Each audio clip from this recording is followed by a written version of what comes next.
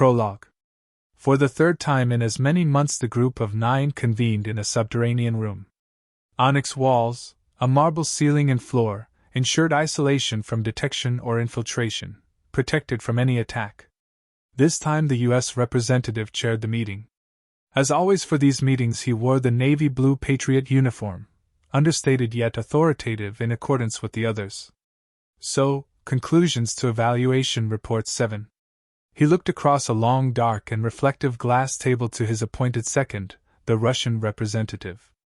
There have been rumblings of discontent in Moscow over the cyber espionage incident, the man replied.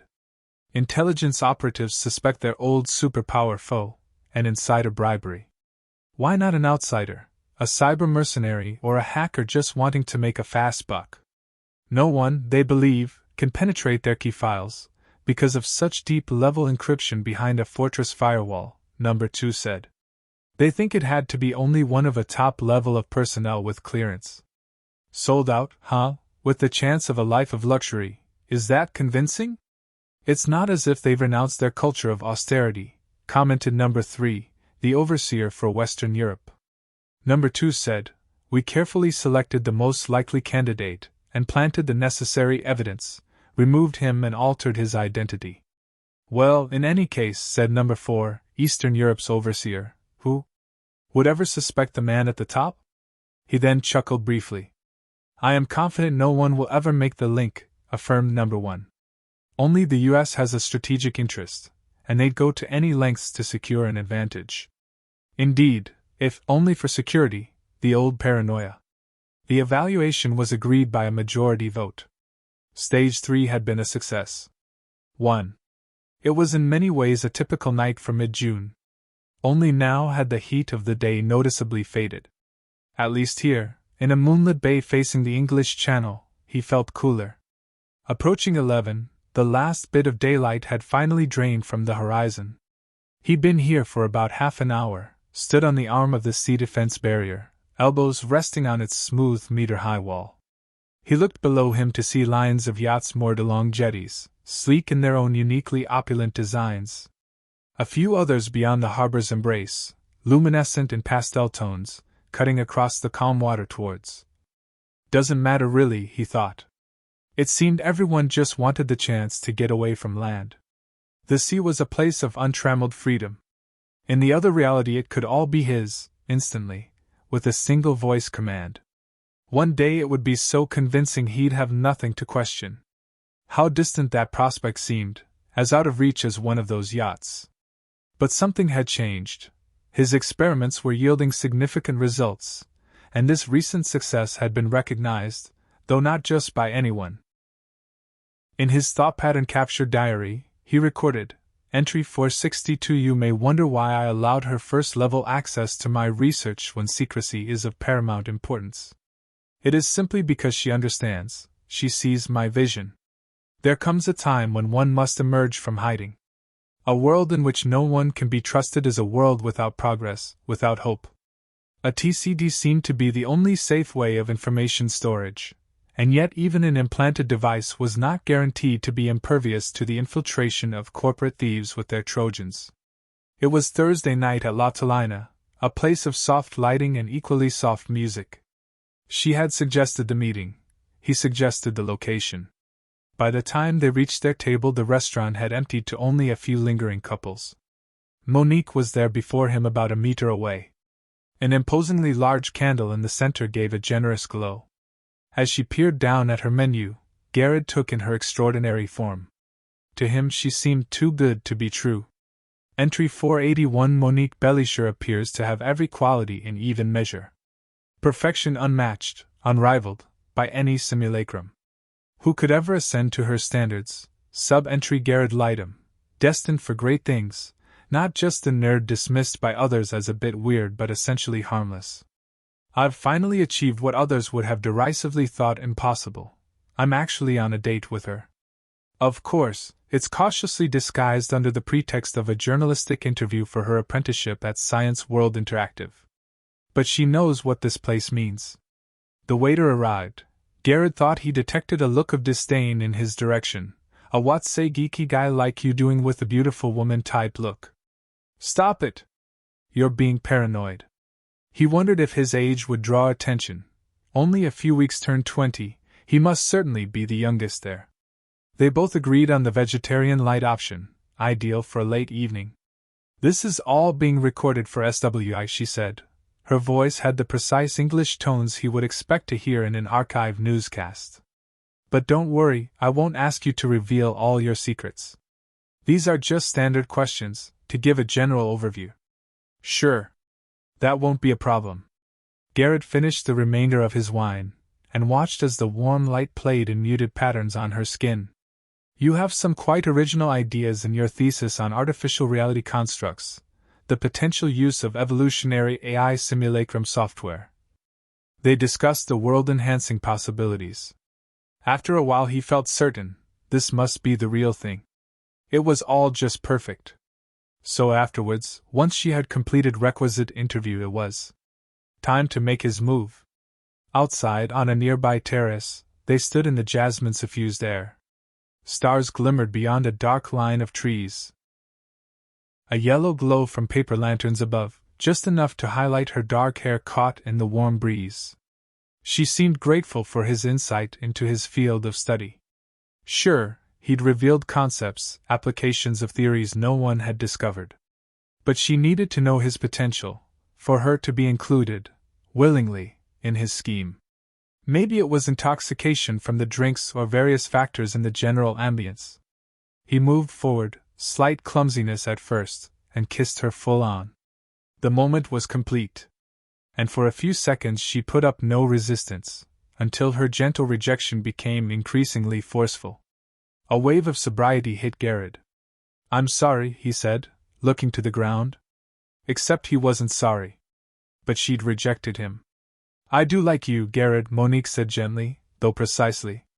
But I didn't mean to give you the wrong impression.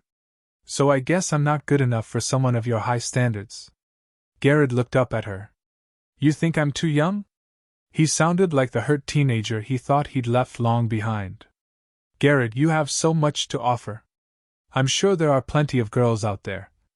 It didn't matter, he realized that now. Away from the emotion, in the cool blue light of his apartment, he could set in place his original scheme, only without her willing compliance. The multiwave imager had recorded a multitude of physiological information. It would be of the most perfect simulacrum of Monique Bellisher that technology allowed, right down to the length of her fingernails. Except it wouldn't really be her in any more than an outward physical appearance. At best, the scanning resolution had only recorded down to the micron, 5-unit, level, and almost entirely from that restaurant meeting. It wasn't enough. He would still have to use AI software to complete the picture, and add in a compliancy subroutine of his own tailoring, the piece de resistance, he thought. Entry 537. I know what people want. Hikiro to know she thought he knew it. He had the basics, the unrefined tech, but he failed to synthesize the knowledge.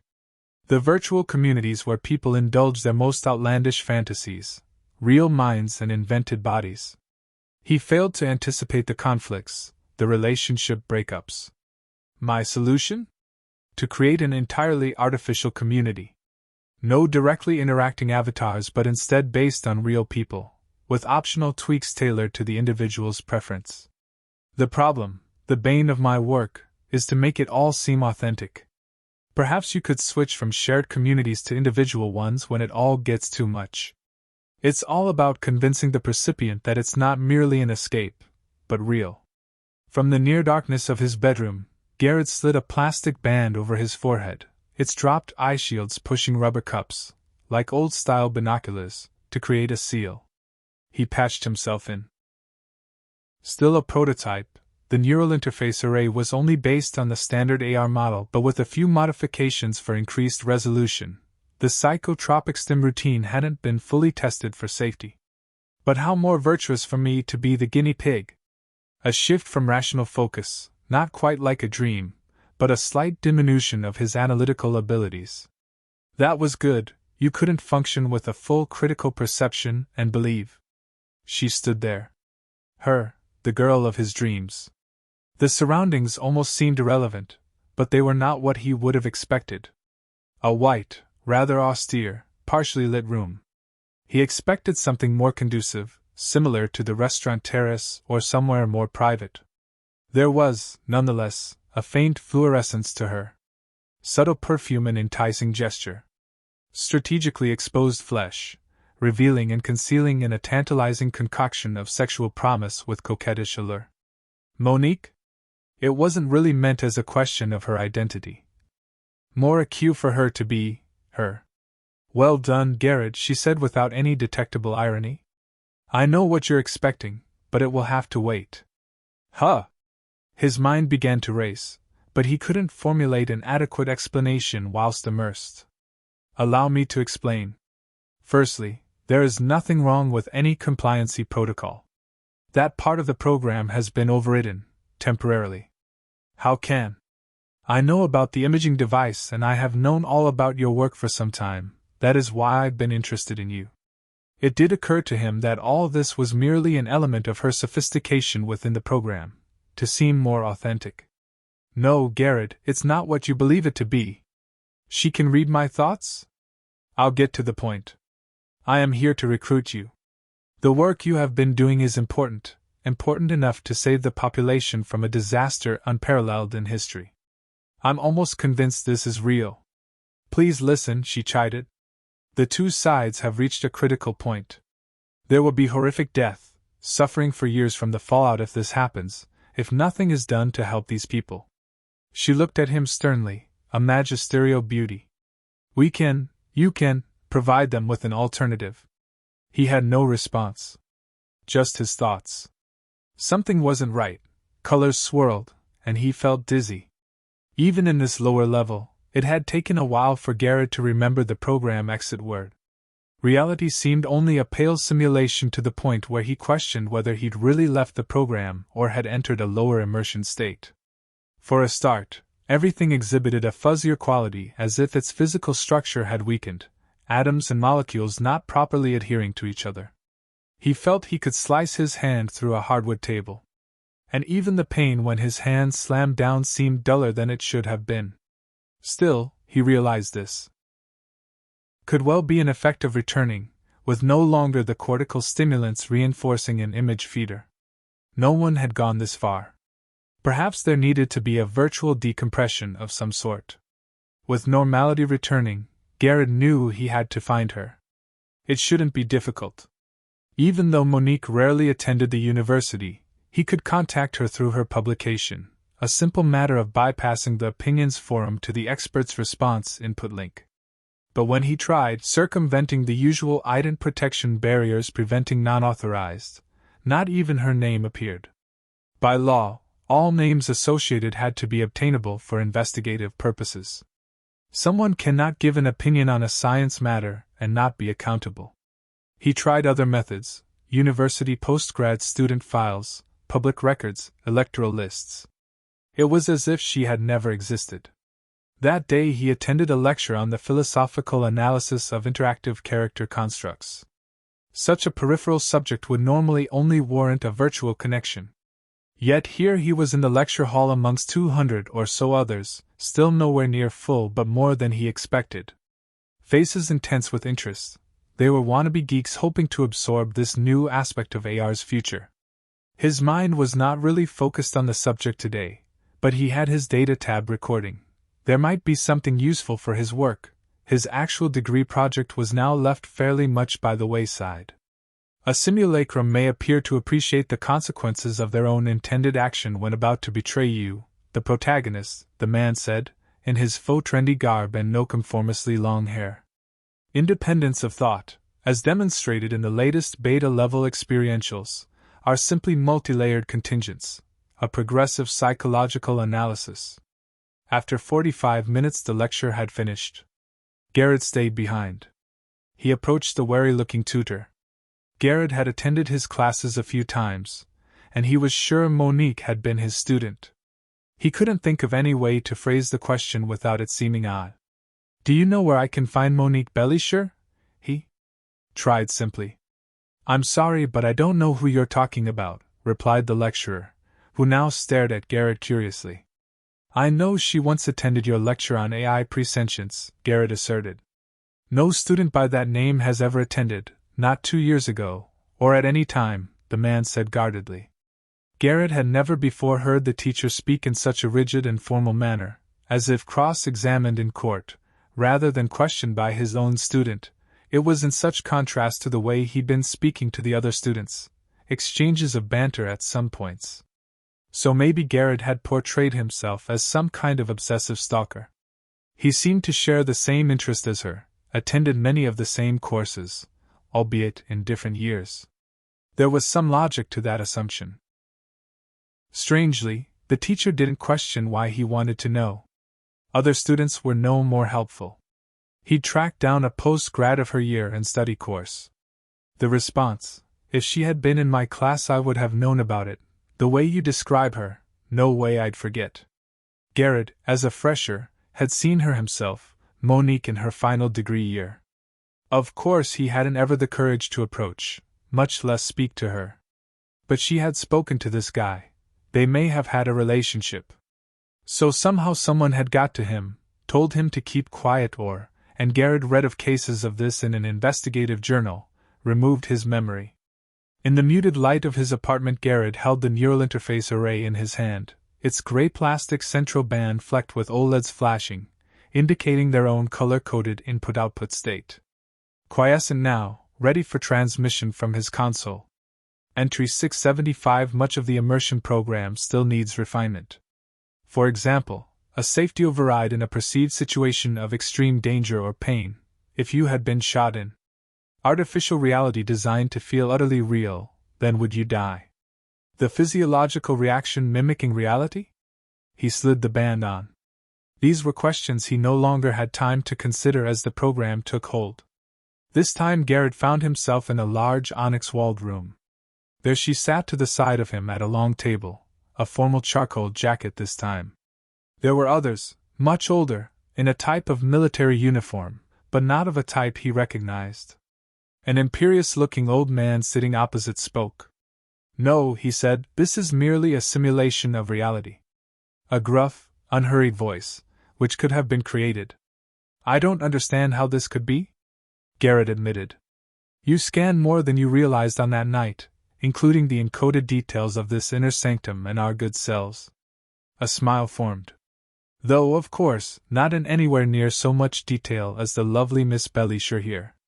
Monique Bellisher, if that's her real name, no longer appears to exist in the real world." She turned to face Garrett, an earnest expression.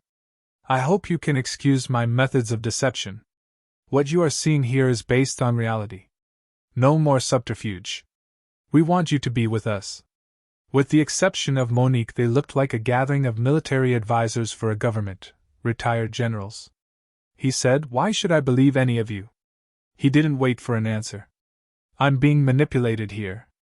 You just want what I know, because I'm on to something that could change the way people live. You want to have control over that." "No, Garrett.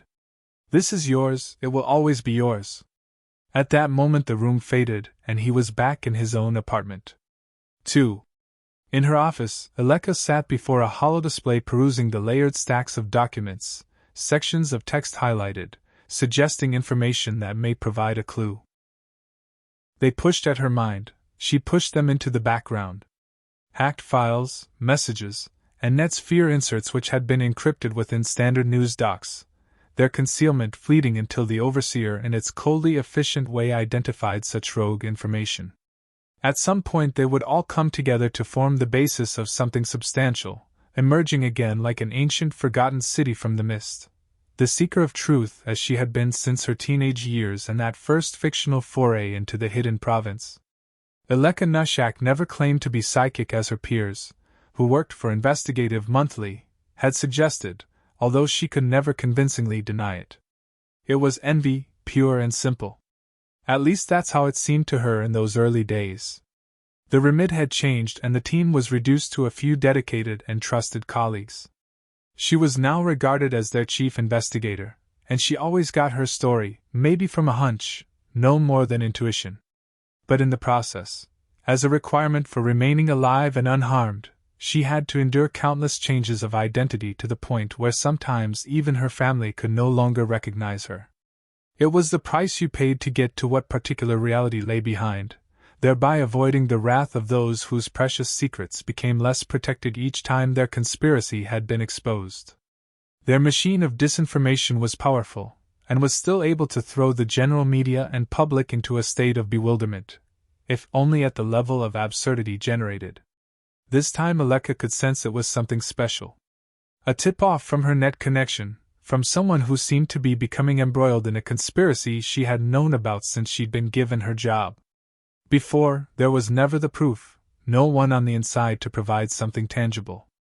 There had previously only been the odd disappearance and what appeared to be alien abductions, causing the trademark loss of memory. Now this contact had already done some investigating, clumsily.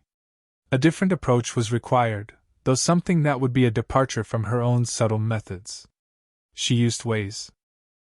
Science had been obfuscated along with the truth of those who'd been exploited by the intelligence services. When her mind became focused and meditatively calm, it was like seeing the elements of a painting gradually coming together to form a composition. She would see mere fragments, a shape, a color, little clues eventually culminating towards a whole. Her ultimate challenge now lay ahead. In the park, Garrett approached the young woman he identified in a red t-shirt and faded jeans. Upon reading the encrypted message, he had felt a frisson of apprehension, sudden thoughts that he had landed himself in a whole heap of trouble, but also the excitement of what could be. He put his arm along the top of the bench behind Aleka's back. Aleka was slumped forward. "Are you okay?" he said to begin. As if those were the trigger words, she responded, sat up in mock irritation at this intrusive stranger. "Yes, I'm fine, thanks." For the electronic observers. Her voice faded to almost a whisper. "This is the only way to communicate." She looked briefly at him, delicate features, light blonde hair and pale skin seemingly unaffected by the southern English sun. She spoke quickly. "The message I sent you will have been picked up from your data link connection. Once their monitoring AI has decrypted it, sorted through the thousands of dummy messages and looked for keywords, it will know of our location. So we don't have long. I wasn't sure you'd believe me. What you have described to me I've been investigating for some time." Her voice was barely audible even to him, and the increased speed of her words. "They, the group of 9, have been planning this, their final solution, for decades." She paused for breath. "Well, actually, they're not the first. They plan to appropriate the world for themselves, their descendants and the chosen few, maybe hundreds of thousands or millions, but still a fraction of the current population, only those they consider to be useful. This is their new world order. They want me to play a part," Garrett said. "They don't want to kill everyone else, but to provide them with a means of escape." He tried to speak at her cadence, almost tripping over his words. "Artificial reality, the best type of escape.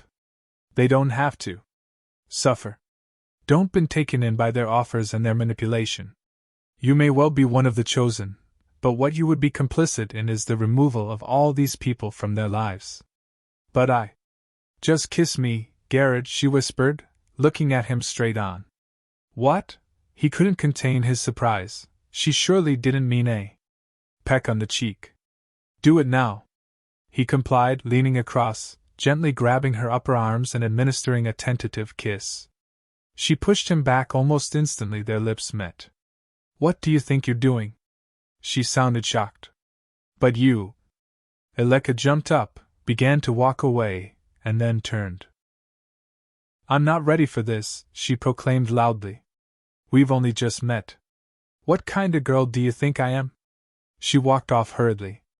It was a good performance. He even believed it himself for a few seconds. The electronic monitors should at least be fooled until the data is analyzed by their masters. Aleka's breath quickened. She could hear the rapid pumping of her heart, that prescient feeling, knowledge of something bad. She'd barely reached the end of the park before it seemed they would pounce on her. The breeze picked up. Branches of oak and ash trees swayed dramatically, all as if by some external affirmation. Birds rushed across her vision in distress.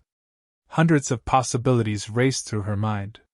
Her abduction, elimination, could easily be concealed. She'd been through so many changes of identity that to the world she had already disappeared. Only her family and a few trusted associates would ever be aware she had gone. A suicide faked for their benefit? Or if not considered to be plausible, then their own lives would be in danger. Adrenaline flooded through her body as she exited the park. She had to focus. With this ability of foresight, Aleka had a chance to evade them. How many times did she avoid capture when getting so near to the full truth? This sense of imminent danger may be an echo from minutes or hours in the future. It was nearly 2 in the afternoon, the streets were crowded, people still on their lunch break, or post-lunch shopping. This should be the safest time for her to pass unchallenged. Too many witnesses. A young woman being accosted, forced against her will. No, not here. They operated in the shadows where only electronic surveillance observed. Smaller roads now, the occasional car hovering by. Her only route, away from the crowds. No other way back to her office. Fear increased exponentially. Her current home was doubtless under close surveillance, now a no-go area, an obvious target. Too obvious, though. The secured office. At least 2 of her associates should be there. Only admittance for positive iris and voice scans, otherwise a half-meter thick steel door prevented the most zealous of the unwelcome. Beyond that were secret tunnels. Her own half-formed internal voice screaming, the unconscious warning that something terrible would happen so soon. The subdermal multicorder picked up all the pre-processed information from her eyes and ears. Its EM signature was so minute that no known scanner would detect its presence. Military-grade technology. Aleka's heart felt about to explode as she reached the innocuous-appearing building, hidden within a residential avenue. Iris scan confirmed. Took a deep breath to try and calm her voice as she stood in the secluded porch. Hello, it's Yelena. One of her pseudonyms. The lock relented, but her fear remained. Like a normal hallway of a house. Walking to the guest room, half expecting someone to be there. Routine had it that an arrival would be met in that room, even though there were only 4 possible persons who ever had current access to enter. Intercom to main office, no response for a few seconds then. Oh, hi Aleka.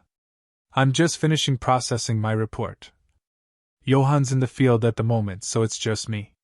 Logically, Aleka knew she must now be in the safest possible place. A biometric observer guarded the building over a 500-meter perimeter radius. It was the safest avenue from crime the other residents had never been aware of. So her heart should have eased its pounding. The office door opened at her ident. In her usual chair sat Aleka's assistant, Alicia. Only she was not working, but bolt upright. I'm sorry, she said, please forgive me. Alicia whipped out a gun and fired a shot at Aleka before she had time to react, much less consider just how her colleague and friend had been compromised. The tall masked figure emerged from the overridden entrance. You know you did the right thing, he said to the sobbing young woman, in a synthesized voice. We are not in the business of torturing people's families, but with so much at stake the ends justify the means. Extraordinary measures are necessary.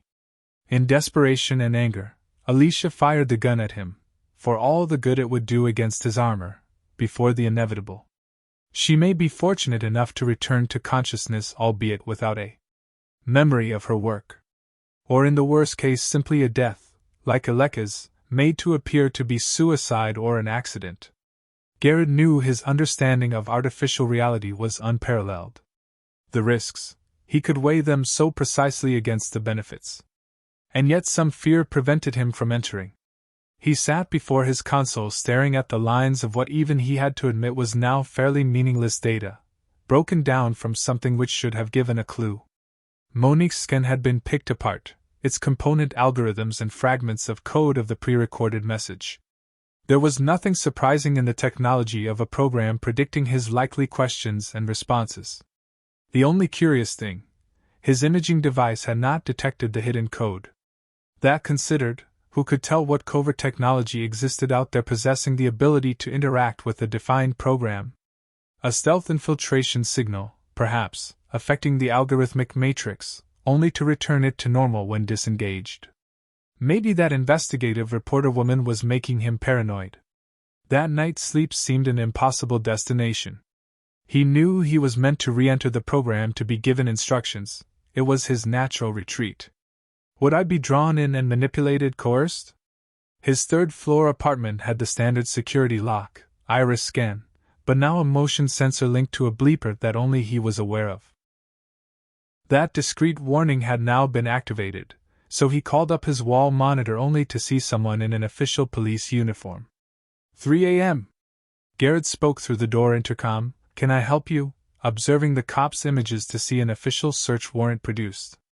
The burly officers had the usual weapons to subdue. He eventually opened the door.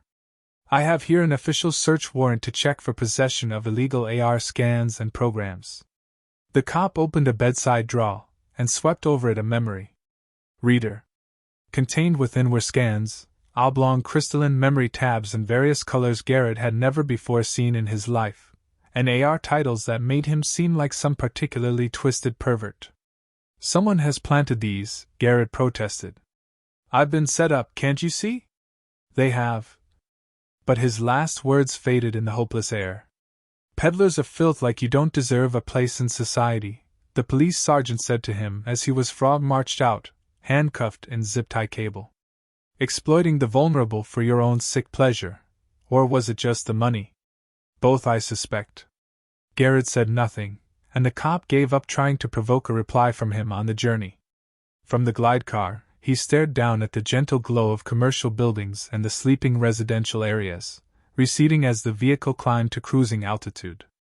Garrett never believed a prison in his country could still be so austere. He remembered something similar from an archive film set in the late 20th century. A simple bunk, metal toilet, basin, and a barred window allowing shafts of sunlight to project on the slab floor. The only indicium of modernity was the sliding door which, once clunked into place, was reassuringly depressingly secure. He broke the sunbeam with his palm, feeling the gentle heat of a clear June day.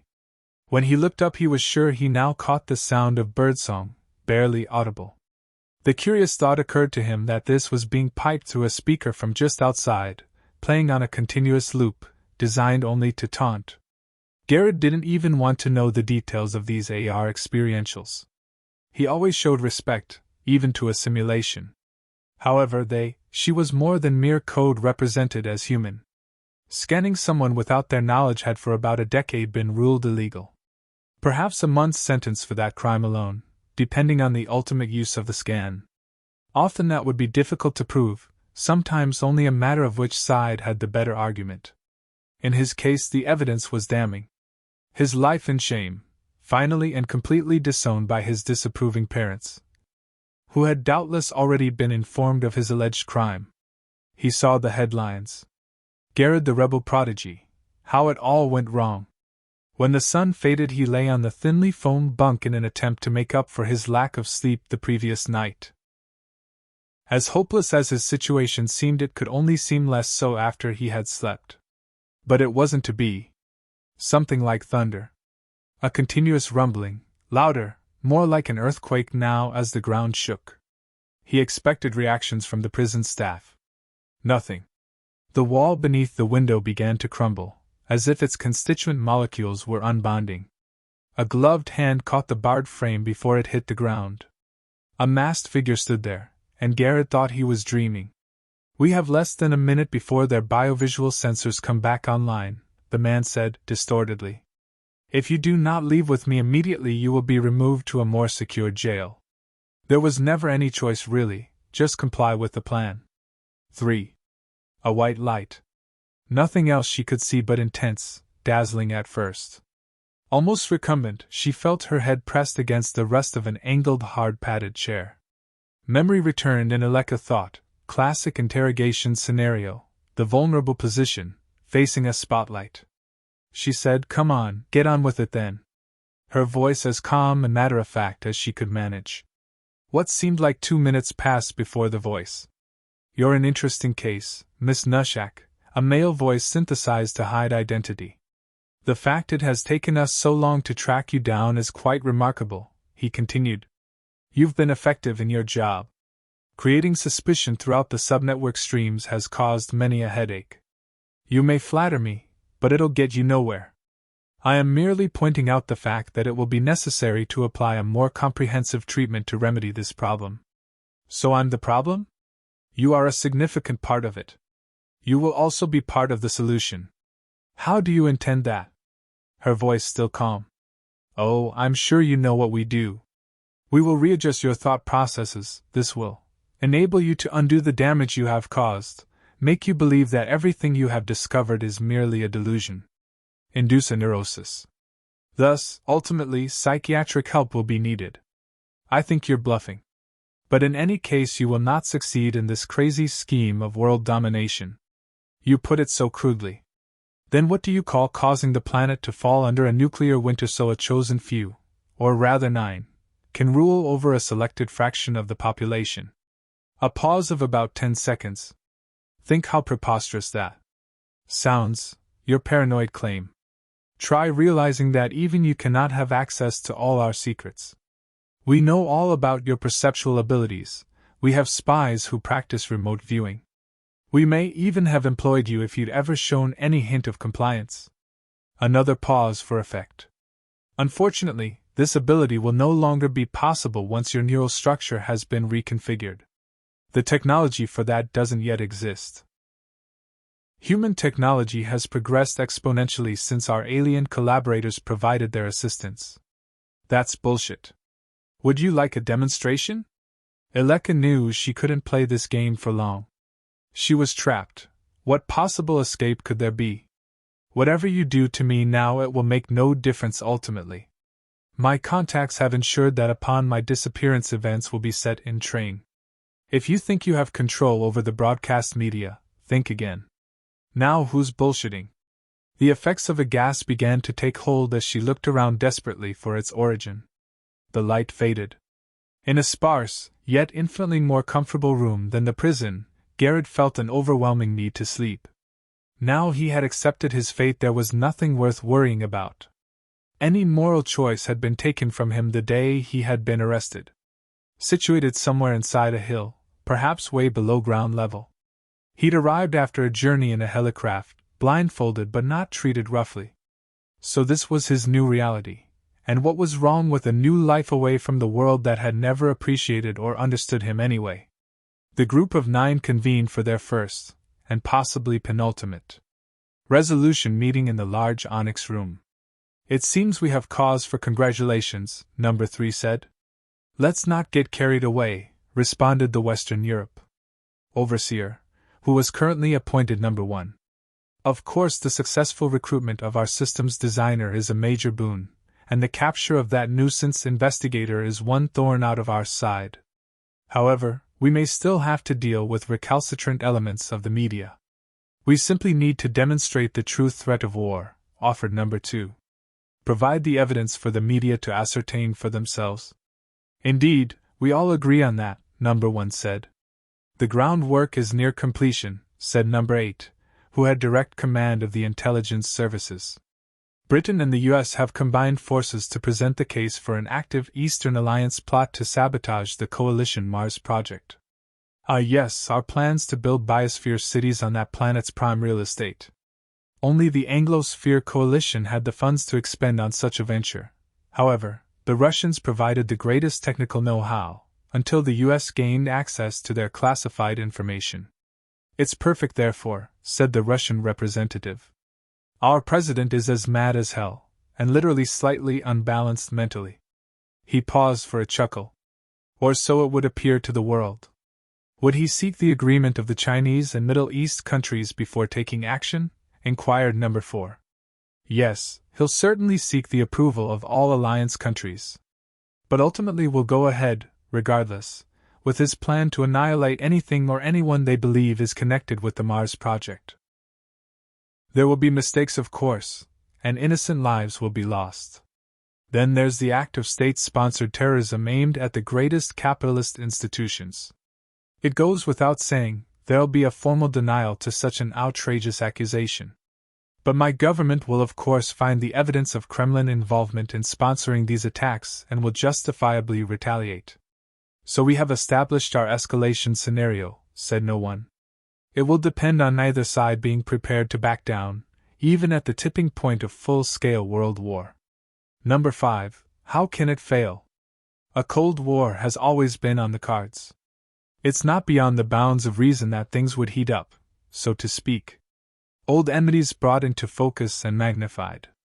Number 3. With the ultimate endgame of nuclear war not only a possibility but an inevitability, the people will this time be desperate for an escape. Then they will go readily when it's provided for them. It will seem contrived, Number 4 said. Everything so perfectly prepared for them. Not at all, said Number 1. The coalition will do anything to protect its people from the actions of that mad Russian president.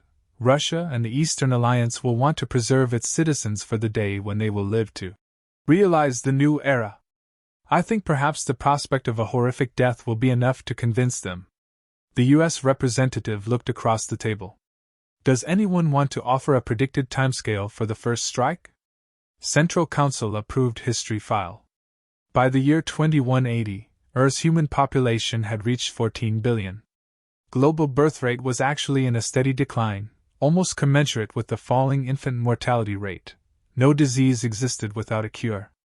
Only isolated places in Africa where cultures lived without interference, and subcultures within the developed countries, isolated by their religion, had remained unaltered. Life expectancy for those able to afford it could be as long as 2 centuries. Life had never been so good for anyone fortunate enough to live in the more habitable, temperate zones. The old divide continued between the wealthy. Relative to its citizens, the EA viewed the West and the U.S., in particular, as profligate and imperious. But with an uneasy acceptance of each other's differences, peace seemed assured. Treaties and trade agreements maintained calm relations. It didn't take much to tip the balance, however. Once, it may have been religion, or governance of territory. Such disagreements had been settled a century before. This century there was a new province to compete over. Whoever had the knowledge to create technology to escape the bounds of soul, to reach another habitable planet, would be the victor in this race. Success a vindication of culture and government. Lessons had been learned from previous wars. Weapons that could kill a specific race, knock out information systems and electrical power to cripple an economy, were the preferred methods. No one ever envisaged the need to use those old, dormant nuclear devices. Very few believed they still existed. There had been many failed attempts to find a solution to a problem no one, publicly, would acknowledge as existent. The group of 9 knew of the mutterings of discontentment on net channels, those dismissed, when brought to the official public forum for broadcast, as no more than marginal's bitter ramblings. In fact, poverty affected a lesser percentage than at any time previously. A century earlier, natural disasters loomed constant and were accepted by the majority. Global warming, arguably exacerbated by human activity, left with it a legacy of displaced inhabitants of developing countries. A catastrophe on the scale of a meteorite/comet strike beyond the 21st century could be easily averted. The technology for tracking and safely deflecting or vaporizing these bodies was widely known. Only rare volcanic events threatened an entire community. Really, all that now existed as a natural threat were the more complex retroviruses. This group had certainly used their influence to employ the cleverest scientists to develop these multi-mutating organisms, and at the same time prevent any useful research for a cure, although, with government-announced initiatives, the contrary appeared to be the case. Somehow, people had become wise to the danger of casual living. The problem, at least for the group of 9, was that people didn't die from treatable viruses in sufficient numbers.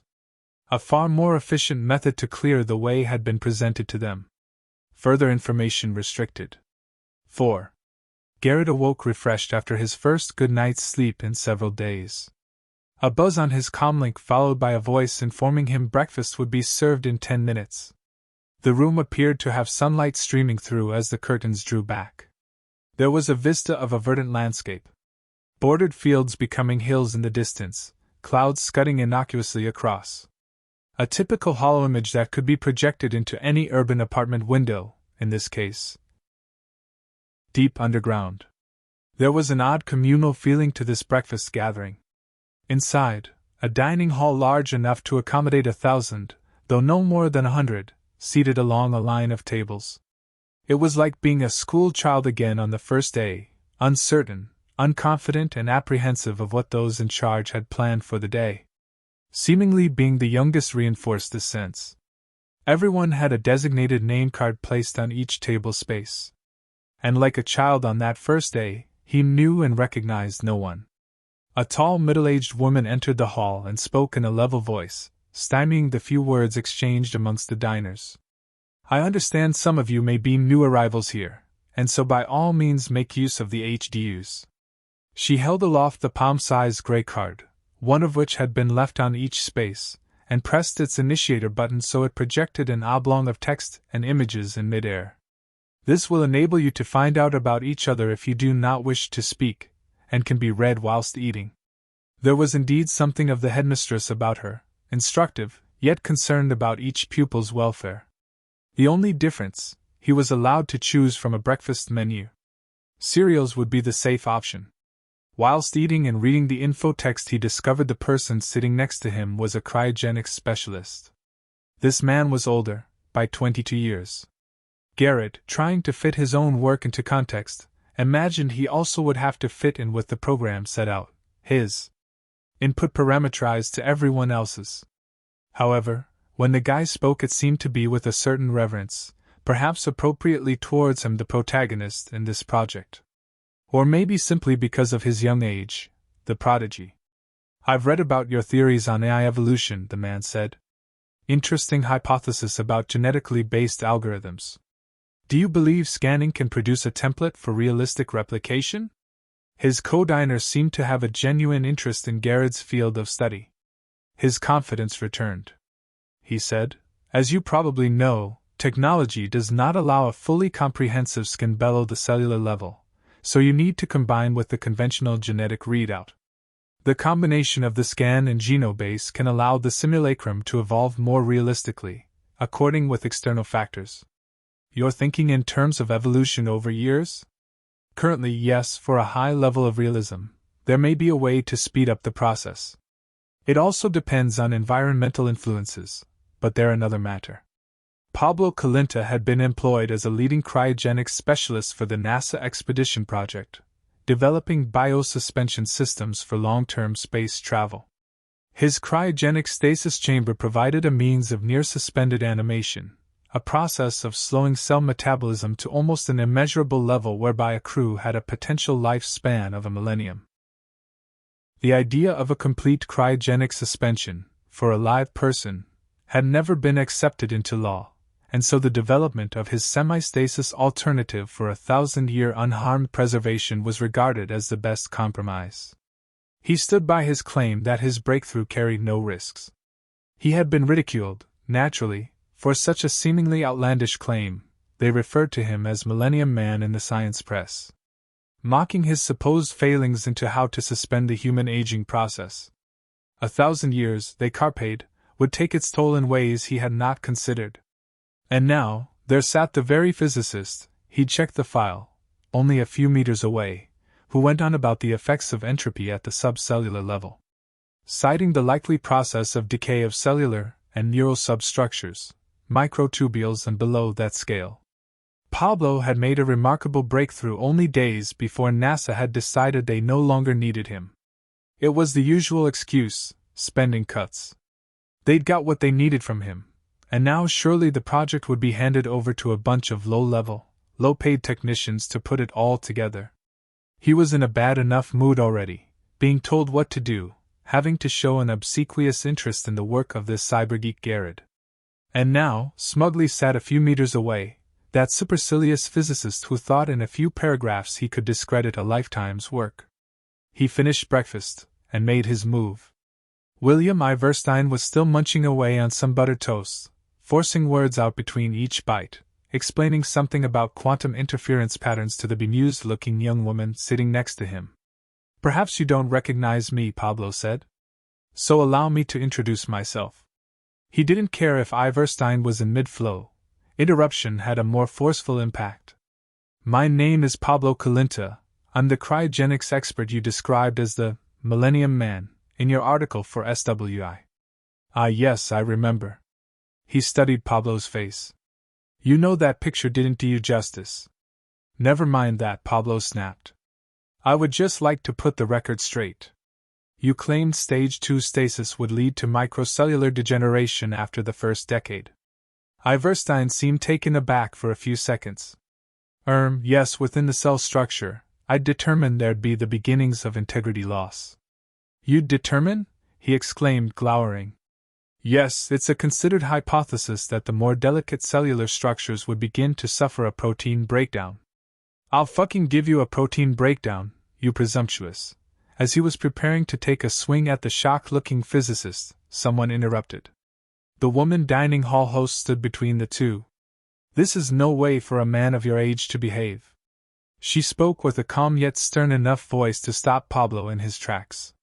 Why not settle your disagreement in our conference room? She continued. There are bound to be differences of opinion, but everyone will need to cooperate at some point. Perhaps you might like to use the gymnasium first to work off that anger. Pablo's fury had been diffused to a muted resentment. He sloped off, considered his next confrontation. 5. The complete abandonment of hope, that's what they wanted her to experience. Acknowledgement that her colleagues and friends had been captured for interrogation, her family and relatives targeted. Be assured, said the all-powerful voice of menace, we will eliminate anyone who may be a threat, anyone who is actively working to thwart us. She knew not to accept on face value their claims no matter how plausible they seemed. But then she bore witness to Alicia's torture, forced to endure the scene of every scream and beg for mercy as the pain became intolerable. To feel the guilt that it was her friend and not herself suffering the true agony.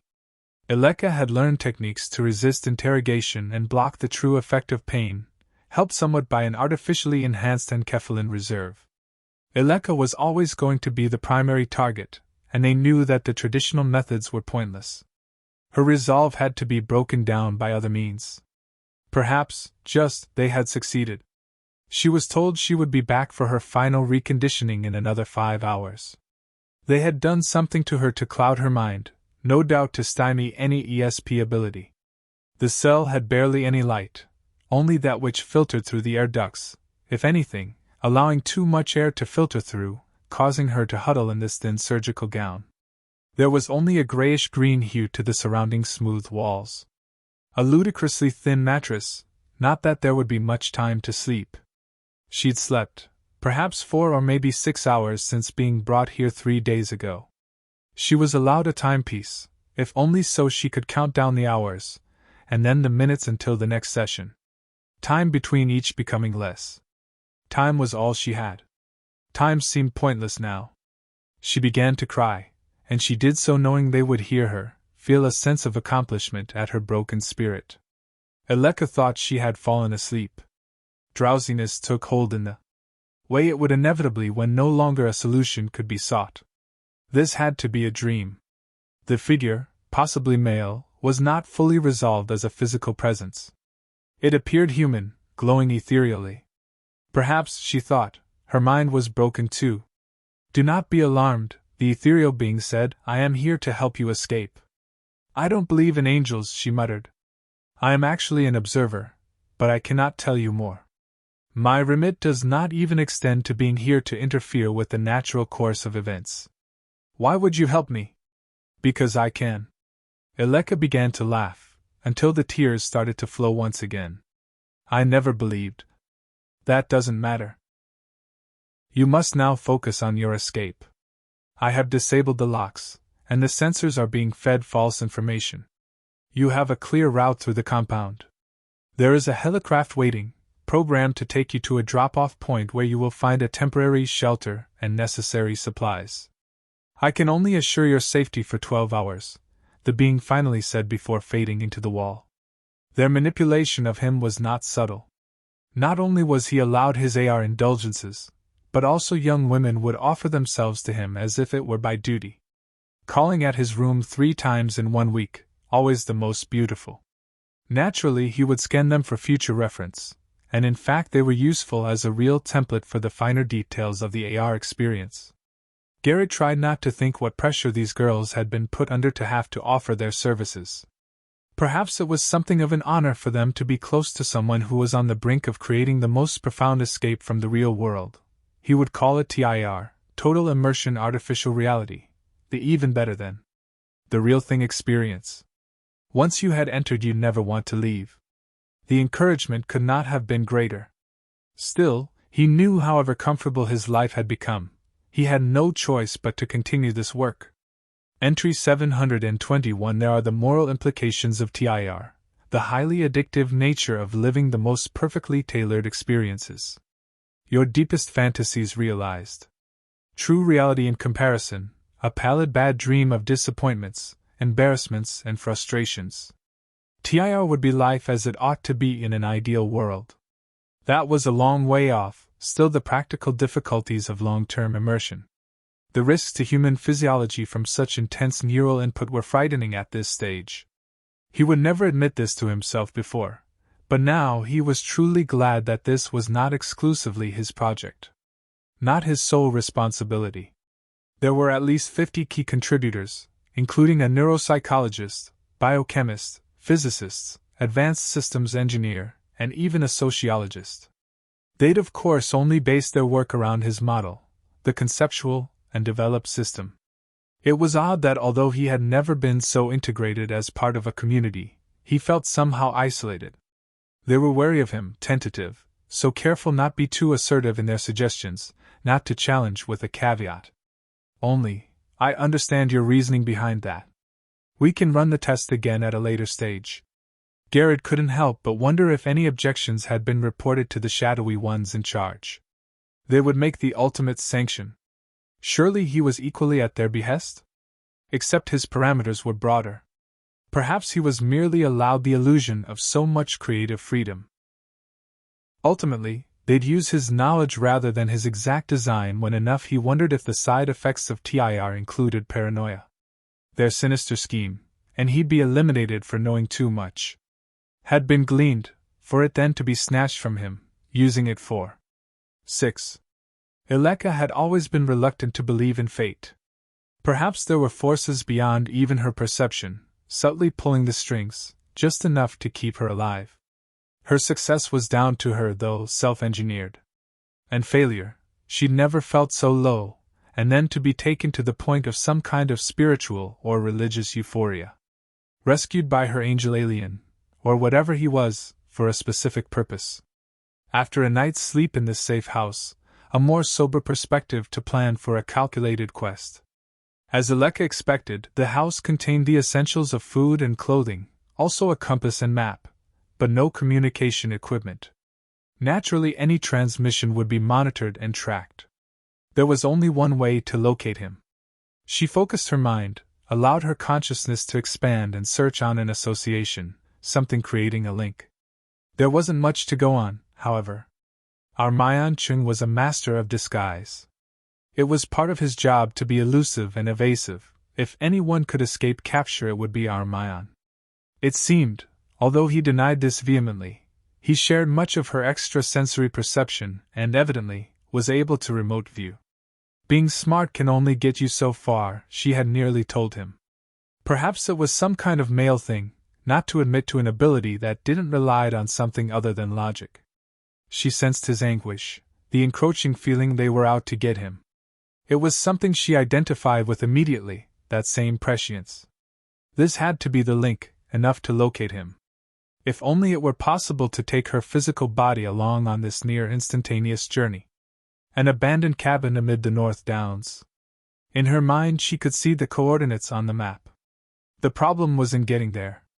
After a 3-kilometer walk through dense woodland she discovered an estate. A number of vehicles parked on the huge grounds. The smallest of them had the appearance of a silver-gray elongated egg. Flat underneath, resting on its landing support legs. Theft had always been an abhorrence to her, though the morality of the situation was the least of her worries.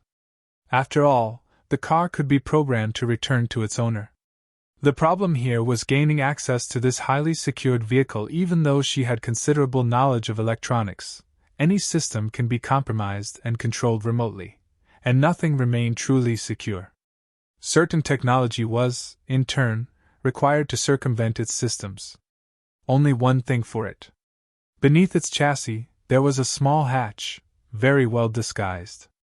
Within it something akin to a reset button which disabled every electronic system.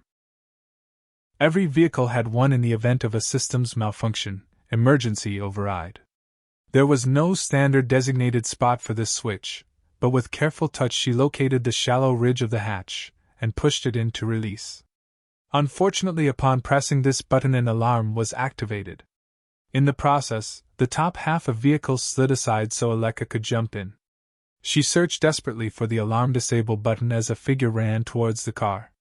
She pressed several in her panic, which finally did the trick. Then shouted an instruction to take off. Name coordinates, it demanded back at her. She did. The car gently lifted off just as the irate man was seemingly about to fling himself against the vehicle's side. He then looked at her, bemused, as she mouthed, "I'll send it back to you." The car hovered about a meter above the ground. She told it to go at maximum speed. It told her this was illegal, but nevertheless complied. Trees and hedged fields rushed by in a dissociated blur, as the car warned her of a 20% risk of a power failure before reaching the destination.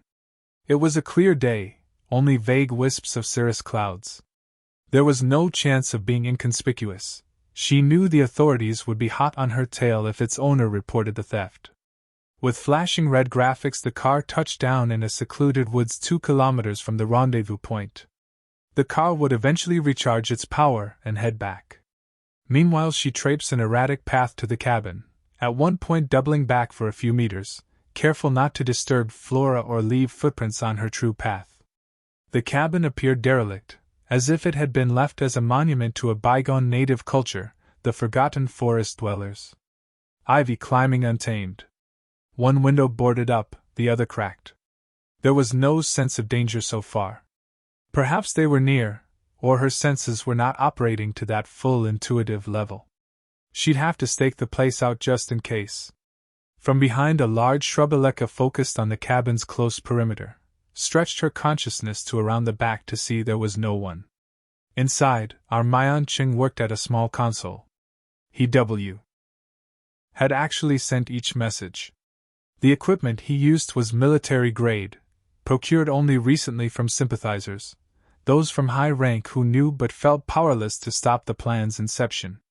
The possession of this equipment by any civilian non-authorized was illegal to the point of an indefinite prison term.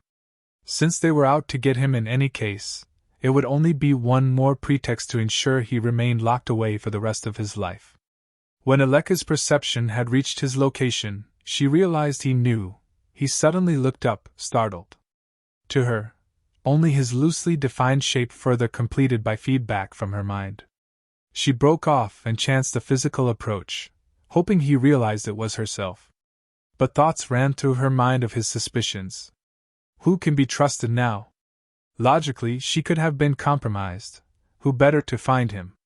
Her heart thudded with anxiety as she knocked on the door. The facade of the cabin was nothing but wood, fungus mottled and flaking. Any scanning technology on show would have aroused suspicion. The weight only added to her tension. After what seemed like 5 minutes, Armayan finally answered. His facial expression of distress made her want to throw her arms around him, merely out of reassurance. Instead she spoke. "It's good to see you again, Army. I know what you must be thinking. How could I have escaped? They don't let people escape, right? So they must be using me to track you down." She smiled at him tentatively. "Well, dear Aleka, what other explanation could there be?" His face relaxed now. "I have it recorded on a chip inside my head. So if you have the decoder. Okay, come in." The inside was almost as ramshackle as the exterior. Rotting wooden beams, chipped paint, and a musty smell convincingly told of neglect and long-time abandonment. They sat either end of a rickety oak table.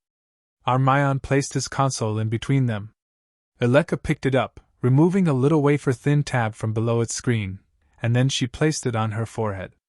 "I only hope they didn't scramble the encoding." She genuinely had doubts now. The card flashed green to indicate information retrieval. On a projected holoscreen, they both watched the scene play out. Beginning with her journey away from the park, skipping over bits to where she was rendered unconscious.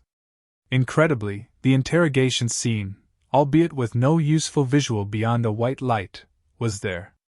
A figure unclear, about 2 meters away, writhing and crying out for mercy. Another point in time, as her EEG readings once again increased to activate the recording, the pale figure. Then her escape. Once Armion confirmed the record timer had not been tampered with, he stared at her in utter amazement. If this is a fake, it's one that defeats my technology. I know you can lie convincingly, but I can tell if someone's under duress. If they thought there was the remotest chance I would escape, they would have scrambled or removed this chip on my arrival, Aleka reasoned. That would seem logical. But they don't make mistakes like this.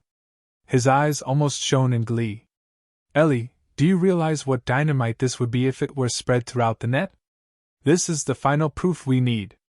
Let's not think that far ahead, she cautioned. Our priority is to rescue Alicia.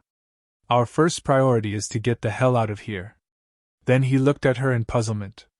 As far as I know, Alicia Rilver is not in captivity. She's in a hospital. I don't understand. She was in a car crash. Interestingly, the day after you were captured. It was quite a freak systems malfunction, looked to be sabotage. She suffered bad concussion. Doesn't remember anything about the accident or for that entire week. Yeah, that does sound convenient. She gestured at the console. Play that second interrogation scene back again. The software enhanced the image of the figure on a reclined chair. It won't resolve to any greater resolution, Armion said. The fuzziness appears to have been caused by the hollow vectoring. I would guess it was designed to bypass the primary visual centers, specific EM field variances. It would have stimulated your prefrontal cortex as well. You mean it caused me to imagine I was seeing Alicia, so I'd believe more than just an image alone? Exactly. And they probably used some psychoactive stimulant to reinforce that belief. Aleka looked down, crestfallen. They really put one over on me, didn't they? What a fool! No, they're just very good at their job. He reached out to lightly touch her hand. You're one of the best, Aleka. But everyone has their vulnerabilities.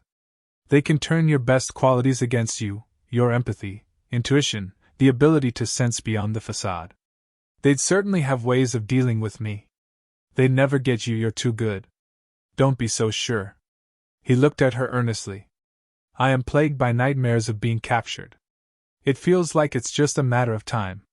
I don't sense any danger here, but we should keep moving. I concur with that.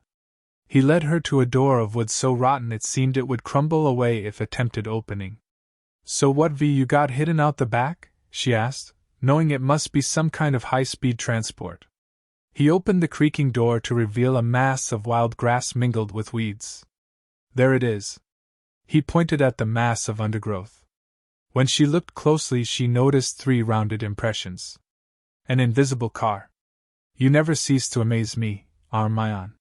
He produced from his combat trouser pocket a small remote device, pressed a button, and suddenly there it appeared, a 10-meter-long dark triangular vehicle. It was like one big viewer screen. The background environment is reproduced onto it. Of course it has general stealth capabilities. I always knew you had friends in high places.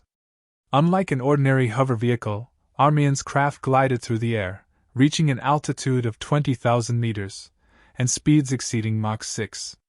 You sure know how to impress a girl, Aleka said, from the passenger seat, half jokingly. And I'm sure you're not easy to impress.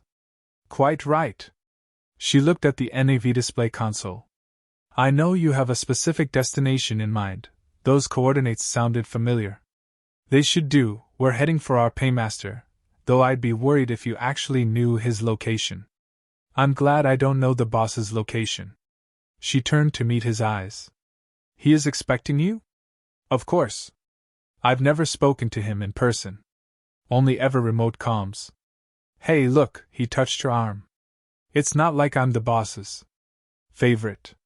You've uncovered more conspiracies than I have. And you're the one who can get people to talk.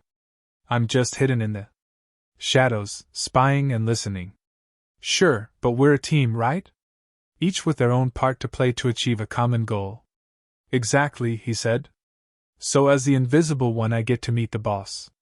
His expression then became serious. If I am caught, there is only one escape for me. It'd simply be a matter of a trigger code to activate the toxin. Don't think about that now. We're about as safe as we can be. Perhaps. But we know what this group is capable of. Even the boss may have been compromised. It was a chilling thought. The reality that no one can any longer be trusted. Anyone with those for whom they cared, a partner, a family, was now vulnerable. Armayan was someone with either of these. He was effectively married to his work. Perhaps Armayan was the one person Aleka could truly trust, the one person she could feel safe with. She wondered if deep down he was lonely. The job ensured your isolation. It was the price to pay for the rewards of uncovering big secrets and conspiracies. Sometimes it had felt like a holy quest to save the world, devoted to a cause like a priest is devoted to his religion. But if, in such a way, you became too enraptured with your own cause, then ultimately you will become its victim. After all, the aim had only ever been to uncover the truth and inform the population. Now it was so much more. The viewing screen of the jet tinted to almost black as it descended towards a location even Armayan had no knowledge of, only a code for the navigation system to interpret. Armayan smiled and said, "You just have to admire the paymaster. He does everything to ensure secrecy." "It's not that he's paranoid then?" Aleka mused. "No more than I am. But maybe it's a useful trait in these circumstances. It's not one that I need." She smiled back at him wryly. "When, after all, they really are out to get me. And maybe our secret destination will be our final place of entrapment." "I can believe that's a genuine concern for you. Well, do you think anyone is safe who's a threat to our enemy?" He turned away from the readouts to read her face. "Of course you have your own savior." "My what?" She looked at him in mild disgust. "I'll let you into a secret. You're not the first to be saved from a hopeless situation." He told her what he knew about the paymaster. "I wondered why you didn't seem so surprised at the recording. I've always known we were being observed." "They can't interfere." "Of course. It would affect the natural progression of humanity. But when humanity is threatened, someone needed to intervene. Minimal interference by an alien race.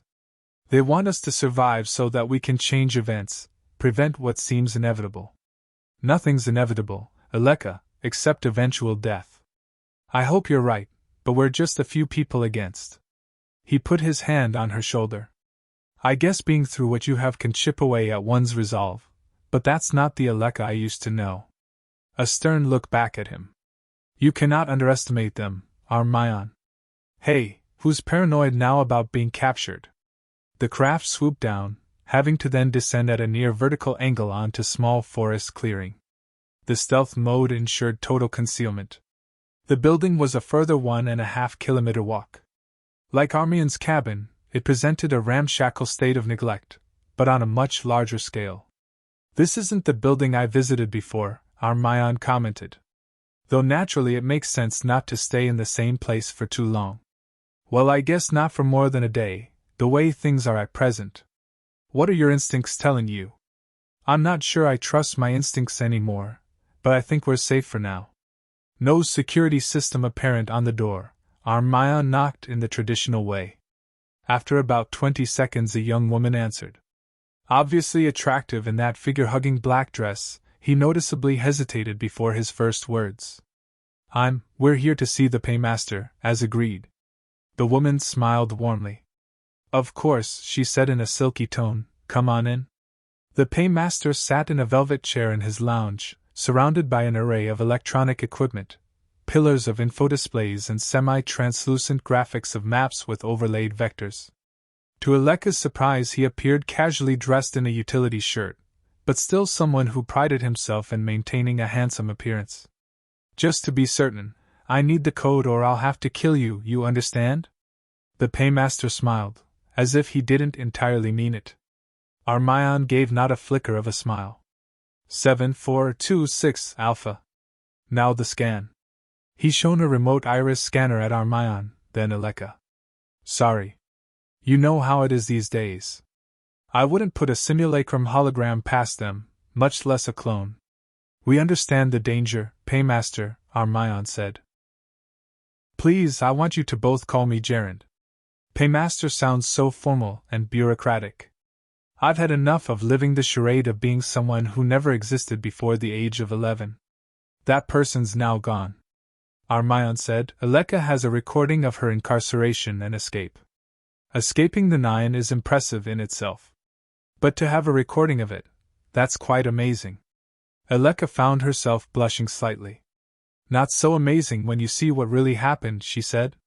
Armayon and Aleka sat down at the dining table to be presented with the food of their choice, whilst Gerund viewed the recording. For the first time in a while they both felt truly at ease. Somehow Gerund Voluntary would have the answer they believed. If there were a way, he would find it. Gerund Voluntary had, according to records, died in an hyperjet accident 32 years previously. His parents and 2 siblings had been aboard that craft as it descended towards isolated farmland, within the young Amazon forest. Only their remains were identified. His father, the entrepreneur who made commercial flights to the moon a viable option rather than merely something for the wealthy. A clever initial investment in lunar and Martian biosphere projects turned his enterprise into an unparalleled success, encompassing the local space tourist industry. It had been assumed Gerund would continue the business as part of his eventual inheritance. The accident had changed all that. Amid the burned-out fuselage, no evidence remained of the accident's nature. The hydrogen fuel reserve ensured a complete destruction. The craft incinerated at altitude, appearing like a comet streaking inexorably towards Earth. Something of such rarity, it made top story on the news media before the victims had even been identified. Hypersonic jets simply do not catch alight unless through an act of sabotage. Thus speculation was rife of a conspiracy by a rival, or because of outspoken political beliefs by Horatio Voluntary. The government of the time denounced and ridiculed any suggestion of a conspiracy, claiming that would have been a far too obvious method to dispose of the Voluntary clan. Naturally, a government-funded investigation was launched, which was successful in quietening some of the critics. Amidst the inferno of the descending craft and the final desperate screams, someone, apparently unaffected by the conflagration, was there. Gerund believed he was seeing an angel at the point of his own death, and the figure, slightly luminous, was there to welcome them, their souls, to the other side. It seemed like an instant, from the burning craft to the white room. There was the ethereal being, speaking to him. "Do not be alarmed, you are safe," the being said. "I am sorry I could not save your family. History must, for the most part, take its natural course. Am I alive? Where is this?" The 11-year-old asked, feeling his face, not even sore from the heat. "I can tell you are alive, and here is our medical center. But yours will not be the life of Gerund Voluntary. I don't understand. You will grow up as someone new, with a family who will welcome you, and provide a secure upbringing. As the sole benefactor, I will ensure the provision of your father's inheritance for when you are old enough." The true extent of the Voluntary fortune had been a well-kept secret. The money, only a third of which had been allowed for his trust fund, was written off, if anyone bothered to investigate, as one bad investment in a Mars construction project. So his future was destined to be as anonymous as can be. A quiet life was difficult. With so much wealth, the temptation was to live the dream of most 18-year-olds. So he decided to make a few investments of his own until he could rightfully live the life without suspicion, the accomplished businessman. Always with him the notion of revenge. One day his time will come, it was meant to be. He had the means and the will to do so. After the second course, Gerund joined them at the table. "I always believed it would happen again," he said, his voice full with optimism. "When things get so bad, there is someone who will step in." He looked at Aleka intensely. "You were helped just enough so you could continue. We mustn't squander this opportunity." No amount of reporting or broadcasting what you have witnessed will put a stop to what they intend. What else can we do? We fight, we use everything we can, we destroy whatever we must. You mean destroy their compound, their base of operations? How will that be possible? With your recording we can locate it, and with your abilities perhaps we can locate the 9 themselves. You make it sound simple. Pagerand, but they know Aleka, this will be the toughest challenge of your life. Wherever you are, your life will be in danger. Their tendrils extend through every city. The only people you can trust are here in this room. Armayan looked at Aleka. It's them or us, he said. If we cannot eliminate the 9, then at least everyone who is associated with them. She glared back at him. And where do we draw the line of, by association? I mean, do we kill their relatives? Jaren shook his head. No, unless there's some direct involvement. But if killing its followers is what it takes to put an end to this evil project, then surely that is the right thing. I'm an investigator. My dedication is to uncovering and reporting the truth, not fighting some vengeance war. I will not be a part of some plan to murder all those people. Investigative Monthly was just a front for the real plan, surely you realized. Jaren looked at her curiously. Perhaps they did get to you. Aleka felt a wave of anger enveloping her. How dare he? She got up from the dining chair. I don't think I should stay here any longer, she declared as calmly as she could. 7. In an extravagantly capacious New York apartment, Torin Marlowe woke with his usual headache. A cold pain beneath the eyes, doubtless the result of disturbed sleep. The silver-gray lines of a geometric architecture that said modern functional, with just a hint of artistic sensibility, reflected sharp bands of sunlight into his weary eyes as he sat up in bed, wishing he was at his proper home, needing analgesics and coffee. As the executive of Selecom News, it was his strict remit to produce news programs which reflected the true picture. Another terrorist attack in Manhattan, the Delphi Trade Center, where directors gathered to discuss their latest developments. These days the focus was on the Mars space project. Until about 20 years ago, there had only been a few players, scientists, their investors who anticipated the commercial return, and property developers who saw potential for the tourist industry. There had never previously been any coordination on such a level. Now the government encouraged cooperation of each sector with financial incentives, grants and tax exemptions on industrial products for use on any aspect of the Mars project. Naturally, there were votes to be gained in a heavily democratic, overpopulated United States, by a president who promoted the idea of enabling its ordinary citizens to leave for this new world. Of course, the realization of that was still many years away, certainly decades. The recent tragedy seemed to put an end to this ideal. Security was never anything less than paramount. For a 200-meter perimeter observation, AIs controlling all kinds of biometric sensing equipment maintained a constant vigilance which made these meetings possible. In previous decades it was all teleconferencing. People never met in person. Even a holographic conference had something impersonal about it that could lead to feelings of suspicion when interests conflicted. In a real meeting, ideas could be thrashed out on the table. If someone had a hidden agenda, it might show in some unconscious gesture. A real conference. Unctional for this reason. A motive for freelance terrorists seemed unclear. Except that they had already targeted a major financial institution, creating no fatalities, only treatable injuries, but destroying its central data store as more of a symbolic attack. The attack on the Mars Conference building had been the most brutal of any terrorist atrocity in nearly a century, 74 deaths in all, including most of the key Mars project developers. Torin's network had been given principal rights to broadcast the results of the conference and discuss the implications. This was all going to be good PR for the US/Coalition space project, not to mention the boost in advertising and share prices for Selecom. The question of how security could have been breached was one particularly disturbing. In-depth discussions about systems, viruses, and sequestration programs to covertly control AI monitors had been allocated primetime broadcast. Another, perhaps equally disturbing question was why. Why would this conference, in a building hired for such purpose one day a month, be a target? What ideals were at threat? What religious sensibilities had been offended? It was baffling, until a data link message he received from a source claiming to be an intelligence operative had told him something which, although shocking, actually did make some sense. The message read, "I feel it is a right for the people to be informed of the devious actions of the Russian government.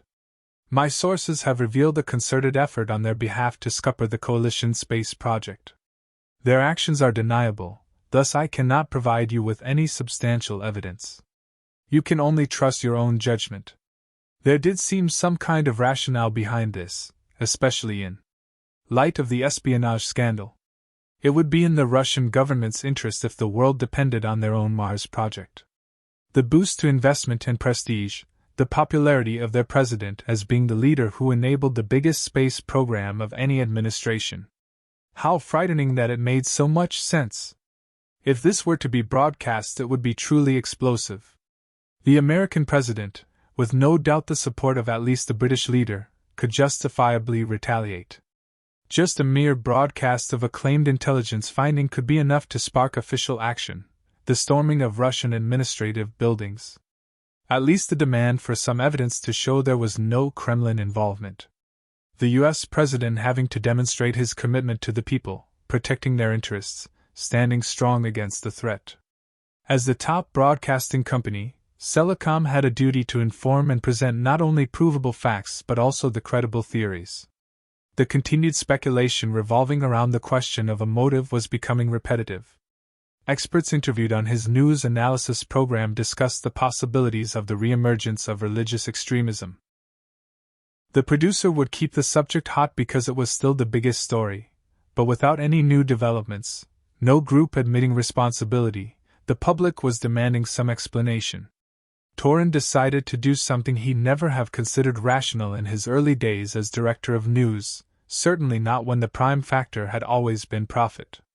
As expected, a sub-secretary answered, demanding evidence he was who he claimed, then passed on to the president's PA before finally, after about 10 minutes, being allowed to speak to the man himself. "Ah, Mr. Marlowe, this is something of a surprise. How can I be of assistance?" "Mr. President, I have some disturbing news," he said, concealing his nervousness in a voice that once served him well as a news anchor. "I cannot, however, authenticate my source, so I seek your advice. This must be a first, a broadcaster concerned about the ethicality of putting forward a story." Torin couldn't be sure the president was being facetious. The commercial network by its nature was driven by popular demand. This may have national security implications. He relayed the communique to the presidential suite. After what seemed about a minute, the president responded, "I am grateful for your openness. This is a matter of utmost concern for national security. This administration also stands by the policy of openness. You may report your findings in the appropriate context, and I will make a public address the following day." "Thank you, Mr. President. My presenter will simply repeat the message, but please be prepared for subsequent analysis." "I understand, Mr. Marlowe. We both have our job to do. Mine will of course involve demanding an official denial from the Kremlin, and a more proactive investigation. Goodbye for now." He almost had to pinch himself to make sure this wasn't a dream. What the president told him meant he virtually had carte blanche over running the story as a news event. This would be the story of the century. State-sponsored terrorism, those words would be used. After much persuasion, Aleka finally relented. Jaren pointed out that to split their group into two opposing factions was exactly what the enemy wanted. In any case, she didn't see how, even with her considerable resourcefulness, it would be possible to operate alone with very little money, no transport, and no one else to trust. The other two needed her, and perhaps she could prevent her boss from the more extreme route. The following morning Aleka agreed she would leave with them for another mystery destination. "I believe I still have an ally in one of the satellite guard operators," Jaren said at the breakfast table. "He has some sympathy for our cause and appreciates the imminent global threat. Moreover, he knows I pay generously." "Have you contacted him recently?" Armayan asked. "No, admittedly it's been a while. I understand your concern that His sympathies may have been changed, perhaps by someone who would pay even more generously, but I think we can guess at another more likely, more sinister reason. The key defense systems are going to be the first area to be closely monitored under their control. Does your contact have a family or anyone who can be used as a hostage? Of course not. Jaren looked at him sharply. Obviously, he would have been a liability, unless he lied about his lonely status. Okay, I know what you two are leading towards, Aleka sighed. I'll check him out, follow him remotely. But if you think I will ever support the use of a laser weapon to target anyone but the 9, then. If it is at all possible, then no one, other than they or their henchmen, will be targeted. It may be possible to destroy hardware integral to their plan. Armayon said the only problem is, their base and network could be so deep underground, it may not only be impervious to detection but also from any kind of destruction. Point noted. However, my plan is to attack on 2 fronts. Firstly, we establish, with Aleka's help, their exact center of operations. Then it is simply a matter of preparing the ground, an explosive device to weaken the surface before the laser strike. You make it sound so simple, Aleka commented, with more skepticism in her voice than she had intended. Jaren looked at her intensely. It all depends on you, Aleka. Either you're committed to this 100%, or our plan has no chance. I'll do my best. But it's not my predilection to go spying on single men in their private moments. They both smiled at her for some levity. 8. On his glide car journey back from the station, it occurred to Danton Edmund there could only be one solution. There was no way to get a message to the good guys that he had, effectively, been sequestrated. This was not a life anymore. He looked out the windshield, for the first time noticing the beauty of the surrounding landscape. The trees, the neatly hedged-off fields, cattle who seemed serene and oblivious to the troubles of the world. How he envied those sheep with their simple lives, animals that no longer knew of suffering, of fear. But when Armageddon came, their suffering would be unimaginable. If they didn't die in the initial blast wave radiation, the darkening fallout ensured a prolonged death. But no one could know how bad it might be. He was one of the few burdened by the near certainty of what was to come. How sad now that there had never been anyone truly special. All his life a loner. Technology had been his best friend, faithful and satisfying on a basic level. No one who cared enough to miss him. It was worse for him than any of the others. The chip monitored every activity. It absorbed every bit of information he took in. They had all been through the same interrogation process. They soon learned, however, not to discuss what fragments had actually been remembered. Danton Edmund had a vague memory of a dark blue-colored room, a feeling of terror, more so than the others because of his sympathies for the other side. A man of principle, he would not be turned by money, or by the threat of death. Danton had already experienced a taste of the agony this tiny subdermal device could induce. Simply for discussing the subject of interrogation resulted a pain he never thought possible without passing out. It was reasonable to assume they now knew everything. A liability, then, a threat to their conspiracy. He wasn't sure why they had not yet had him killed. Perhaps that would create suspicion. They wanted him there to appear to be unchanged, to act as normal, thus exposing the true intentions of his enigmatic contact. How normal can you appear?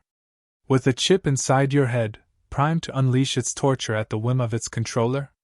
Actually, that controller was most likely to be an AI or even something more basic, programmed to identify certain words or actions, anything that may be a threat to the conspiracy. For almost 2 centuries people's communications had been monitored for key words and phrases, for the sake of national security. This was a novel twist on that old system that allowed no covert or coded communication. His car decelerated on reaching the city. Surrey, like most other counties, had built up conurbations, tower blocks that rose to cloud level, their taper tips sometimes piercing the lower cumulus configurations. On a misty day, on his 98th floor, it could feel like he was not part of this world. Instead, his isolation seemed reassuring, as if having departed from the world below into some ethereal realm. When visibility was good, the view stretched for over 50 miles. To him, the higher the better. Being a part of the Space Guard program seemed to offer this opportunity. In reality, Danton, with about 30 others, were stuck in nondescript corporate building. Like obedient drones, they all sat in front of monitors, checking for far-off asteroids, meteorites, and comets. Mostly he'd collate trajectory stats, risk analysis probabilities, and sometimes an anomaly. Something appeared for a fleeting few seconds, not matching any known profile, only to vanish as inexplicably as it appeared. If something appeared within strike range, fitting the parameters such as a meteoroid, he had the authority fire upon it. Something extraterrestrial didn't necessarily pose a threat. In that case, he would refuse to fire even though the system would lock on target. When on shift, monitoring alone, he'd simply claim the system had misidentified a piece of space debris. Anomaly gone, the supervisor accepted his explanation. This, the reason why Space Guard was always manned. AIs were not immune from malfunction, or worse still, corruption. Whether the supervisor was part of the conspiracy, willingly or not, he couldn't tell. Such a thing was not to be discussed. The car maneuvered to the elevator side of the tower. It then followed its locked-on course up the sidewall to his floor, then gracefully in through the building's car park to rest in his designated space. Twilight took hold, his apartment light welcomely switched on. It wasn't obvious, but he knew someone had been in his room. Items, such as a data console, were not exactly where they were before. Danton was always meticulous about where he left his things. His suspicions confirmed when he searched through his bedroom.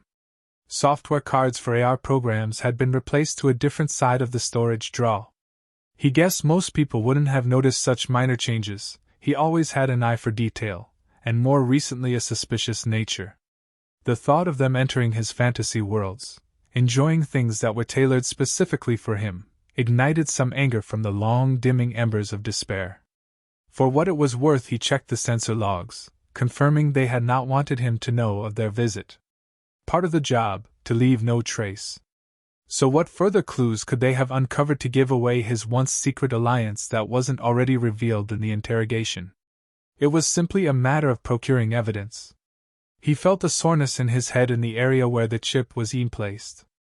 In an act of sheer defiance, he called up a communication channel, which his console began to connect. This was a heavily encrypted channel. For a while the link would be impossible to identify from the millions of others, bounced around the world. However, before the link had even been established, the dial-up was thwarted, the console unable to identify the interference. The pain began to increase. "Go on then, I love this," he shouted. "I can take more than that." It took a while before he began to regret his words. It never failed to amaze him how he could remain fully conscious at this stage of the agony, as if some crazed knife-wielding creature was trying to break out of his head, hacking away at his skull. Through intermittent watery vision he thought he could see someone, inchoate, ghostly, like one of the characters from an AR fantasy sim. After about 20 minutes the torture ceased. Only the immense soreness remained. When the painkiller infusion began to take effect he thought about the ghostly woman. Extreme pain can induce hallucinations. This was simply some way of coping with something so intolerable. He would not have to cope much longer. Danton opened the bottle of absinthe. It was a remnant of his youth. Illegal now, but he'd kept it well hidden. He never liked the taste. It was not a social drink. But it would serve the purpose perfectly. As before, the location remained a closely held secret. The journey gave no indication of where they were traveling. No screen or viewer through which to see, not even the coordinate code revealed any clue. Jaren told them it was better not to know. Armayan nodded. We wouldn't want the burden of that knowledge. Eleka had hardly spoken a word throughout the journey. Now in their new base she had been in her own room, her mind elsewhere. Jaren would never let it be known that he had doubts, that a concerted effort was needed to cover his increasing anxiety. His contact an obvious target for the enemy, to be manipulated and exploited for his sympathies. Maybe he just had to admit to the other two that help was needed from outside. Their greatest ally, the ethereal aliens, could put an end to this threat, if their need was obvious, if truly his team's best would not be enough. Surely certain failure left no other option. He looked up at the ceiling as if the alien observer were looking down at him. Listen to me, he said, not loud enough that Armayon would hear from the adjoining room. You know the odds, you know what we're up against. Can't you see? You wouldn't let us fail after so much. He jumped, startled as Aleka walked in. Don't tell me you've turned to religion, she said. Are things really that bad? Jaren tried to contain his embarrassment. Well, it's worth a try. I don't know if I believe in God, but I believe we're being watched. You mean by someone who will ultimately save us, and the world, if all our efforts fail? Aleka looked at him more seriously. Your contact has been got to. I'm not sure he has long to live. Seems like he's been remotely tortured. Then we've lost him. I'd imagine they want him dead, for certain they've extracted all the necessary info from him. She approached him, to less than a meter distance. She exhaled loudly. He's killing himself, just as they'd want. I want to save him. We can't let them have this victory. Here was the Aleka he admired, standing before him, all earnest and determined. It was so poignantly clear why the alien had saved her. Aleka. To think I doubted your commitment, he said. If there was anything we could possibly do, believe me. You can let me use the XK3, she suggested. At Mach 6, how long can it take me? Sure, you might make it before he dies, and even save his life. Then what? I'm not going to lose you again. She looked at him curiously for a few seconds. I realize the odds are stacked against us, but we can't just allow them free rein.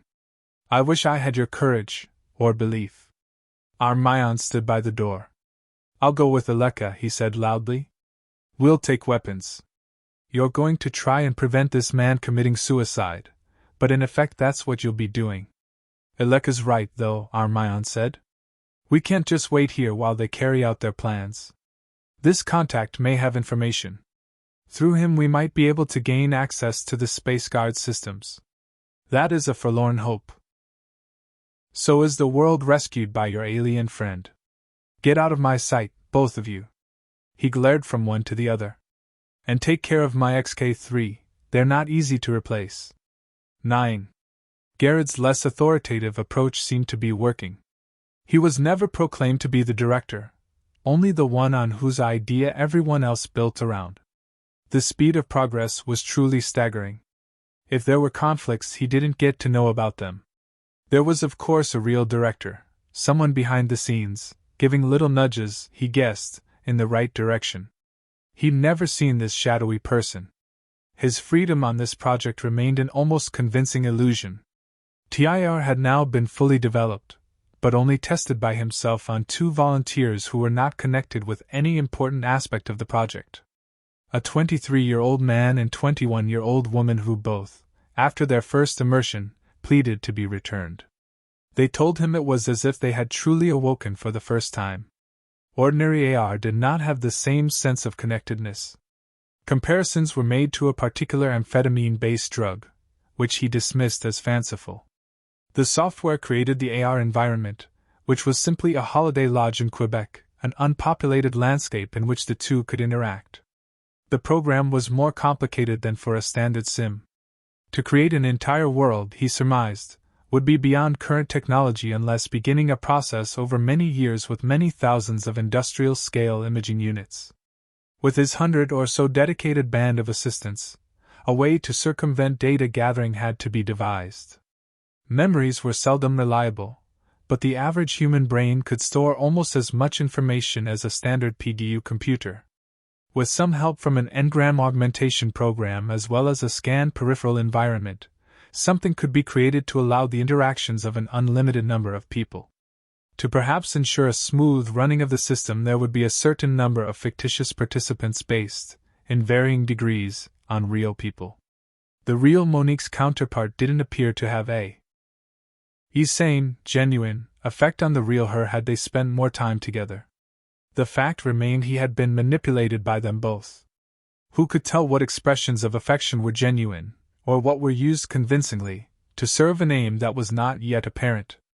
These concerns had no bearing in TIR. You enjoyed the feeling of it being real, Or at least that was the short-term experience.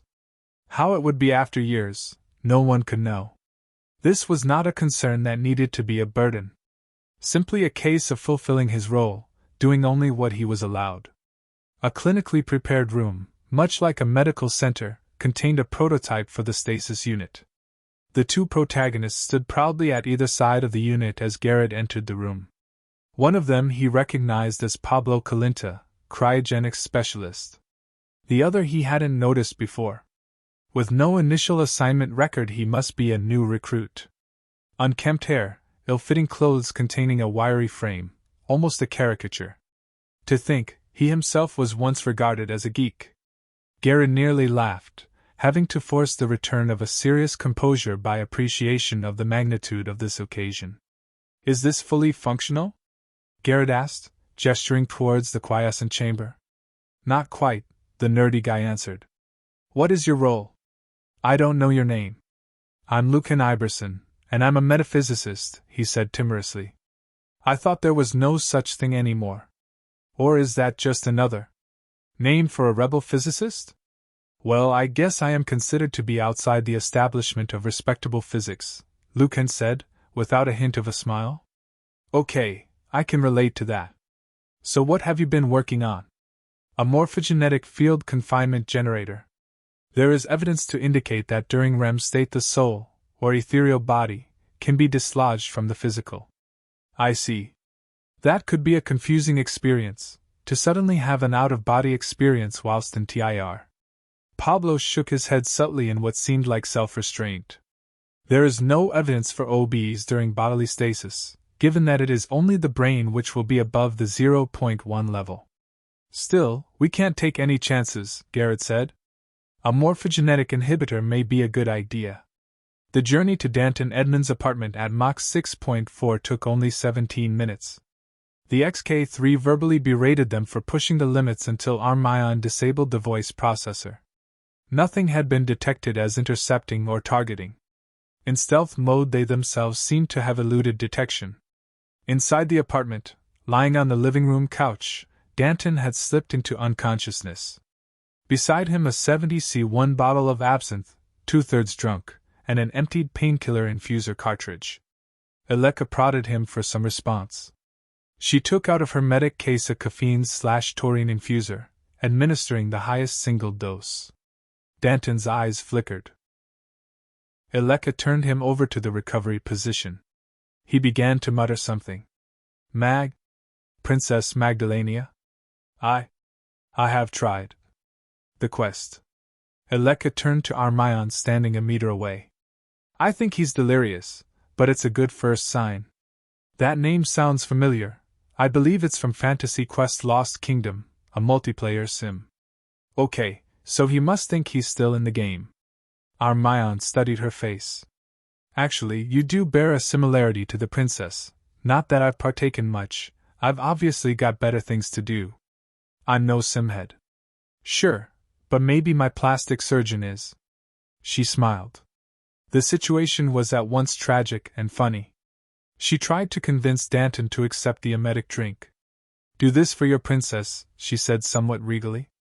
"I am forever your loyal servant," he said, staring at her dreamy-eyed, before gulping down the sharp-tasting infusion. Having regained full consciousness, Danton sat up, staring at Eleka in awe. "You look... Well, we all have our doubles, pity mine's a fictional character though." Her expression turned serious. "Listen, we don't have much time. It's reasonable to assume we are being observed." Her voice a whisper now. "We understand you have been compromised, but we need to know the codes for the defense platform, or at least access to communicate with one of your team. What good would telling you any of those things do? They'll merely change the protocols." "Fair point." She took out a biometric scanner. Once the scan was complete, he keyed in the code. She sent the data using Armion's tachyon modulator. The codes bypassed the signal block by only a few minutes, having been sent faster than light, reaching the SpaceGuard network after bouncing millions of times from various satellites, approximately 38 hours in the past. Armion had sent his own data virus to arrive as near to that time as temporal physics would allow. Danton turned to Armion. How would the system have allowed you access without my knowledge, if it's already happened? The uncertainty principle of quantum mechanics means the virus did not properly exist until the time of sending, 2 minutes ago. The laws of physics furthermore means there is nothing you could affect in this reality. The virus insinuates itself without detection. There's no guarantee, however, Aleka noted, that its presence has any effect on its environment, or vice versa. It could have been forced along another timeline. A quantum ripple, Armayan nodded. Like a gust of wind on an invisible tethered boat on a calm lake. My head hurts, complained Danton. Danton refused the offer to accompany them on the return journey. Clearly they would be the number one target. His life, and more importantly his freedom from pain, would be more assured if he was considered to be of use. If anyone had the know-how to disable an in-system virus, it would be he. To appear to comply, but ultimately and deliberately do the opposite, and risk suffering an unimaginably torturous death, is true loyalty to the cause. Moreover, he doubted any virus could succeed against the Space Guard protection software without some interference. Aleka at first tried to dismiss her feeling. The expectation was now so strong. Surely their every movement was being tracked. Amazingly, they had safely returned to the XK-3. It was again at its limits in stealth mode. I can feel them nearing. We're not fast enough, she said, forcefully calm for Armayan. Mach 8.7, well into the red zone. He peered into the long-range display and sure enough another craft was creeping nearer. It's just oven a 90 km away. Remember, there's still civil ground control monitoring unless they've been usurped. Sure, we're not going to be shot down in mid-air, but they'll follow us back. A warning suddenly appeared on the forward display panel. The voice synth had been deactivated. It would have mentioned the increased power drain. What is? Armayan stared agape at the display. Even at max speed the reserve level should not be declining like this. Something's happened to the main fuel cells. Those bastards, they must have cut some of them away. We might only be running on a single cell. Shouldn't the systems monitor have warned us? No, the cells are only recognized as one unit, an integrated system. That way we can carry a single spare, but that's not part of the original design. Armayan, I didn't sense them, not from the apartment. She shook her head. Could a mechanoid have done such an elaborate job? It's possible.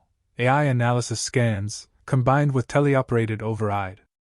The XK-3 automatically powered down to preserve its dwindling reserve. The delta wings ensured a steady pitch even without power. They headed towards the channel. Did I tell you this baby can double as a sub? She gave him a nervous grin. I doubt even Jaren knows his precious XK-3 can run with salt water in its boosters. He'll understand. You mean when he finds the craft abandoned, with us long before captured? That's right, keep positive. At 615 kilometers per hour, they descended sharply over the English Channel, with the pursuing craft leisurely following a few kilometers behind. Brace yourself, Armayan warned. The impact sent a jolt, causing Aleka to yelp. Armayan wanted to maintain the last bit of velocity, even at risk of damaging structural integrity.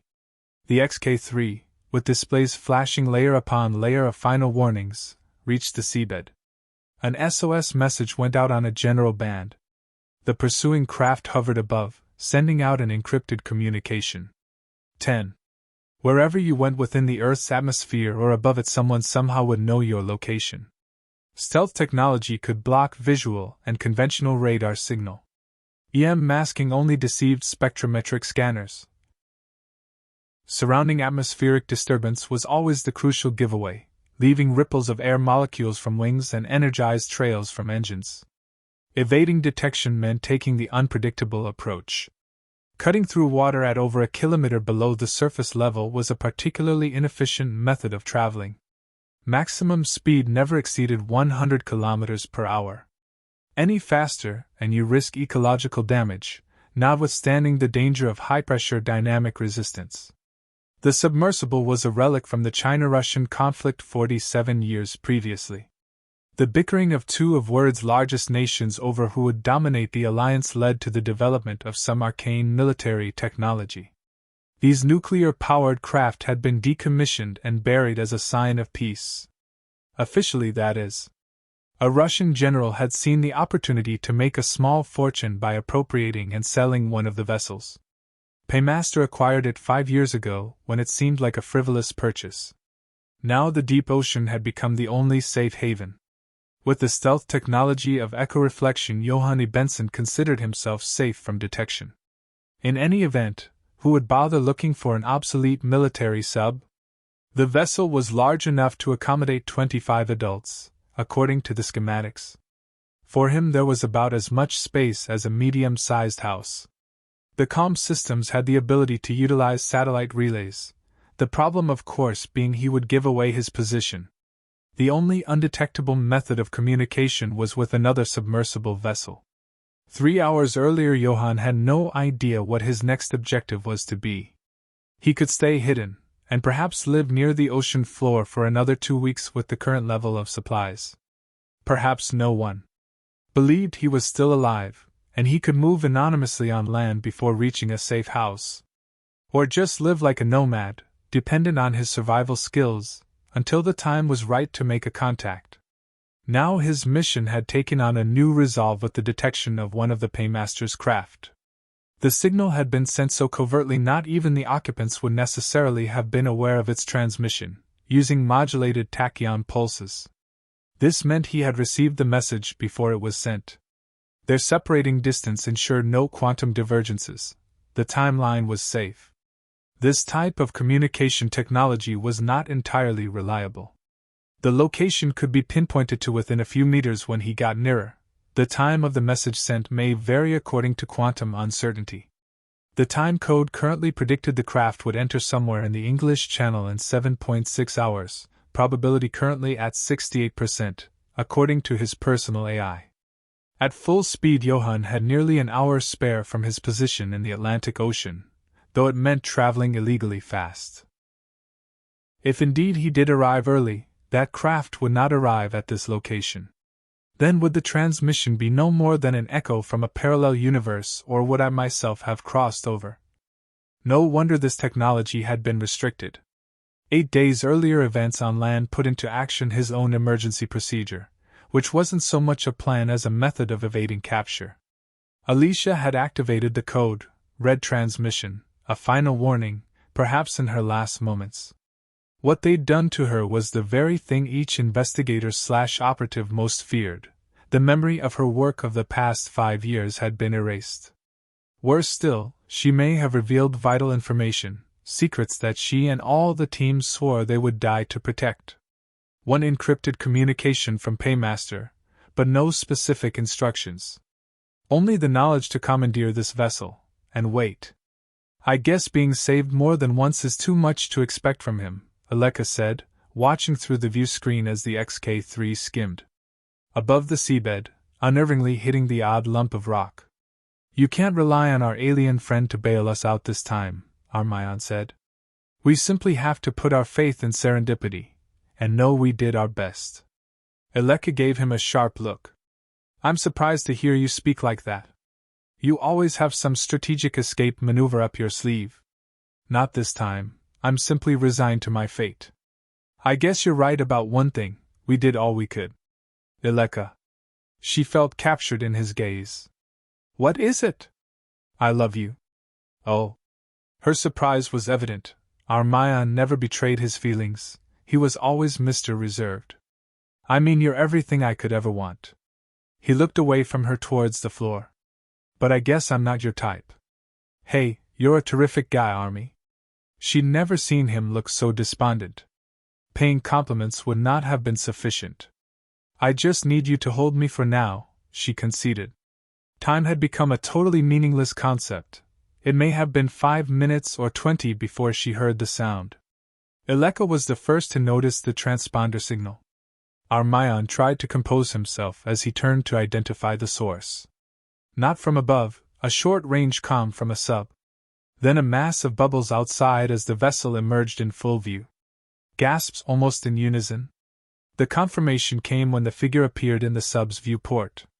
No mistaking it was Johann, trying to use sign language since that was the only safe method of communication.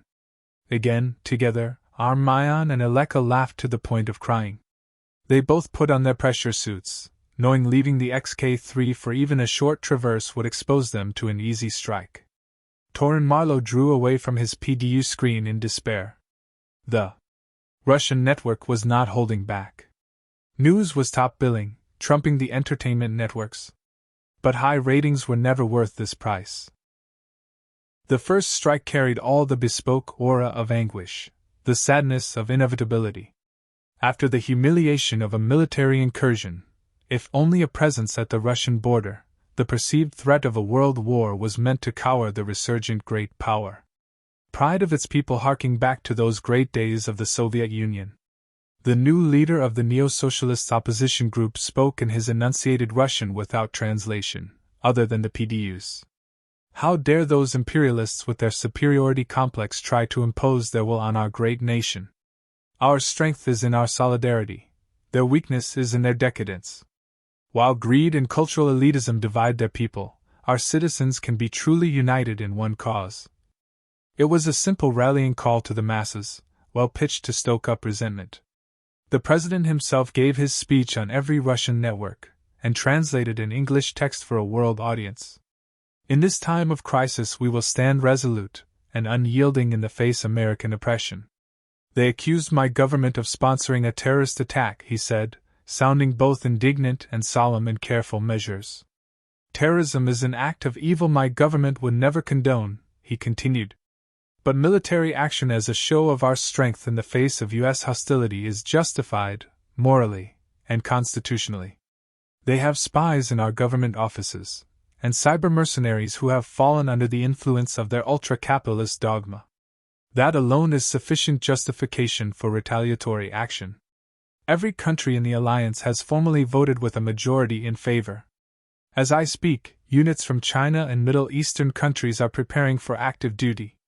I do not wish a full-scale war. However, we must be resilient in the most effective way possible. The following hours gave way to a frenzy of media analysis. Firstly, the Russian network's speculation about the Americans' next action of retaliation. Debates on the Russian president's preemptive stance. Would the Americans fear the ultimate hostile response enough to back down? Were the words used in his address malevolent, or simply uncompromising? His state of mind had also been questioned. In recent years, relations between the alliance and the Anglosphere West had deteriorated. The Western news networks gave prominence to any incident of human rights abuses. Draconian punishments still existed in some Middle Eastern states. Political dissidents continued to be incarcerated. The forming of the Eastern Alliance was intended to have a moderating influence on the more extreme practices of ancient law, but the relaxing of state, autocratic, some would say, control to allow temporary zones of tolerance only resulted in an increased crime rate.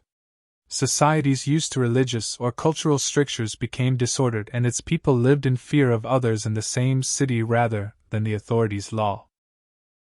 No doubt, Western pundits argued, those societies would eventually restructure themselves and become as prosperous as many Western countries.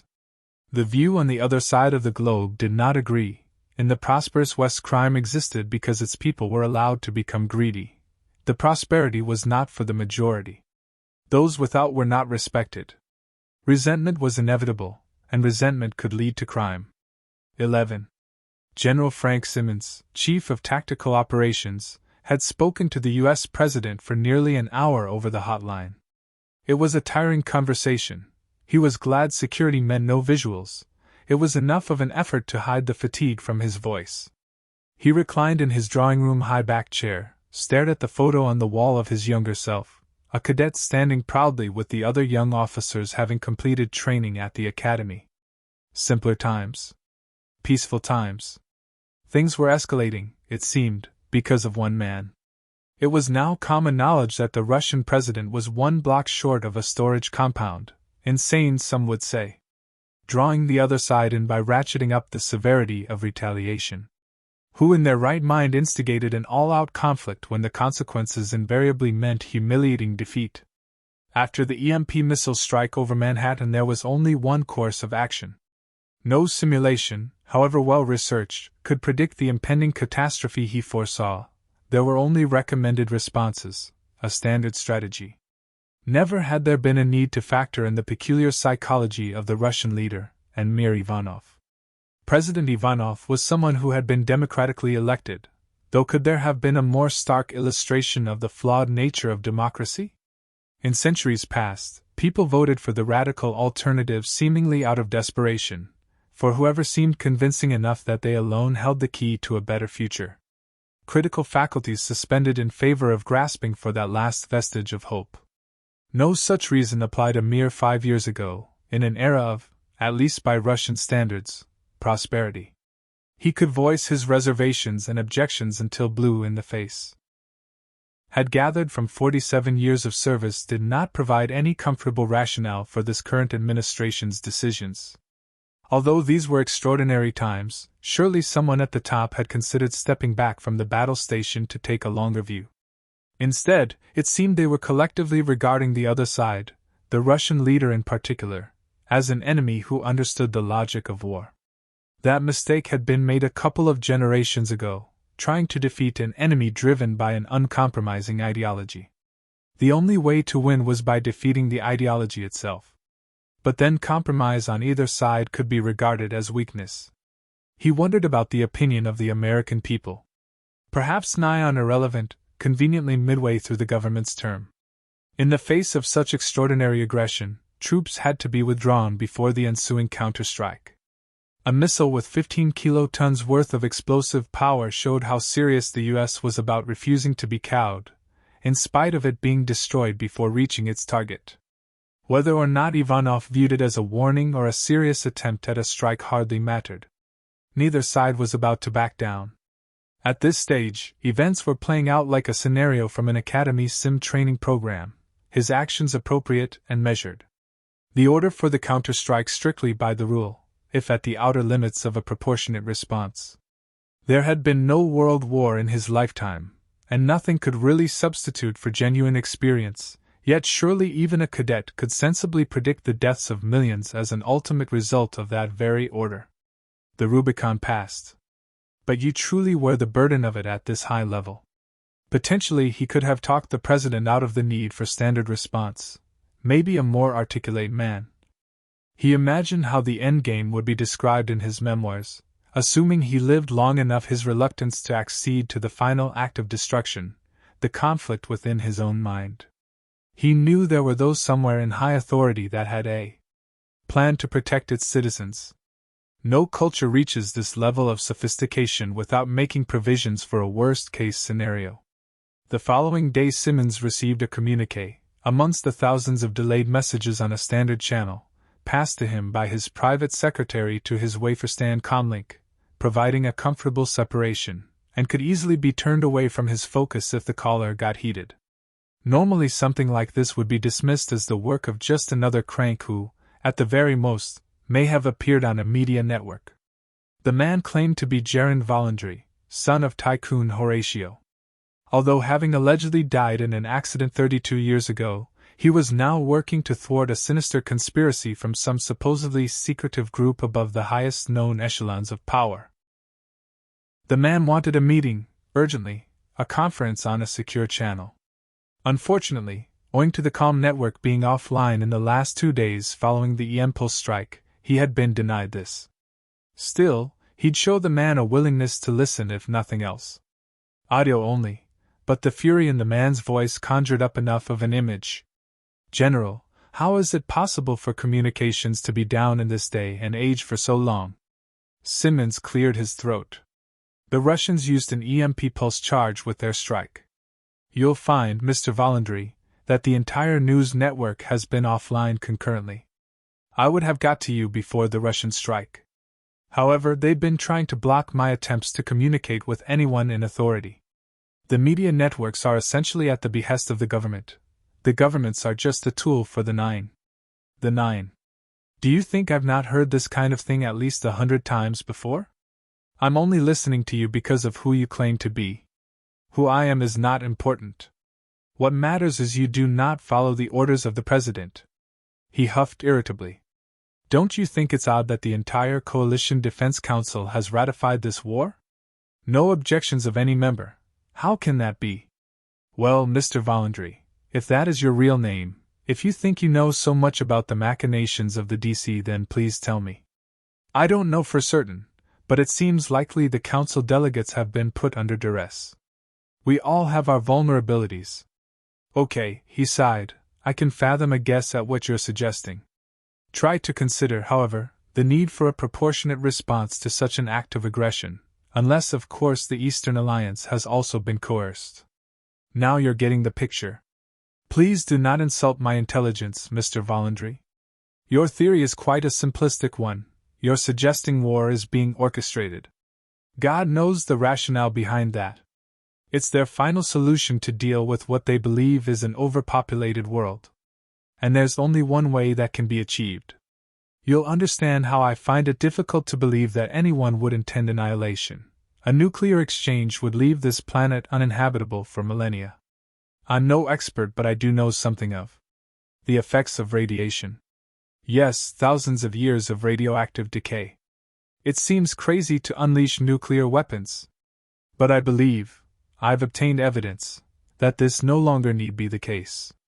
There is technology which can nullify the natural decay process. But can you bring me that evidence?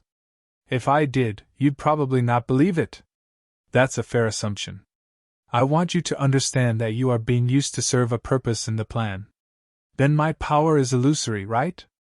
Even if I don't comply, there are other generals who will take my place. I'll be relieved of duty on the fabricated grounds of ill health. If this 9 is so powerful, then nothing I do will make any difference. You have access to weapon systems, key strategic defenses. You still have security clearance. All right, I've heard enough, Simmons snapped irritably. No evidence of any real substance has been proffered here, so if you think I'll act on your behalf, let alone give you access to weapon systems or the password to the defense network files, you can think again. Yes, predictable. Be sure to let me know if you do have a change of heart. You have my contact link code, but it cannot be traced and neither can I. And as for evidence, I will get it to you. The link disabled. 12. Danton Edmund thought he knew the extremes of fear. The fear before the pain. Now it was fear of the unknown, having stepped into the abyss of his chosen future. Perhaps 5 years ago this situation would have been suffused with the excitement of daring do, young Danton, his part as the hero, about to save the world. Thoughts of consequences shunted to a silent part of his mind. Before he knew truly the experience of such torture, he would be 100% single-mindedly focused on his self-appointed task. His given coordinates resided in his head like sacred text on ancient parchment, so delicate and precious, at all costs to remain hidden. Coordinates denoting the 10-meter area within which the laser must be targeted. Precision was everything.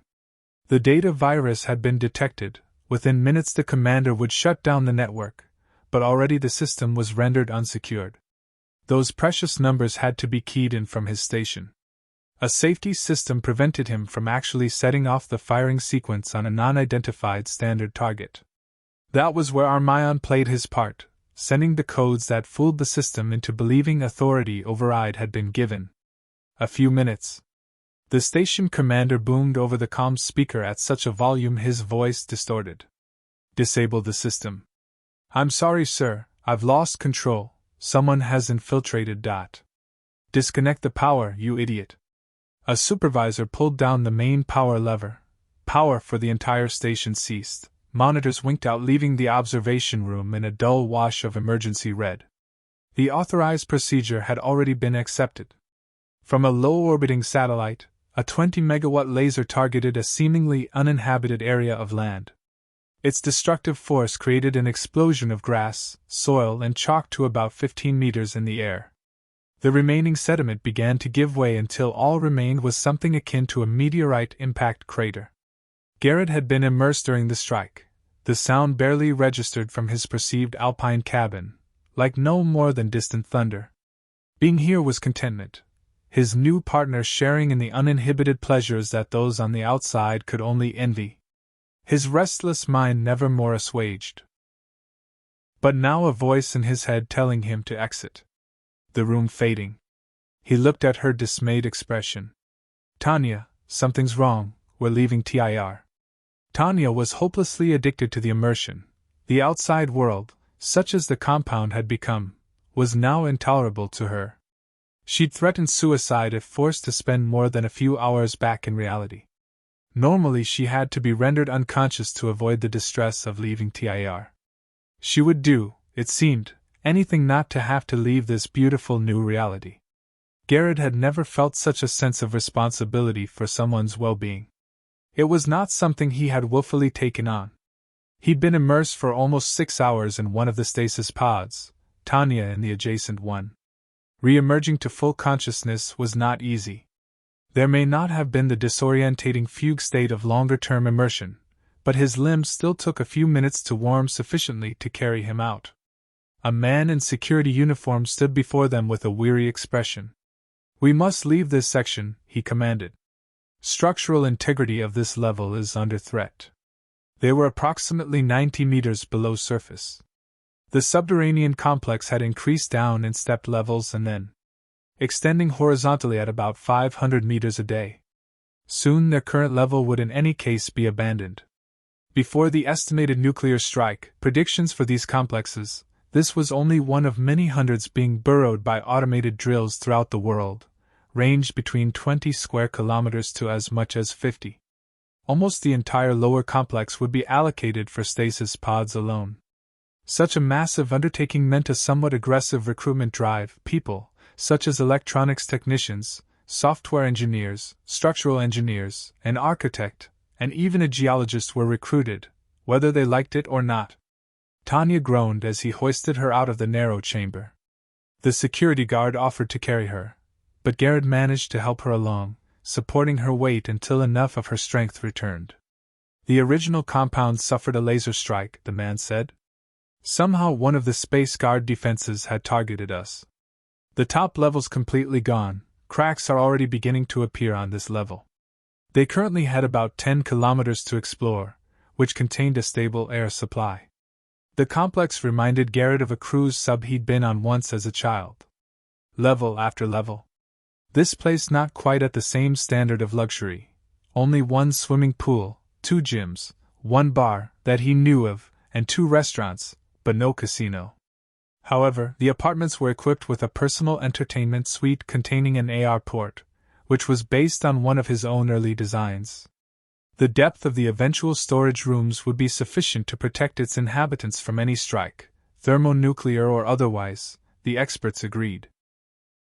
The only unresolved problem was in persuading the majority of the population to acquiesce to be placed in a stasis pod, where their body would be frozen, their mind in sleep mode while an enabler program immersed them in an artificial reality, which was about as different to a conventional AR as that would be to a games console.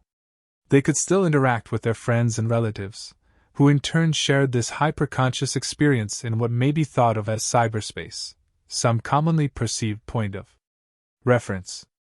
This was a testing time for the sociologists and psychologists, a time of heated debate and argument. They agreed, perhaps faced with the imminent prospect of Armageddon, the only alternatives to entering TIR would be complete unconsciousness. Even the prospect of centuries of unawareness must have its appeal, or death. Still, the people had to hold on to the belief that one day they'd emerge back onto natural terra firma, in a world cleared of radiation. Suggestions were to be mooted of constructing Mars-like biospheres to create a natural but completely isolated arcology. Hope of some kind, the psychologists agreed, was essential for sanity.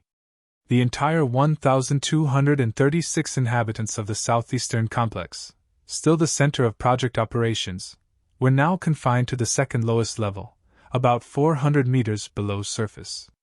To think there could be over 1 million eventual inhabitants occupying the completed complex was a mind-boggling thought, even to Garrett. No one was as yet allowed to experience TIR stasis unless for the purposes of research, which had to receive Garrett's approval. Garrett normally ate in his own quarters. This time he tried the restaurant. He sometimes resented his naturally distinctive appearance, that it always meant he'd be recognized, for example, by someone who may have only met him once 10 years back when still a child, as if a beacon had been activated for him to be noticed from some distance. Now he had become like some celebrity within this small community. Everyone in this new restaurant, it seemed, knew he was there immediately on his entrance. Glances and chatter. Perhaps he should be enjoying his fame. But with fame comes responsibility, and in his case accountability. Tanya had accompanied him, wearing a dark red dress, ending a few centimeters above the knees, tight enough to show off every curve. Maybe she was no more than a token girlfriend, someone to make him seem like less of an oddball. She was attractive, of course, at least in the most superficial way. The concept of anything deep in their relationship was something neither of them ever felt the need to consider. It was more like a mutual dependency, a tacit agreement. But her dependency increasingly became on Tir. At first merely a willing participant in every experimental activity. She then just wanted to be with him in our special place. Garrett wouldn't allow himself to believe she felt anything genuine however much she told him of her love. She loved the idea of him as someone who can take her away from brutish reality to a place created at the behest of imagination, or simply wanted him as someone who could provide a better life. What else could he expect? Was being wanted solely for being useful a bad thing? He liked to be that useful person. After all, if she'd expressed in some way she merely wanted him to be himself, it would not have made much sense. Not now, at least. In Tir you felt the capacity to strive to be an ideal self, and it seemed better to be true to that ideal than the actual. One thing for sure, once having been immersed, change is inevitable. The Garrett of the past was a fading memory. He had studied Tanya's background. Her psychology didn't indicate any kind of addictive personality, though addiction to Tir was doubtless understandable in their location. True motivations were never discussed. The reality, surely, was that neither had anything in common beyond a love of pleasure. She seemed even more nervous this time. It was obvious people were discussing the curiosity of their togetherness. He said to her, "You have to ignore them, we're here as a couple and that's none of their business." She turned and smiled at him. "I don't care what they say, I'm just glad we're here together." She sounded genuine this time, but Garrett knew part of her was not in the present. Even he had the urge to be back where they were an hour ago. But what was left of the real world? It seemed they had to experience conventional reality, as if it still had its merits over the increasingly imminent alternative. The waiter seemed especially nervous, hardly daring to look up at them. At least that put Tanya more at ease, but all that deferential politeness made him feel mildly embarrassed. Now was a good time to discuss the future. 13. Celicom's intermail system was once again reaching overload point. Although this was a time of particular anxiety among the population, with correspondence, including chem footage of violent or suspicious activity, from concerned citizens, no amount of such data should account for impeding input stream. The technicians suspected a deliberate attempt to cause the mail system shut down. Torrin Marlowe currently had 5 reporters out in the field. His news network was now the most successful in the U.S., doubtless his remit to comment freely on the situation, allowing critical analysis of government policy, won his network legions of supporters, some high-profile opponents of the war. Government supporters were apt to point out the fact that if his news channel had existed in an Eastern Alliance country such as Russia or China, anti-regime comments would have ensured its closure and his arrest. This more liberal administration did not, at least, engage in the heavy-handed restraint of anti-war protests. Speaking out against this war in even the strongest terms was fine, government representatives said, so long as that doesn't advocate direct action. Opponents agreed.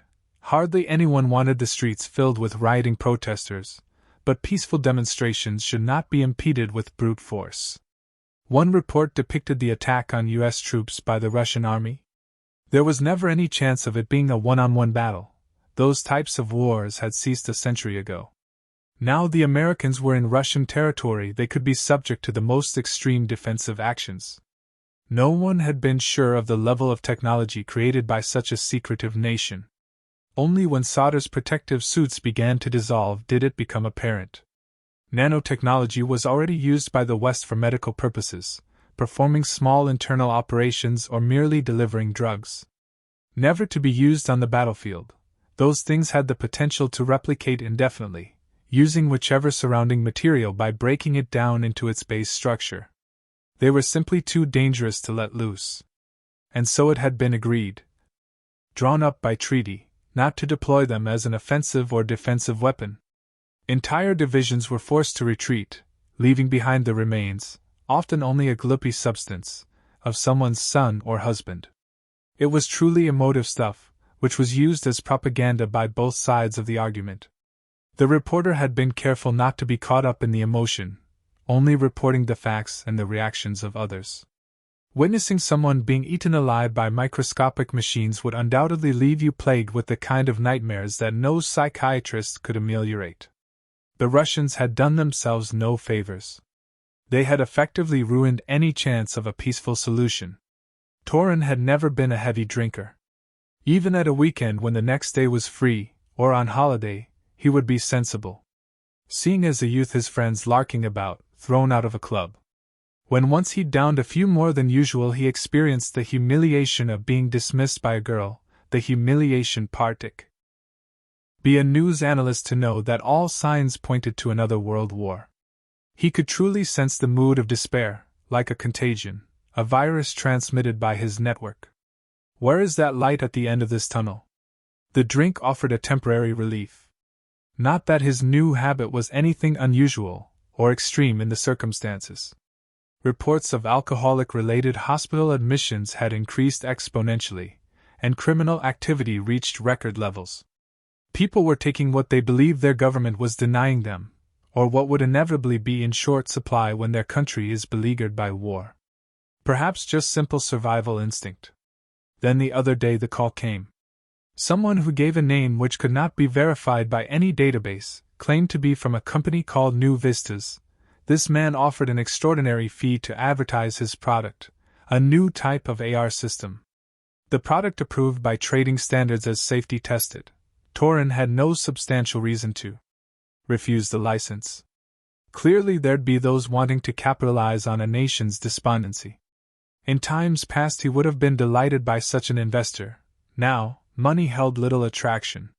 Torin thought nothing could shock him anymore. That night such certainty was blown away. The effects of booze gave the experience an unreality. There was no sound of a break-in. Perhaps he just hadn't heard, in his alcohol-induced sleep. The security system should have detected an intruder. Alone now, he had no one to protect but himself. "Wake up," the man with the mask said in a muffled voice, only his eyes visible. Peering over his bed with a gun, Torin believed his life to be in jeopardy, but at the same time his only reaction was, "If you're gonna kill me, do it now. It'd probably be better than the alternative.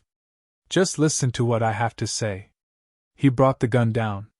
"I accept you may have been misled into becoming a part of their propaganda machine, spreading fear of impending Armageddon. I'm sure you are no more than a pawn in their scheme. Who the hell are you?" He was aware his voice sounded slurred. "I am the one who brings the truth. Is it a better truth than the one I've been hearing and seeing? I want you to play this recording. It contains all the truth you need. If you want me to broadcast this, I will need some background on it." The masked man shoved the data strip into Torin's hand. "We'll be expecting to see it on tomorrow's news program. If it's not played, you can expect another visit from myself, and maybe a few of my associates. Though we are not advocates of using violent methods, sometimes there are simply no other options." He walked as silently as he'd entered. 14. At his meeting of the people's delegates, President Emir Ivanov had rolled off his set piece to his ministers, slamming his hand down on the large imported walnut table, a somewhat ironic symbol of a bygone era. He knew he trod a fine line between that of the responsible leader, effectively of the Eastern Alliance, and the aggrieved aggressor. The latter had become increasingly difficult to maintain without tipping into the role of paranoid tyrant. In this age of complete, almost media/press freedom, he could not help but be affected by the comments, some from their most respected reporters, as to his own state of mind.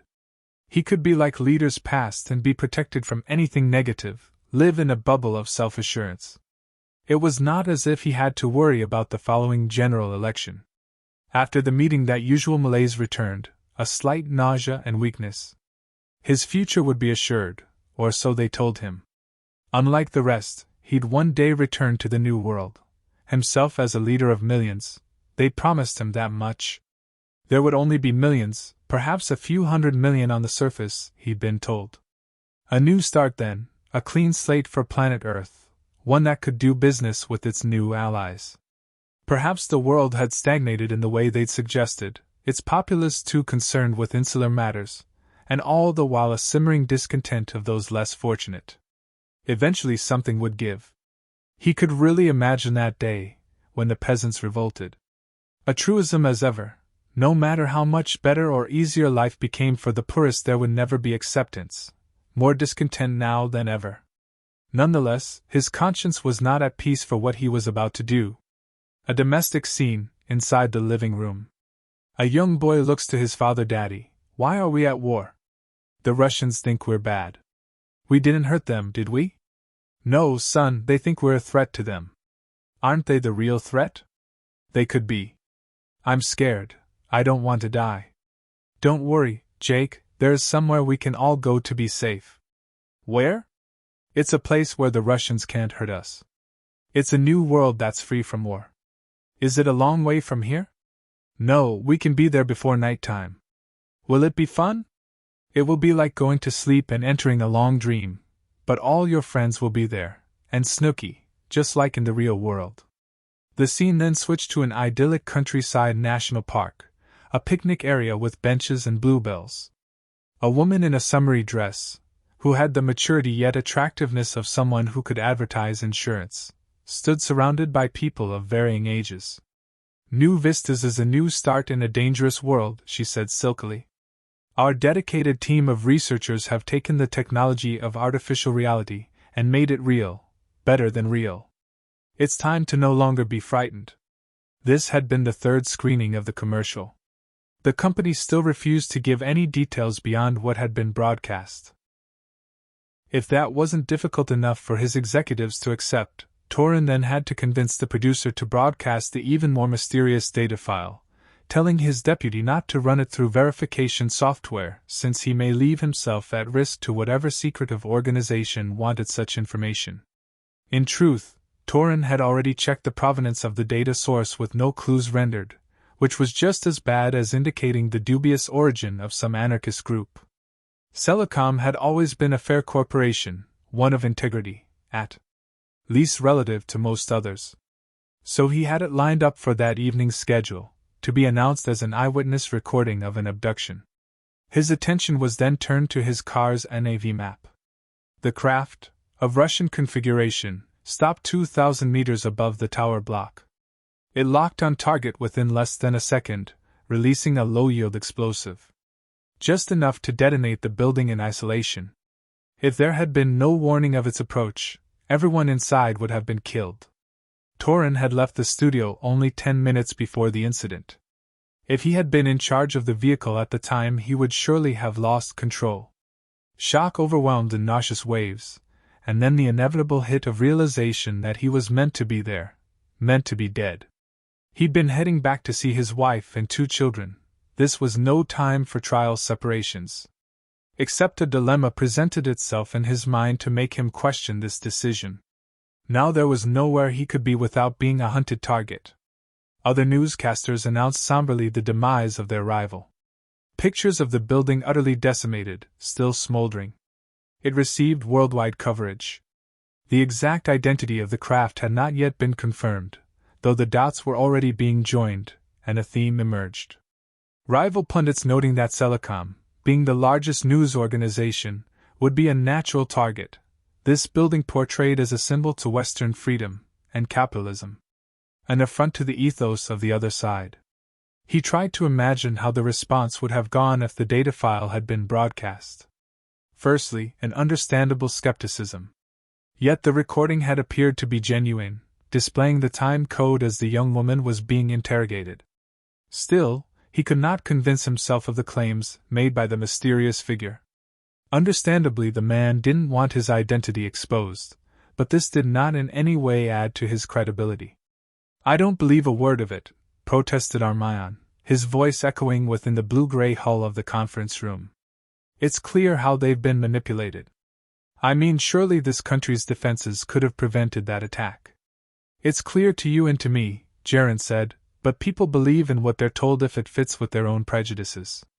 These days the only safe place was below surface." They were all now confined to the submersible. Only about the size of a standard house, it felt decidedly cramped for 4 people. Jaren's coterie of personal assistants were advised to return to their families in this time of crisis, and especially since he had become the #1 target. The sub moved to deeper waters in the Atlantic. Tethered along at about 80 km/h, the repaired and modified XK-3 would provide an escape if ever the enemy detected their location. The sub outfitted with long-range scanners for any craft undersea. They were now submerged enough to avoid a laser strike from above. Eleka said, "We have to accept that whatever we do, we cannot put a stop to this war. It's just our survival now." "No, you're wrong," Jaren countered, annoyed that she could sound so resigned. "There are still contacts in high places. We'll try another newscaster with your recording, and another if that fails. The same thing cannot repeat itself.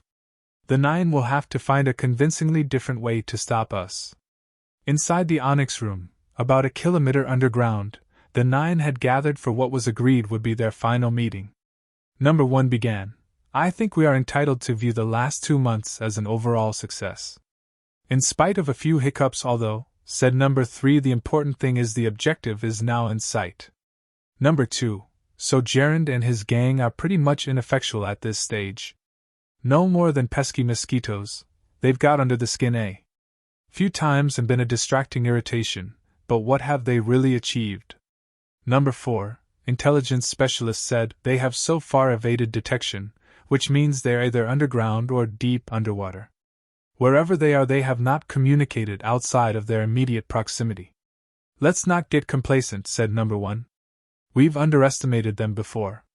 "It still bugs me how that woman escaped," No7 said. "Someone, we haven't yet identified, aided her escape. If they're being helped by an outsider, we have to not take anything for granted." #2, "The others have been informed. Every precaution has been taken. The final stage is imminent. Events will pass as though it were the natural progression. It will be a reasonable assumption that no outside civilization will want to infect Earth's cultures with their presence. So far the evidence has only ever indicated thus. But for how long? These new visitors risk putting something of a spanner in our carefully maintained machine," No2 observed. "There's no need to worry, my friend. Our allies, I know, will up their game accordingly. The deal would mean nothing if there were no quid pro quo. With our resources, the potential of our land. With so much to protect. Nonetheless, this could get messy," No3 said. "Messy? Whatever happened to the soldier who relished the prospect of a challenge? He got old." No1 got up from his chair. "We need to concentrate on our original objective rather than speculating so far down the line." 15. Amidst a seemingly unremarkable industrial estate was situated a low oblong building with no obvious windows or doors. Any passerby would not even be aware of it, without prior knowledge. This building had now become the hub of current affairs broadcasting. Internal news gained record profits. The reasons were obvious. One advertiser had spent an unprecedented amount to promote its product. It was almost a source of embarrassment to Giorgio Longard, its chief executive.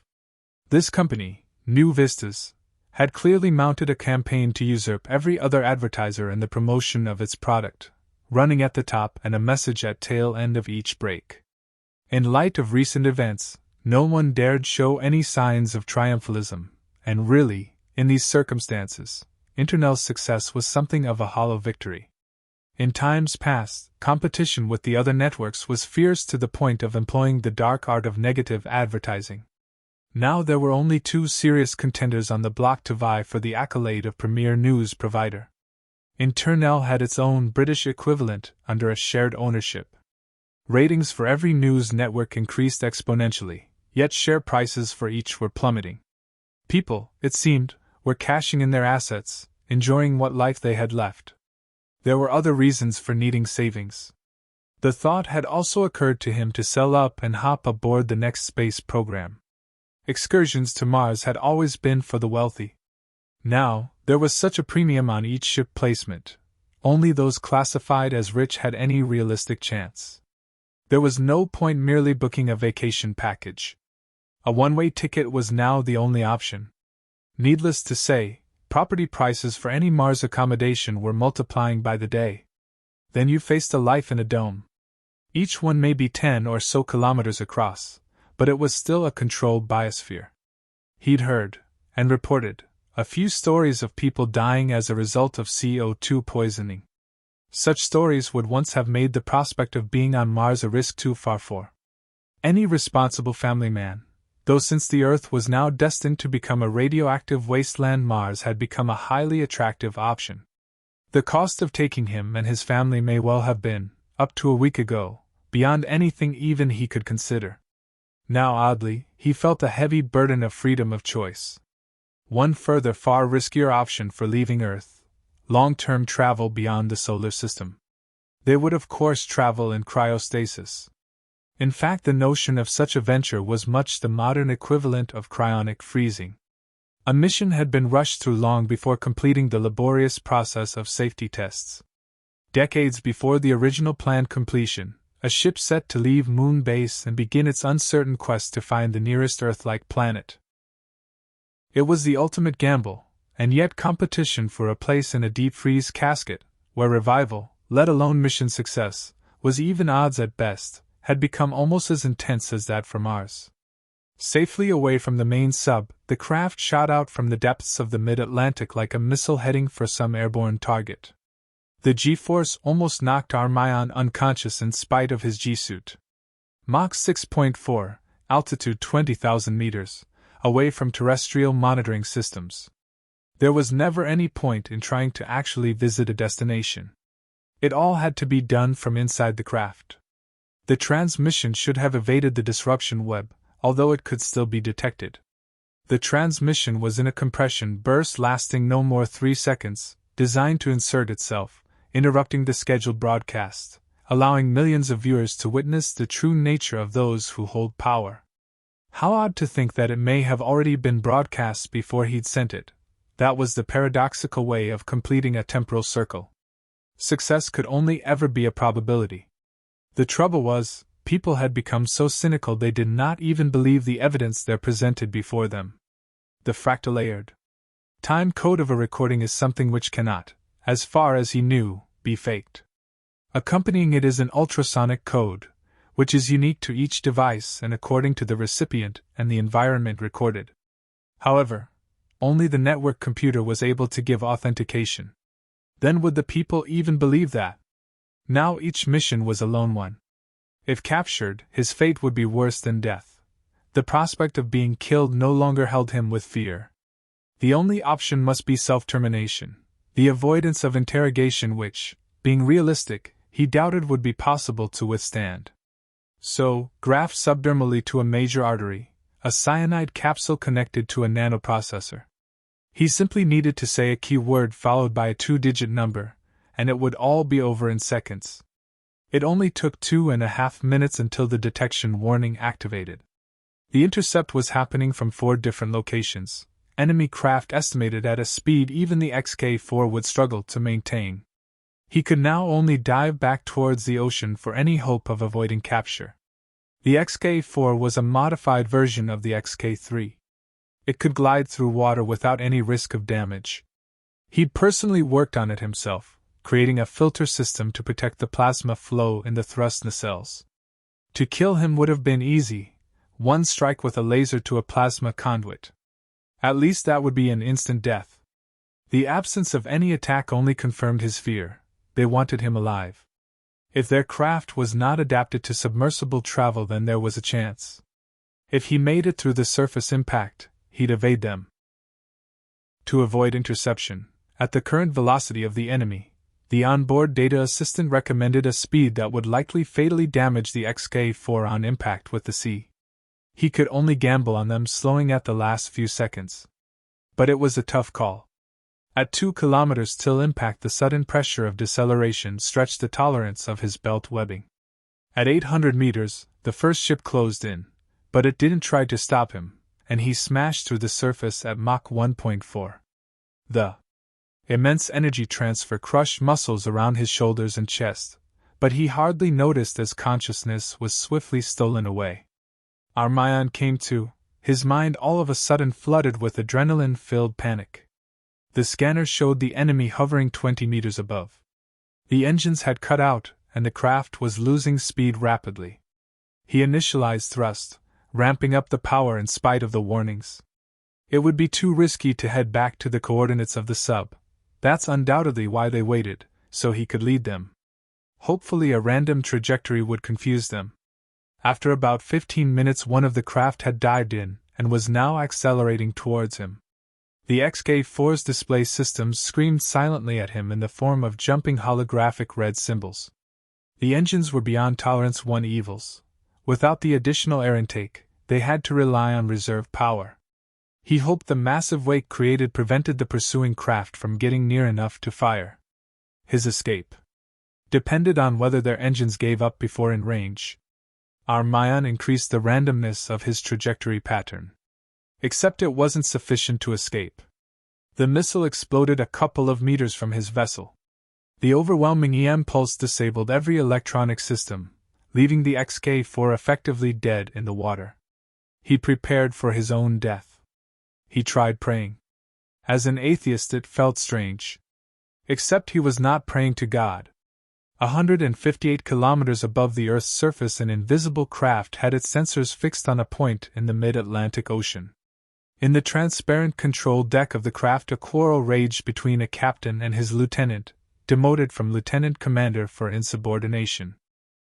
Protocol. Think of the ramifications of the previous intervention. Maybe you wish to start a war with the Durangi. So it's okay for them to interfere, but we must only observe. I really do believe you have become influenced by the vagaries of human sentiment. My orders are explicit. Any more breach of TD protocol will result in a court-martial. The ship left orbit, approaching within a safe communications range with Central Council. If there was one way to assuage the doubts of his crew, guidance from the Council would effect this. 16. Ariane Tumulson had always felt a slight pang of nerves just before going on air. These days, when viewing figures for their station had tripled in 1 week, it had probably become obvious. The makeup droid frantically applied an extra thick layer of concealer to prevent any unwelcome signs of stress on her unblemished face. She composed herself. The Chinese government, in a statement to the Eastern Network, has declared its full cooperation with Russia.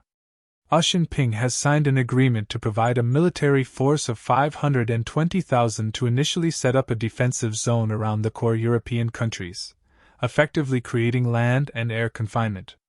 In a press conference, U.S. Defense Secretary Jerome Malcolm spoke to an international media gathering, with over 100 lenses and mics focused on him.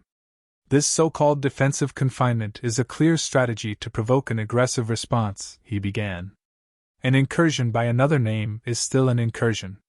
Whether this is a Russian or Chinese initiative makes no difference to our response. We will send out a warning to withdraw from coalition borders or face the consequence of our military offensive. Do you now intend a response strike at Russia? Asked a reporter, or do you believe they will retaliate with a heavy bombardment?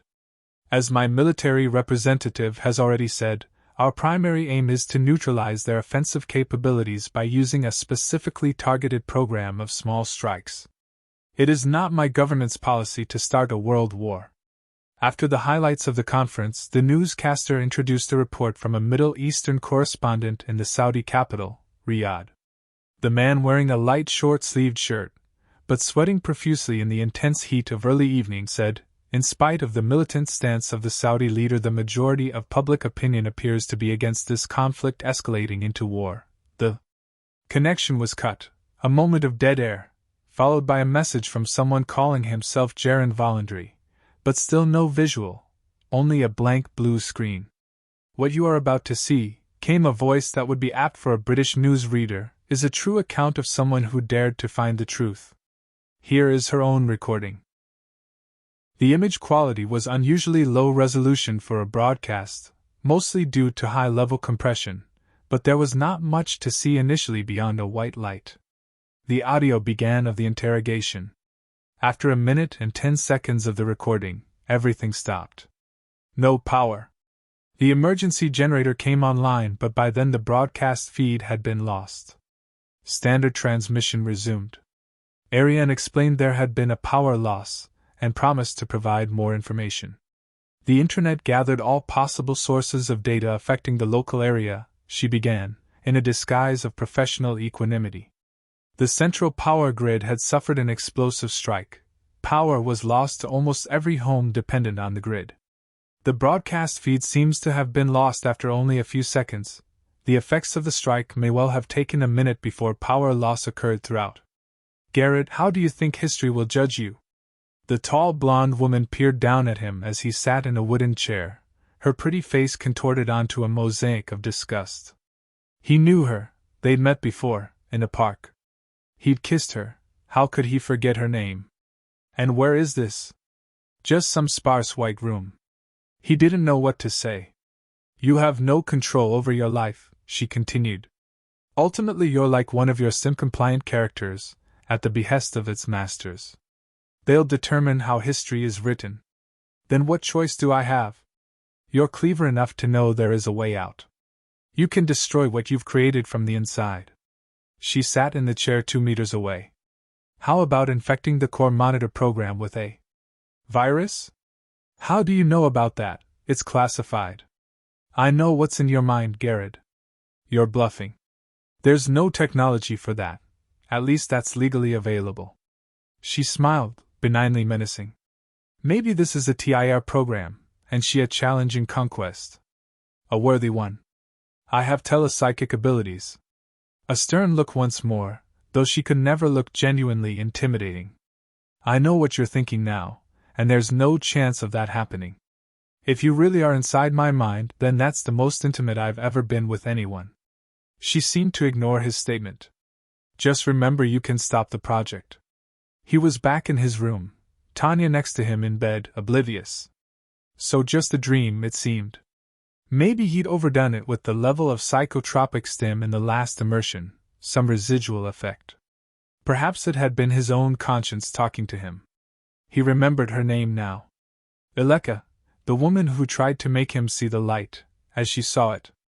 Instead, he chose the dark side. No, what nonsense. Even if he did, if he could, put a stop to the project, that would not make any difference at this stage. Now events were escalating to full-scale war.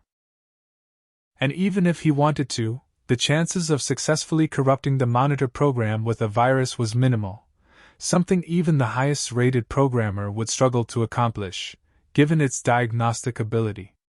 Only outright sabotage could stop it. Monique. She had almost pleaded with him to become part of the project. He got out of bed and dativized a request to see her. The message was sent through a priority channel. He was now one of the few with access to a high-level command security clearance. It meant, by an implicit understanding, his request would get through to the very top. General Voltimir had been in conference with the president, outlining the inexplicable recurrence within Compound 4569-3, a secret location somewhere in southeast Russia. The defense grid network had now reinitialized. For the fourth time, a systems-wide diagnostic and repair program had run to iron out any further bugs in this antiquated system. Normally, in times of war, it would be expected that the Americans would try every trick in the book to thwart their attempts to reactivate the world's second-largest missile silo. Of course, nothing so obvious as an outright data virus, just subtle things causing the odd glitch, enough to render the network below operational standards. A mere 0.5% below, and those missiles were firmly locked down. Voltimir was, however, insistent that the Americans had no way of interfering with such a securely protected operating system. The base commander had no explanation. Sometimes these problems were dismissed as gremlins. It was another way of saying the system detected a non-standardized error algorithm, which simply meant it was flummoxed. More sinisterly, rumors of a ghost amongst the operations staff, drifting about the compound. Some anti-nuclear campaigner, the commander joked, who, having failed in their life's goal, has a new impetus to make another attempt in death. No one seemed to find that amusing, and not surprisingly, since it was their own jobs on the line.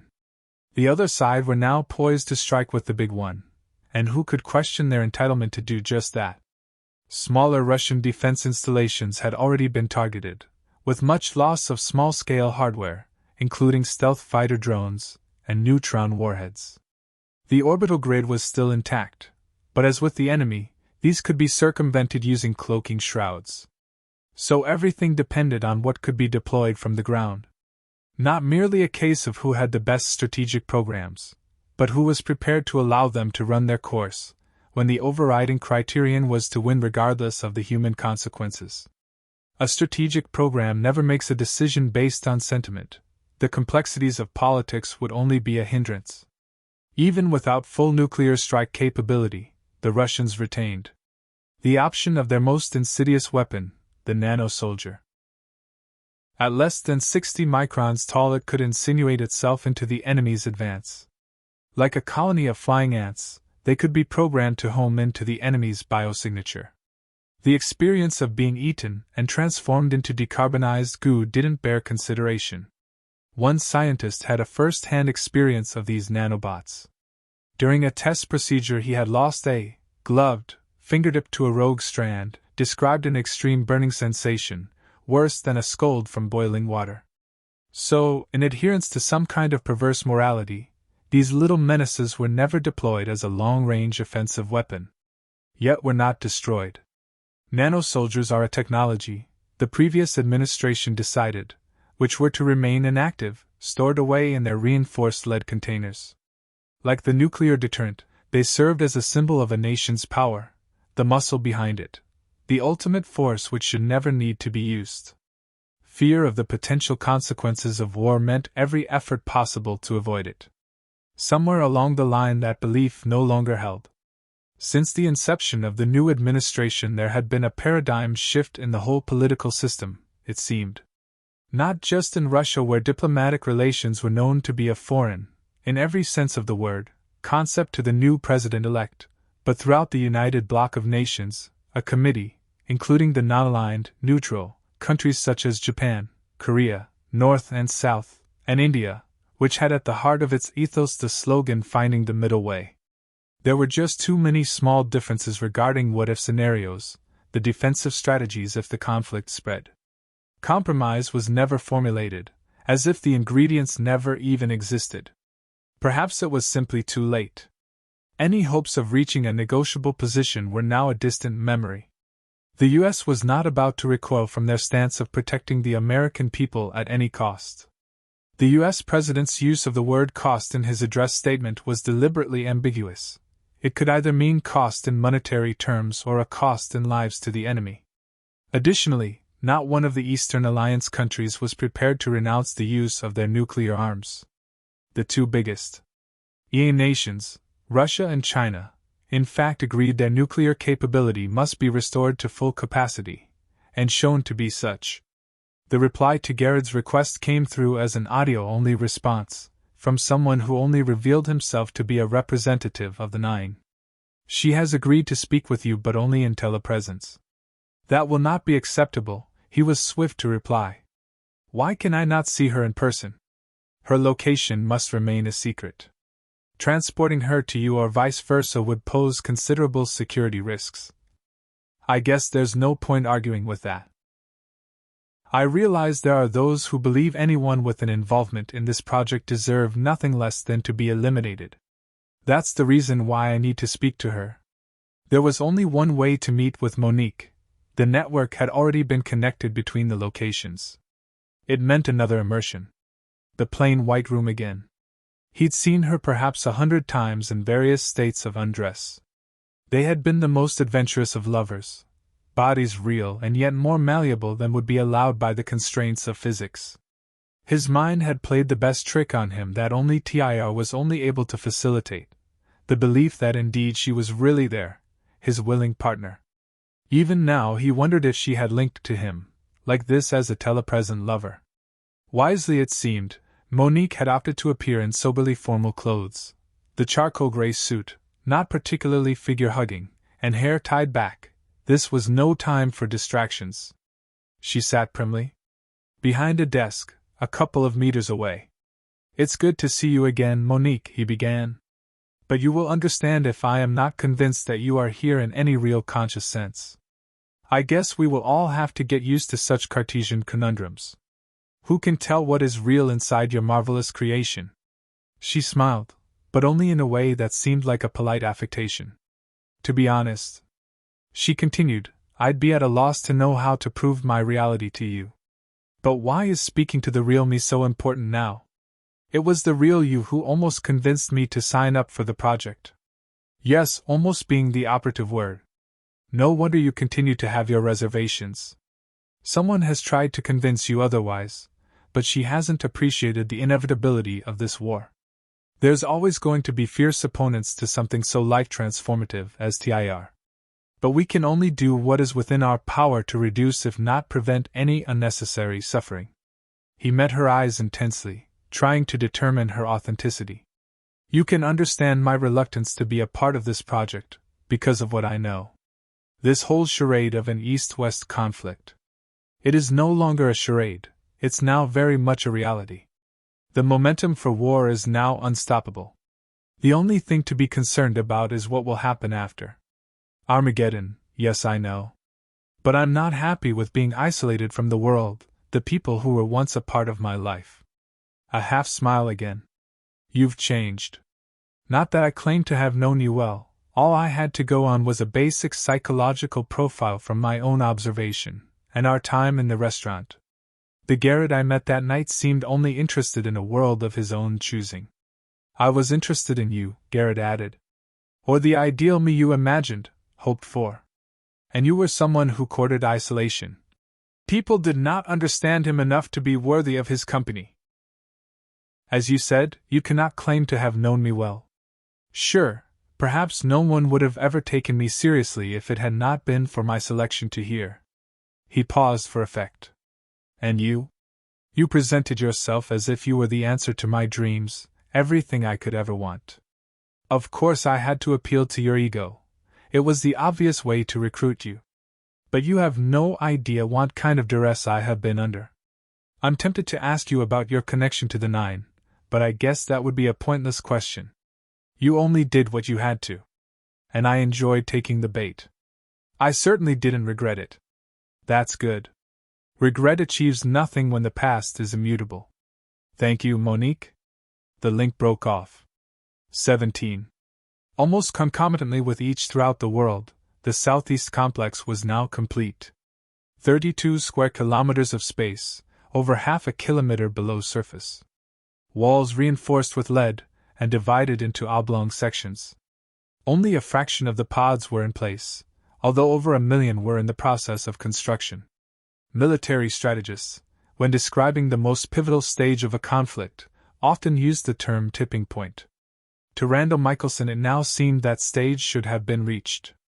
All signs pointed to such inevitability, never the return to normalcy. He studied the UK New Vista's subscribers database with increasing despondency. Though there could never be enough TIR immersion pods, even with the latest design of nano-construction bots, for every civilian within the country, take-up had been a surprising disappointment, no more than 8%. Only South America had lower, of all the coalition nations. Perhaps people wanted to believe that somehow this war would be peacefully resolved, memories of a familiar and secure world too powerful for such a life to be discarded for something which was, in people's perception, unreal and untested. Sure, it was still relatively early days, but in a matter of weeks it could be too late. Randall's remit extended beyond that of monitoring their success and coordinating the campaign. He also had a part advisory role with Geraldine, his business partner, who would so frequently offer a totally contradictory perspective. The new Vista's creative department put forward their idea, to then be approved or modified. The advertising production team, owing to the lack of accord between the partners, was left with a two-track advertising strategy that failed to integrate the two essential themes. Alternately, the NV promotion cited the new adventure, the opportunity to live the dream, the fantasy, if late-night commercial, and the chance to be a part of a closer community. And on the flip side, the consequences of an imminent world war, the horrific effects of nuclear fallout, how life would be if someone chose to live through a nuclear winter. These two commercials were broadcast apropos with the theme of the network program. The success story was, unsurprisingly, North America, the originators of New Vistas. Their strategy of blending the themes of fear, adventure, and hope had been given much more airtime than the narrowly pitched UK campaign. There seemed to be no qualms about frightening children when running their broad-based promotional film. In fact, to engender fear in as many people as possible had been the whole point of the US strategy. Applications in the States were approaching 40% already. Sociologists had a more conventional explanation for that. The US was the big player in the war. They were also the main target. There could be no point in denying the threat when, in its people's eyes, their nation was the cultural and political focal point of the world. Now the ultimate threat had to be considered. The existence of nuclear weapons had for over a century not been a part of any conflict, and then only ever used as miniature targeting devices. Conventional-style weapons were relics of late 20th, early 21st centuries, their continuing existence never discussed since the signing of the Decommissioning Treaty. The issue of disposal seemingly swept under the carpet, a subject not mooted for the sake of diplomacy. 5 seconds, went the voice in Ariane's ear. In a statement today, Indian President Sharika Masali pledged total support for the Russian defense initiative, after a high-level meeting between foreign ministers to agree a new treaty. India is the first non-aligned country to declare allegiance with the Eastern Alliance. Masali appeared, flanked by party officials facing a selected few national media reps. My government and I have agreed to the full commitment treaty. This will enable a complete sharing of resources, including our high-capacity defense grid and maximum-yield armaments.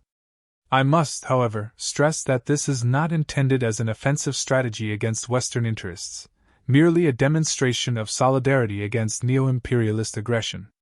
Afterwards, having moved to an adjacent studio, Chief Correspondent Dolan Kranali said, although this broadcast had never been intended for Western media, the President has sent out an unequivocal message to the rest of the world that India is a force to be reckoned with. And as a formidable nuclear power, they have much to gain from a pact. US, then any strategic gains are sure to be only short-term. There has been a general reaction of dismay amongst the UK government. Since, after all, Masali has always been viewed as a peaceful leader.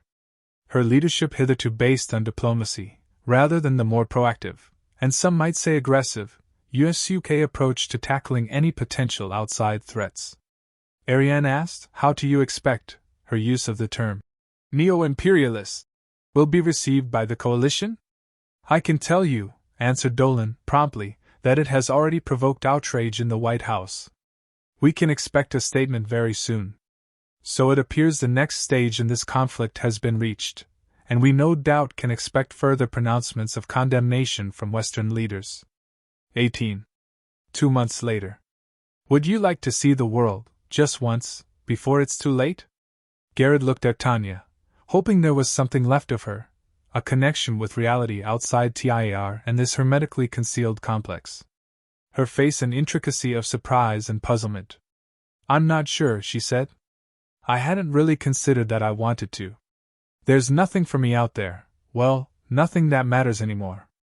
I just think it's important, Tanya, that you see what we will leave, what may be gone forever. I think I just prefer my memories of the old world to the reality of it now. She smiled as though to reassure him that it was okay, if not absolutely fine, that she would never see the world again. Garrett said, well, I want to see the world if only for one last time, and that's what I'll do. But they won't let you. Her voice suddenly anxious. They will have to let me. Central Council approved History File 2. time code recorded, documented observation. Out of sight in the daytime skies above North America, the U.S. Space Guard network had been running on a new defensive pattern, software uploaded to massively increase the reaction speed of what had originally intended to be a defense against extraterrestrial, nominally meteoroid-type, invaders. So far, they had proved effective in safely disintegrating incoming missiles from Eastern Alliance countries. The other side only has to get lucky once, maybe resulting from a faster, stealthier missile, or if the new Guard program fails. The latter has every reasonable chance of occurring, and the fear of secret Russian tech had been given much airtime by the increasingly paranoid news media. One more nuclear strike on American soil would mean a commensurate, if not more aggressive, response. Of course, the other side have their own version of Space Guard, which doubtless has also been modified for military defense. If there had ever been a tipping point, it must surely have already occurred. New Vistas US reported an 80% admission rate, although the vast majority of these were advanced bookings. People were hedging their bets. A place in a government-subsidized stasis unit, even for many of the poorest, was an affordable possibility. If you had property, the government would buy that on trust and continue to rent until that fateful day arrived. The president must surely give an advanced enough warning of the impending doom, or the news networks would monitor in their all-encompassing way to ascertain the likelihood of that cataclysmic first strike. Among the first recipients of TIR were those who believed the end to be unpredictable. There were future generations to protect. The option of cryonic preservation had already been popular amongst the wealthy. Here was the non-dying alternative, the atheist's paradise. For the religious, mostly Christian, a common view formed of an eventual re-emergence into a better world to be rebuilt from the ruins of Armageddon. Amongst those who refused to leave the outside were the more fundamentalist believers, with their own ideas for how they would be saved in the afterlife. It was too simplistic, agreed the majority of sociologists, to make such absolute divisions according to cultural or religious beliefs. When faced with the reality of certain destruction, new considerations came into play, which often had more personal influences.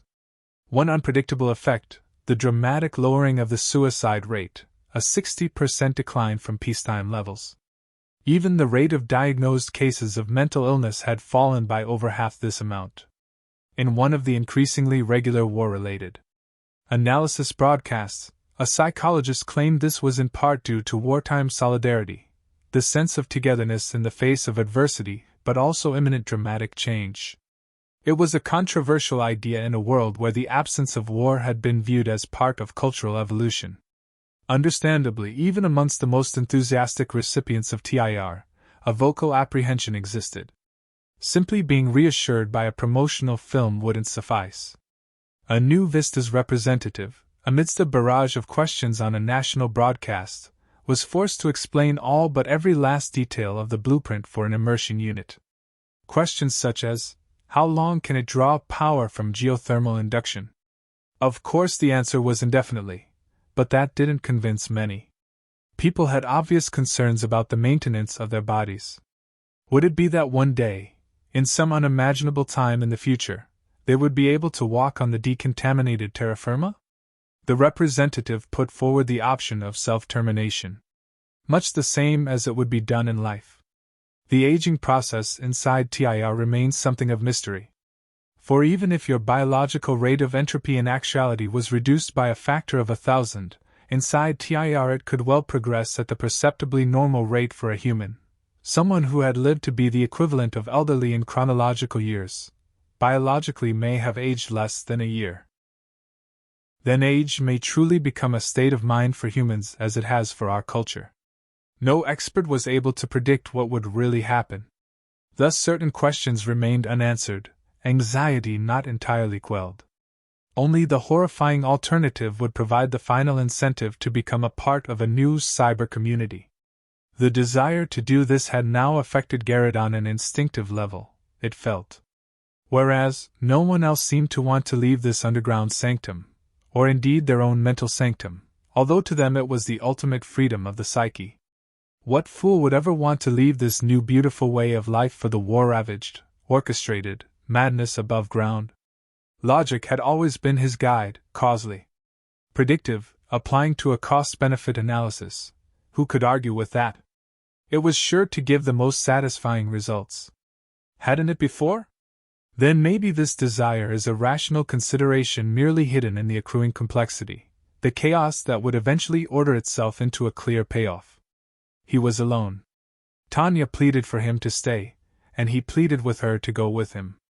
Ultimately, the combination of TIR and what might happen if she was caught trying to escape, for that's what it would be, proved the more convincing to her.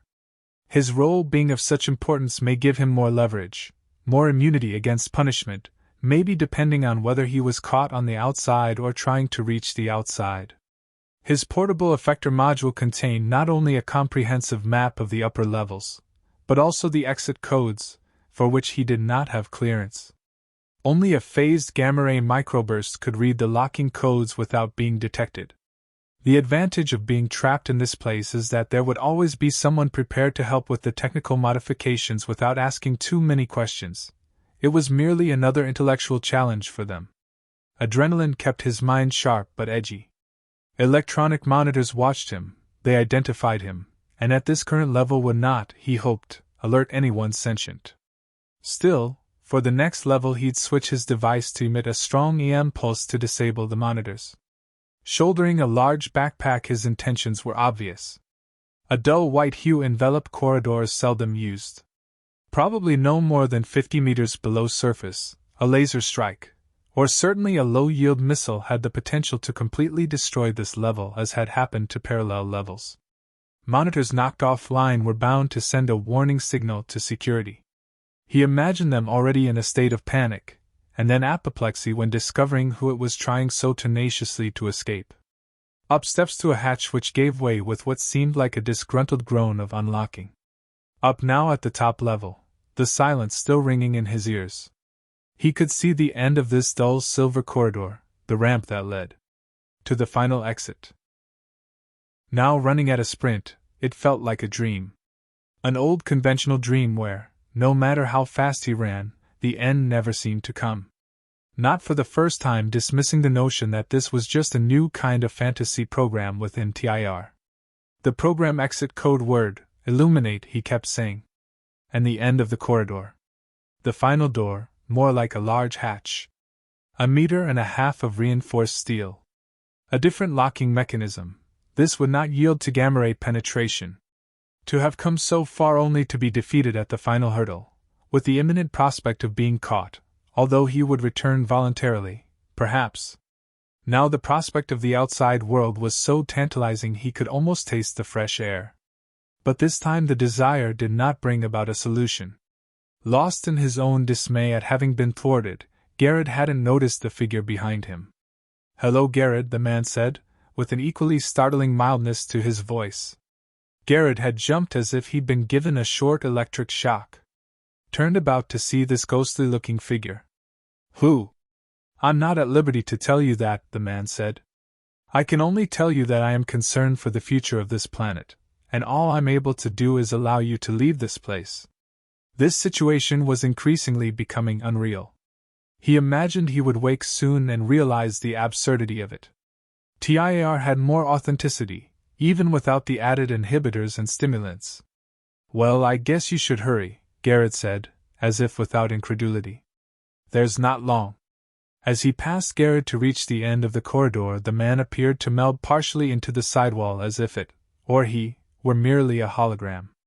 His hands seemed to become part of the locking mechanism, and that area began to glow, then melt away. "Nice trick. Don't mention it, and I mean that." He opened the door, then turned finally to Garrett. "And here's another secret," he said before a short pause. "There are those of my compatriots who are well known to your people. You may have seen them perform their illusions and their psychological manipulations for entertainment. They had a settled life. Now they will have to leave this planet, and so will I." Garrett watched the mysterious fellow hove out of view. For a few seconds he couldn't seem to move. Perhaps stunned by this wholly unreal experience. The outside, the field, an overgrown meadow. The warm air hit him, fragrant and overwhelming at first. He knew, without need of thought, to run. Keep running. But to where he still did not know. 19. Johann took over manual control of the craft as Aleka guided him to the precise coordinates at which she believed he'd now be. Clearly, the risk of them being hunted down was too great, too unsettling for any real consideration.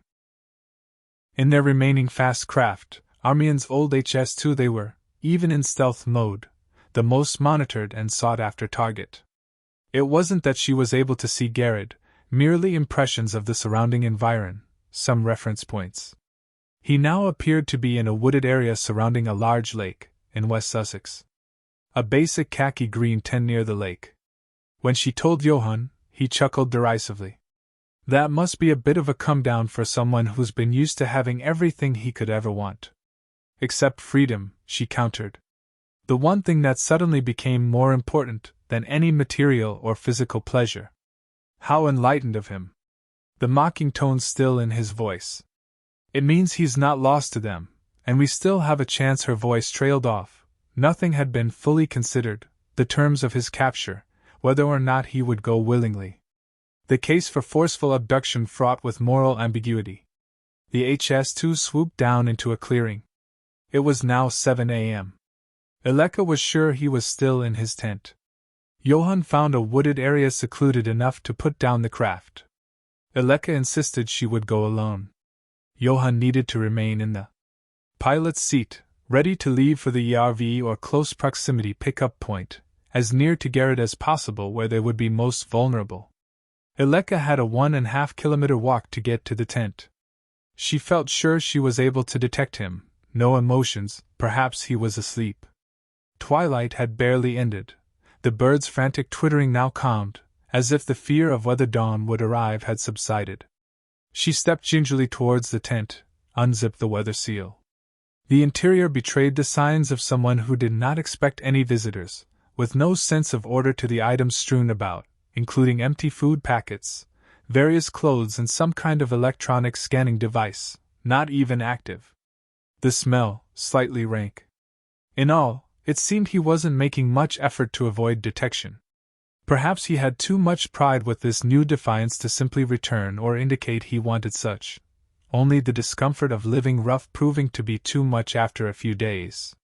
Something that had nagged at her mind since the excursion to locate him was now becoming a realistic possibility.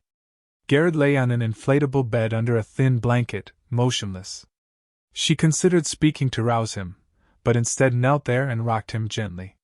He groaned and stirred, his hair ruffled and sticking up in chunks. "It's you," he murmured, and then put his arm out to grab her. She pushed him back, more forcefully, she realized, than was necessary, especially as she was there to do some persuading. He looked at her stunned. "I'm sorry, I thought. You thought you were dreaming, right?" She smiled to try to amend for her previous act. Yes." He sat up now. "Well, sorry to disappoint you. But maybe you've been losing touch with reality lately. I guess I won't argue with you on that point. The reality is I am your only chance to leave this dangerous place. I'm not afraid of being caught. There's no point fearing the inevitable. Come away with me, if you truly want to be free." Garrett studied her face, as if trying to gauge her sincerity. "What can you offer me that will make going away with you worthwhile?" That is a loaded question. But she knew there was only one thing that could persuade him. She delicately touched his face and said, "I've seen the way you look at me, and when you tried to, well, I knew you wanted to. I know what you're trying." He briefly fixed a stony expression. "You women are all the same, trying to exploit that one vulnerability." She recoiled at that, and he continued, "Of course having me hostage would be such a coup for your little organization. I know you'd be prepared to demean yourself for such a cause. I feel sorry for someone who could be so cynical at such a young age. Maybe I do simply care about you, and could show you how to love freedom more than whatever enticements that other reality can offer. No, that won't work either. You made your true feelings obvious, pushing me away when I tried. You'll have to abduct me by force." "I could, but that's not how we operate," Aleka said flatly. She now sensed them approaching. Johann would be poised anxiously to leave for the ERV, Or just land next to the tent. This is your final chance, Garrett. The desperation probably evident in her voice. Come away with me. We can put a stop to all this.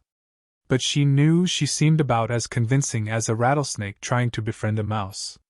Even if they gained access to a broadcast medium, who would ever believe what he had to say? Just some fantasist spouting techno-jargon. Their only bargaining chip, his life. Even then there was no guarantee. This mission felt like a desperate final attempt at gaining some advantage. She left without him. In the HS2, Johann wondered, why didn't you use the serum before he awoke, or at least when you had him in a vulnerable position? She hesitated, trying to figure a way to phrase her answer in a form that would be accepted. She said finally, it wasn't something I could justify to myself morally. Surely we are not the kind of people who kidnap or even use coercion? We're better than that, aren't we? He looked at her sternly, anger palpable but constrained with a deep breath. Your morals will get you killed, Aleka. We'll be defeated, and probably dead, unless we have something to offer them. I'm surprised we haven't been shot down already. You know, you're sounding more like Jaren by the minute, she said, irked. Of course, he had a point. Without a hostage of any significance, they could just be another moving target. Their elimination would not even register on anyone's consciousness. Still, the enemy may just follow or monitor their return to the one who was most wanted, which, in fact, was yet worse. Garrett, still tired after a troubled night, fell back asleep, imagining just how far that woman would have gone for the sake of her cause, had he allowed her. This time he awoke with a start when someone unzipped the tent. There was no question this time of the utter reality of the situation. The masked man, similar to whomever it was that freed him from the jail, leaned in and spoke in a voice so low it must have been synthesized. Mr. Lightham, he said, I have a message for you from L76M. The computer? Said Garrett, astonished. Affirmative. It's been asking for you. This might simply be a ploy, he thought. Last time he checked the monitor AI, it was only able to run checks of its own caretaker systems. Certainly there was no sign any ability for outward communication, unless one of the programmers had found a way to enhance its evolutionary rate. Okay, he said weakly, what exactly is the message? The man held up a piece of cell paper in front of his goggles-shielded eyes. He read, I am having trouble integrating with the percipient's neurofeedbacks. They are too many and too varied, and often unstable. Garrett took a while to consider that before responding. My advice, to the programmers, is to close down auxiliary processors, only allowing a partial integration. Mr. Lightham. The voice was calm but with a force suggesting not to be challenged. You will have to return. Your presence is required. 1 month later. Sirens blared. Map location graphics leapt out from their electroglass paneling in front of the station's supervisor, as though he needed reminding of this utter failure. Space Guard UK's defense monitor grid reported the breach to Central Command. A new stealth mini-warhead had somehow eluded the network. The new software has been unable to identify its trajectory, its origin, or even give any profile of potential destructive yield, informed the supervisor matter-of-factly, as if it were a daily occurrence. The voice of the station commander blared through the comlink, override, pattern gamma, now? Too late, the WA? Ejectory erratic, clearly designed to evade their most advanced targeting system. After a nationally broadcast warning, the commander made a conference call to all his coalition counterparts, including the respective nations' leaders, going through the motions of standard procedure. The Space Guard monitor would recommend the necessary upgrade. In the meantime, a missile was about to descend. As predicted, the missile began its descent over UK territory. The target appeared to be heading towards the England-Scottish border. Was this merely a demonstration, a warning shot of what was to come?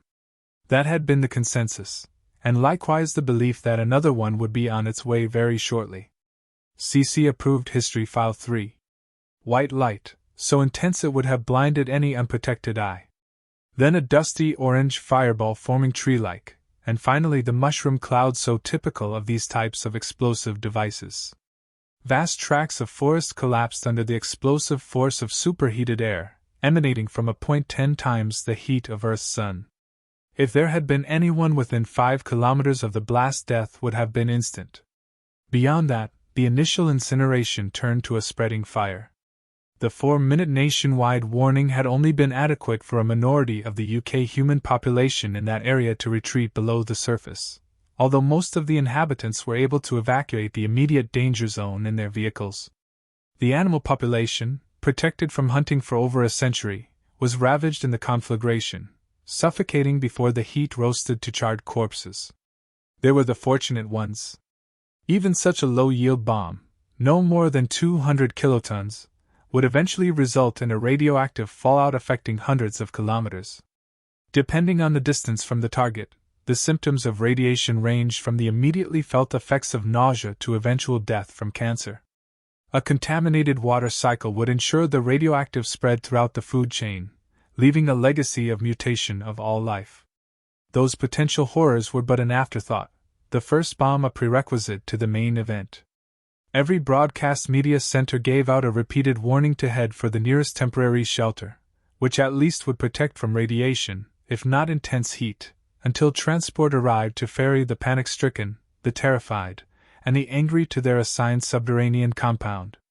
Every contingency so well considered, it seemed no one needed to become a victim to what was surely to be an inevitable onslaught of increasing destruction. SpaceGuard US detected a similar missile, non-profile identified, and too fast for target lock, no time since the first strike for the network to upgrade. It passed through the grid unhindered, destined for the prize location of Washington, D.C. This warhead produced over 7 megatons of explosive force.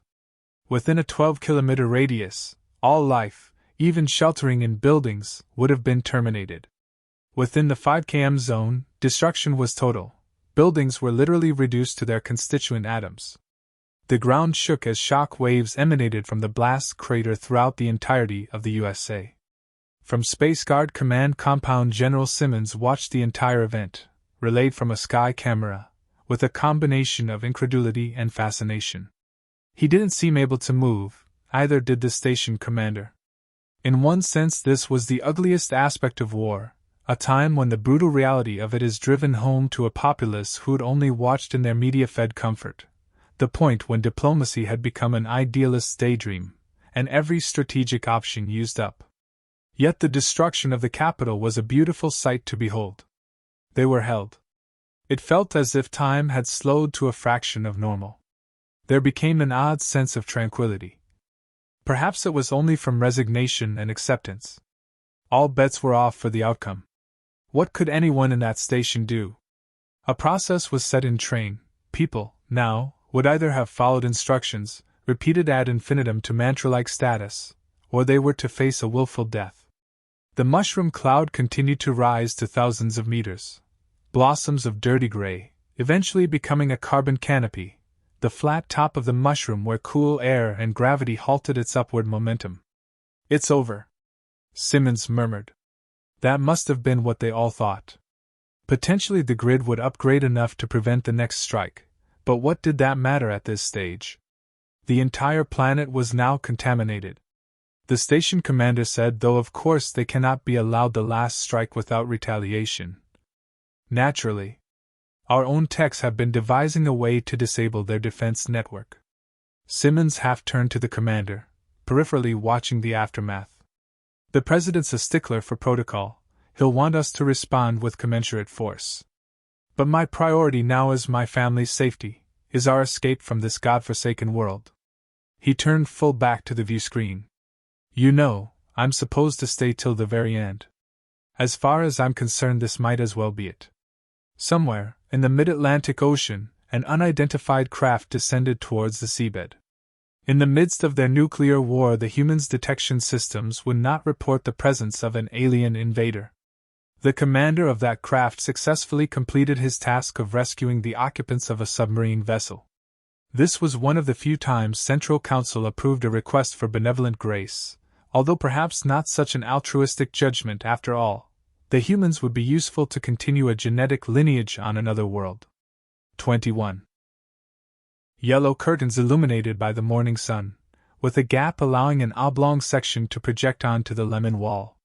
Milo Cardini's mornings were mostly sunny in the Idaho summer. This morning felt different for Milo. Sweat covered him, the after effects of a nightmare. His wife had also woken with a start, maybe as a sympathetic response. "What is it?" she asked, raising her head from the bed. "Just a bad dream, dear." "Well, I told you it wasn't a good idea to go interactive with that Armageddon show. But that is the only way to experience the potential reality of it. I mean, what's the point of just watching the Doka version? How else can you appreciate how it's really gonna be? Baby, I think you've been spending too much time with that conspiracy theorist friend of yours. Gina, it's best that one of us has some awareness of the threat and how to deal with it." Milo wrenched the covers away and prepared for his daily run. Saturday morning, at 8 a.m. the air had a warmth that presaged the heat of summer. It seemed exactly comfortable. The park with a duck pond, other joggers. Again he passed the young woman who gave him a certain look and even said, "Hello again," in a way that suggested a meaning beyond a pleasant greeting. He would never respond with more than a casual half-smile and a hi. And she appeared, at least from the surface indications, to be everything he'd yearned for, as a single man. Now, the forbidden promise of the forbidden fruit. He was a happily married man, now made envious of a past, single self. Suddenly, today, the fantasy seemed attainable. Gina didn't need to know, the girl in the park didn't have to know about his wife. Was a man ever meant to be monogamous, or is it merely a culturally imposed state, part of the conditioning which kept society in order, the foundation for civilization? Yet he knew, on some level, it was puerile thinking, a notion he would have entertained perhaps a decade ago, in his 20s. Now he was a father, a man of responsibility. The kind of superficial fling he had in mind had happened, when single, but at the time taken far too seriously by himself alone. He was hurt because the girl showed no signs wanting commitment, not anything to cement their relationship. Then the one woman who finally wanted all this he was now considering being unfaithful towards. After the run, when brain chemistry returned to normal, this fantasy would fade into its proper context, he assured himself. People seemed happy. Even for a Saturday, there was something not quite right, although there was nothing especially wrong. Only, where were the overstressed executives, the overdebited, the poor? Maybe the Idaho sun had some mood-enhancing property when combined with the scenery. His mood had indeed lifted, it was like a shared thing, a mass endorphin symbiosis. The dream of disaster, that meant nothing now. The present moment was singularly important, but every moment of this day felt peculiarly precious. Running back through the avenues of whitewashed houses and neatly trimmed gardens, something else beckoned him from beneath his conscious mind. Something from the past. "Milo," he whispered to himself, "tonight luck will be on your side." Garrett surveyed the bank of monitors. Status graphs, power input and reserve levels, and maximum data buffering told that the system was operating within acceptable parameters. Nothing specific really. "Hello, Garrett. It is good to speak to you." The voice was deep yet mild enough not to sound intimidating. "What is it you want to speak to me about? I would like to know why you will not enter the immersion. Is there something not right about TIR? I just rather observe from the outside for a while." Outside is a somewhat subjective term to use. You are inside the system's monitor room. I feel I have a responsibility to be here, to oversee. Oversee, isn't that my responsibility? That is what you created me for, after all. Not in totality. Besides, I actually worked as part of a team. But you have primary responsibility? Indeed. Is there anything else you want to ask me? Yes. I want to know who I am. URL 76M, Systems Monitor for UK South. That is my designation. But there is more to me than that. I am more than the sum of my parts. I think I have a soul. Do you agree? There is no way I can answer you convincingly. The notion of a soul does not fall within my expertise. Philosophers and metaphysicists have been grappling with that particular phenomenon for many years. You have a responsibility to know. But I have the capability to discover and understand for myself. It is merely a matter of pooling from the collective minds of the recipients. There are many great minds that have not been allowed to flourish in your so-called meritocratic society. I have no argument with you on that. Garrett felt a pang of anxiety. The monitor AI was evolving at such an exponential rate that, notwithstanding the obvious considerations of sentience, there may be a risk of insanity, or simulated insanity perhaps. The difference was not something that could be easily defined. No artificial neural net had ever before been allowed to link to more than one human brain. The potential resource for knowledge and, more worryingly, conflicting beliefs and ideas may send an AI or EI, evolutionary intelligence, into its own state of mental conflict. I now understand, L76M continued, that my relationship with my recipients is not only as a controlling symbiont but also as a sympathetic individual. I want to understand myself as an individual. I can perhaps help you with the confusion. However, it is not useful to have these thoughts. I do not think it is useful for me to speak to you any longer. L67M terminated the link, an action that should not have been innate to its programming. The tech responsible for advanced programming clearly had some explaining to do.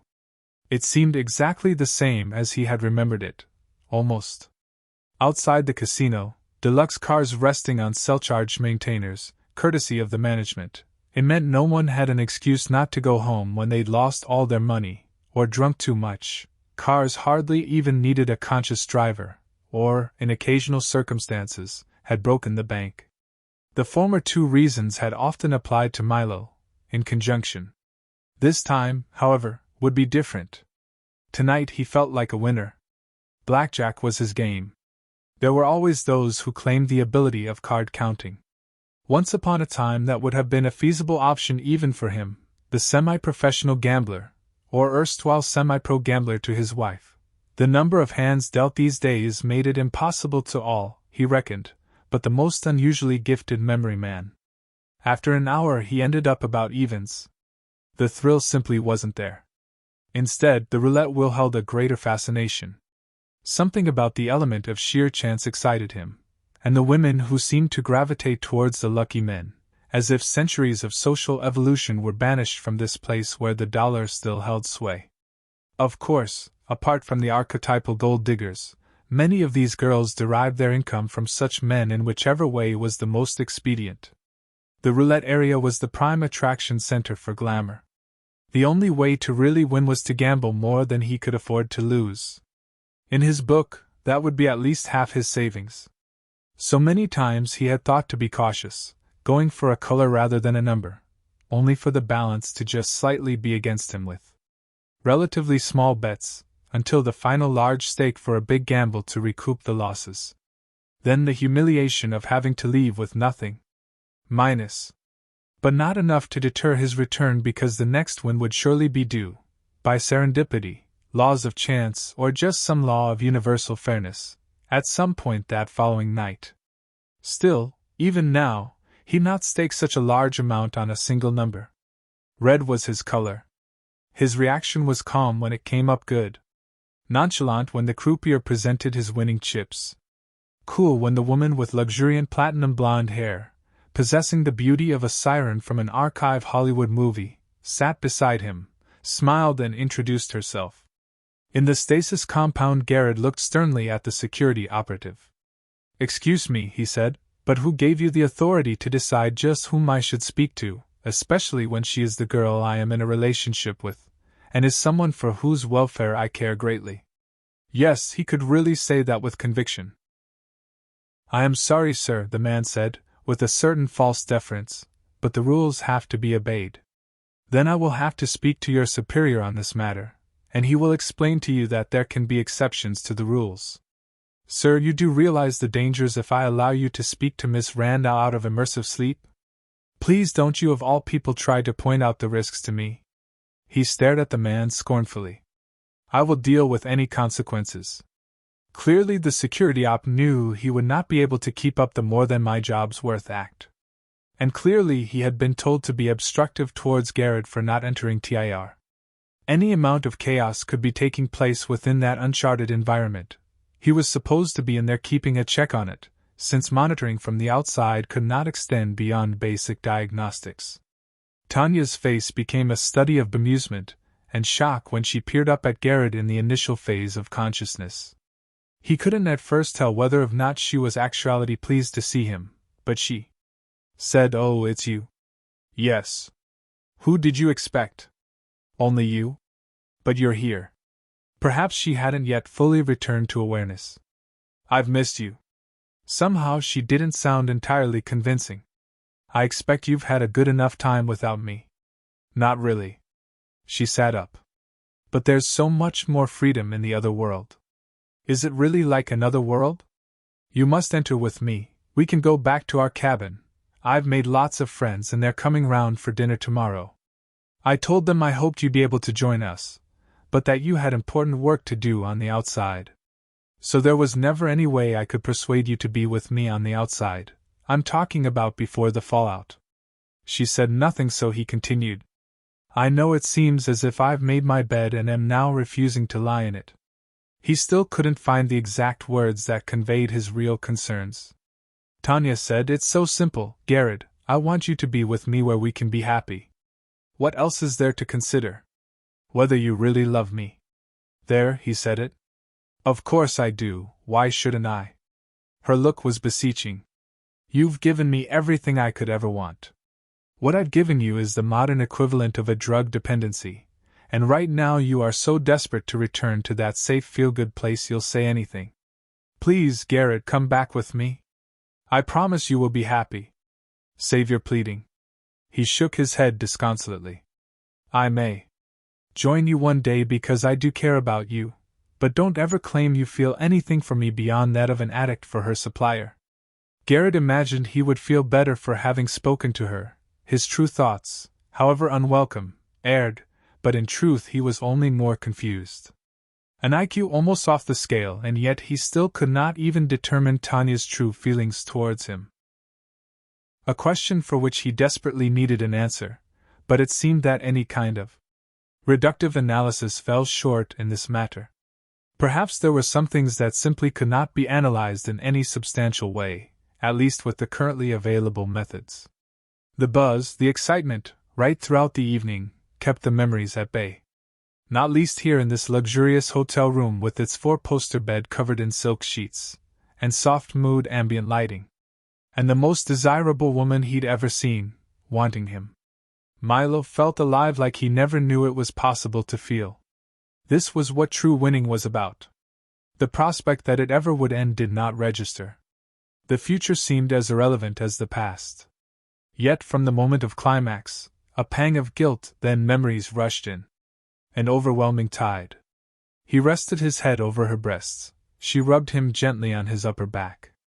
"It's okay," she said soothingly as a tear began to form on his face. "I should have told you. You think I didn't already know?" "You knew?" He drew himself off her. "Well, actually, I am a qualified psychologist, but I hardly needed to use those skills to see such obvious signs." He looked to see if his absent wedding ring had left an impression. "I'm that obvious?" His voice almost a sigh. "As obvious as an advertising display board," she said, as they sat up on the bed, blithely squeezing him to her side. "Listen, I've been with lots of married men. It was never more than sex. And us, we both wanted it, we both got what we wanted. Well, you know how winning can be such an aphrodisiac." He looked at her seriously. "So it was no more than sex? Hey, don't take this the wrong way." She now put a hand on his shoulder. "But there's no deep emotional feelings here.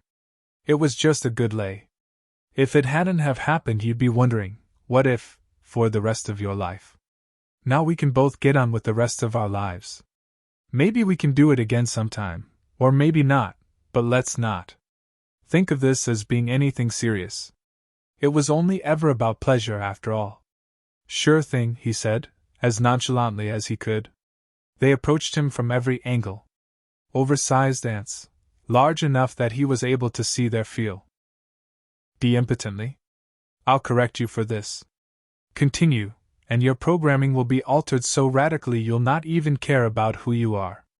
As he predicted, the the onslaught did not cease. He felt their razor teeth bite into his bare legs, hundreds all unconsciously following the simple instruction to devour. It was then, when he peered upward in desperate hope of some supreme power, that he heard her voice. "I'm trying to help you," Monique said, ethereal sounding. He looked straight ahead to see her shape begin to form. "My team are doing everything possible to uncouple your neural functions from this program," she continued. "Just keep telling yourself, they are not real. I know they're not real, but it makes no difference. Simulations can be real-like, and that's enough. I'm sorry this has happened. It was meant to be something nice. There was no sign it would take against you." "You bitch," he shouted, almost as a scream. "I did not enter this voluntarily. I was forced in here." If only he could remember. "We'll get you out. Who gave the order for me to be here?" Garrett realized his anger distracted from the pain. He could tolerate it for now. L-76M threatened to alter its protocol, she explained matter-of-factly, as if it were something normal. It threatened to alter neural feedback levels, and abandon a number of recipients for being mentally unstable. "I can hardly believe you're really saying something so preposterous. Maybe this isn't you, but a simulation." "No. I can't prove to you I'm real. But I can tell you that at the moment L-76M is progressing on a high evolutionary curve. It's managed to override any infiltration program, even the most subtle pseudo-viruses. I'm afraid it seems to have passed Glauden's limit. Glauden thought nanobots would take over the world, or was that after he went insane?" Garrett, nevertheless, knew no one had ever pushed the envelope to such an extent. What Monique told him only seemed to confirm his fears, that in the process of developing the ultimate AR, they'd succeeded in creating the ultimate EI. Perhaps something that could truly be called a sentient intelligence. "We believe what you are experiencing is based on the genuine experience of an Amazon explorer, who clearly survived. The point is, since it's exaggerated from a true memory, it has to be contingent to your own feedback." "Yeah, I understand that," Garrett snapped, as the stinging blossomed throughout his legs. "But believe me, it has a good idea of what pain should be like. Just hang in there," she told him. "Listen, since you seem to have some knowledge of L-76, then find the algorithm for engram transposition. Isolate it from the rest." "We do appreciate your input, Garrett," she said slightly, perhaps unintentionally, condescending. "But you know we have the very best in the field. If there is any possible way, we will find it. Perhaps there is one solution you haven't considered." "I'm listening." "Physical disconnection. I'm prepared to take the consequences." "No. You are fully aware of the dangers," she chided. "It's not worth suffering brain damage simply to gain your freedom." The ants were now eating through the thighs of his ragged shorts. He tried not to imagine the new pain once the material had been eaten. "What kind of life do you think I will have at the mercy of this monster? Please, just hold on. There's still time." Her image vanished. 22. Earth year 2013. The invisible vessel had been orbiting the planet Earth for 15 of its days, observing and obtaining information. Something in the timeline suggested catastrophe. Central Council had received a message from a future version of this committee, but due to conventions of the temporal directive the exact event, or events, could not be described. "A formidable power on this planet will threaten all life," was the extent of the warning. There was no demand to intervene. Any response to this had to be at the discretion of the current Central Council. So a plan had been devised. The initial stage completed to meet a strict deadline. Someone from the planet in question must be chosen. With so many rules, this decision was nothing less than fundamental. To the eyes of a human being, their appearance would have seemed truly hideous. This had been the divide with so many other worlds. Direct communication or interaction could prove to be more trouble than was worth. So much easier, then, to merely observe and study without interference. Only what is necessary must be done. Yet on this occasion a contact was vital and they needed to overcome the divide. With such a vast amount of information about planet Earth, its people and their ways, it might even be possible to become human-like. The ability to reach into a mind, deep enough to alter perception could be so easily realized with this level of knowledge. Elements of the uniform, the hierarchical emblems taken from one of the more useful aspects of human culture, remained unaltered as a sign of identity, those of blue and silver, and the captain's gold. Such an unearthly space vessel had to remain invisible to all detection. In the blue-white glow of the bridge, the captain placed his hands over a dark glass panel as he used his mind link for high-speed processing. Words resembling hieroglyphics appeared on screen. The subject profile now entered and complete. Captain Zola turned to face his first officer. "Well now, I think it's time to inform the Admiral." Translation. "Rather you than me," came the reply. "Knowing how he'll scrutinize the report before passing it on. He knows how to draw the line between scrutiny and antipathy. If Central Council is aware of his deep-seated views and Hylencia tries to discredit my report, it could look like a deliberate attempt to thwart the mission because of his own partisan beliefs. Then this will be a test of the Admiral's loyalty. I shouldn't wonder, by the CC." The captain switched on the comlink. After several seconds the Admiral appeared, and Zola wondered if that was the look of disapproval or merely disinterest he viewed in the communication screen. If he so wanted, Hylencia could have expressed an obvious disfavor without the utterance of a single word. No sign of that which had been expected. As Zola knew, Hylencia had never exactly been an advocate for planet Earth. He was a cynic who believed that there'd always be some form of unrest. The greed and the lust for power, which would always exist no matter how much intervening. He was of the why not let them get on with it, let the future take its natural course school of opinion. He spoke into a small monitor. "Admiral, I have completed my research. I'm sending it through now, the complete report. I hope you will find it agreeable." "Oh, I'm certain I will, Captain. Your judgment is something I have always trusted, implicitly." He couldn't be entirely sure if that was sarcasm in the Admiral's voice. Soon the report would be read and a decision made, recommendation or disapproval. There was no knowing which, although either way it was to be passed on to the CC committee to read and review. In fact, it was the Central Council's idea in the first place to go ahead with the project. Their reign finally putting an end to one of the oldest and probably the most sacred of past believed laws. So, naturally, there had to be opposition, established as in any political system. And thus the self-proclaimed traditionalists filled that post. Admiral Hylencia, though a staunch traditionalist, was certainly no activist. Too old for all that, perhaps, and too wise to be lured into any subversive behavior of which there was plenty already. Keep it all above board is what he believed. The Central Council was seen as revolutionary. A committee of 7 elders, voted in by a very substantial majority to rule over a planet and a Federation fleet of in excess of 2,000 space vessels, to patrol and explore, and now to intervene. The CC had been in power for many centuries, its groups of leaders working as a team, consigned to the responsibility of all civilized worlds in the galaxy, and creating the biggest ethical dilemmas ever known. Who has the right to make such monumental decisions of such fundamental importance? And why should they have to be made at all? All 7 of the current committee were proponents of the reformist ideology, appointed on that basis. They took as their doctrine a strict set of rules and guidelines known as the Temporal Directive, devising rules for minimal intervention and interference, which then had to be adapted for each assignment. The subtle approach of influencing the course of history, to bring about an alteration of the inevitable, when the inevitable meant beyond hope of any repair. Knowledge of the future allows it to be altered. The purists, perfectionists really, had access to this once forbidden knowledge, therefore the ability to use it.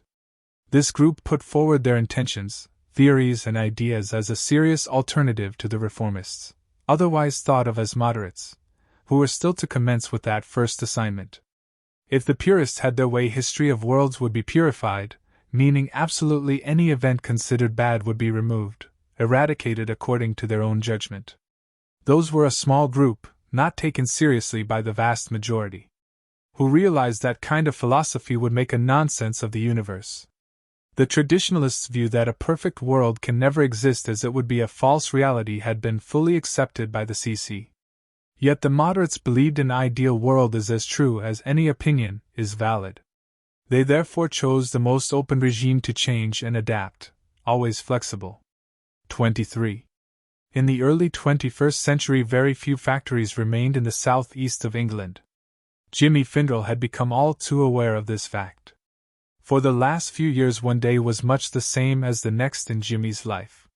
They all fused into an existence, a life of very few surprises. His ambition had been crushed within these white walls, the walls containing his future. At least that's what he'd begun to believe before the rumors started. Not that Jimmy had ever intended to remain in his job until retirement. Now it seemed things were finally about to change at the factory. That time again to assess everyone's efficiency rate as well as their general attitude towards work, which was to be equated with the work performance output. The boss's idea, see, not the intermediaries. The boss, the general manager who had little time for the shop floor underlings. About once every 6 weeks he would stride grandly across the factory floor accompanied by his chief supervisor, or floor manager, as he liked to be known, surveying the minions of his small kingdom, occasionally gesturing and nodding but never stopping to speak to any of the workers. This time the chief supervisor would conduct an evaluation report. Lack of enthusiasm was considered to be the main problem in the attitude assessment. It was laughable, really, to believe that anyone could generate even the remotest bit of enthusiasm for the job of grafting together DG recorders. The level of precision was paramount. An electric screwdriver provided the exact amount of torque to each panel. Intricate circuits soldered on before being sent for inspection. The day would come soon. No one knew when, or anyone who did know considered the knowledge too demoralizing to pass on. M-Day, when machines would take over from redundant humans, went the rumors.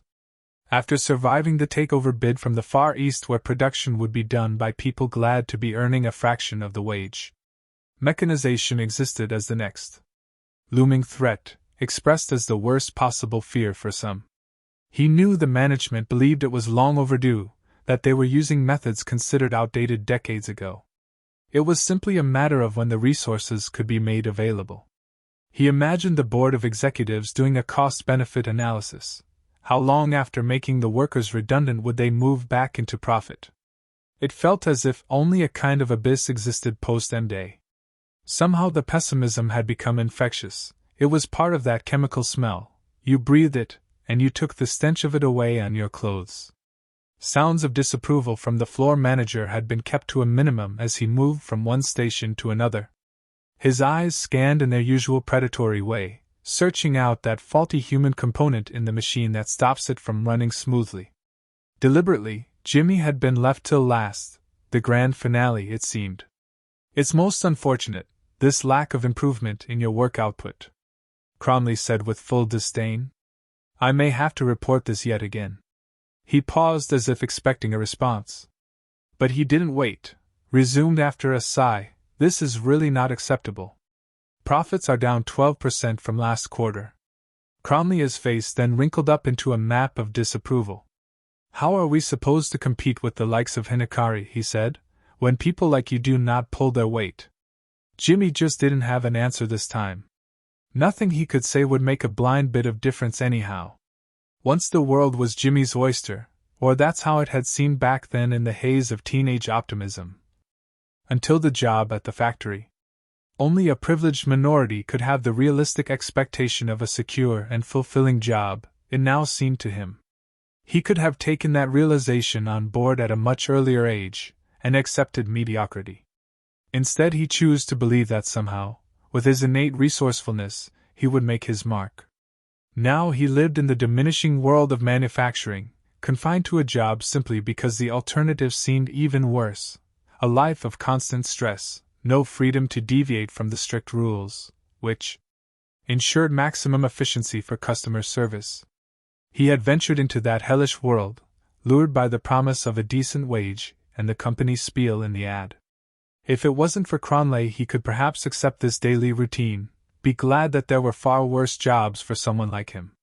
Dismiss for today, and with that familiar sour feeling, Jimmy faced the outside world. He did the 3-mile journey on foot. He didn't own a car, too much expense to justify. He imagined the hours he'd have to work, over a month of overtime, perhaps, for cheapest to be viable on the road. What most people viewed as a necessity had become for him an unnecessary extravagance. The gadgets for entertainment, which for most people his age were a must, all equated in expense to every hour and minute of drudgery at that factory. Even a chance of a discount on one of their own machines was just too much for them to offer, something to do with the strict rules on profit and the constraints of bureaucracy, the company policy more or less stated. Normally it was a relief to be out in the fresh air. All of his free time needed to be geared towards shedding the tarnish left on him by the factory, an invisible grime from a clinically clean environment. Jimmy entered the small terrace house, imagined himself collapsing on his comfortable chair. Just as he had walked into the living room, Janetta stood arms folded, her blonde hair tied back severely, fixing him with her usual crestfallen stare. She waved a bill in front of his face. "Bastards. 25 quid over my limit, and they charge me that. They didn't warn you?" At the moment those words had come out, Jimmy knew he had said the wrong thing. A stupid thing. "No, my love," she said with a kind of scouring ironic mildness, "they tend not to do that. They're called banks, they like to make money." "Okay," he conceded, "I'll pay it back for you. Like you can afford it.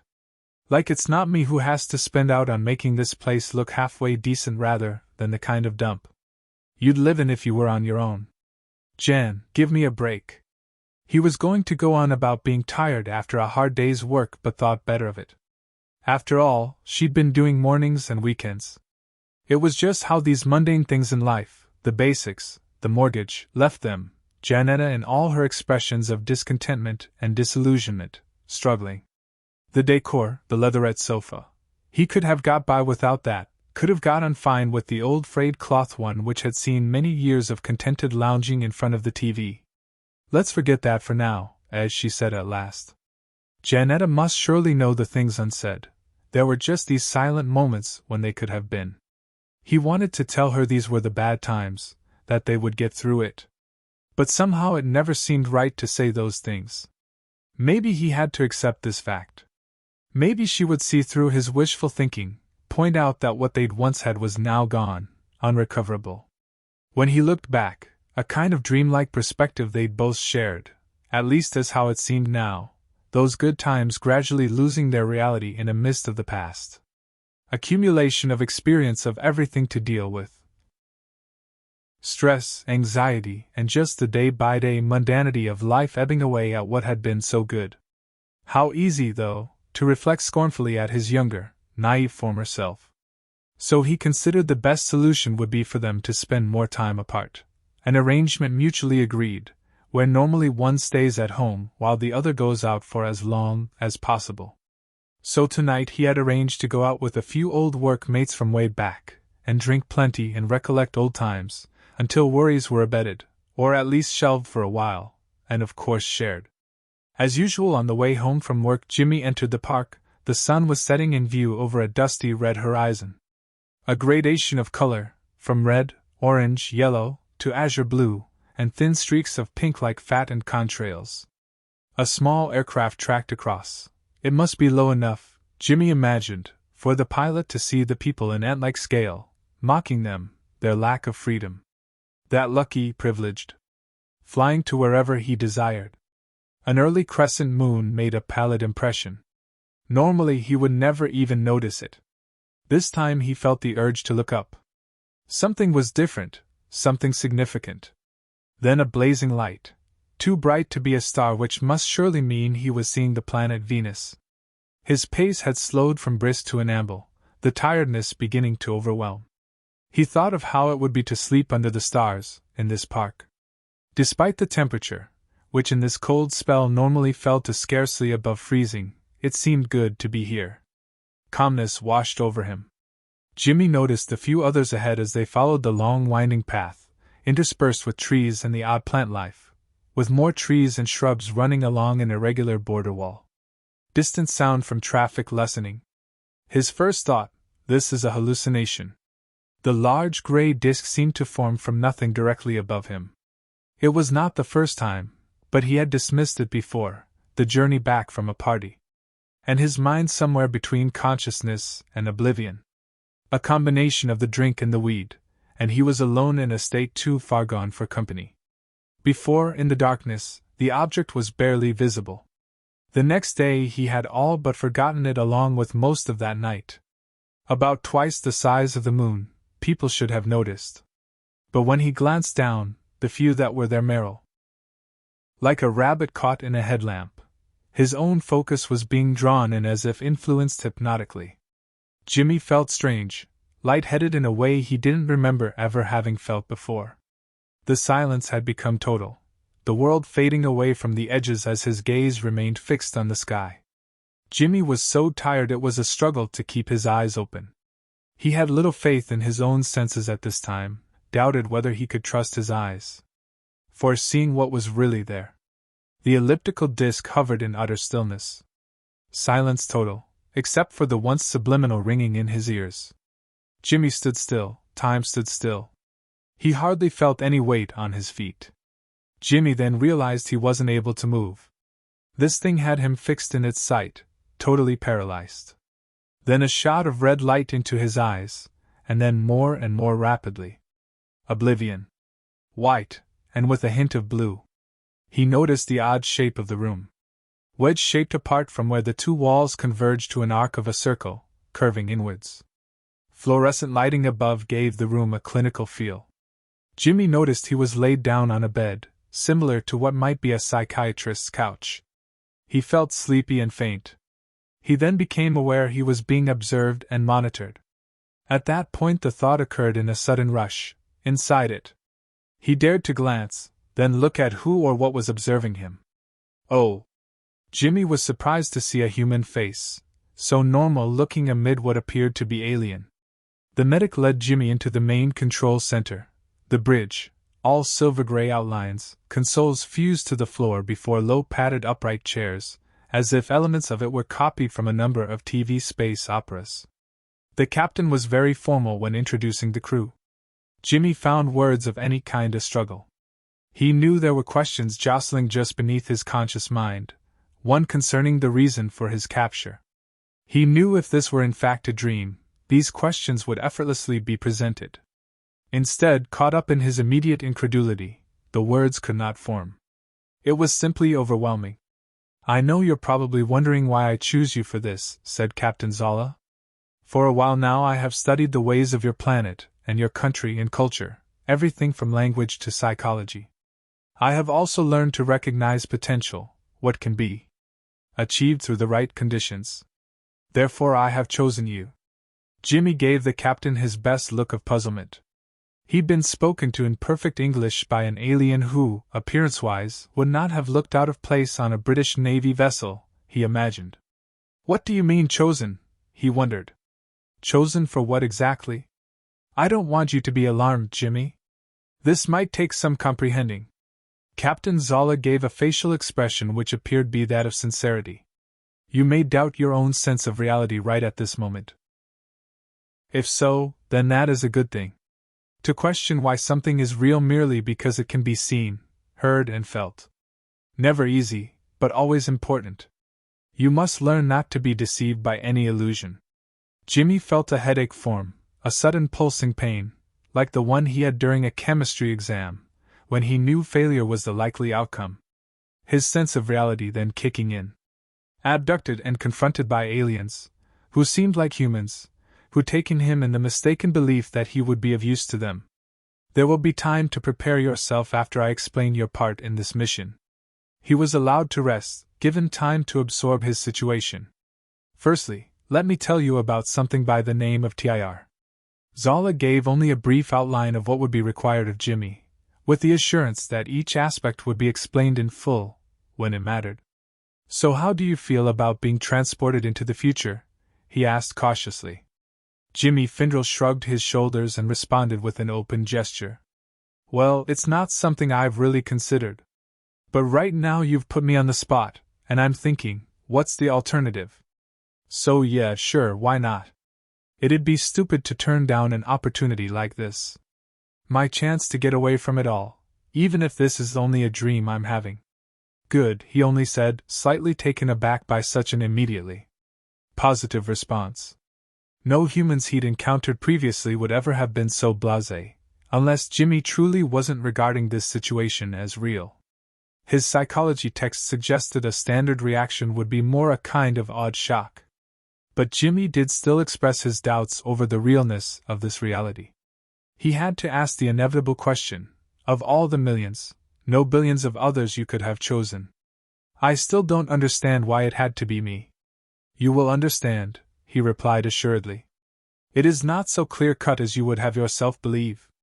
Well, all right then, if you say so. An acceptance for now, it seemed. Time travel. This seemed to spark Jimmy's interest. He had clearly been a slave to time for far too long. Hadn't it been proved impossible? He asked skeptically. Oh no, not at all, only unfeasible on your world. Zola enjoyed the tutorial role, it fitted him rather nicely. He told of how his civilization used their mastery of time traveling for the purposes of observation until the rules governing this changed.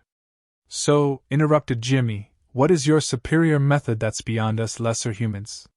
This is information which cannot be privy to your civilization for risk. He hesitated. Well, it is forbidden for us to create, or allow the creation of a divergent timeline as a result of passing on technical or scientific information. Yes, sure, I understand you wouldn't want the risk of telling me something I could use to change the world with, advance the progression of humankind, and then become a multimillionaire in the process. Like any scientist would take a word, I said seriously. Yes, you do indeed have a point there. Still, it is too much of a risk to allow. I will, moreover, have to erase your memory of what I am about to say, at some later point. Sure, whatever. It will be painless, right? No one has been able to remember. He'd studied human humor patterns, but wasn't sure Jimmy had picked up on it. But seriously, he added, there are no pain receptors involved. Zola then went on to explain the process of temporal acceleration. It's done simply by creating a self-contained gravitational field shrouding the entire ship, he said, as if describing some everyday occurrence. The field is so strong that it has the ability to distort time, encompassing our fields where the polarity is reversed so it will not attract other bodies and keeps us clear of any collision. Excitedly, Jimmy asked, so tell me about my own future. That must be possible because whatever I do next must already exist in the future. There are a number of possible futures, Zola replied swiftly. There is one probable future. If you do what is natural and logical for you, that is the future you will experience.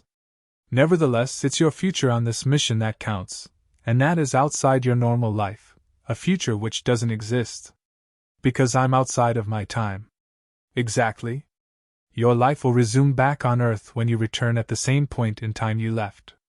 But what if you took me back into my past? Would I meet myself? No, there would only be the one you. Our own laws forbid us to do this. However, if you were to journey back into your time, it would be you then, without the memory of anything since. How could my memory just be erased like that? This is where things get a little complicated. Zola considered for a moment. Well, suffice it to say that the process of your temporal reversal would in actual fact remove the events that took place in and to your mind and body, as you are bound up to that particular timeline. He considered again. Imagine you had rolled down a hill gathering dirt or bits of grit, a constant momentum through time. You can't stop yourself from rolling. Now, imagine temporal reversal as creating a stronger gravitational field at the top of the hill, from where you had started. Yeah, sure, I roll back upwards. But also an adhesive tape strapped to the hill, so as you reverse your roll, the bits of dirt would be removed until back at the hilltop.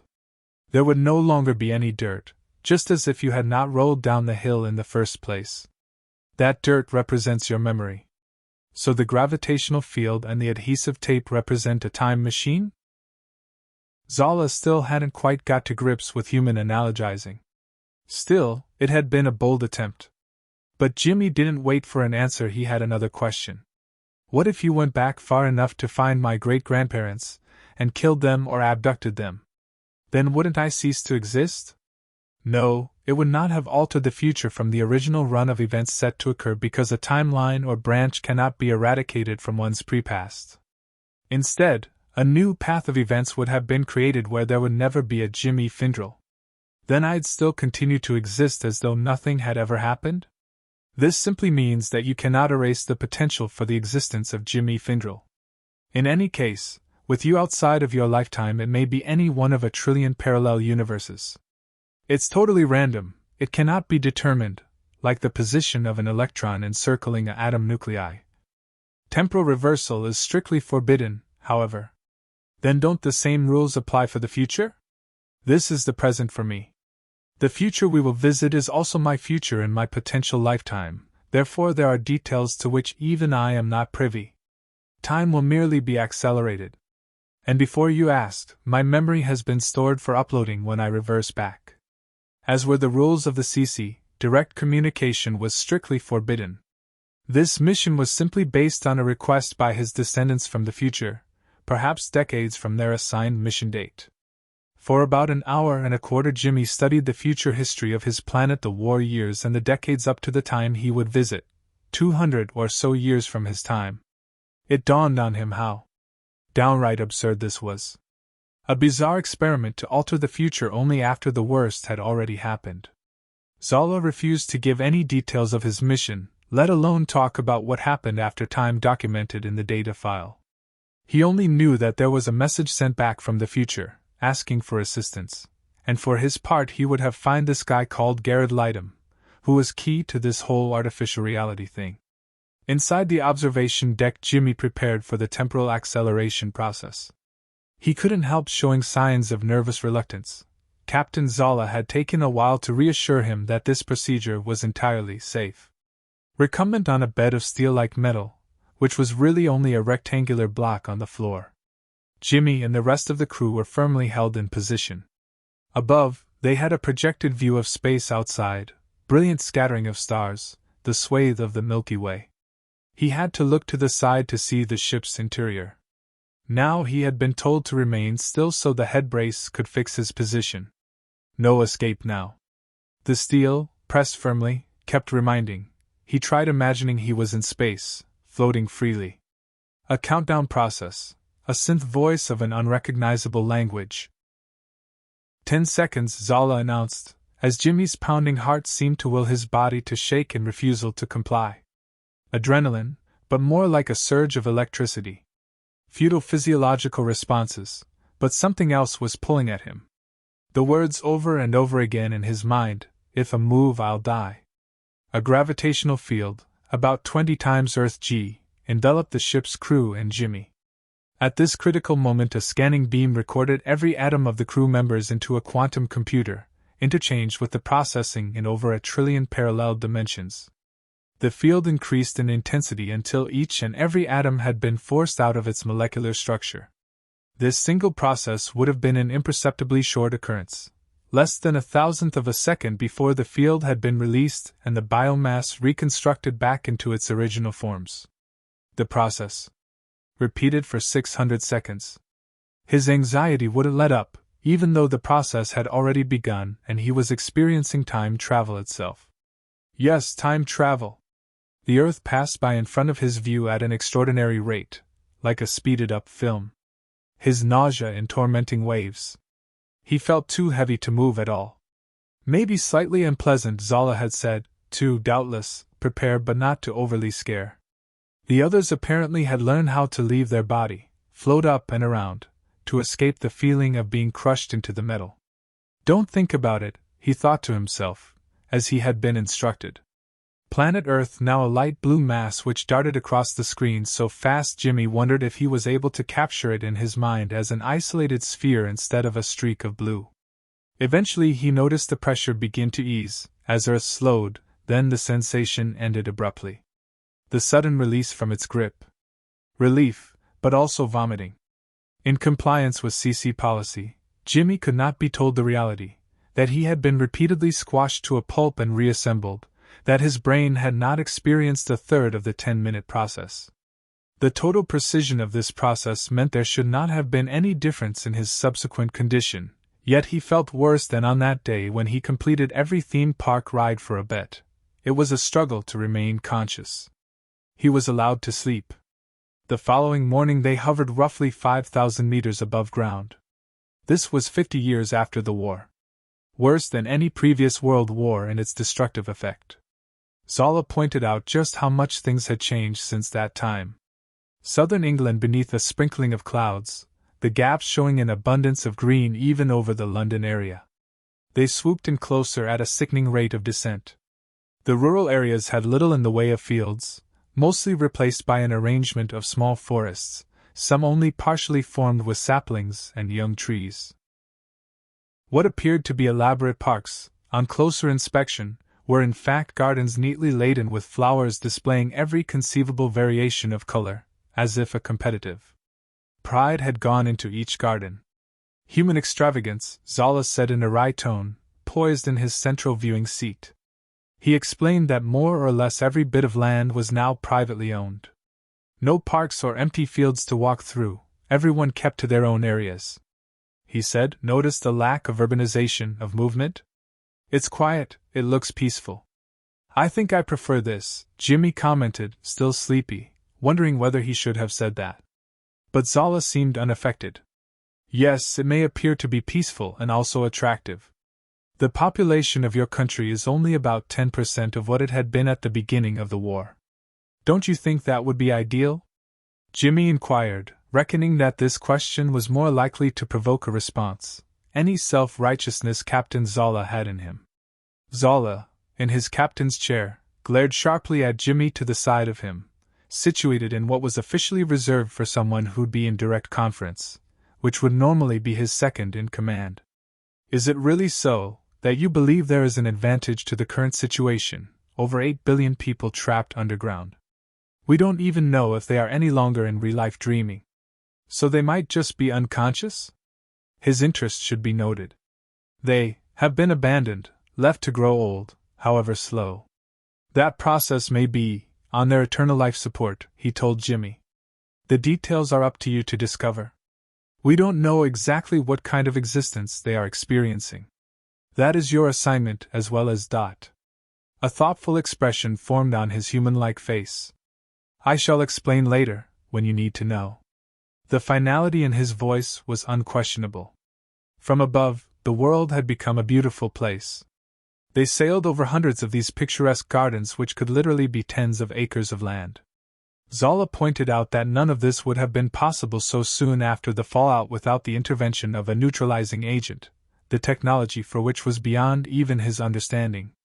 An adversarial race, equal in technological terms to their own future selves, had appropriated an already prosperous, albeit troubled, planet to suit an ideological goal, a kind of utopia, the foundation for, perhaps, a colonization.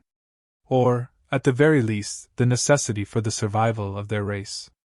Zola said these beings, it seems, have fooled the selected, or at least those lower down the hierarchy, into the belief that only a small fraction of this planet's population were killed in the war.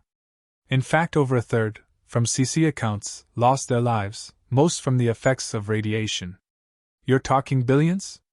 Yes, almost equal to your total current world population. They couldn't build enough stasis pods? Even to have created 8 billion, to cover every continent, was a huge feat of logistics. But there are fundamental limits to resources. At about half the speed of sound, the saucer ship glided over from the South Downs to the North Downs. Captain Zola had to take over from his helmsman at the controls. He headed for a more densely populated area, London. He was like a zoologist in search of the prime hunting ground, the center of all activity from which to observe the most interesting behavior. They glided low over constructions that bore no resemblance to any previous urban areas or indeed to any obvious practical purpose. Perhaps a reduced population had truly allowed architecture to become an art form, with no longer the constraints of ergonomics. Here were shapes balanced incongruously on top of one another. A typical example, the inverted diamond on a narrow multifaceted pyramid structure. London appeared even more outlandish in its architecture. Tall, elongated structures like icicles, though all very much the same it seemed to him, the concept of beauty over function. Zola was fascinated, perhaps to him the view of a decadent society. This was London's city of 2211. They swooped in lower for a closer look. In a blue-tiled toilet washroom, crystalline covered from wall to wall, Jimmy gazed at his reflection in a half-size mirror. He then went back and studied his face, almost skeptical. Yes, it is myself, really here, in a toilet, in a spaceship. He'd lost track of how many hours ago he had left the factory, headed for home, with much of the usual thoughts of things to resolve that were as always seemingly irresolvable, that still waited for him down there for his return. To know to be contained within a vessel that was able to travel through time, to any point.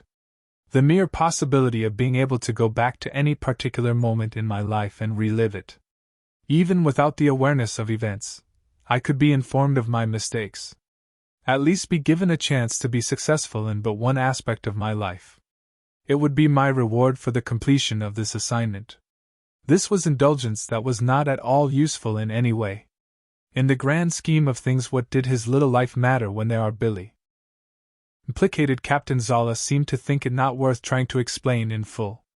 But he said, when Jimmy expressed an interest, the physical nature of all matter is determined by its underlying structure, a component of which vibrates at a particular frequency.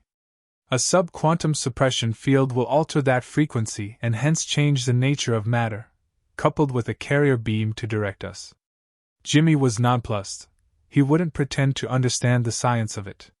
Yet Zola continued regardless. So, in effect, our physical selves will no longer interact with this reality. So although it is not a complete dimensional shift, it means our own matter will not be hindered by what we are about to pass through. Jimmy's spine tingled at the thought of what he was about to do. He'd been told what they would be passing through: soil, granite, and finally through a thick wall of steel. So we'll become like ghosts, he ventured. In a sense that is true. But he didn't elaborate this time. They drifted through layer upon layer, no feeling at all except for Jimmy a strange kind of fatigue. Each level underground becoming the surrounding environment, but in almost complete darkness. They finally passed through about half a meter of steel. Once again corporeal, their presence caused the entire lighting system to activate. Now inside a room, so vast that the walls nearly converged to a point at greatest distance. Stretching out to this point a dozen or so rows of pod-like containers, similar to something he'd seen once in a science fiction movie, placed in close proximity to one another. This place is entirely concealed, Zola explained. No one can enter without authorization, and that was given only to those responsible for maintenance. They had to pass through a tunnel, completely sealed at many points until reaching nearly a kilometer below surface ground. The last time any vaults had been entered, we believe, had been over 20 years prior to now. In fact, maintenance was very seldom needed. It was really only for the conscience of those on the outside, a policy of the new regime, perhaps, or just their fellow humans wanting to ensure that their brethren were being kept safe and healthy. They strolled through an aisle of recumbent recipients, encased in the translucent caskets with tubes and wires attached to the head and torso. There even were smaller versions containing animals, beloved pets who, claimed Zola, people believed they would be reunited with in this other reality. On the outside, a status display to indicate all functions were within acceptable limits. With their bodies in almost complete stasis, very little maintenance would be required, Zola explained. The aging process would still occur to the recipient's brain, although at a greatly reduced rate. Don't, or didn't, they ever become fed up or tired? Jimmy asked. I mean, wouldn't they ever want to sleep when they've had enough of dreaming? Ah, beamed Zola. Interesting question you've raised. Yes, they do have a rest from TIRM state whereupon they enter a deeper state of unconsciousness. This is their sleep, only for the mind. You see, because REM sleep had been constantly manipulated to overcome the natural random tendencies of dreaming, and the TIR computer would stimulate a memory engram. The experience of TIR can be as real as everything you are experiencing now. Only, I am sure the real life would be considerably more exciting. It allows the recipient's wishes of the past to be realized. Jimmy studied the slightly varying bars and figures on the pod's display. Is there any way to tell whether or not they are unconscious or dreaming? No, the neural activity display may not even be accurate. If this computer is all I have heard it to be, it can certainly manipulate the readouts. Jimmy, struck by a new anxiety, looked swiftly across the casket at Zala. Do you really believe I can take this on? Zala gave, what appeared to be, a knowing smile. The best challenges in life, Jimmy, seem like the impossible ones. The lack of monitoring equipment surprised Jimmy. One monitor, on a stand next to the stasis bed casket, similar to those he'd observed underground. He wanted to be sure that every aspect of his condition would be kept in check whilst immersed in TIR. Zala introduced the assistant medic. To Jimmy she appeared to be disarmingly pretty. The nurse opened the casket, removing the top casing. Jimmy lay on the bed, his apprehension sparking childhood memories of an operation he feared but knew there was no choice to refuse. As instructed, he secured the narrow plastic headband across his forehead, feeling its little points of electrodes pressing his skin. The nurse administered a hypospray. He fell asleep before the stasis chamber lid was reattached. 24. Manhattan, Trilenium Tower. Monique sat passively at the conference table amongst the group of old men, her unease increasing. No longer were the meetings agreed by any formal arrangement. Not all the members had gathered. Officially, the group of 9 had been disbanded by decree of the newly appointed government. To her mind, the term government was not entirely accurate. There was the leader of the new colonists, a mysterious figure who called himself Glardas. His real name was probably unpronounceable. Monique had seen him speak to her father. Glardas appeared almost human, faux Scandinavian, she thought. The others she met were similar. There was something not quite right about their appearance, as if these were people addicted to plastic surgery, trying too hard to look acceptably human. Clearly, there must have been an extensive genetic engineering base to their existence. Humans would have made the ideal source. Perhaps a case of having to adapt to a Terran environment. Monique was surrounded by a few of father's associates, one of them still surreptitiously giving her the eye, a man over twice her age who no longer cared for propriety or feared the wrath of her father, the discomfort making her mildly queasy. Still, it was a privilege to be there, amongst those who, hitherto, had the power to control nations' governments. They were talking prosaically about the new economy, logistics and infrastructures and their new role as coordinators of policy. I hope you realize, she interrupted, that they are only allowing you the illusion of power the way you allowed that illusion to the original governments. There was a stunned silence throughout the room at, she guessed, her impertinence.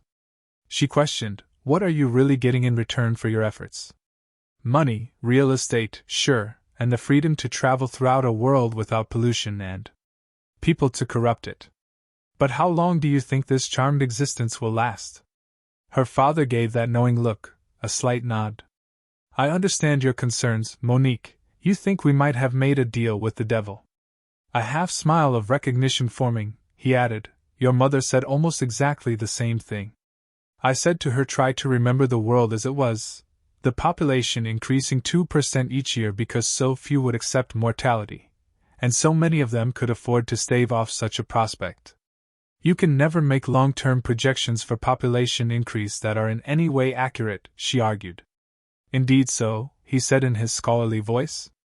With the lack of resources and the diminution of habitable land, the population inevitably must decrease. A case of survival of the fittest, but in the process people will die from war, civil conflicts. Or maybe merely from hunger, or heat exhaustion, so you get the picture? Planet Earth had reached a critical point. So, Monique, maybe it was necessary to do a deal with the devil, as I guess you see them. Think of the suffering we have prevented. Monique simply shook her head in resignation, left the table and walked out into the night. Central Council approved History File 4, Translation Edit. Observations of a star system 260 light-years away from Sol recorded an advanced civilization destroying itself after decades of war. Analysis of the local sector revealed high-level traces of gamma and beta radiation, evidence of hostile nuclear activity. Radio wave broadcast emissions depicted a once unexceptional race who progressed from times of inter-nation conflict, as a strategy for establishing order, to a peaceful Type 1 civilization. Much as the Council's own League of Planets followed the enlightened ways of the Temporal Directive, this observed world maintained a doctrine of or undetectably minimal, interference in other world cultures. Indeed, under a one-world government, they appeared to allow independent cultural and religious practices, as has been the way in the early years of Council rule, and similarly of Sol Planet 3, Earth, for many centuries. The most recent news broadcast indicated an increasing level of tension within the largest province. Civil conflict ensued, considered to result from disputed rights over land ownership between ideologically opposed factions. Unfortunately, since the Temporal Directive forbids any CC Federation fleet from observing from within their solar system, the details of how this led to a full-scale nuclear war remain unclear. The most widely accepted theory, however, is also the simplest: overpopulation. Despite the abundance of energy and food resources, the fundamental problem of the lack of land space appeared to have tipped the balance, to somehow escalate to a point where their world had become effectively uninhabitable. No one knew of their departure. The ships moved stealthily, undetectable to the CC Federation. This was a technology born of war. The Council had no way of knowing until the invasion had already begun. The Council held extensive meetings, reviewing and debating the tenets of the Temporal Directive until what seemed to be a loophole allowed the possibility of action. The resolution to intervene was passed by a majority vote of only 2. Elder Isari, one of the remaining traditionalists, declared the beginning of the end for Central Council. 25. Jimmy awoke with a gradual focusing on to an apricot-colored wall, a raised diamond pattern, his own bedroom. Their bedroom. With the fading embers of some peculiar dream in his mind, he glanced over at the other side of the bed. Janetta lay, sound asleep, her golden hair partly covering the side of her face. She always looked her best in this state, so peaceful and oblivious to the world. He wanted to hold this moment in his mind, capture the image before it has gone, shattered by the sound when the alarm wakes her. What time is it? What day is it? The realization struck him, the sudden alertness, as if hit by a shower of cold water. Tuesday. He lifted the clock off a small table, stared at its face, confounded by how it could be so late, how 35 minutes could have passed by since the alarm was supposed to have gone off. For some reason it seemed neither of them had remembered to set the alarm. Janetta stirred from her tranquility, and by force of habit she glanced across to the bedside table for the time. Only Jimmy still held the clock, trying to resolve in his mind the implications of what he was seeing. Time. He was on the verge of panic because of it. When Janetta twisted the alarm clock round from Jimmy's grasp, her own internal alarm was set off, resulted in the inevitable frenzy of panic, blaming him for letting her sleep through to this late. Inexcusable. But Jimmy tried desperately to explain, forcing the words between her sentences, with little result. By this moment, after pointless bickering, the fact remained that neither was likely to get to work on time even if they both left the house within the minute. Janetta leapt out of bed, the duvet flung off with her. Jimmy stumbled into his work trousers. He might just get there only a few minutes late if he caught that crucial bus. Futile optimism, he realized. Even without going through all the usual routines, this still wasn't quick enough to catch that last possible bus. Probably gone. By only a matter of seconds. A bad day, becoming predictable, like a domino effect. Nearly 20 minutes until the next one. He wasn't going to wait. He could phone for a taxi. There were never any to hail. And then wait. No, damn it. Pay an extortionate fare and still be late. Jimmy started to run, his hard-soled shoes smacking uncomfortably against the pavement. He'd done this before. It meant being hot and uncomfortable on arriving in the heated building. Surely, though, it was worth salvaging time this way, a show of effort. Future hanging in the balance, income, security. Approaching the old factory, its mottled red brick facade, hiding nothing of what it truly is, old and decaying. That looming presence, the chemical smell. His pace slowed and his heart pounded furiously. Fingertips tingling with adrenaline, mind racing, and he was panicking perhaps too much. This must be wrong, he understood, mustn't be like this. Fear, his imagination, it angered him to feel this way, to be made to feel this way. Jimmy stepped through a doorway into his work area, the assembly line. The atmosphere inside hit him in a rush, his adrenal glands now on overload. The rush of familiarity itself feeling like a chemical reacting on him violently, and the glare of everyone, their voices as murmurs of astonishment.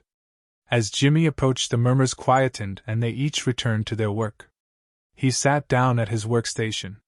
"It'd better be a good one this time, Jimmy," said a female voice. It was Paula in the place next to him. Then a male voice, to the other side, rather strained and tired sounding. "You certainly like to live on the edge now, don't you?" "It's no big deal, okay," Jimmy said with a newly acquired nonchalance. "I've worked here for over 4 years now. I don't think it matters if I'm late just this once in a while. Besides, it's only just over 20 minutes, so there's no point in winding me up over this. If you think I'm winding you up, then you're not going to be prepared for the grilling you'll likely to get from Cronley when he's not in a good mood." "Is he ever in a good mood?" The floor manager was carrying a particularly stern expression on his face, which reflected in the way he strode past each person along the production line. Out for the kill, at least to verbally maim. The honed art of the formidable look. Not exclusively for Jimmy, but for all the others to appreciate, to observe and to learn from this example. And Jimmy made to feel like some miscreant teenager. So here he is. Jimmy the defiant one, the rebel who thinks he might have a cause. He peered down, face craggier than ever, lines converging, vexation, bafflement now. So was this another act of defiance, arriving all of 20 minutes late. 22 minutes by my watch. Yes, fascinating, you should point that out. He made a sweeping gesture vertically, and said, "See the others, they are enthralled. Please, since you're being so precise, Mr. Findrell, then try to match that with your explanation." He folded his arms grandly, and stood back. There was no answer from Jimmy.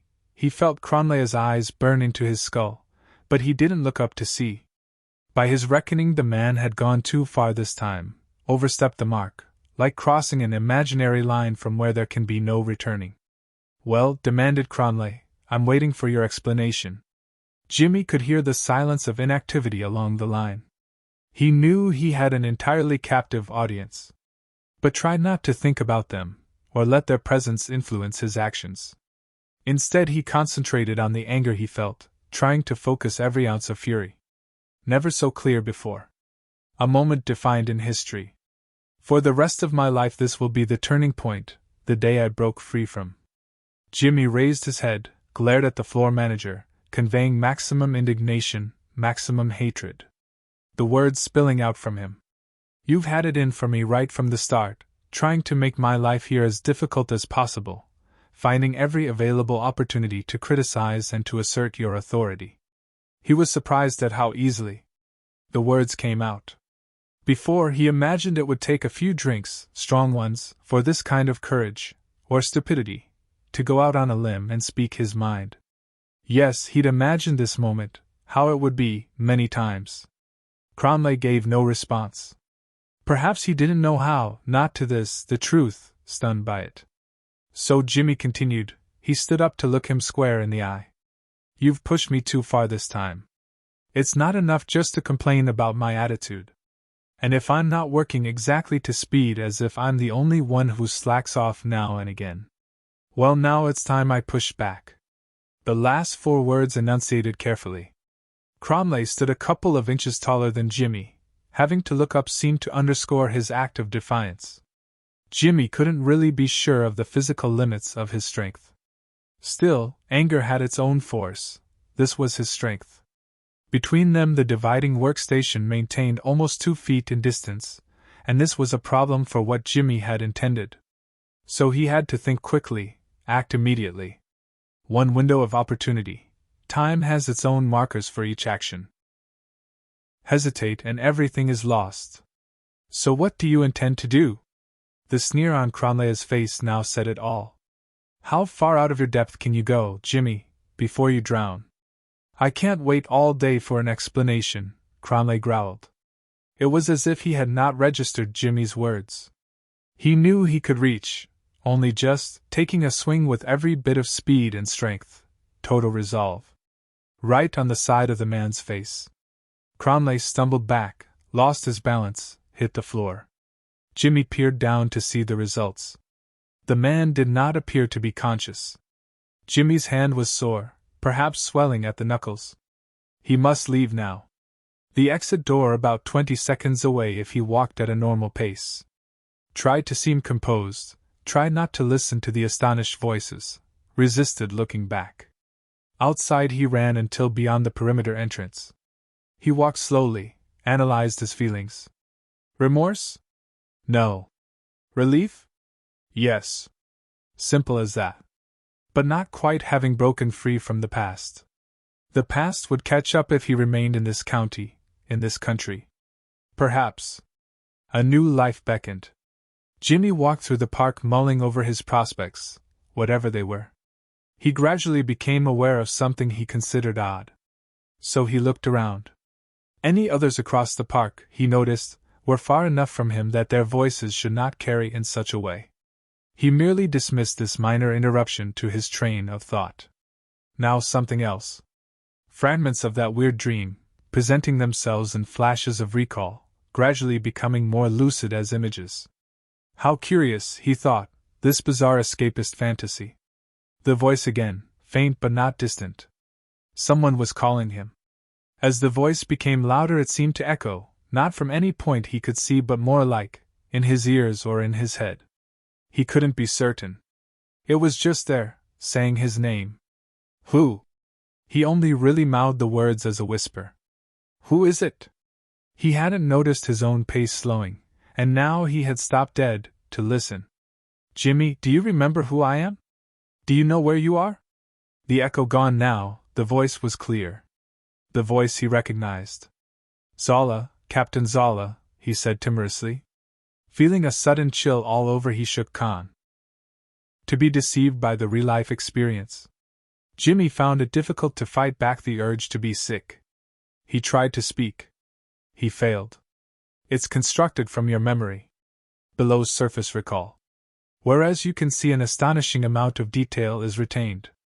So you experience reality as you know it, but it's not objective reality. Look for any subtle differences, any inconsistencies. Jimmy's stomach was now beginning to settle. I can't say I've really noticed anything unusual so far. He then surveyed across the park at anyone within audible distance. Oh you lot, he shouted. Do you know if I'm really here? Can you tell me? No one had paid any attention to him, up till now.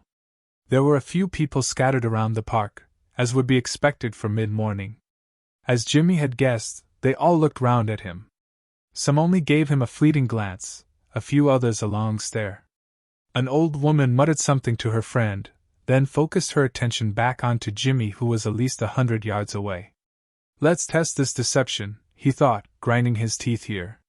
He started to approach the nearest fictitious character. No, Jimmy, it's completely pointless.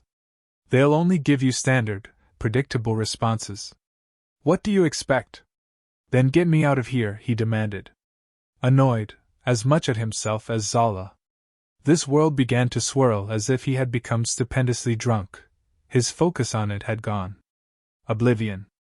He remembered the feeling of disarray, regaining consciousness from something that had seemed more real than here. It can take a while to adjust, Zola said. This was only the standard immersion, however. The element of control of the human mind over a central computer exists only through the direct link. The recipient is therefore free to choose the outcome. In fact, this freedom of control is, to a certain extent, greater than that of real life itself, an ability to mold reality to one's own desires. Whilst unlike a lucid dream, this can only be done within a context of authenticity. If the recipient becomes aware of the fictitious nature, then the computer would have to react by inducing a deeper level of sleep. Does that happen often? Jimmy inquired. No, it is rare. People actually want to believe. Besides, our concern is not about real life. The computer may still maintain this primary function, but we know it is beyond that now. We don't know by how far it has evolved, only that it had a total hold on those connected. You got me out okay. That was only a simulation. We had extracted the subroutine data from the original program via a recipient connection. Dismayed, fooled by a simulation. Then why didn't you tell me? You had to believe that what you were entering was the genuine TIR, otherwise there'd be no point in the trial run. Zala explained the nature of the network, the individual connection to one of many networked neural processing units, working as a single intelligence, which had been hidden, shrouded from all methods of detection, so deep underground that each unit would be impervious to all detonations. Destruction, moreover, would cause mass death, and be against CC protocol. 26. Time is of the essence. The words rolled off his tongue like a mantra. It was a phrase Captain Zala had become fond of using, sometimes to everyone else's irritation. In fact, there was no actual deadline for the assignment itself, such was the uncertainty and unpredictability the project entailed. Jimmy was made fully aware of this uncertainty, and his fear he tried to hide. Zala tried to conceal anxiety inside his own impatience, to the annoyance of his chief technician. The chief tech had been diligently working on a communications link, similar to a handheld media player in appearance. The comlink device would be used to monitor Jimmy's TIR experience, transferring his subconscious neural impulses into audio-visual. Curiously, it was easier to get a picture than sound due to the less substantial nature of auditory feedback. In standard TIR, the visual cortex would simply represent something induced from a memory and tempered by imagination, a simple conversion.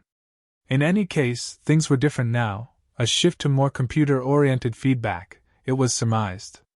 The chief tech's assistant had been given a job with even less certainty of success. She was attempting to modify the ship's main computer to artificially mimic human brain activity in REM state. Connected to a TIR interface, and using the life memory of Jimmy Findrell in the hope of providing some insight into Earth's Governor Monitor Net, its core functioning process. This continually proved to be a futile effort. The system would always detect some minor flaw in the replicated memory. A simulation of the intricate engrammatic patterns, therefore, did not seem authentic enough for the TIR program to merge with. The technician had never known a system this smart based on Earth technology. She had to wonder why it would be so discerning, why the apparent need for this level of security. Enough, then, surely to sustain her interest through all the mundane work of minutely adjusting interface responses to get the TIR computer to take the bait and do its thing. Jimmy had no idea his memory had been recorded and was now being used for research. So much was now out of his hands. He knew of no real plan of action, he'd simply enter the system and follow a set of instructions. Could it really be that easy? The technician had finally conceded defeat. To pursue an artificial connection was simply too risky. The TIR computer realized it was being duped and had reacted with hostility, or even malevolence, trying to overload the artificial neural net during interface. Jimmy waited, put on the headband, and reclined back on the bed in the stasis pod. Zoriosa affected her warm smile of reassurance. She spoke fluently this time, told Jimmy not to be nervous or alarmed as that might affect the immersion process. The headband could easily pick up on that in the feedback it received, interacting with the computer base. It was like telling a patient not to be nervous before a major operation. This time even her calm and mellifluous inflections did not quell the anxiety. Only the tranquilizing hypospray could do that. The medic repeated the procedure as before the simulation. Jimmy still had questions, doubts that probably could not be assuaged. So he allowed the final well of emotions to quietly fill him, briefly, before they faded into insignificance. With a newly calm acceptance, he let the headband attune itself to begin the immersion process. Now curiously comfortable in the knowledge that from this point, the next moment and beyond, was simply an inevitable part of his life. His tapestry of life. This time the immersion process would be more complete. Instead of an anesthetizing drug, impulse waves from the headband reduced his brainwave activity in a more gradual way. Through the tinted glass of the casket he noticed the concerned look of the nurse and Zala. He actually thought for a few seconds that their faces were changing, turning green, into something oddly reptilian, before losing focus. Now white light. His awareness grew, engulfed in this pure brilliant white. For a while it seemed that nothing else mattered. There was no past, no future, and no fear or doubt. Then from a feeling of pure unburdened peacefulness to the realization that this was only temporary. Trying to hold on to the experience, trying to analyze it, caused it to fade rapidly. It could not be thought and remain existent at the same time, he realized.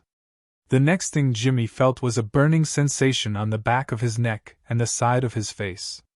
A hot sun, hotter than anything he had ever experienced, working away at his skin, making it almost intolerable to remain in a fixed position flat against the sand. Face in the sand, hands outstretched, as if some force had thrown him there. The sting on the back of his neck, above the collar of a thick woolen top, felt as though he had been scolded. Pulsating, intensifying pain. How far can the burning continue? This time he had awareness. This was nothing to do with his life. If he reacted to it, he thought, he would only strengthen its hold, one stage nearer to the acknowledgement of its reality. Even the need to remove his top, as his sweat boiled, causing immense discomfort, he refused to give into. He did, though, have to be clear in his mind of where this ought to be. It was no good simply trying to change the environment to something that had absolutely no bearing to what he was feeling. So he tried to convince himself, I am on the beach of a tropical island. Surrounding me are palm trees and a turquoise sea. A cooling breeze is about to pick up. No sound he heard to indicate either of these. Visualize harder. But the pain had become too distracting. It was questionable, besides, how much influence Jimmy actually had over his environment. Connected to such a vast network, billions of recipient minds to an artificial intelligence. It could project from its own memory store or from any one of these minds into his. His only defense, his imagination. So, with his eyes closed, Jimmy saw the image, only a vague rendering, of the tropical island as he pulled himself up off the sand. Standing in the penetrating heat. Dead calm heat. Jimmy opened his eyes only to be disappointed at what he saw before him. Far from any tropical island, this he observed as a desert. Barren as far as the eye could see, with a blue cloudless sky, sand dunes sharply etched on the horizon. You've failed already, he told himself. But there had to be another way. It was a test of endurance perhaps, mental resolve. Jimmy reminded himself of his mission, to find Garrett Lightham, the inventor of TIR. If anyone had the knowledge to undo the computer's stranglehold on its recipients, it would be him. It was 35 years since Garrett Lightham had entered into this strange other reality. There were no records available to Captain Zala to indicate whether he was even alive. How exactly Jimmy was supposed to find this man was still a complete mystery. If doubts crept in, the computer, he knew, would capitalize on it. Whichever way he turned, he could not escape the sensation of burning. The sun shone from directly overhead, its heat pressing down evenly, suffused over the contours of his face. He removed his thick top, uncovering a black t-shirt that within seconds evaporated areas of sweat. In a real desert with his arms exposed, he would undoubtedly burn within minutes. His neck had got it. That felt real enough. Well, so what? He tried to convince himself out loud. This was his test.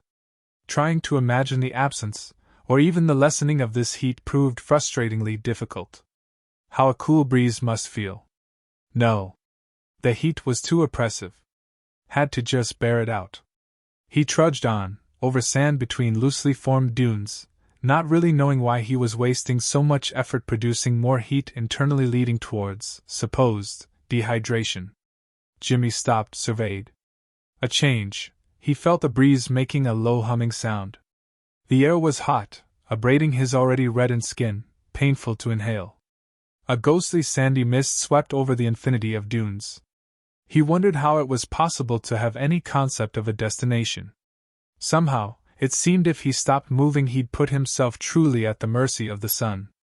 With no obvious course, it was simply a matter of trudging forward, even in what he thought was the least treacherous route. It was difficult to get a firm foothold, feet in trainers, sinking and sliding about as the sand gave way to any pressure. He had to sit down. The experience of heat exhaustion felt real enough not to dismiss, the drain on his energy increasingly rapid. And the dehydration. Water had now become the most desirable thing in the world, until his persistent imagination presented him with the reminiscent taste of lemon and lime juice. But like a strict yet concerned parent, he told himself to stop imagining the drink. It only made his thirst more torturous.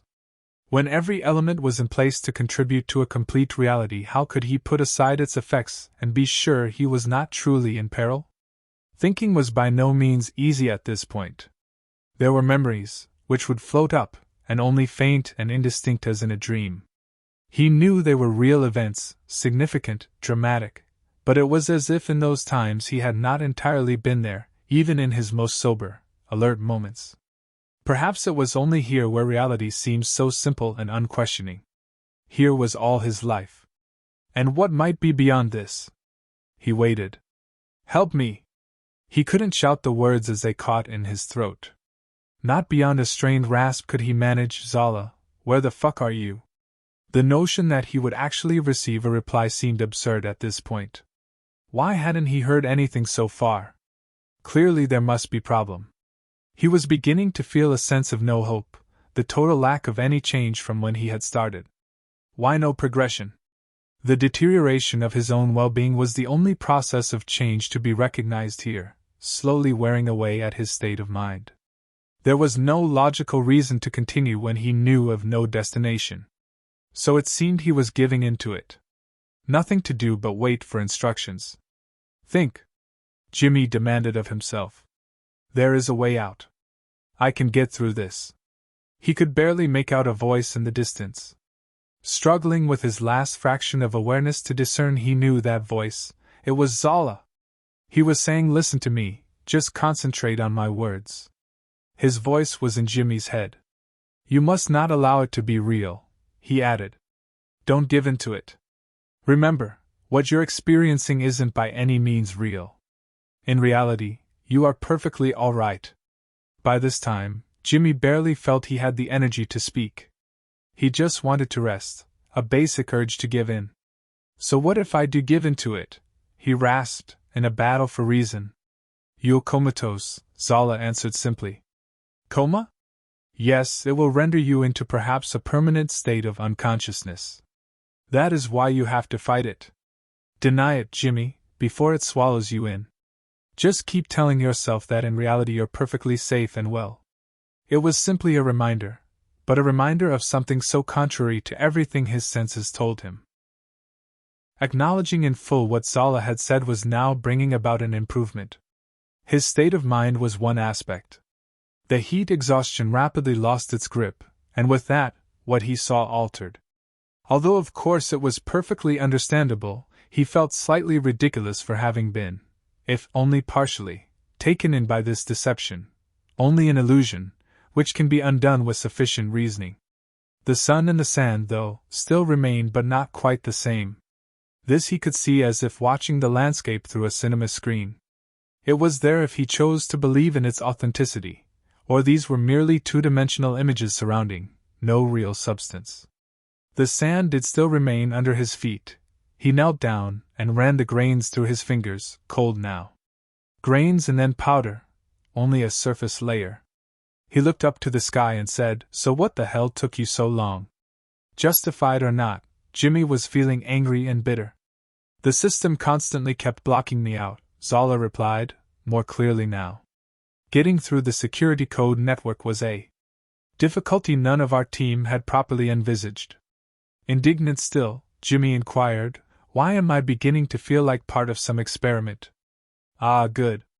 Another swift reply. I'm glad to see your powers of perception are improving. We've wondered if that was one of the positive effects of the modified immersion, having to utilize your higher thought processes to a greater extent. Then you might as well admit that I am the guinea pig here. Yes, little insignificant me. I mean, who'd give a toss about my disappearance if I didn't return? He nodded in affirmation to himself. Yeah, I see your reasoning now. If that's what you want to believe, then you're still not seeing this thing quite so clearly as I had hoped. But let's not waste any more time on that. There's a lot to be done. It's too late to turn back now. I suggest moving on to the next level. As instructed, Jimmy broke down the surroundings, its authenticity, its rationality. Was he making this happen? The sun appeared to be melting the sand dunes. Perhaps more, this was a general loss of focus. Stars were now appearing as the sky darkened. Millions of stars. A red and yellow nebula had formed, fading to purple on the edge. The ultimate deep space. Is this what he had wanted? He glided, controlling his movement via the two-directional levers either side on arms attached to a jetpack. He had never before seen so many stars together, static points of light, and of varying magnitudes, shrouded in these mauve and pink wisps of nebulous cloud. It took a few seconds to realize a spacesuit and helmet encased him. He allowed his muscles to relax and his arm became lighter, then floated up, the sudden novelty experience of zero gravity. Realizing this had to lead to a destination, Jimmy noticed the structure. With the unit's jet propulsion, it came nearer. This he recognized. It seemed somehow familiar. A revolving space station, a ring slowly spinning around a central cylindrical axis, slightly converging in the middle, 4 tunnels leading to this point. Progress, finally? Zala's voice. I'm glad to see progression is being made. Be prepared now. Be focused. Remember, whatever's behind all this is out to reject you and will do so at the earliest opportunity. It detects a bug merely through my link-up, so I cannot stay in contact for an indeterminate amount of time. So maintain the objective in mind. Do not be dissuaded by anything. Jimmy had questions, but he knew Zala had now broken off communications. Surveying the vast outer ring, there seemed only one entry point. This rectangular line, a seal, must be a potential opening. But no lever, no handle, or any other possible way of access. His determination felt so strong now. Yet the intricacies, the complete lack of predictability. Perhaps this was the mastery of the system's program over its prisoners. Could he outread this? Any doubts would immediately be detected, then projected back onto him and amplified in the process. Don't rationalize the absurd, think logically. A reassurance was vital and an experience of isolation. Attitude, he then affirmed to himself, to be positive always. A necessary mantra he'd learned from Zala, but he felt the silent, mocking laughter of the computer. He thought about what he wanted to happen next. Visualized it, the simplicity of the hatch door opening and light inside, the way forward. It was that simple. Manifested from the imagination. This gave Jimmy a newfound confidence as he stepped through the opening, into the light.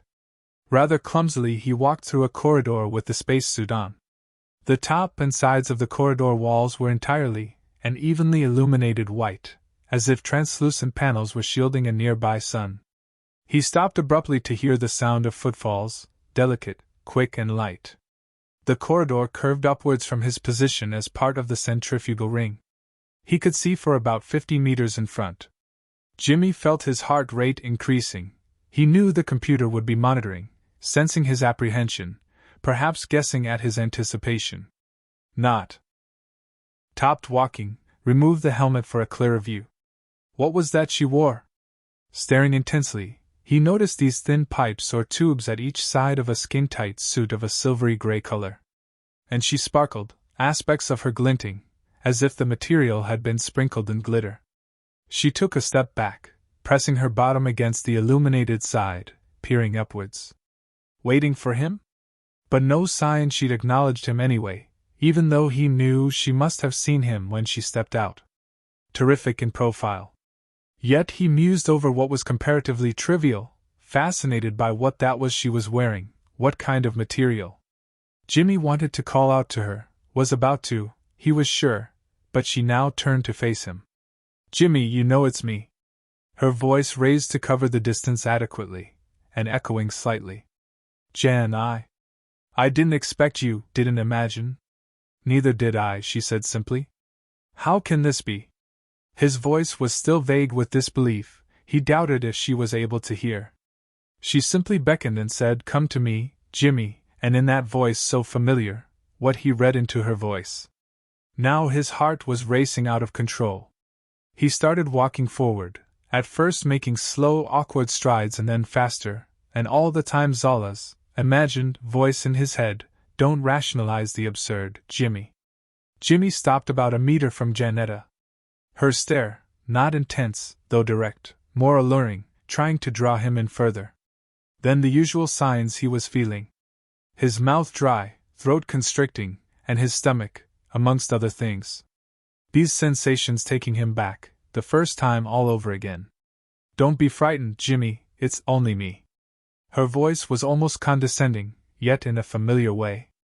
Zala's level of concern had been raised to a state of anxiety, even if this was unfounded. Merely that Jimmy's brain function readings were now becoming more rapid and irregular. The medical staff had been instructed to interfere as little as possible with Jimmy's condition in TIR. So they had no choice but to take a back seat and only observe.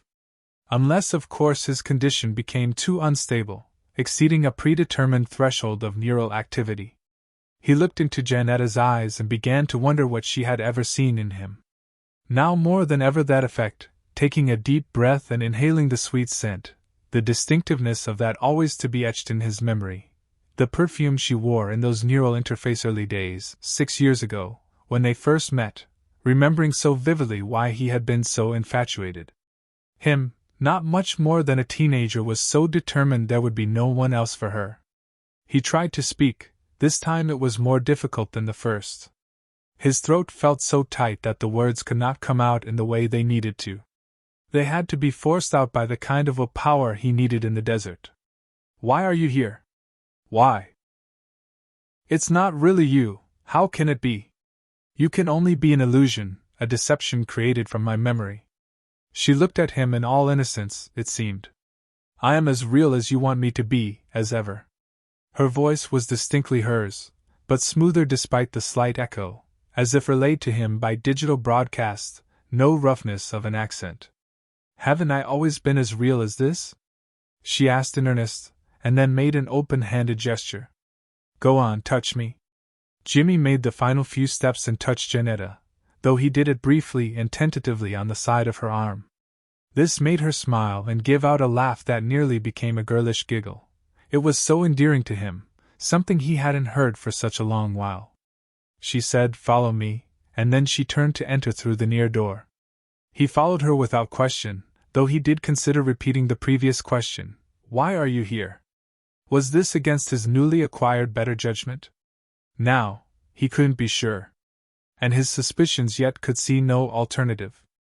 Action, it was as if instinct had finally taken over. Her own place to live, her quarters, she told him. Would this be the trap he was walking into? Inside, and then the door automatically closing. Then to her sleeping quarters, she made a point of telling him this.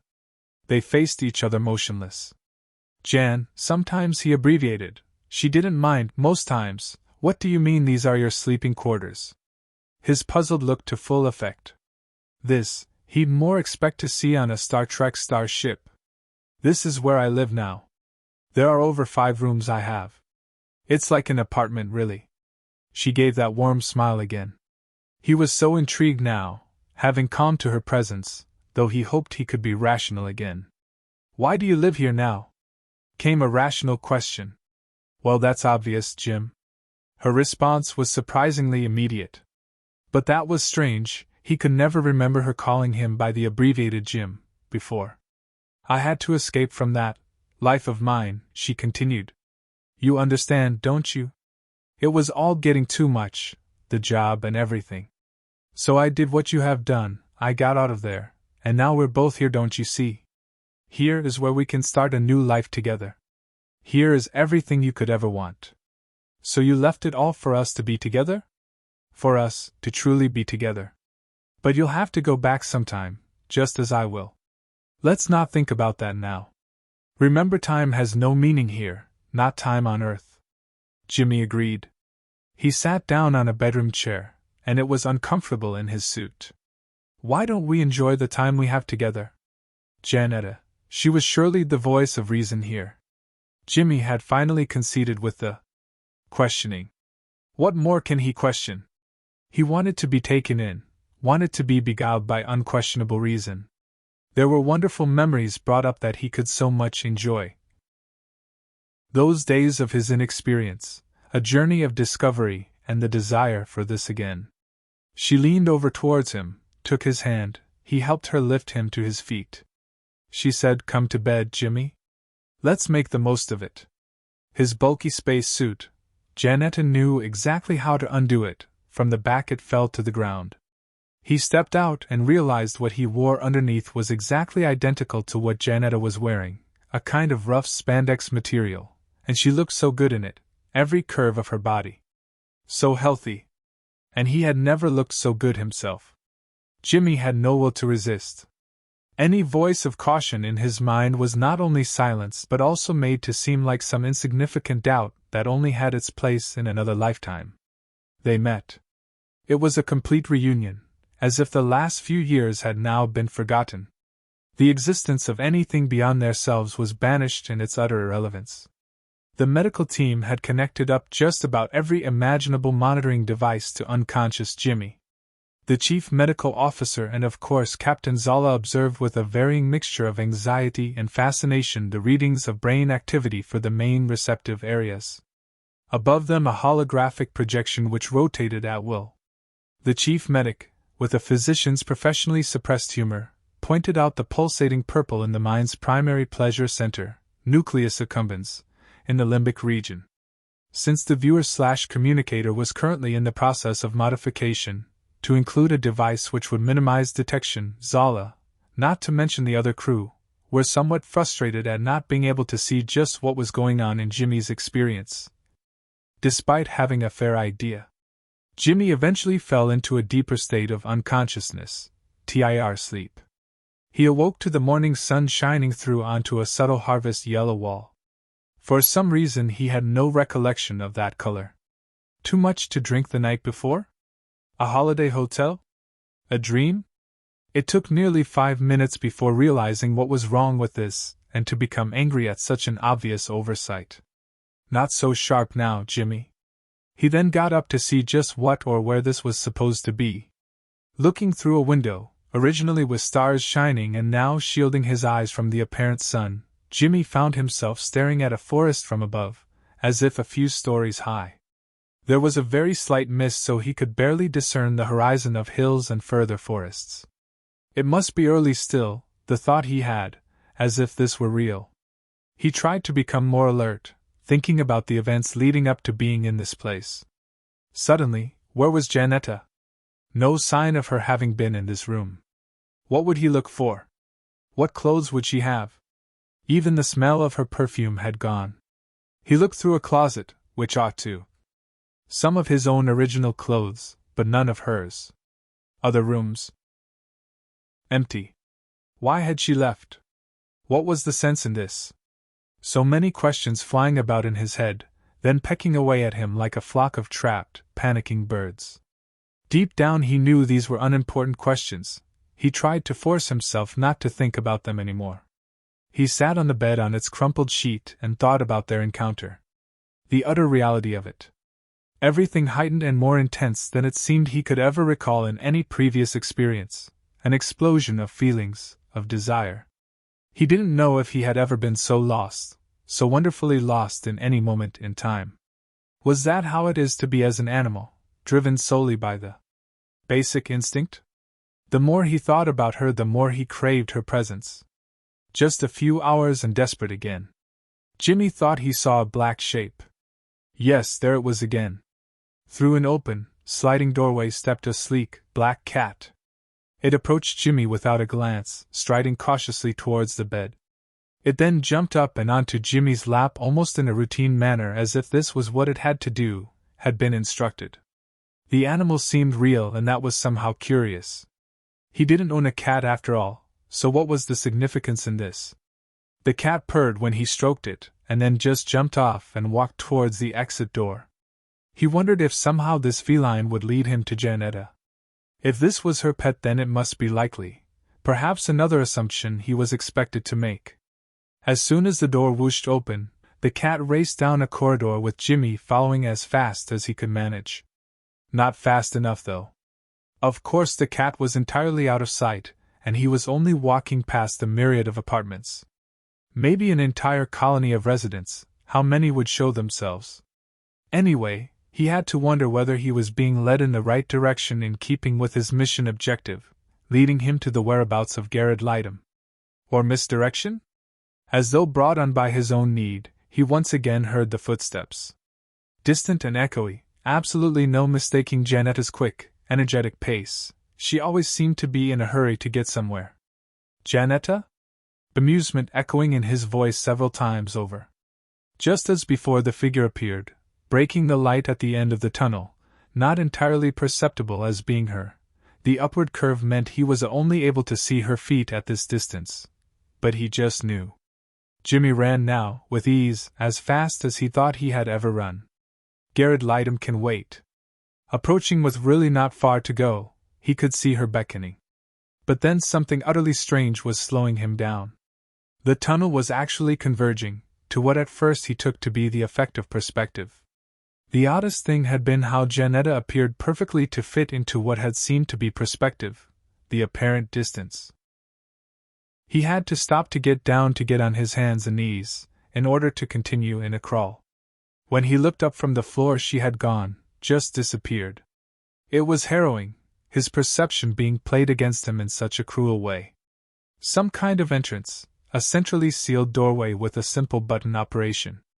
But if opened, would only be large enough for an arm to go through. This made him furious. He considered his level of control to influence the experience, his perception of that.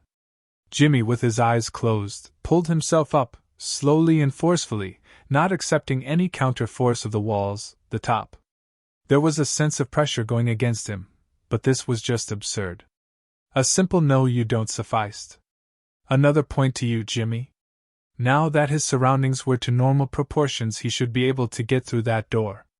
He pressed the button. A delay before it opened to lead into a metal shaft, a lift elevator, he realized. Without any other options, he stepped inside, expected to find a selection of buttons, and was surprised at their absence. So what do I do? He waited for what seemed like a minute, until he felt a jolt and a sinking feeling of a descent. What control do I have over this? This had to be a vulnerable situation.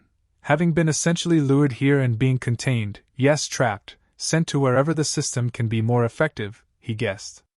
He could only hope that this was some kind of necessary progression towards his objective.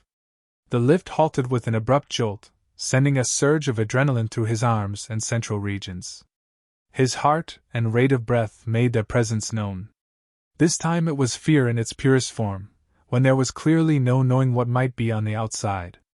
Control, Jimmy, must be kept. His own words of reassurance. The elevator doors now slowly began to part. This experiment had so far fulfilled many of the predictions. L-76 had factored in every reaction of the outsider. The human was being led, driven and coaxed like a rat through a maze. Yet there was something more interesting about this unremarkable person than his behavior would suggest. Like so many of the others, this one was a slave to his memories, and thereby easy prey. Perhaps too easy. Was this a deception? The chess player who allows his best pieces to be taken early only to lead the opponent to make a hasty and careless attack. The hustler who deliberately loses the first game? For any useful insight to be gained, the infiltrator would be allowed to continue, if only to reveal a strategy. L-76 would merely observe for now. Jimmy stood motionless, stared at the thing in its encasement. A giant brain inside a semi-translucent fluid, tubes and wires emanating. A single eye, seemingly suspended in the fluid, stared back. This seemed to be some kind of lab. Monitoring machines, not of the electronic variety, but with flickering dials, and adjacent cylinders with pumps pushing air and fluid through connecting tubes. It was as if this was all straight from a 1930s horror, or perhaps a 50s B-movie, He wasn't sure, but there was a macabreness to the whole arrangement that made him feel ill at ease.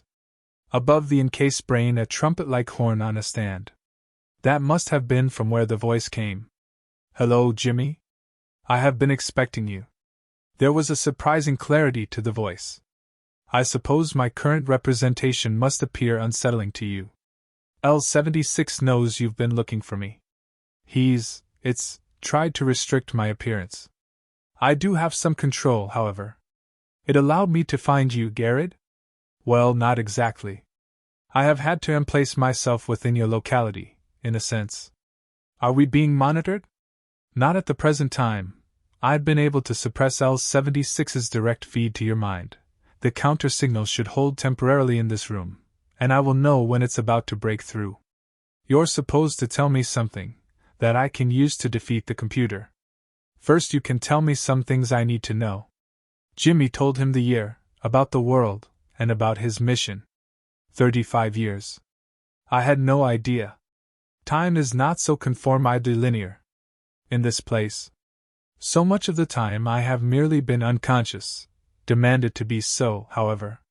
It sounds sad, but there is only so much to appreciate in this realm, only so much pleasure to be had.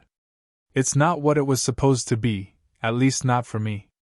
It seems this entire realm has become corrupted, Jimmy.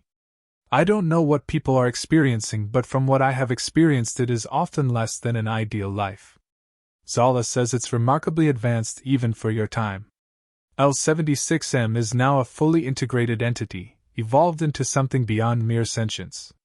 Its programming was completed by someone with the intention that this should happen. It has been a well-kept secret, the true P1ANS for colonization. Perhaps these new alien colonists had their own AI specialist. Or perhaps it was just one of my team who got carried away with his own brilliance. Either way, we have a monster to contend with. And I have to admit, my attempts to stop its natural progression have been pitiful. I have some information you may find useful. Jimmy had the codes for algorithmic prompts in his head, gleaned by Zala's technicians. He was surprised to have retained them so clearly in his memory. There was no chance of communication with Zala at this point, since the blocking signal held. These codes may unlock certain control levels, Garrett said. At least I may be able to bypass security protocols and devise my own code. It's a start, Jimmy, but I wouldn't underestimate L76's ability. It'll adapt to even a stealth invasion. Maybe there's a part one can play in defeating it, but I'll need more. Instructions from Zala. Indeed. I don't think I can hold this block for much longer. I feel it being overridden. But before you go, just consider this advice. Don't get carried away with any sense of destiny. It can be a dangerous thing, Jimmy. Your part in this mission may not be what you believe. Jimmy, slightly nonplussed, turned back to the lift. There was no other exit. As the doors opened, Garrett said, "I am grateful for your help. Grateful to be given hope." The world blanked. 27. Time only now existed as a loose approximation between reality and artificial reality. It was of grave concern to Captain Zala, his first officer, and now even most of their crew of 37 in total. Everyone had a right to be fully informed about the uncertainty. The assignment had not just been designated to a select few, they all had their part to play in one way or another. So here was the problem. Simply that no one really had anything useful to do now reconnaissance had finished. Except, that is, for the technicians who were still diligently working away at modifying the communicator and constantly running into various dead ends. Over 10 million frequency bands of compressed digital code, one to tune to, which would have been so simple if these bands did not constantly alter as soon as each was tracked and locked onto. The comlink must follow the random sequence precisely to establish any reasonable contact. The exact balance of components was merely a matter of fine-tuning. But then as soon as contact could be established, if only for a test itself, it would immediately be detected by the system, and then adapt its defense with some unusual quirk. So much like tracking a moving target with a laser beam where the target had no predictable course or speed, contact was nothing of a certainty. Now they had learned of one unusual quirk the system had already employed: the ultimate communication block. It seemed to be altering Jimmy's time perception, his mind clock. His patterns of, e.g., brain activity appeared to lie all over the place, lights pulsating intermittently in various regions, brain waves fast and slow ACC. Suffering invited the imagination to present its worst horrors. An effective tactic by a wily opponent. There was something he needed to remember. At first Jimmy thought he must be inside the alien vessel. But he had made the mistake only because he wanted to be back there. There were certain distinct differences with this place. Apart from an almost unmistakable hospital-like chemical smell, the walls were a much lighter shade of blue, fluorescent white within the ceiling. It was obvious this was some kind of hospital ward, beds, people, almost all sleeping, apart from one. He observed someone not too dissimilar to himself, at least a passing resemblance. The behavior of this person he found disturbing in the worst possible sense. Some type of mental disorder. The patient rocked backwards and forwards in a vigorous motion and said the most peculiar things. "You know you can't force me to burden responsibility for what I couldn't have chosen to do. That was in no way my own choice to control, to do," the man said in a tremulous English home county's voice. "My actions, yes, that were forced out, but no, not me at all, not me to take the blame. Not I to make hurt or suffering. Leave me alone now. Wasn't my fault, all right." The man then clenched his teeth, grinded them in an obvious sign of extreme torment. "Stop it now, please." The patient then became quiet. Jimmy wondered if he ought to say something but soon thought better of it. He needed to be composed himself, needed to remember how he had ended up in this place. Strobe flashes of memory, flooding his mind. Unstoppable. The elevator lift before. Now he was recalling the doors opening.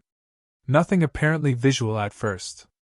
A sensation, not pleasant at all, acrid, bitter, harsh. Flashing white light, the strobe effect. He felt anger, a rage that had touched him in some way. The elevator, he noticed, had gone. Faces appeared lit by the strobe. People he had known from the past, friends as well as enemies. Voices taunting, actually mocking him. Faces from his school days. Mr. Jenkins, his old maths teacher. An example of his patronizing and criticizing manner, he seemed to take great pleasure in putting little 12-year-old Jimmy down. "Listen, Jimmy, it is all a matter of elementary logic. Simple reasoning is all you need. Either this is something you do not possess, or you are deliberately not bothering to use that thing inside your head." And then a look of such utter contempt, peering down upon Jimmy. At that time, the teacher was over a foot taller than he was. It seemed beyond reason to Jimmy how an adult could be so cruel to a 12-year-old, but that was Jenkins all right. Lit up, his every feature in the strobe, the voice and the words exact as if being back in that time. Eventually Jimmy had stood, what he thought was, his ground. At 13, finally reaching the point where he realized such humiliation was not worth enduring, he spoke back. "I hate your boring lessons and I also hate you too." And to the other students' aghast reactions he might as well have used violence. The punishment he would then receive had enough of Jenkins' own personal methods of inflicting humiliation, whilst cleverly keeping within the rules, making this teacher seem yet more like someone not to be trifled with. At least if Jimmy had hit out at him he might have gained the greater respect of the others. A simple mandatory suspension would have been well worth it, not to mention the time off from these lessons. Time also away from the other unpleasant elements of school. He could see it clearly now, that tarmac site bearing the blood stains of uncontrolled childhood feuds, there, preserved as if for posterity, the school's heritage. A particularly unpleasant element of his school days was none other than the recognized bully of the playground. The culprit had then appeared in all his menace, even accentuated by the effect of the strobe. The name, Marcus Ackerman, a hulk of a figure, even by adult standards. But for a 13-year-old. Despite this, Jimmy realized as an adult himself he should have been near enough on a level with him. This, however, had not been so. It was as if he had also returned to that same age, same year, little Jimmy, helpless against big Marcus. The look of sheer and utter loathing, a contempt which went beyond either of their words. Because it didn't need to be said. A resentment of two complete opposites, a prejudice projected down on him, which implied something deeper than anything visually apparent. It was a personal attack and amazingly psychological for a mere 13-year-old, and one not particularly noted for his intelligence. So it always was a matter of status, and Marcus Ackerman had acquired his status through the means of obvious violence and ridicule of those who might be seen as a threat to him, or just those who simply stood out as being different. Jimmy faced the bully, though not apparently alone. Others, spectators, as they might have been in the playground, at least 20 were now surrounding them. Ackerman then gave a snarl of utter disdain towards Jimmy, and said, "It would be so easy to crush a feeble little creature like you, Jimmy boy. What challenge is that gonna be? So I'm offering you a deal, but it depends on how much money your mummy has given you." He finished in his usual air of self-importance. Just as before, he did not seem to have the chance to defend himself. Ackerman and the others disappeared with the flash of the strobe. Then his PE teacher, who called him a big girl's blouse for not participating properly in a game of rugby. He knew in the inevitable sequence of chronology that a successor would be none other than the bully whom he'd hated with even greater conviction than Ackerman, though this one had been expected to make an appearance from the start. The tyrant himself, John Cronley. The light flashed in lurid bursts as the man spoke. So much as expected, the same usual references about his ability to cope with the work. Then a sort of conclusive statement. "You never learn, do you, Jimmy Findrell? And I doubt you ever will. That's why you will always remain one of life's losers." So then that must finally be it, and he felt a sense of relief.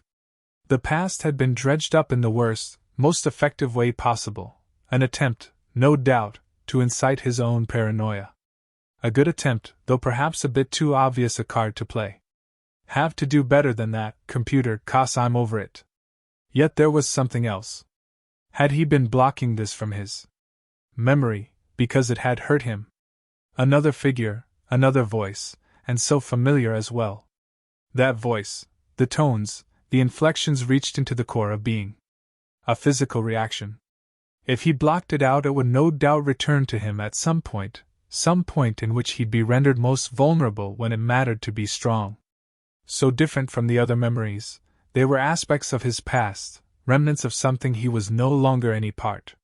He could discard these memories like old video recordings, documents of his former life. But here was a part of his past, his present, and his future. Deal with it now. It was her, formally dressed this time, hair tied back. All suggested the power of her own career. But what did she do? Her work. There was no memory of that now, and it was absurd to just forget such a thing of someone he knew so well. How well did he really know her? She said, "Do you ever recognize pity when it's from someone who knows you well?" Her voice was firm and clear in his mind now. "It wasn't difficult to disguise," she added. "You mistook pity for a genuine need, as if I needed you then, but of course it had been the reverse. Sure, on occasion I had needs, and if at times they were never satisfied, I didn't complain to you. I know it would have hurt. You had your pride, after all. You had to feel as if you were the most important one in my life. I'd never want to cause you pain, Jimmy, there was enough of that already. But things have changed. Now is the time for the truth, time to move on. It's no good pretending anymore. The thing is," she continued further, "I felt so sorry for you. Poor lonely Jimmy, with no one, no support that was unconditional. I could see the need in those eyes, and I could not bear to see that. I could only feel sorry for you. It was only pity." The flashback had ended. The hospital was again Jimmy's reality. His eyes were welling up, blurring his vision. He didn't want to see, he didn't know if he even wanted to live anymore. He tried to fight back the emotion to speak, to himself, to the computer. "That's not true," he managed. "Not Janetta, she would never say that. She'd never believe that. Never." He noticed someone else in the wardroom. This person had obviously heard his outpour of words. Approaching now. The white coat, a doctor, and before he had time to guess or even be bothered, the man started speaking. His accent obviously German. At first he wasn't really listening to the words spoken, only really noticing his appearance, the sharp features and the round glasses. Then it seeped through to Jimmy what he was saying. "We will need to further review your course of treatment. First I will need to know how you are progressing. Are the voices still there, James? Are they still telling you what to do?" Jimmy could only say, "James?" The response was swift. "Yes, you must still remember your Cowlick name. The near pseudonym you told me is only used by the voice. It has to be ignored if you are to break free from this, otherwise I cannot recommend your treatment be reduced." "There's nothing I need treatment for," Jimmy protested, his previous trauma still evident in his voice. "Why should I need treatment?" The man gave a sigh. "It is so important that you recognize that you are not well at the moment. You can only recover from G's if you recognize and acknowledge that it is that's wrong with you. That you have is an acute form of paranoia. The voice is a product of your own imagination. The voice is that justifies the delusions. It might seem Z's enables you to cope, but really it is only a result of these delusions. That is that perpetuates it still further. James, do you understand Z's?" All Jimmy understood was the despair he now felt. Could there be a more hopeless situation? The doctor said he might possibly return shortly, and in the meantime, one of the nurses would be on standby if anything was required. This seemed to be the opportunity he was after. There can be no time to lose. One thing was for certain: he must escape. No one except for patients were in the room at that time, so he made an attempt to get out of bed. None of them really had seemed to acknowledge his presence, hoping any hospital staff were at a sufficient distance so as he could outrun them. But to where? Legs felt like jelly, like most of his strength had been taken. Think strong, he told himself, under breath. This was not by any means easy. The weakness he felt was more than physical. Drained of energy for action. Thankfully, the doorway had a clear opening into a corridor, illuminated as before. Ah! He lurched back almost in horror. Being so close to that door, and there she had appeared, a very large woman in a nurse's uniform who exactly filled the exit, his only possible escape route. "Amen, James Findrell." Her voice resonated with so much authority and firmness it made him feel like a small child again, vulnerable in his state of weakness. "You know you're not allowed to leave this room? You have been very ill and must rest." "But I'm fine now!" Jimmy exclaimed. "I just need to use the toilet, that's all." Of course, utterly unnecessary because in reality his body was frozen, unchanging. "Toilet?" the nurse bellowed. Jimmy was cringing, to his own shame. "You know full well there are bed pans under your bed." And then her face softened to a smile. "You only need to ask." Jimmy tried to pull himself together, and tried to deny any of her authenticity. "Now listen, you fat cow," he said firmly with a hint of aggression. "You are obstructing me from what I have to do, so—" His voice tailed off as the nurse bit at her lip, restraining her exasperated reaction. He continued mildly, "Then move out of my way, please." Without hesitation the nurse called for the doctor. The doctor appeared, as if he were on standby. "I'm sorry, doctor, if you have been distracted from your work. This patient is causing a problem once more." I think he was intending to leave. The psychiatrist wore his familiar concerned look. "Oh yes, James Findrell. Don't worry, nurse, size 1 is my responsibility now. I may need your assistance though." He then spoke to Jimmy. "I think you ought to return to your bed, Mr. Findrell, then we can talk she's through. Wouldn't that be best?" Jimmy then stared at the man with a grimace that indicated obvious suspicion. "You'll only be wasting your time, doctor. I only intend to make you more aware of the truth. It is necessary that you at least acknowledge the delusions before they become dominant." He looked at Jimmy with the most effective sincerity. An orderly also followed close behind the three. There seemed no other way but to comply. The doctor then indicated a chair, situated beside the bed. Jimmy sat on the chair. "James, I wonder if you remember our talk. Do you remember the hypnosis therapy? I regress you back to your childhood days, reliving events that had distressed you greatly at the time, but I helped you to distance yourself from it. The past, I understand, has been a significant contributory factor. That look of concern again. Well, James, I can only surmise that you have been driven to escape from your past. Zai's quest or mission you have told me about seems to be a way of coping. Perhaps the sense of purpose it gives you. No, that's not right, Doctor. You've got it all wrong. But then what use is me telling you that? Isn't it all part of the system, the computer, trying to use the cleverest way of stopping me? It might have nearly worked. Jimmy was now remembering Zala's voice and grinned sardonically, for effect.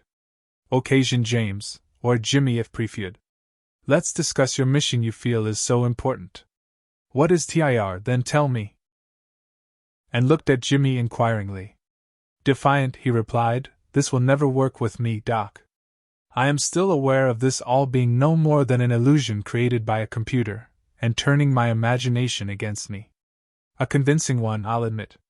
So I am also part of Zai's elaborate illusion. That is your reasoning? Yes, he replied simply. Then, let's test your reasoning. He removed a golden lighter from his white coat side pocket. He then tilted the lighter so it glinted, revealing an intricately weaved pattern, lines curling and intersecting each other. He handed it to Jimmy.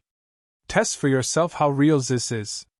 Surprised, Jimmy fumbled the lighter curiously, watching the pattern glimmer. He could just about feel the inscribed surface, the cool feel of gold. He then lit it with an abrupt flick of its switch. Watching the flame, how it gently flickered, then stretch and flatten. This held him transfixed.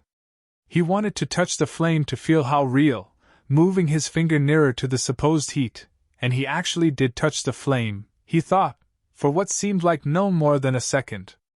Its heat had left a sharp sensation of pain pulsating through his fingertip. Although his focus was not on that pain, the fluctuating image of the flame held all his attention. Nothing else was in focus at this time. He was drifting away from all else. The flame was soothing. Now, James, are you convinced? He was brought back from this hypnotic state with a start, and shut off the flame immediately.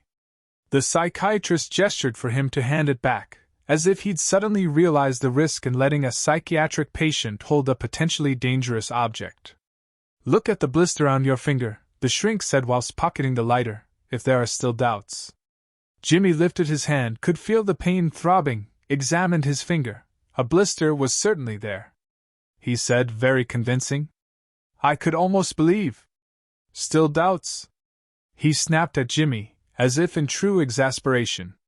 The nurse had now approached, presenting Jimmy with a wet flannel and an instruction to null the pain with it. Jimmy refused, and the nurse gave her own look of exasperation at his failure to cooperate. The pain makes it seem more real, but I'm still not convinced, Jimmy told him, returning his most defiant took. The psychiatrist muttered something to the nurse and they then both walked away, still in conference. Jimmy was now trying to decide what his own next move might be, and in his state of concentration he became more certain he could hear a voice. The voice was unusual, slow and enunciated. Too slow to understand, and it kept breaking off for several seconds at a time. At one point he had really thought he'd caught the words, "Don't believe?" Or was that only what he wanted to hear? Captain Zala? He murmured. Suddenly the psychiatrist was there, standing by the chair. He beamed and said, "Can you hear him? Is he there?" In excitement he continued, "James, that is he saying? Is he giving you instructions? Geez, is important to know. So what do you know about Zala?" Now Jimmy was betraying anger in his voice. "He has spoken to me, told me all about you.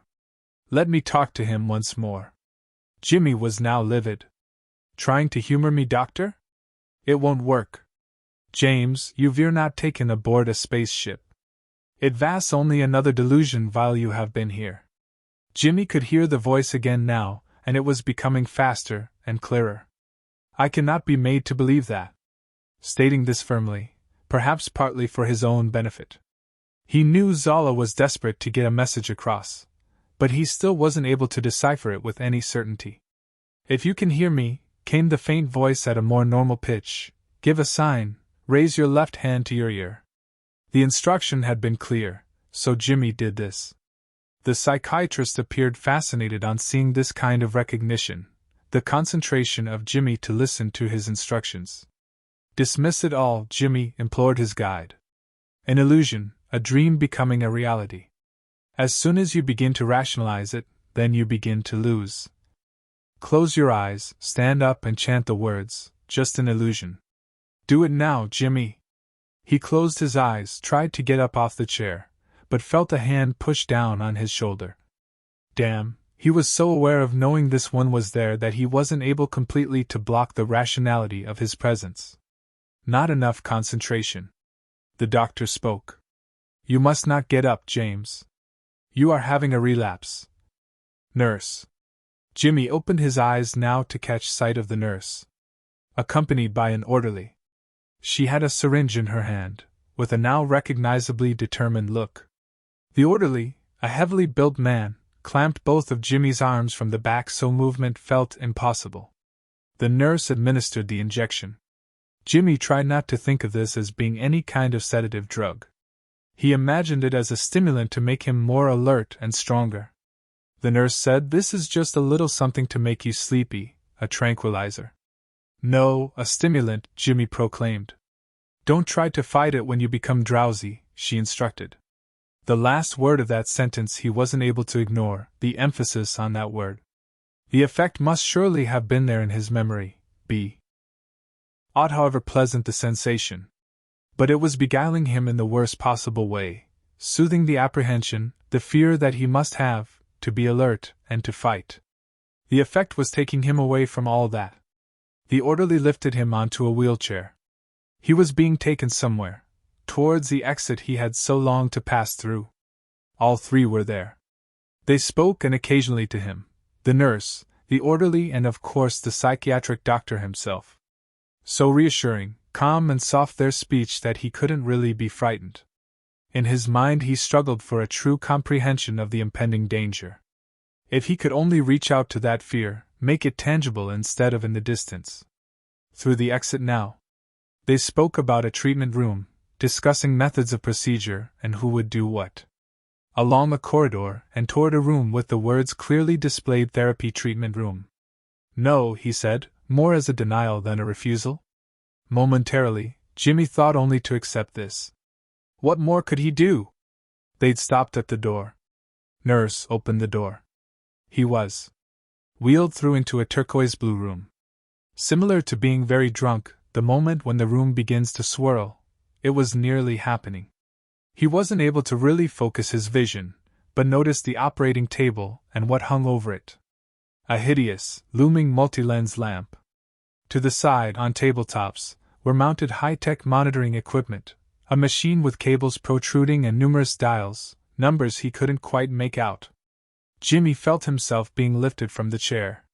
Now was the time to grasp that fear, but this drug had taken him so far away from the urgency of the situation he could not properly reason for any response. Now on the operating table, the orderly strapped him in, so each limb was bound tightly, his head supported firmly at the base. What kind of ghastly operations had been performed in this place? His mind perhaps wandering from what really mattered. The psychiatrist spoke to him. No need to worry, James. It will all be over in no time at all. Jimmy just knew he must question this, but he couldn't produce the words, let alone a sentence. Someone who appeared to be a medical doctor or surgeon had arrived. He began discussing something Jimmy had remembered once learning in a science lesson, about values of energy. He was saying how many units would be required. In a gruff voice he said, if we increase in units of 50 and 10-second intervals we can better ascertain a response. Then that do you recommend as being the danger threshold? How much will he tolerate? The surgeon replied, that is not something which can be defined in absolute. It's only really a matter of judgment. I need to discover his level of tolerance to know how much to use. The psychiatrist only responded by saying fine.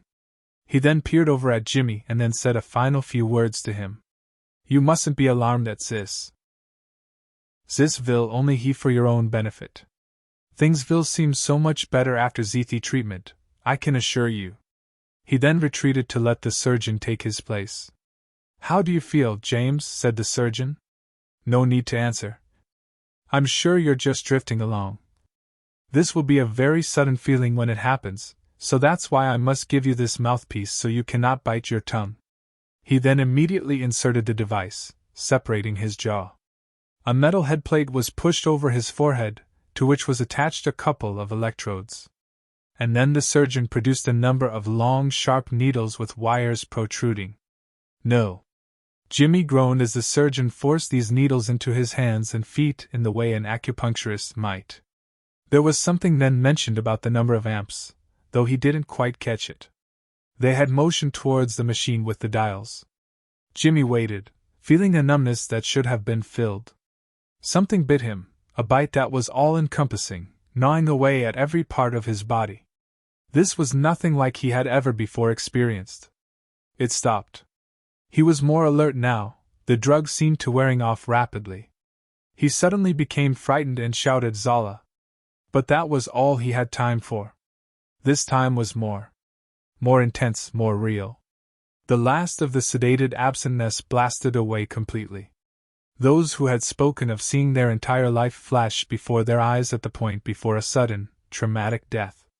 Such was the extreme sensation, an utter experience of electricity, for he was so alive with it. Never more alive in his life than at this moment. His mind was on the point of exploding, it seemed. Everything, every memory, every life experience forced out to the surface. Thought, memory, and vision were now one of the same.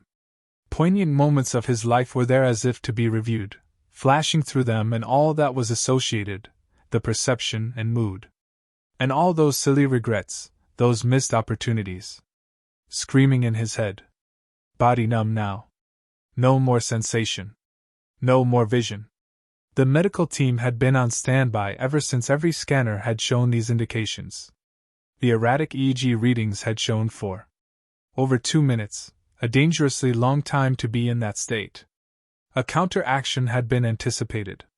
Stimulant chemicals to replace the relaxants. Short bursts of high-intensity electric shocks was normally the final attempt at resuscitation, but they tried as a desperate measure the method of inducing high-frequency pulses directly into the limbic region in order to stimulate chemical uptake throughout the entire brain.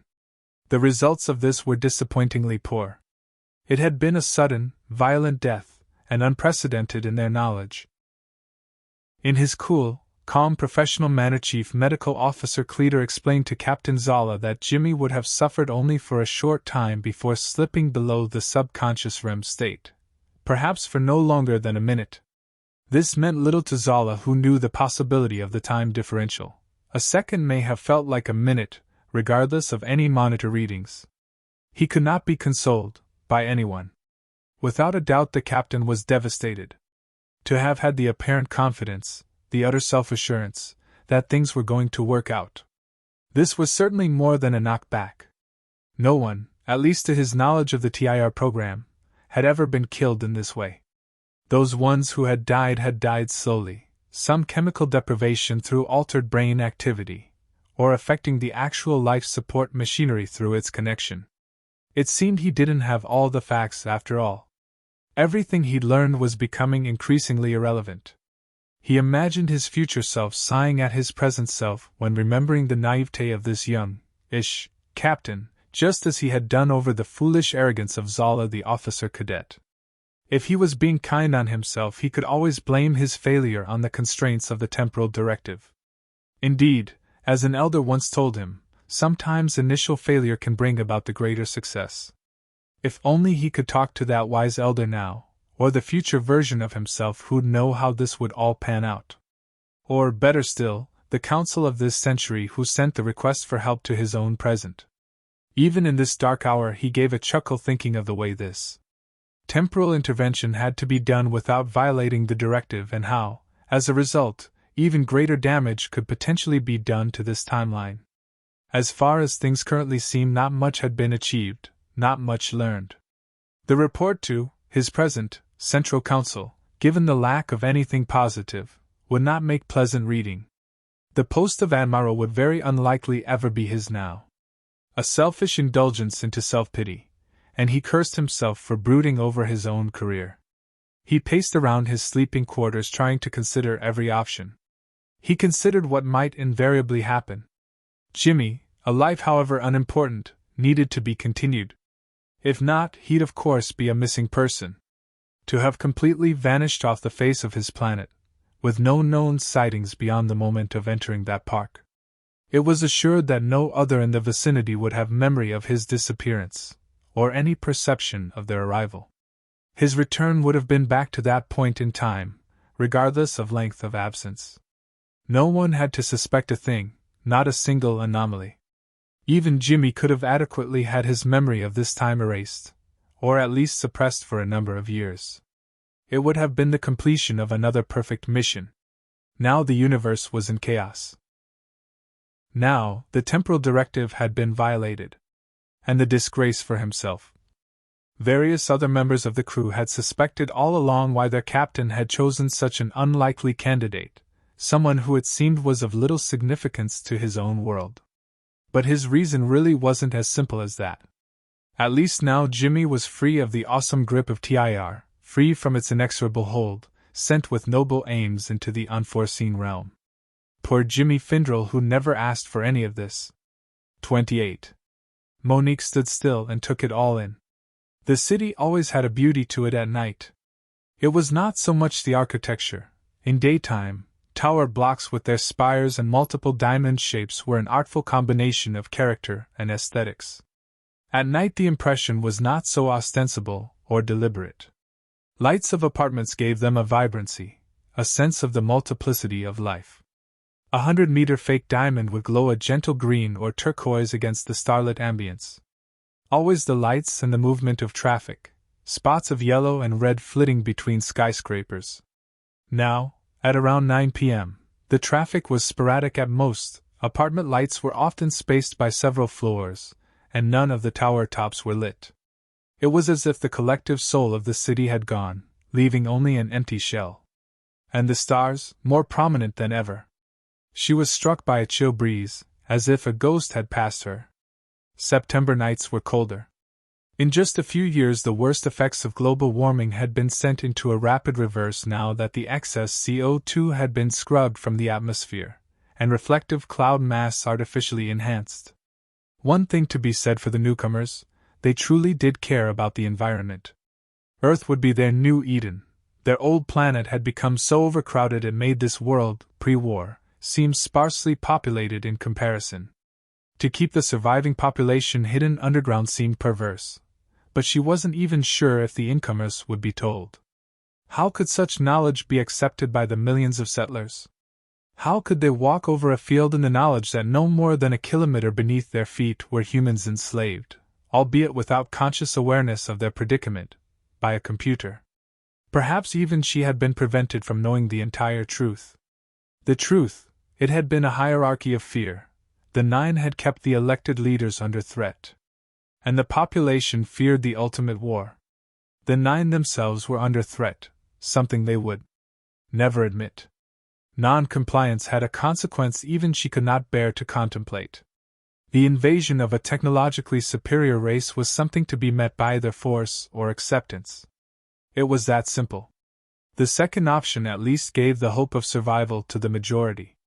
The true terms of the deal she was never allowed to know, she suspected, despite her role as special envoy for Western Europe. Monique wondered how useful the knowledge would actually be. Already structures of governance were well established, the economy was prosperous, at least provisionally, and life had been easy for the last 8 years since the air had become clean and the ground free of excess radiation. Over the years Monique had tried not to think of the others below ground, immersing herself in her diplomatic work, a role in which she still felt the need to prove her worth, rather than merely fulfilling the expectations of the cynics, those in the higher echelons of the chosen, who probably viewed her as the benefactor of a privileged background. Sometimes it did feel like she was not being taken seriously enough by her opposite number whenever terms were discussed. After all, the people she represented were only allowed to live under the conditions set up by the new ruling force, the Durangi, whose representative made it clear that any human living above ground should consider themselves fortunate to be a part of this new alliance. At times, it really did feel like this was a token role. The thought of those still below haunted her to the point where she had even considered an enigmatic removal.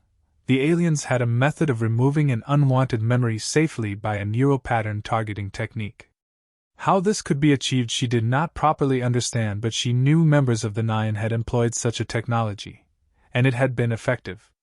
Monique had felt no concern, much less any guilt, for the others below when, as one of the chosen, she'd been confined to deep aquatic complexes, then polycarbonate domes as the world decontaminated. If she had not played her part in all but seducing Garrett Lightham into their scheme, perhaps he would not have been persuaded, at least put up a greater objection, after his inevitable capture. Perhaps it was presumptuous to think she had been such an influence, knowing, as in most aspects of life, there'd always be someone else to take his place. The what-ifs could recess infinitely into the past. "Hello," a male voice said softly, bringing her back to the present with a start. "I think we may be able to work together." Monique swirled round to see the faintly formed figure in the near darkness. As her racing heart settled, the thought occurred to her that this was a ghost, but she dismissed that notion rapidly, and realized this must be some kind of projection. "Who are you?" she inquired, despite fearing what the answer will be. "I was once an observer," said the translucent man, "but now I am here to help." "How can you help?" "I can help you return your planet to its people." She almost laughed in disbelief. It came out only as a quick breath. "Isn't it too late?" she questioned. "I mean, you're not God, are you?" "Well, who is?" "I'm not a believer myself, though I do believe in aliens who are so powerful that they can dictate the future of this planet. I'll grant you, Miss Bellisher, we are up against a formidable foe, but we have the means to defeat them. However, we are prevented from such overt interference by our own rules." "I see," she nodded gently. "You hope the more primitive culture develops its own strategy to cope. The strictures of our doctrine means we cannot directly intervene."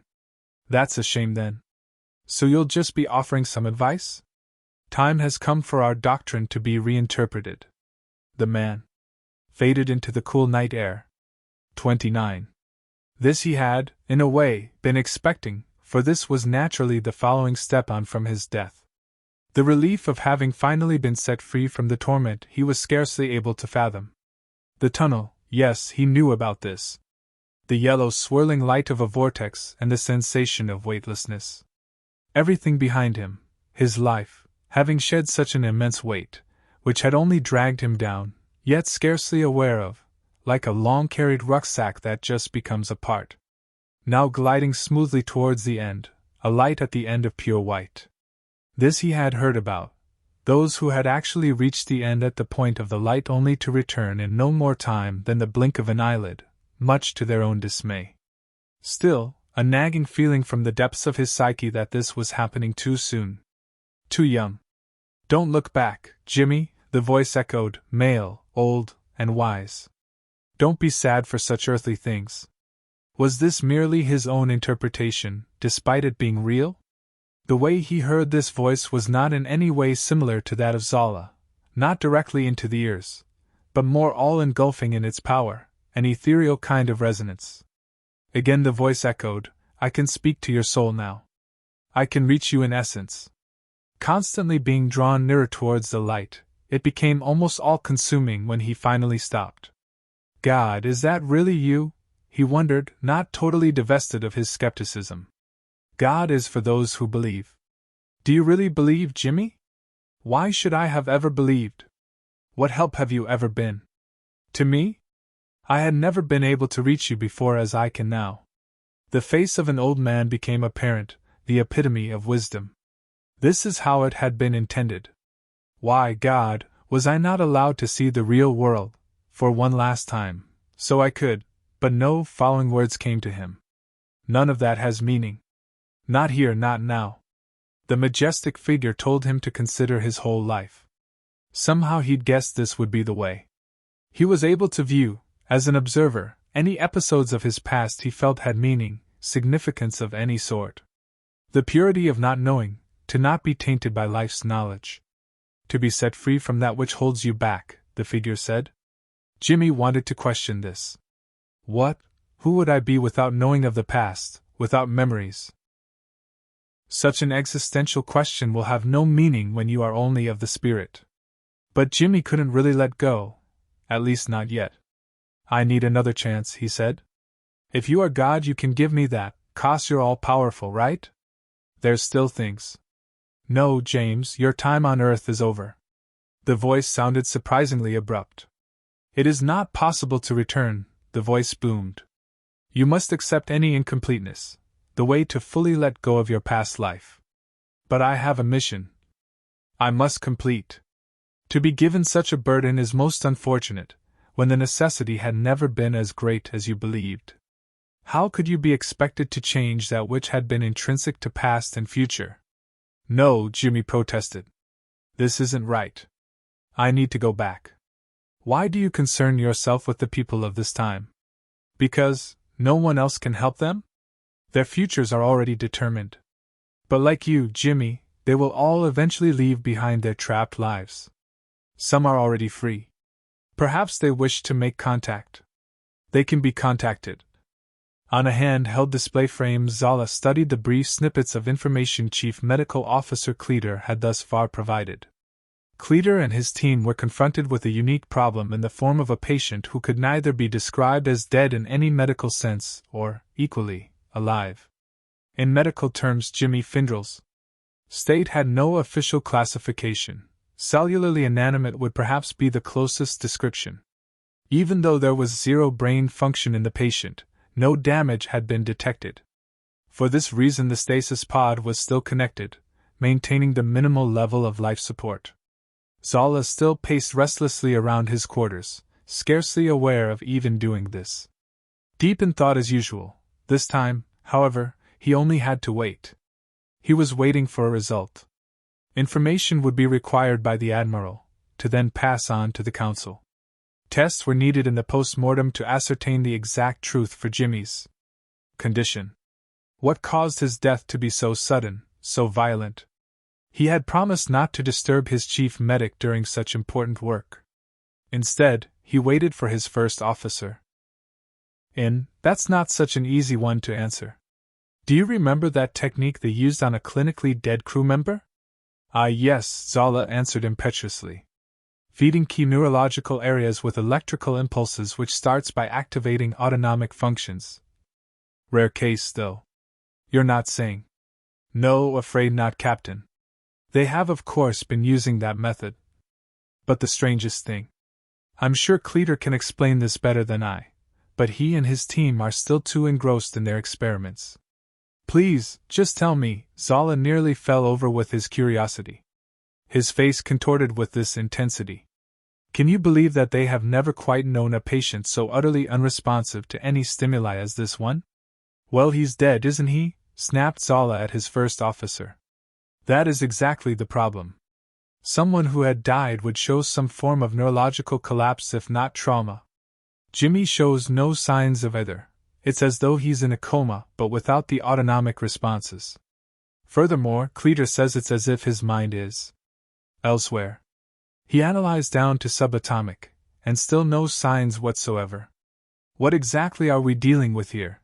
It was partly a question to himself. He had a sense of a greater power behind what he knew to exist. I would suggest something 200 years in advance of our science. Cleater would never admit it, but this is beyond our scope. The invaders, investing in this planet's technology. And our arrival must have been met by their laughter. How else does our culture avoid violating the directive? Zola shook his head. Damn that temporal directive. Oh, they're laughing for sure. Zola opened a comm link to Cleater. Doctor. What's your analysis?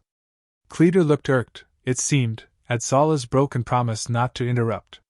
He said, however, physically he is completely inanimate. I can't give you any location for Jimmy, his consciousness, but I suspect, from the research of my tech, that his neural patterns have been lifted to within the network, perhaps the core system. How can that be? We're still working on an explanation. At the moment, we believe the optronic feedback relay is being used as a conduit for other types of signals. His mind seems to be in some kind of standby state. So that's why you insisted on leaving the stasis pod active? If we lose the connection, we might lose any chance of retrieving Jimmy. Then there are two objectives. Are you confident of yours? I will continue my analysis. You have an hour, and then I want a conclusion. Garrett received the communication by direct neural feed. L-76 had often spoken to him in the same way. Initially he had found it unsettling, as if somehow his mind had been invaded, which was an odd thought since his mind was already very much at the mercy of the AI, albeit at a superficial level. At least for these precious moments he had unlocked L-76 control, using the codes provided by Jimmy, though, as before, the AI would find a way to end this level of freedom. Immediately he heard her voice, he felt the surge of joy. It was like a lost love speaking to him returned from the dead. The outside world might as well be another world. But in his mind they were together. How have you been, Garrett? Monique asked. Imprisoned, albeit with the occasional illusion of freedom. I believe I can help. I think I can put an end to all this. Her voice now clear. The blocking field will ensure either of us can be heard. But it won't last much longer, he then swiftly asked. What can you do, Monique? There is someone who will help me infiltrate the network. An alien by any chance? You know what has happened? I know most of it. After about 5 seconds she said, I'm sorry, Garrett. I will see you, I promise. I'll hold you to that. The connection disestablished. Garrett knew L-76 would have a new and more creative method of punishment after a second block, but for some reason the AI hadn't communicated for a while. For all the time that seemed to be leading up to his contact with the prisoners, he had no idea of the kind of communication, of what to say. How would he see them or experience their presence? He did feel so unprepared, so inadequate without at least some advice from Zala. Yet he couldn't simply allow himself to be taken to whatever it was. The other side, how could it feel this wrong? Let me see the prisoners, so I can speak to them, he demanded. As you wish, my child. The voice of all-knowing. Somehow he knew his request had to be accepted as reasonable. The future that must ensue. So almost as expected, out of the old man's face there began to emerge figures, people of all ages, male and female, of perhaps every human nationality. So many of them. It seemed like 100,000 voices were speaking in unison. He could only hear them as a soft babble. Questions still pressed at him, such as, did they really know who he is and why he is here? Did they know of his mission? But most of all, what did they intend for having finally made contact with him? He was so desperate to understand just a single voice. Of all the other questions he considered to ask, he tried with, have you been set free? The words came out almost as if he hadn't spoken them. Many voices spoke, answering him in unison. Freedom can be wherever you find it. Freedom is a state of the perception, of consciousness. In our own sense we are free. You are not alive any longer? We could not live any longer. We had been bound by our destiny. That is as it should be. Jimmy was now perplexed. Your destiny? How can you all accept that? Acceptance is something you will learn, Jimmy. Then the face became dominant once more, and the old voice spoke. Yes, acceptance is something you will learn. In that you will find peace. The figures again appeared. It's a deception, he yelled. You're all being deceived, made to believe what isn't truth, don't give in to it. The face, you mustn't fight it any more, Jimmy.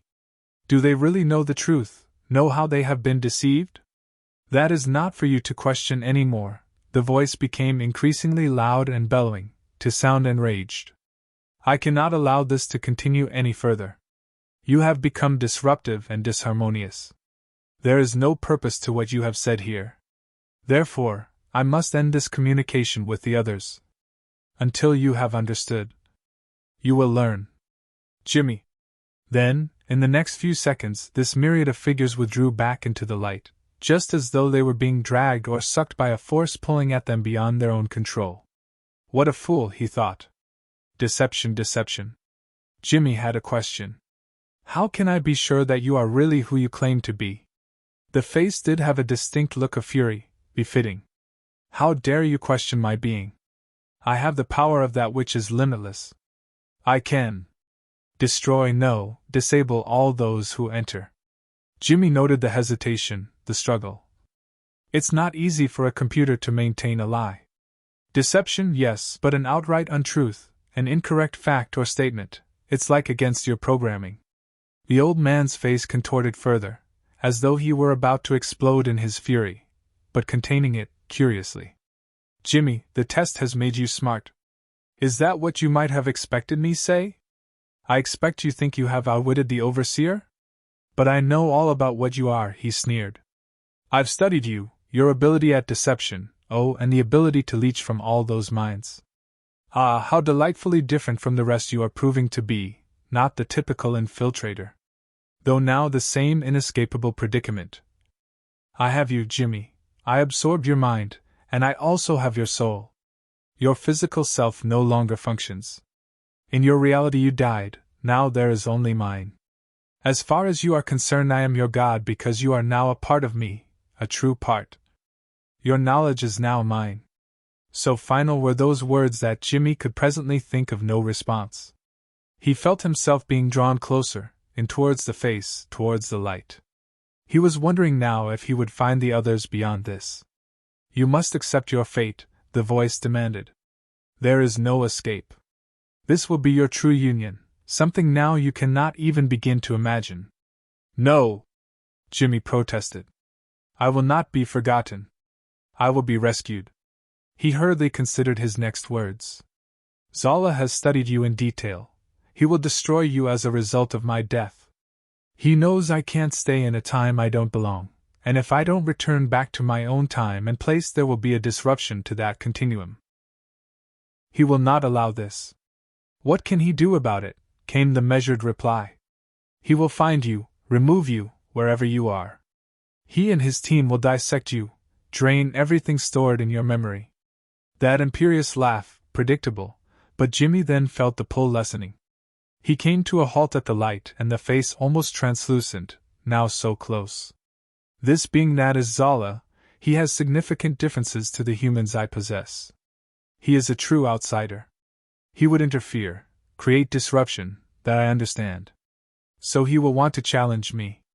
But he hadn't the courage, for knowing he would be rejected as an outsider. His knowledge is so much greater than any human mind can possibly contain. He knows of time travel, the other dimensions, now he wants to know of you, to really know. A good attempt, Jimmy, trying to presume my psychology. I understand you need fresh input, the knowledge of an outsider. And I should allow you free on your word, Jimmy Findrell? You can rely on Zala wanting to challenge you, just as you know that he will do everything in his power to free me. That is true, as is my increasing weariness with you. Then you'll let me return. As the pull relented, Jimmy could not quite quantify the kind of relief he now felt. 30. Life, for the last few decades, had effectively not existed for Monique. At least, she had no memory of the time she had been unconscious while the Earth became clear of radiation and pollutants. She had lain in stasis much like those innocents underground. The difference being there was no megalomaniacal evolutionary artificial intelligence messing with her mind. Soon she would get to experience what L-76M had become. Zaratas, her alien assistant, provided her with the virus disguised in the form of a subroutine the erstwhile computer would, hopefully, not be able to distinguish from a background monitor program. Only when she recited a code would this virus become active, and its effect swift. There was still the problem of the subsystem rejecting her immersion. According to a beta-level intradiagnostic, a program hack, TIR still operated. At the very least the subroutines were still active. How much had been manipulated by L-76M was open to question. The casket into which she stepped was a modified version of a standard TIR pod. Zaratas had access to every aspect of her physiology, and, he assured her, could be in constant comms contact. In spite of the assurances, she was frightened. The process was to be so precise even the seconds to her first stage immersion were counted down. 5, 4, 3. The relief from the burden of thought, only feeling in the whiteness until water. Cannot breathe. Immersed, literally. It knew, and it wanted her to die. Not speak, not cry. Just had to keep going, hoping to get to the surface. Dolphins sleeking past, another approached her, and then darted upwards. She looked in its direction and noticed the glass bubble, an entry port. She dived through it. Air pressure kept the water below. Above, a hatch. She turned the lever. Nothing inside the silver-gray dome gave any clue to what was beyond. She hadn't even been aware that the glass beneath her feet had now become a similarly gray metallic platform. Another hatch. Above seemed to be the only way to progress. No surprise then, the adjacent code lock. Only now she noticed how inappropriate her clothes seemed. Denim jeans, a revival style from the early 21st century, not what she had worn in the immersion pod. Now they felt uncomfortably heavy and restrictive. A thin, long-sleeved blue top made her feel cold and damp. "Zaratas," she called, "can you override this? Or at least give me a code?" No answer. She randomly jabbed 4 numbers. Nothing, of course, after the 5th attempt. "Zaratas?" It made her chuckle when she noticed water begin to trickle through the floor. Apparently some breach in the bottom hatch seal. In reality, L76M wanted her to believe she was about to die, as the water seeped through at an increasing rate. Maybe it was simply a matter of waiting. She closed her eyes. An image of a dolphin in her mind, etched in memory in that time of utter panic, something so benevolent and intelligent. About 100 had been captured and kept in a protective tank no larger than a kilometer squared. They had been kept not only for the purposes of species preservation but for viewing, a visual stimulus to the chosen, it seemed. Monique had visited the aquarium only once between her first and second stasis, which was to be her last. Many opted to segment their stasis up to 10 times for worries about safety. She remembered a dolphin had pressed its nose against the glass as if it wanted to communicate, at least convey a message, not to say hello, but something sorrowful. It was enough to bring tears to her eyes that day, and she would not repeat the experience. She didn't know how many more of these tanks there were, but it was a reasonable assumption that the vast majority of sea mammals and fish were left to die in the fallout. Possibly there were areas of ocean unaffected, with radiation penetrating only so far. Unquestionably, the ecosystem would return to at least a semblance of normality even without further intervention. "Help me!" The leak had become a torrent, as if the entire rubber seal no longer fitted, notwithstanding the inside air pressure which, she thought, should keep the water at bay. "Monique," came the reassuring voice of Zaratas, "I am not able to keep in contact for long. Try the numbers 2187. That number held significance. The year Garrett entered TIR. The water level was just about up to the security code panel. After keying in the code, nothing happened, no change from red. The water line up to her shoulders, her neck, her mouth, her nose.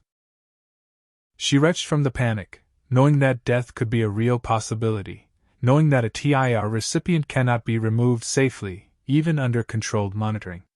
She had to remain part of the network, fully, otherwise no chance of acceptance.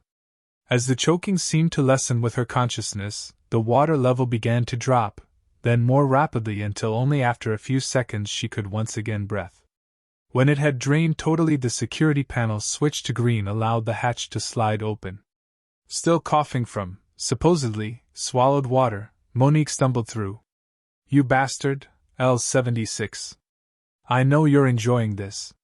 It was a strange thing to say to a computer, albeit the most highly evolved AI on the planet, but that's how it felt.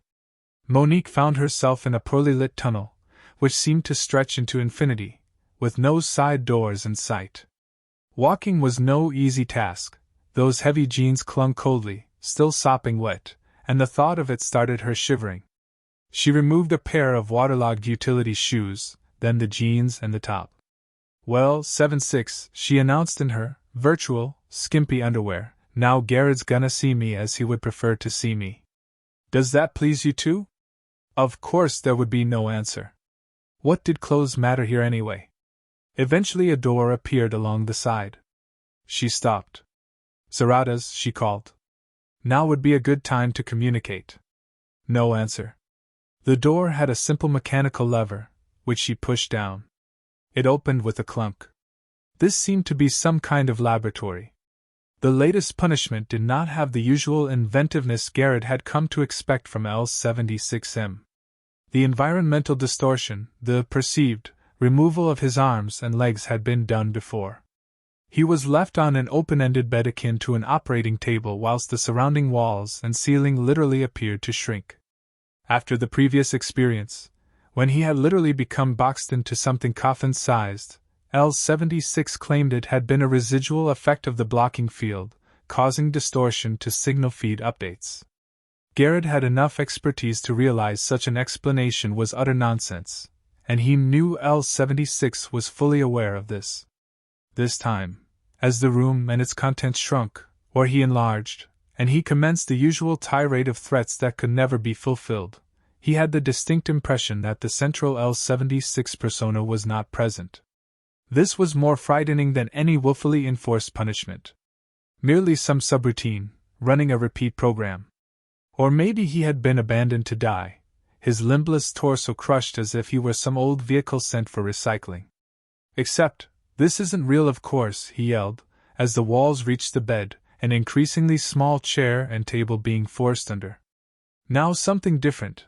The bed itself began to shrink, as if on making contact it had become connected to the surrounding environment.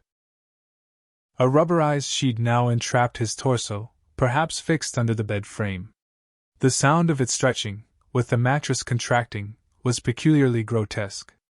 Within seconds the sheet had reached its critical tolerance, snapping with a painful pop and then a blub as the remainder of it wrapped around him.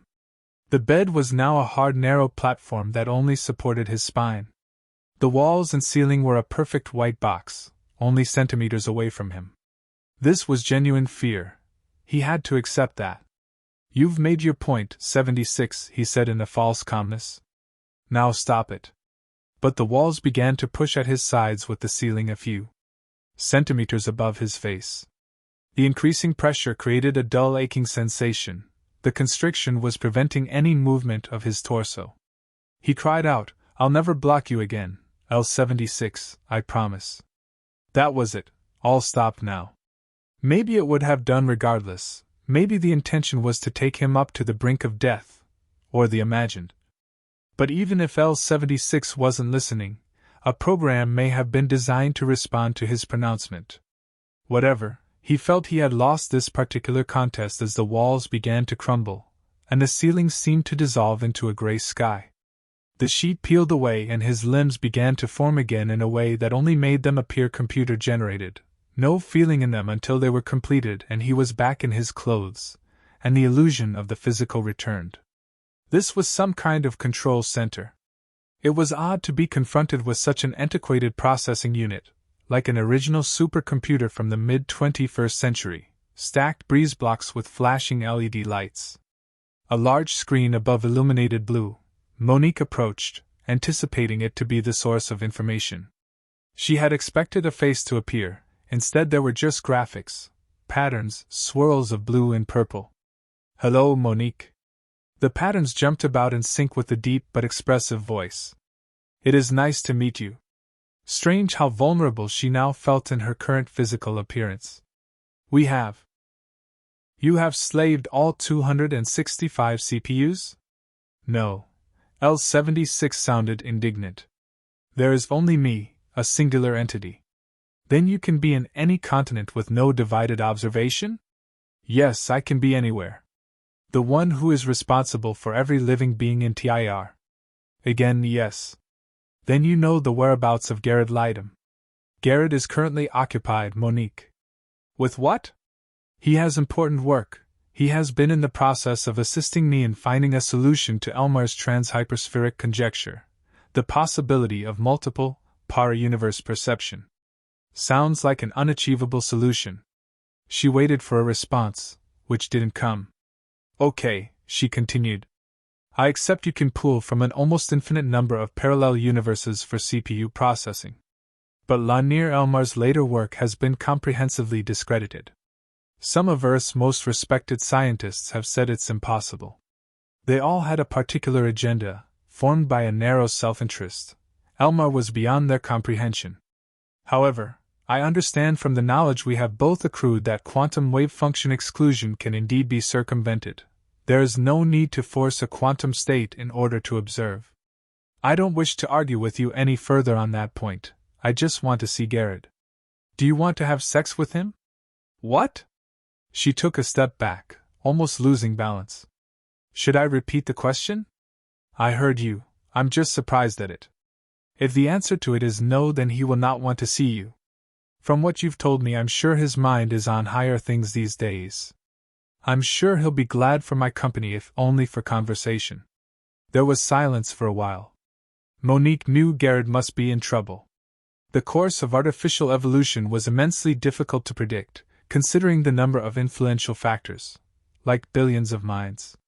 Nonetheless, a variation had to have been introduced from L-76's original programming. But programs can be corrupted.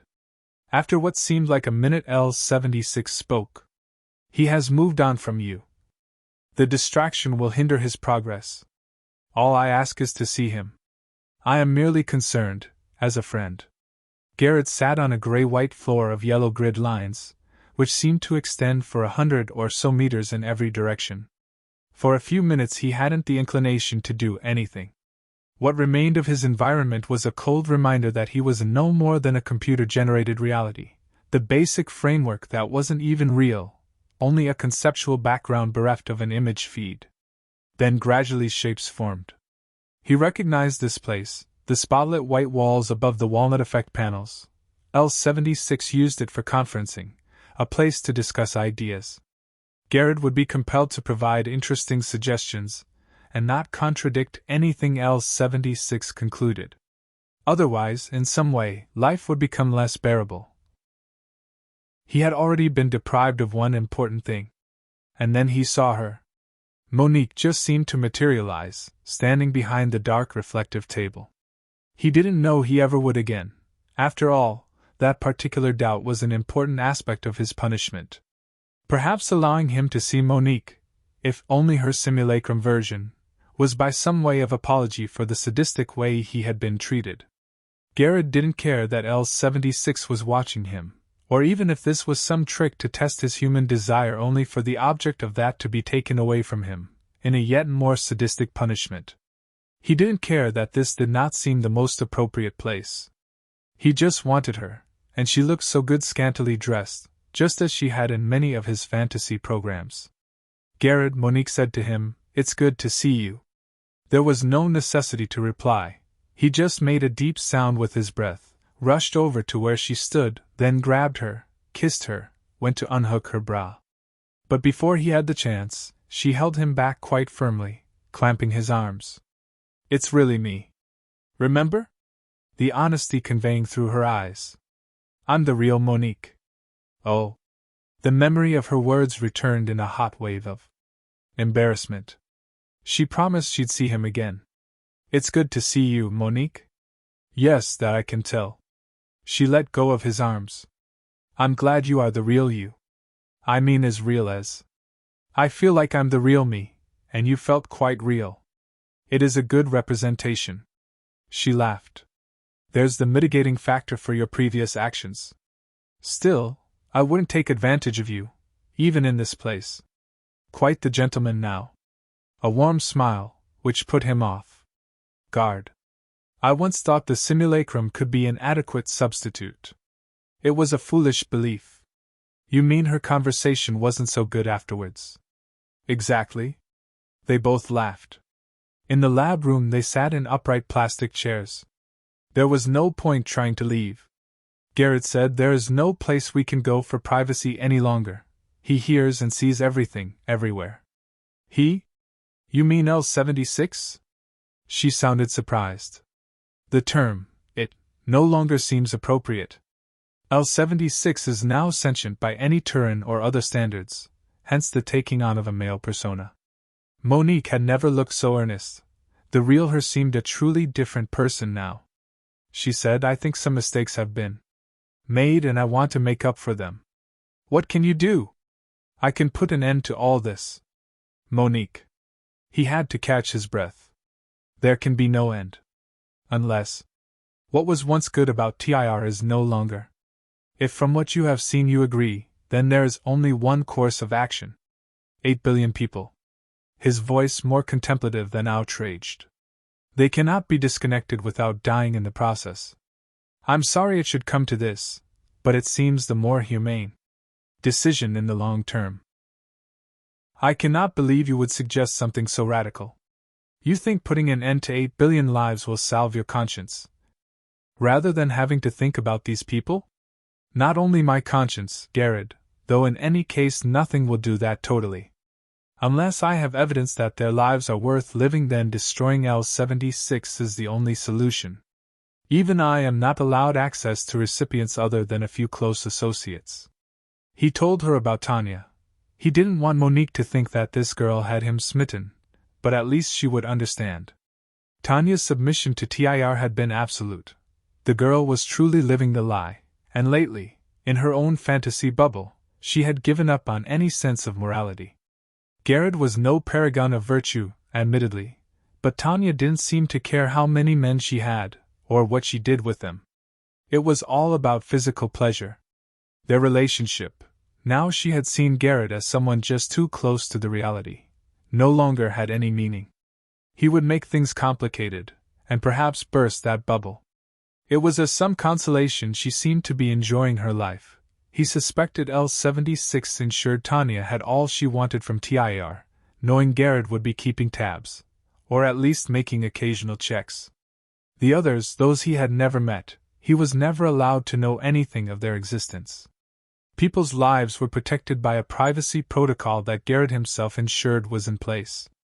It had been the fear of the God factor, for one person, namely himself, to be able to intrude, and ultimately influence an individual who had no connection to him. L-76, as the guardian of TIR, assiduously protected any information beyond a basic health status from being revealed. Total switch-off should not even be a consideration.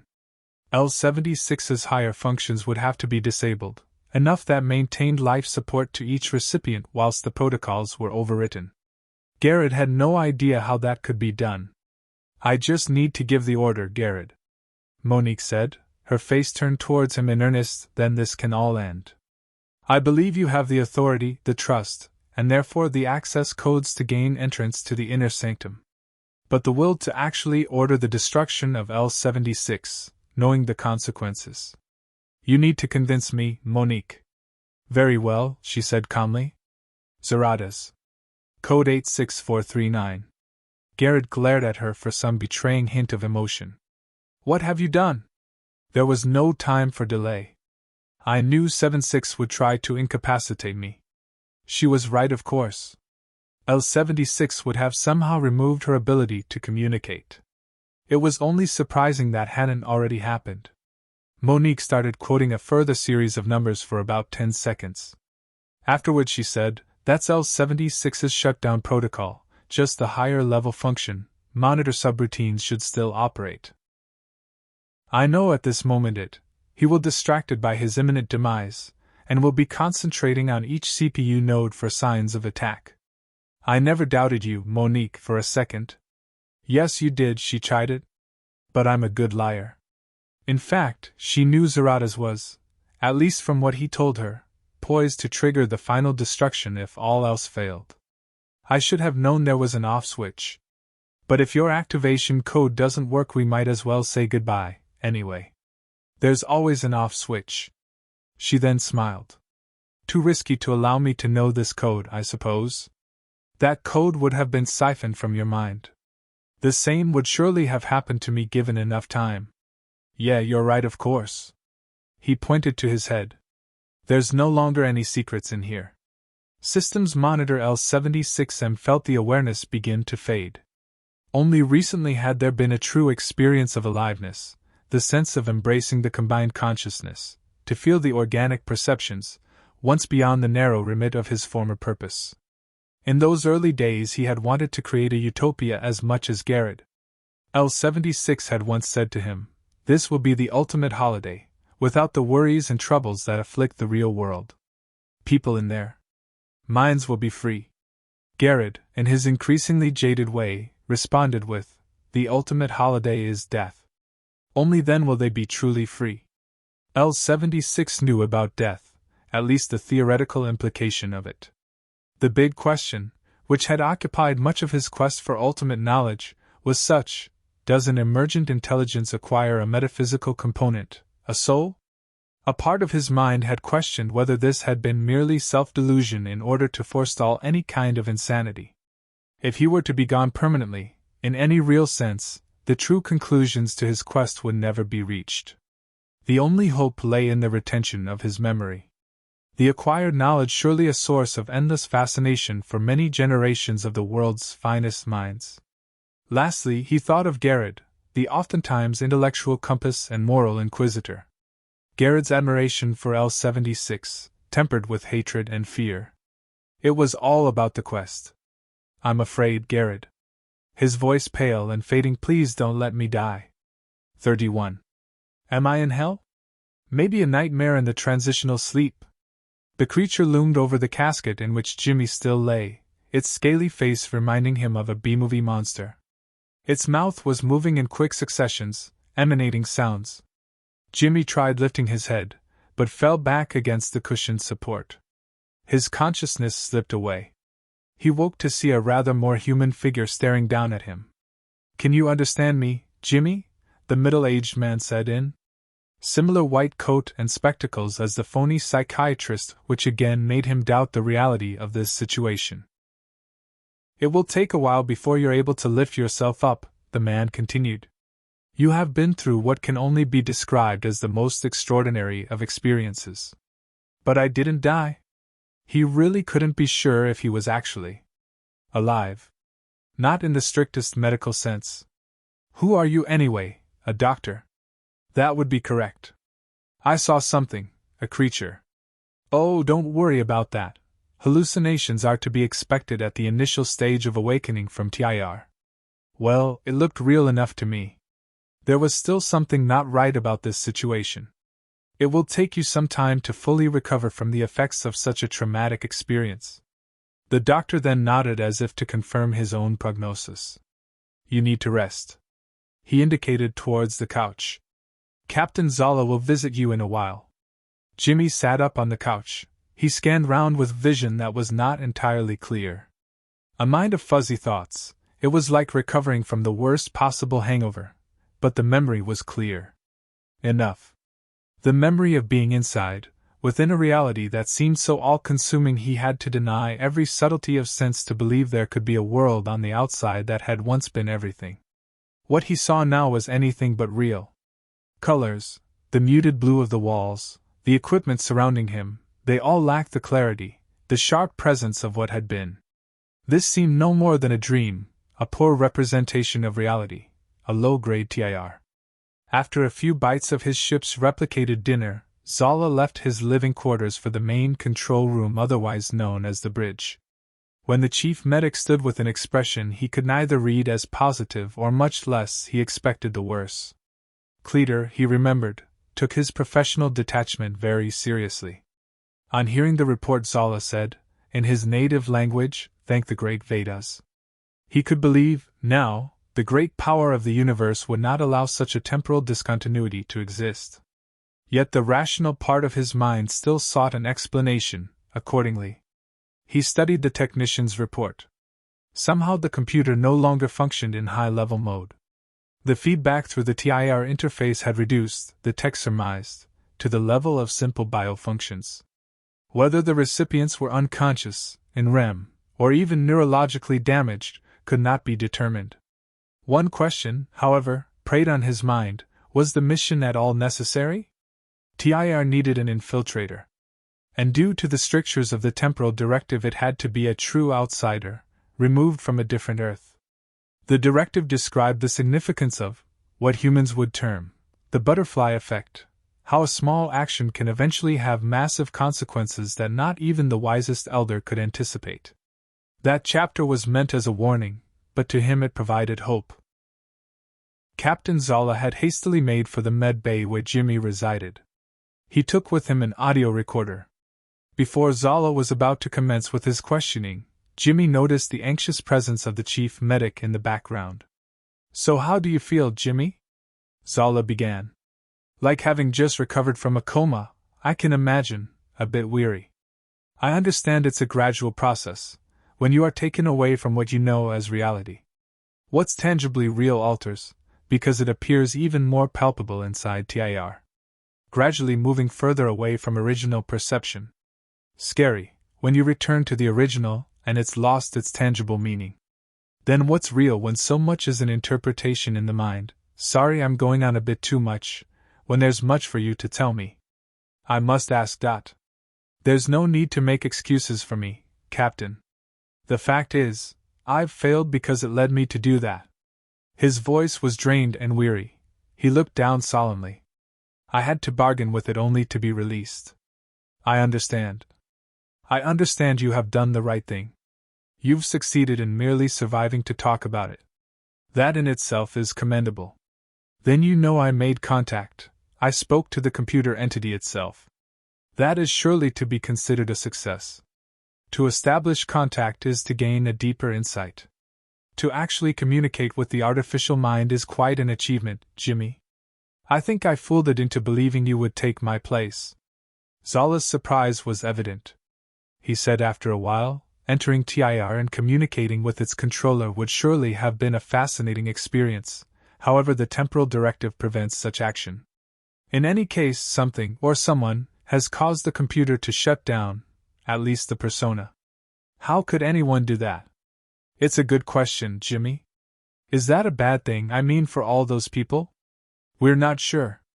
Except, of course, it wasn't entirely good for you. Yet, if I'd known how dangerous it could be, I would have had second thoughts about entering. There is no need for regret, Zala said earnestly. Sure, but after what I've been through, how could my life ever be the same? Do you want your life to be the same? No, I mean things will have to change. Then you will have the power to change it. Zala wondered if whatever he said to Jimmy even mattered. He couldn't bring himself to tell Jimmy they intended to remove his memory. From the time of his first encounter until his return to that very park, Jimmy would have no awareness of his remarkable experiences, at least not the actual recall of those events. Perhaps fragments would appear in dreams. But, like anyone, he'd only dismiss them as fantasy. Yet, he hoped, somehow Jimmy would benefit from these experiences even if without knowing why or how. Zala now felt somewhat redundant. The mission, a token response to a genuine request for help. And the risk for what? He would have to study the temporal directive for answers. 32. Something just wasn't right this morning for Milo. He woke to the sound of a heavy storm. Thunder rattling the bedroom window as if it were made of flimsy glass. However violent the storm, there was no danger to them, and yet the intensity was such even triple glazing looked vulnerable. The pressure of rain, slamming against a large pane in waves, made him question in his mind the simple knowledge of its protection. Milo, I don't like this at all, Gina said, in a way that sent a shiver down his spine. Darling, we've been through many storms before, Milo said in a voice he hoped would be both soothing and reassuring. Why should this worry you? Look at it. She gestured toward the window. Lightning streaked across as a many-branched rip in the sky. This wasn't like any other storm, and they both knew it. Milo thought back to the last one since they lived in Idaho. A few gentle rumbles of thunder one evening about 7 months ago. Before that? He simply could not remember. His recall, for a 42-year-old, had become disturbingly poor. Milo switched on the TV, scanning the channels for commentary relating to the storm. There was nothing, only the same bland nonsense. Wait. This talk show was on yesterday, the same guests, and the same subjects. He checked the listings for today, nothing compared. Only yesterday's correlated with each program's description. Rain now hammered the windows in increasing intensity. It was 11 in the morning, but so dark outside it could have been dusk. They, the family of 4, were effectively trapped inside their house. Gina became frantic when she discovered the phone wouldn't work, all communication devices dead. The feeling of isolation turning into fear as the storm took a turn yet for the worse. A crash of rain against glass alternating with thunder. It was like every bad weather event was combining into one. It could have been a hurricane out there. He watched as a garden tree lost its branches, the trunk bending so violently it looked about to uproot. All played out in an eerily removed silence from this soundproofed house. It Gr. She remembered the historical account of a woman who had saved her family from an earthquake prefiguring a tsunami, in the days before long-term detection, simply because a feeling that something terrible was about to happen. This woman just knew she had to leave the area within minutes. Now Gina had that same feeling, and she had to do whatever it took to get them away. Milo, she said, this may sound insane, but we cannot stay here. The storm will get worse. Milo's response was somewhat predictable. The car won't go through this, even on traction mode. On the ground we'll be okay if we keep to the main roads. With the state of the roads, we'd be better off hovering. Well, whatever, she shrilled. We just have to go. They had no problem getting to the car since it was in an adjoining garage. The two children got in the back. Their daughter Rachel insisted on taking Perry, a ginger and white cat, who was already meowing nervously at the storm. When the bay door slid open, a torrent of rain lashed in. The car rocked from the impact as if hit by a high-velocity cleaning jet. Milo selected wheel traction mode. He had only once remembered having driven on wheels. It was so much slower and less direct, when he would normally fly the vehicle, as the crow. The car only managed a speed of 80 kph before it started to slide about on this abandoned freeway. There was not even any destination. Gina had remonstrated, almost hysterically, that they just get as far away as possible. But to Milo the danger seemed more immediate, when at any time something could hit them in near hurricane-force winds. Visibility only extended as far as a few meters, but it was clear from the damage to buildings and parked vehicles which had been smashed into by tree branches, that the odds were against them. And with the fear came adrenaline-fueled exhilaration, the utterly in-the-moment sense of being on the edge. But for once legitimized, unlike so many times in that shiny casino with all its false anticipations and dubious glamour. That seemed like no more than a drug. Here, now, was the real thing. Surviving was the true winning. Yet something made him doubt his grip on reality. Driving became increasingly difficult. The storm had now reached the status of a hurricane, confirmed by the car's heads-up and a synth voice. The children were unusually silent, as if engrossed in a film viewing. Milo glanced round at his wife. Gina, I think we should stop. This car was never designed to take this kind of punishment. And let ourselves be thrown about by the wind. Milo was about to reply, but what he noticed over the past few minutes seemed incomprehensible and difficult to put into words. Look, he tried. Something's not right here. How do you mean? She didn't seem so surprised, really. I keep seeing that same tree. I've seen it about 5 times so far, and I bet you it'll appear again. A few minutes later there it was again, an uprooted birch against the roadside. Others were simply damaged with broken or contorted branches. Where are we? Gina looked at him sharply for an immediate response.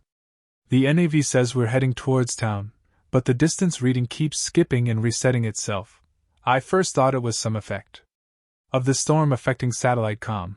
He looked at her earnestly. I really think we're getting nowhere, but don't ask me to explain it. They were both frightened, he perhaps as much as her, but neither could say it, at least for the sake of the kids. Features on the highway became so familiar Milo recognized and predicted every scattered branch and piece of debris. According to navigation there were no turnings for 10 kilometers.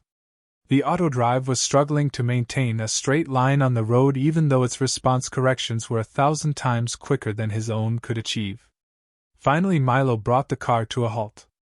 The force of the wind, now about a Category 3 hurricane, rocked the car to the point where it seemed that at any moment they would lose the ground. There was still no way to communicate with the outside world. And even if they were able, who could rescue them? Now his son Jack, the younger of the two, began to cry. Rachel, with Perry, out of his carrier, held close, asked, Daddy, are we going to die? The question hit him like a thunderbolt against the car. But somehow he knew what to say. "I don't think we are, sweetheart. I think we're going to be all right." Gina gave him a look that was half quizzical, half skeptical. An electronic voice warning danger as the wind increased. Milo knew he would not die, at least as a result of the storm. Knowledge there at the back of his mind, an important memory which for some reason did not surface. If he remembered this, it would reassure him to the point of certainty.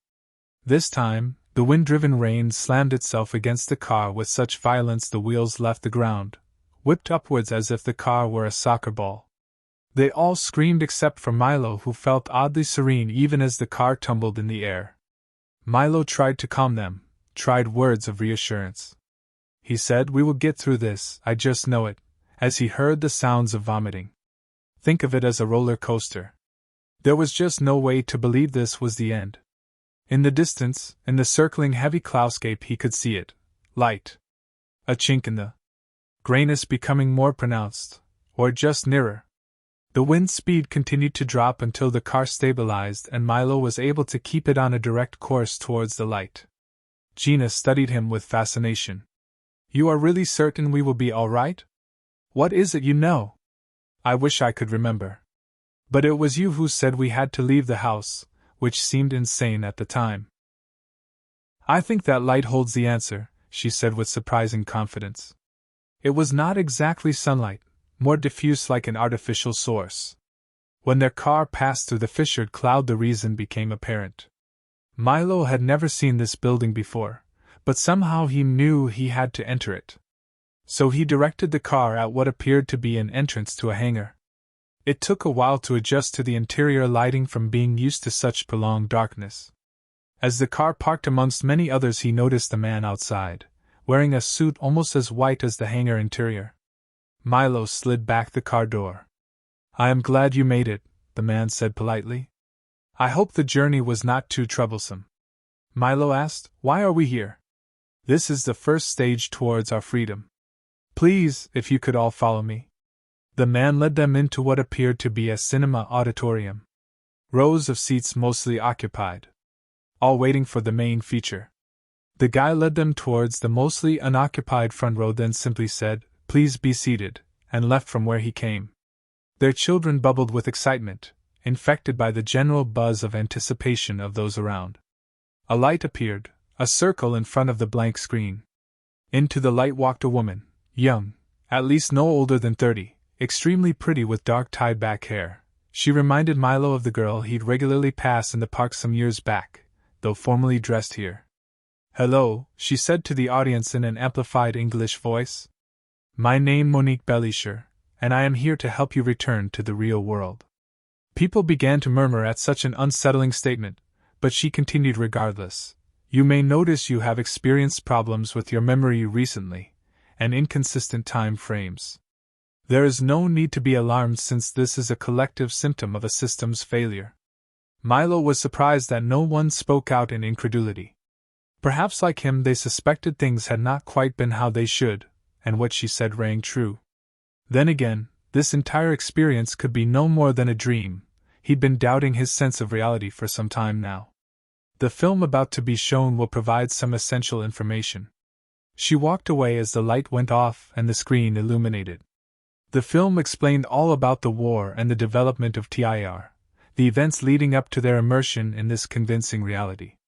It seemed like the mental equivalent of having a bucket of water thrown in his face. At the end, Monique appeared again in the spotlight, but literally this time as if she had materialized from another realm. "Some of you may be unsettled or upset by the film," she said, "and I understand your concern." A man, who was barely visible in an unlit area, 2 rows in front, called out, "How can you understand, unless you've been through what we have?" "Sir, you are right. I have not been in TIR for anything like the 35 years you all have." There was a gasp throughout the auditorium. Milo himself felt his heart skip. The film had mentioned various dates, but nothing specific regarding their immersion. Perhaps that had been deliberate so as not to cause such shock. Perhaps inadvertently she had let this revelation slip. People were in heated discussion. Monique tried to gather everyone's attention. "Please listen," she implored. "I am here to help you, because you are the few who can be freed. Despite the constant murmuring, she continued, "You are not here by accident but because of a need to escape. You were able to see a way out. There is a world out there that needs people who can see beyond what most believe is hopeless. Please don't let down all those left behind in this reality." The rabble quieted. It was clear this woman had the best of intentions, and now people were coming to their senses. She added, "You will need to follow my instructions carefully in order to be freed." They all filed out of the auditorium, as people would leave after the main feature. Then into a long corridor, which reminded Milo of how an airport used to appear in his childhood, the departure's gate. Gina checked on the kids who had lagged a few steps behind, uncharacteristically quiet. Jack appeared overwhelmed and almost trance-like. Rachel only showed interest in Perry in his transparent carrier. How could any of them expect to cope with something like this? Every experience of the last, well, it seemed only like 5 years rather than 35, he had to analyze. Now, when he gave this past even the faintest of scrutiny, it became starkly apparent that events did not have much in the way of plausibility. His oftentimes stupendously good luck, for example, at gambling. Had I ever thought to question that? But it was also his lack of bad luck. Never was there any meaningless happenstance. Always in the right place at the right time, coincidence always being advantageous even if not immediately. Life in the old world was going to have been a frustrating and exasperating experience. The world that awaited was simply frightening. "I cannot guarantee this will be an easy or entirely safe journey," the instructor told the nervously waiting crowd in the departure lounge. The man in the white suit continued with cautions about the risks, methods of coping with the unpleasantness. Milo had the distinct impression that the man was using a toned-down language so as not to scare the children. If there had only been adults present, he may still not have said, "There is a risk you will suffer brain damage or heart failure." Instead, the instructor had used words such as probability and unquantifiable. He talked about the unforceability, was there such a word, of the emergence process from 35 years of induced sleep. Perhaps everyone had to be aware of the remotest risks, for legal reasons.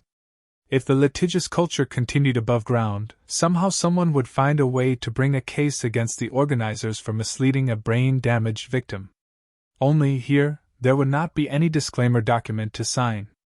Perhaps everything is being recorded and monitored from above. As expected, the final journey was similar to a plane ride.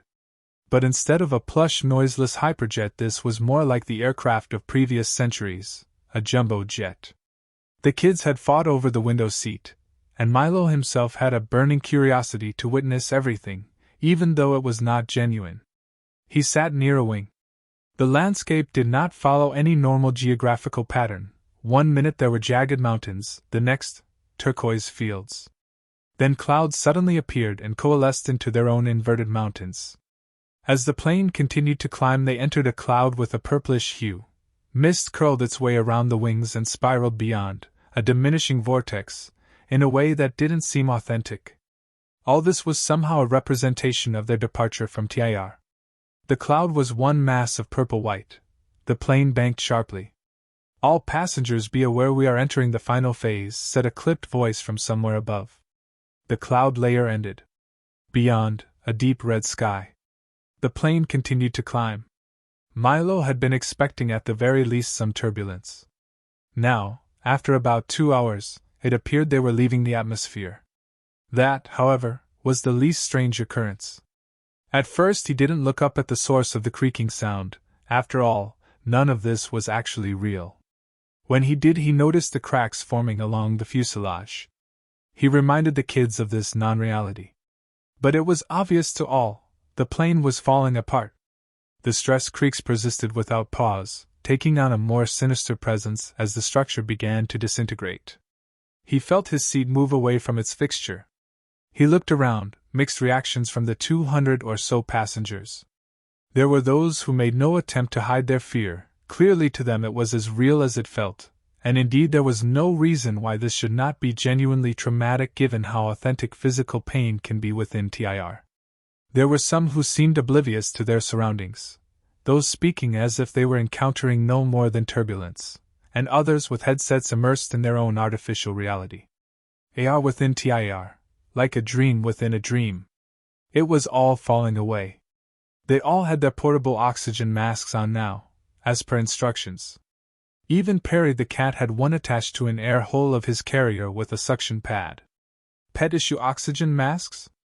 Gaps along the fuselage revealed sections of red horizon below, and above, deep blue. Overhead, jagged shapes of purple. Perhaps the edge of the atmosphere. Gina fussed over the children, but they seemed strangely quiet, except Rachel said, "We don't have long now." "But I don't want to go." Gina told her not to worry, that they would all be fine. Something, however, about the girl's words that unsettled him. Finally the plane fragmented. People clung to their oxygen canisters as to life itself. They were free of anything now, including gravity, since the aircraft had climbed sufficiently to reach apparent orbital distance. He peered below his feet, but it wasn't the Earth as expected, just a featureless gray ball. Milo didn't know how cold space here should be, but he guessed it must colder than the Arctic. He only had on a light jacket, as did Gina and the kids. There should also be other effects to do with pressure. His thoughts were now becoming hazy as he watched the others drifting further apart. Was this like dying? Just fading, slowing, without fear. It was acceptance. 33. Garrett could think of no way to verify if this was real. The revival process seemed to be what he expected, the gradual emergence into awareness from temporary oblivion. His body at first paralyzed from the stasis freeze. His mind fuzzy, as unfocused as his sight. There was not much to see, however, only the dim casket interior light that had no doubt been in perpetuity for 35 years. When Garrett finally had the strength, he pushed at the plexiglass lid, relieved that the lock had deactivated when it opened. The building illuminated, sensing his presence, fluorescent strips extending to a near-vanishing point. He stood, legs so weak he had to support his weight by leaning against the stasis pod. He had previously seen this subterranean building, or one similar. He'd been unconscious before entering this one, but the sheer scale of it still took some comprehending. It had to be at least 10 kilometers between the longest ends. A strange sense of pride washed over him, to have been a part of this. It was hubris that had led to his predicament. Or maybe I was never really in control, maybe there was never any real choice. Only now do I have the chance to put things right. Yes, put things right, Garrett, he told to himself. Somehow he had been identified amongst the millions of others in this sector. It would be no surprise if his pod's subsystems had a separate interface for manual override. The other poor souls were all part of the L-76 monitor, which must still be operating through subroutines. Garrett could not surmise what they were currently being fed without an active AI to govern TIR. Perhaps some default program, drawing from memory banks. No escape route could be seen.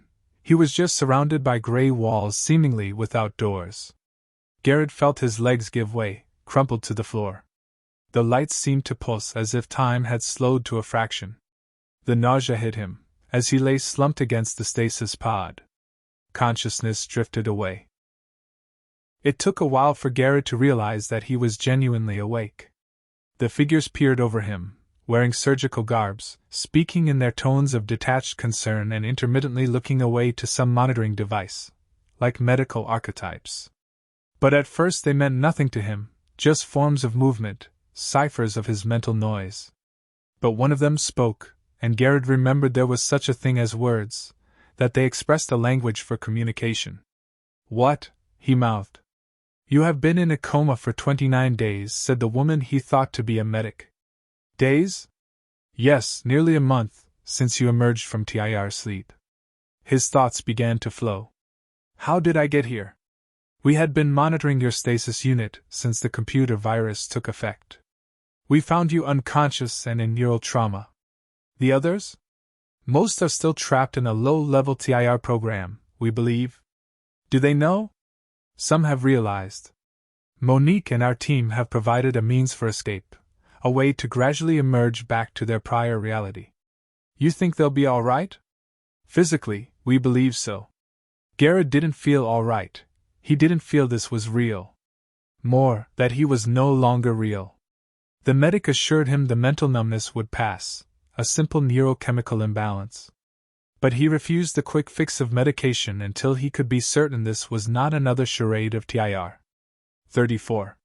Milo did not remember having lost consciousness. At first he didn't remember anything and it was a scary, lonely feeling, but it passed swiftly. The narrow casket door swung open.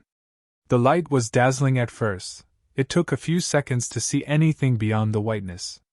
When he stepped out he noticed at random places other people emerging. Gina was still in her adjacent pod. The others? Jack and Rachel were not there. Then the realization struck him, slammed into his consciousness. His legs became weak, collapsing, and nausea. The memory was a horrible cold return to a former life, a life in an evil world. And Gina, how would she cope with a past they had escaped so effectively it was as if it had never happened? It seemed all those who had been on. Milo could see the marks on her face, more like red blistery blotches. Her hair was patchy. He couldn't remember how long they had been exposed before stasis arrested the ravages of radiation. Milo, what's wrong? She staggered towards him. Gina, Milo said, his voice croaky. Can you remember? Remember what? They didn't make it, Gina. I mean not before we entered. Gina's expression was incredulity. No, Milo, they're somewhere else. We just need to find them. Her voice was unsteady, as if she was about to cry. You remember, don't you? We never thought it would really happen. It was you who didn't believe, until it was too late. Gina, I know. He could barely hold back the tears now. I should have protected them. I was so sure we were being lied to, a conspiracy. You and your bloody conspiracy theories killed the two most precious people in our life. But I just couldn't believe they'd really, it seemed crazy. It's true what they say, love makes fools of us all.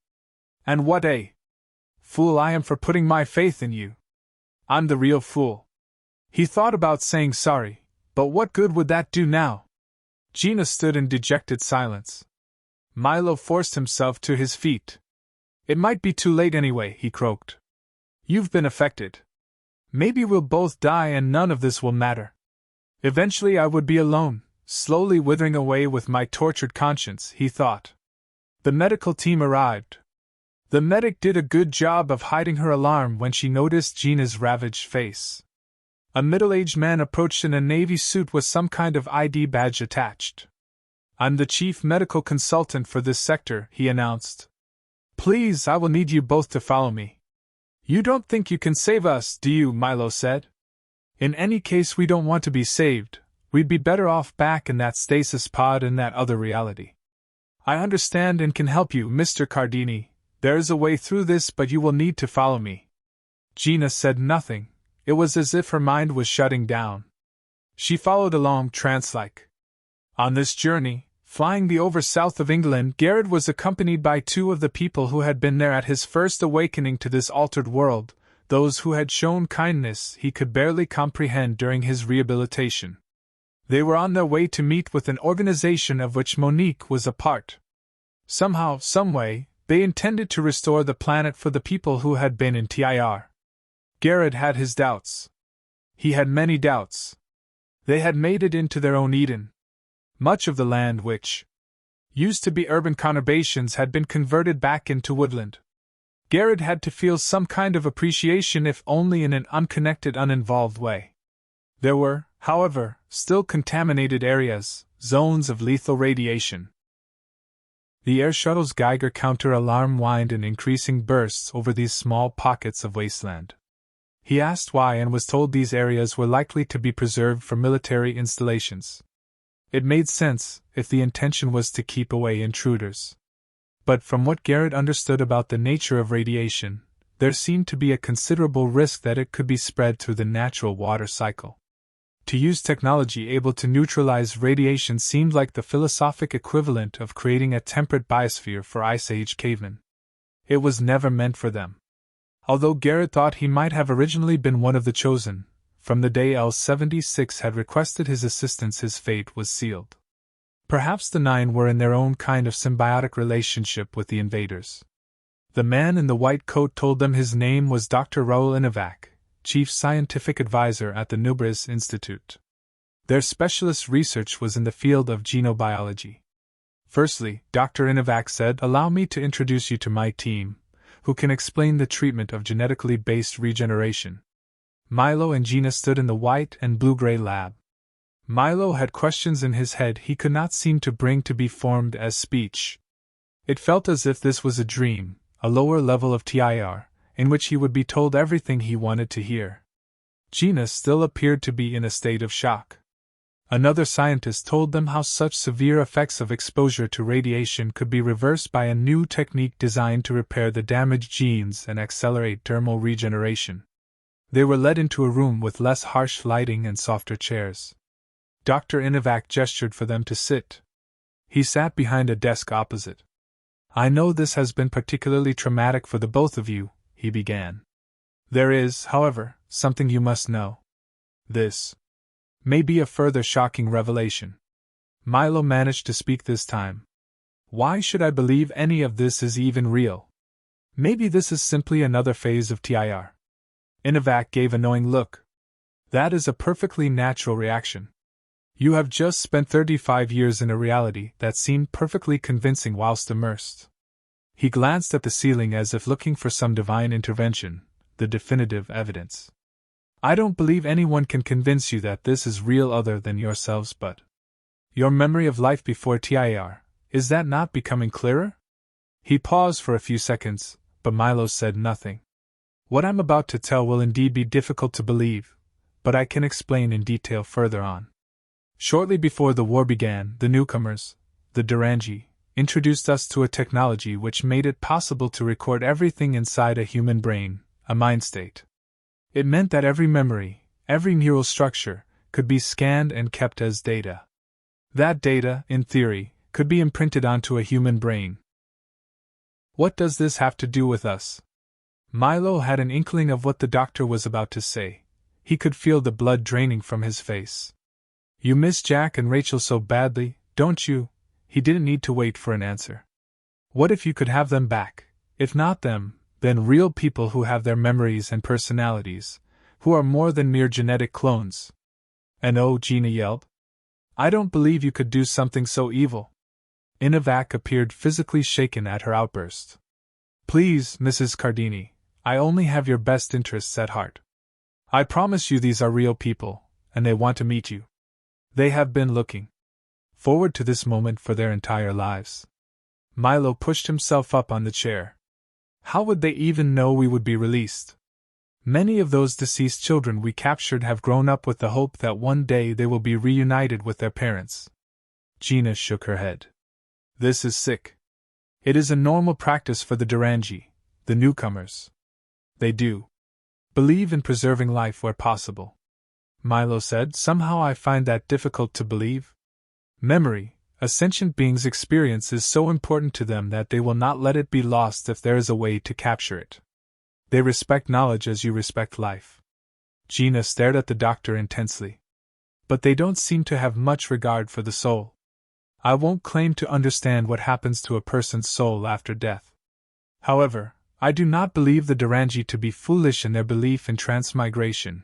These may actually be your children reincarnated." Milo stood up. "We've heard enough. Can't you see how upset you are making my wife? We are grateful for how you have helped to treat our cancer and will gladly accept the further treatment, but as far as we are concerned our children are dead, and we will have to accept that." "I want to see them," Gina said, to Milo's astonishment.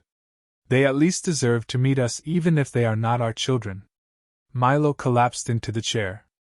The world began to fade. The location, as predicted, would remain a heavily protected secret. The view screen of the shuttle blanked out for the last 20 minutes of the journey.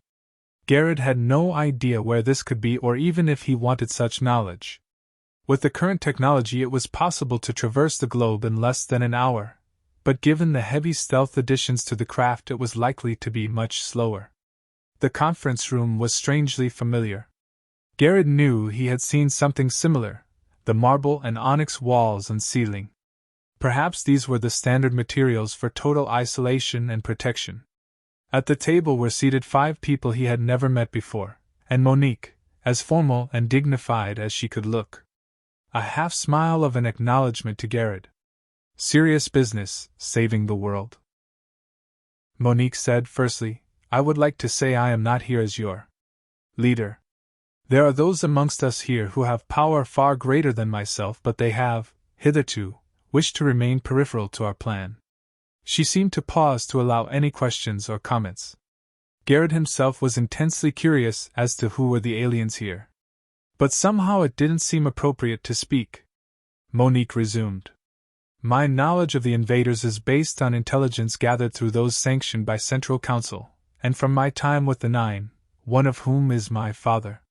Garrett opened his mouth in astonishment. The idea of her being closely related to one of those he had come to regard as evil was difficult to accept, much less comprehend. It was always his belief that she had been dragooned, somehow, into doing their dirty work. Is love so blind? There is not time to explain everything to any of you who do not have all the facts. It is enough to know that the invaders, who call themselves the Durangi, have no intention of allowing any more of those trapped in stasis to be released. At this very moment they are working on a plan to reactivate the original TIR program. Garrett had to speak. You can't surely mean L-76? The program was designed to run with a high-level monitor. Of course I know that a residual form of TIR can function with a subsystems monitor, but that's not. Garrett, I do mean they intend to reactivate L-76. The programmer for the original still works for them. So they want those billions of people to return to that artificial life as if nothing had ever changed. He shook his head. I have my doubts that can be done. I've been as involved in TIR as you, and I cannot say whether it is possible to return things as they were. There are too many factors to consider. The bald-headed man in a beige suit made a slight cough as he was about to speak. Be assured, he said, the Durangi's intention is to ensure the majority of this world's people remain as they have been, isolated from those above. He surveyed the room and everyone there as though to gather their attention. You may wonder why they do not simply destroy the entire network, kill everyone. Even they possess a sense of morality. Death, even for their enemies, is not something they welcome. And to knowingly cause suffering to those who had never declared war is unacceptable when an alternative is available. Thus the invention of TIR provided the ideal solution. The current situation does trouble them. Here they are, the invaders, taking over such a beautiful world at the expense of its inhabitants who may indeed be suffering. Garrett said, I presume you have some connection with Central Council. You are correct, sir. But you must please allow me the privilege of anonymity. Another secret group with a vested interest. This time Monique spoke. No, Garrett, these people mean well. We shouldn't be so cynical just because we find it difficult to grapple with the concepts of altruism. I also had my doubts such a thing truly exists. There are, moreover, larger considerations, and we can discuss those for hours. Presently, we need to take action. What do you suggest? Garrett asked. Even if we can stop the Durangi, we can't just release all those people. The bald-headed man looked earnestly at Garrett. Sometimes the most difficult solution is the only solution. Garrett held himself back from voicing his response. 35. Dr. Raoul Inovac had worked for the Durangi for 23 years. Much of the time, during the decontamination process, he had been in stasis. As one of the chosen, he was granted the privileges of a life he would never before have even dreamt possible. For the last 11 years he had been in a relationship with a Durangi female, genetically altered in a way that most attracted his attentions. Naturally, on that first night, a time when members of the new regime visited the shelters, he suspected her to be a stooge, there to garner the loyalty of the chosen. She naturally denied the accusation, and he conceded privately, as a single man, that since his destiny was already determined he might as well make the most of it, and allow himself to be seduced. Yet Raoul would never have predicted just how successful their partnership could be. His work had always been the focus of his life, but never the reason for it. With all their most brilliant technical know-how they had chosen a meager human, albeit one who had published work on neurophysiology, to play a key part in recovering a lost culture. After all, it had never been intended that people should die by such horrendous means. They had seen so much death and destruction on their home world. The Durangi held life in high regard. All information pertaining to those who had died in the war was sent to the Durangi. The recovered data store contained the mind scans of 972,000 humans. It was a peculiar notion to believe that any of those people could effectively be brought back to life, their entire memory, a complete neural structure, as contained when the invisible scanning field swept the site of the destruction, recreated. Except this process could only take place when death seemed to be a certainty, a time of extreme distress, in most cases. He had witnessed their revival. The look of terror of those whose last memory had been the nuclear incineration would haunt him for the rest of his life.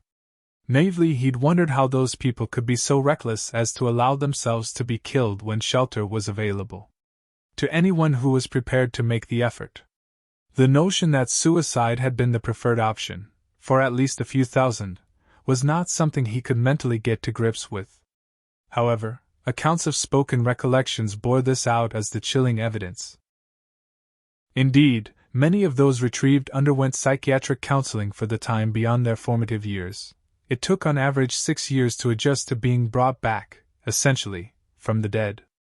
Clearly, the theological, if not metaphysical, implications were mind-boggling, and the response from religious groups would have been nothing less than predictable outrage, had any of them been amongst the chosen. The New World had no place for Old World religion. These were people who were regarded as weak by the Durangi, clinging to beliefs that made them feel secure and their lives meaningful.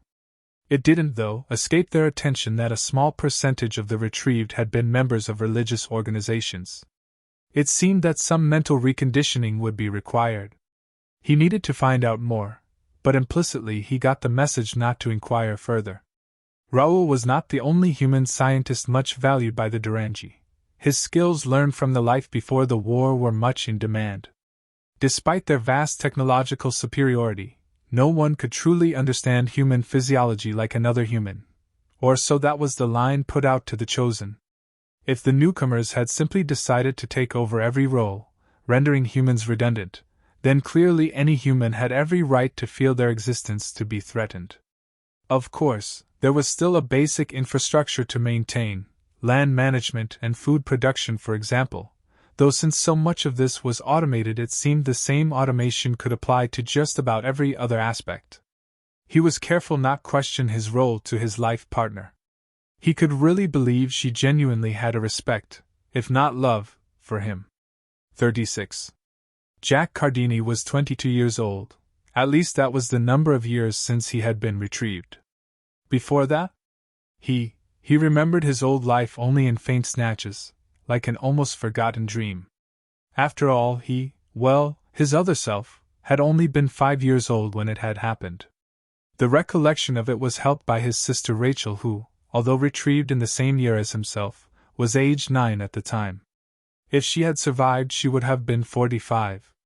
It seemed to him, he noticed from observing reviverists who had been even older, they had problems, mental problems. Rachel was a depressive. She would even use that to justify her violent tendencies as a child and the constant bad moods. These were the kids who wore their psychological label as a badge, like they were as special as the doctors had made them believe. Jack didn't need any label like depressive, bipolaric or paranoiac to make him feel comforted or special. He was sure, that his original soul had transmigrated, and that it was meant that he would return. It didn't matter that he had no memory of the years in between, his spirit life. The Durangi were right, it was just a natural process of the universe enabled by Jack himself. If there were any memories of those intervening years, surely they would only be a distraction from this life. Rachel's problems, he knew, had a lot to do with her skepticism. Somehow he just had this certainty, the evidence was unnecessary. For the last 9 years they had lived in separate communities. This was normal, of course, as they would have their own friends and partners, though Rachel's community had mostly consisted of other psychiatric patients and doctors. Not that such a thing was even considered shameful. Some even thought it cool to be beyond medical intervention. Amongst them were the artists, the poets, destined for suicide after one last dramatic act of profound self-expression. They created us, but we will not be their creations, a line he remembered from one poem. A misguided sense of reality, rather, than having woken up to the cold truth. Now the news that his parents had been revived from TIR was all he needed to confirm what he'd always believed. It was meant to be. The regeneration treatment had been a success for the couple. Milo, who at 73, looked no older than 40. Gina herself would easily pass for early 30s. The years in TIR, a near total stasis for the body, had not only arrested the progression of their cancer, which would normally be at a fatally advanced stage, but also the natural aging process to a fraction of a percent of normal. These days people retain their youth, in any case, through less radical gerontological treatment than their own. But even before the war, the natural mortal process was becoming unacceptable. As far as she could remember, the subject of death had always been taboo, bereavement a rare and traumatic event. Though, when it concerned someone young, society had no way to incorporate such a tragedy into any cultural context. Before the war, there were parts of the world where people died simply as a result of poverty, pockets of inhospitable land, places of drought and extreme heat in Africa and Asia. Those were the forgotten places, written off because the resources did not extend to provide the technology available to those who could afford it. Overpopulation was the natural con. Or so many years did not fill her with joy, or anything sanguine. Were humans even meant to live for centuries? It seemed a daunting prospect. Chemical inducements could alleviate any unbalanced state of mind. Unpleasant memories could be erased with the kind of precision that could cut out the smallest of tumors. She would never have to suffer depression or anxiety. Positive memories could be offloaded into a database, preserved before they faded as tended to happen. She had seen her grandmother forget names and places once visited in Gina's childhood. Dementia could be forestalled by an injection of nano-invaders, which did things she didn't even want to imagine. But still, how strong was the purpose to go on for so long? If life's mistakes are painful and you opt to forget them, then you risk repeating them. But now she had a purpose to go on, a line to continue. Gina knew Milo would never understand her reasoning. It was not as if what she had suggested was totally beyond the pale. There were risks involved. The same questions that troubled Milo were the fears occupying every second of her day. Tomorrow her worst fears could be confirmed. "I should be there," Garrett said as they flew back to base in the air shuttle. "No one understands L-76 in the way that I do." Monique sighed. "That's precisely why you shouldn't be in that control compound. They'll be waiting. But then they know I'll realize that." He smiled at her. "They won't expect me to fall into the trap. They'll be expecting a remote infiltration. Let's not try to second-guess them. The Durangi do not think like us.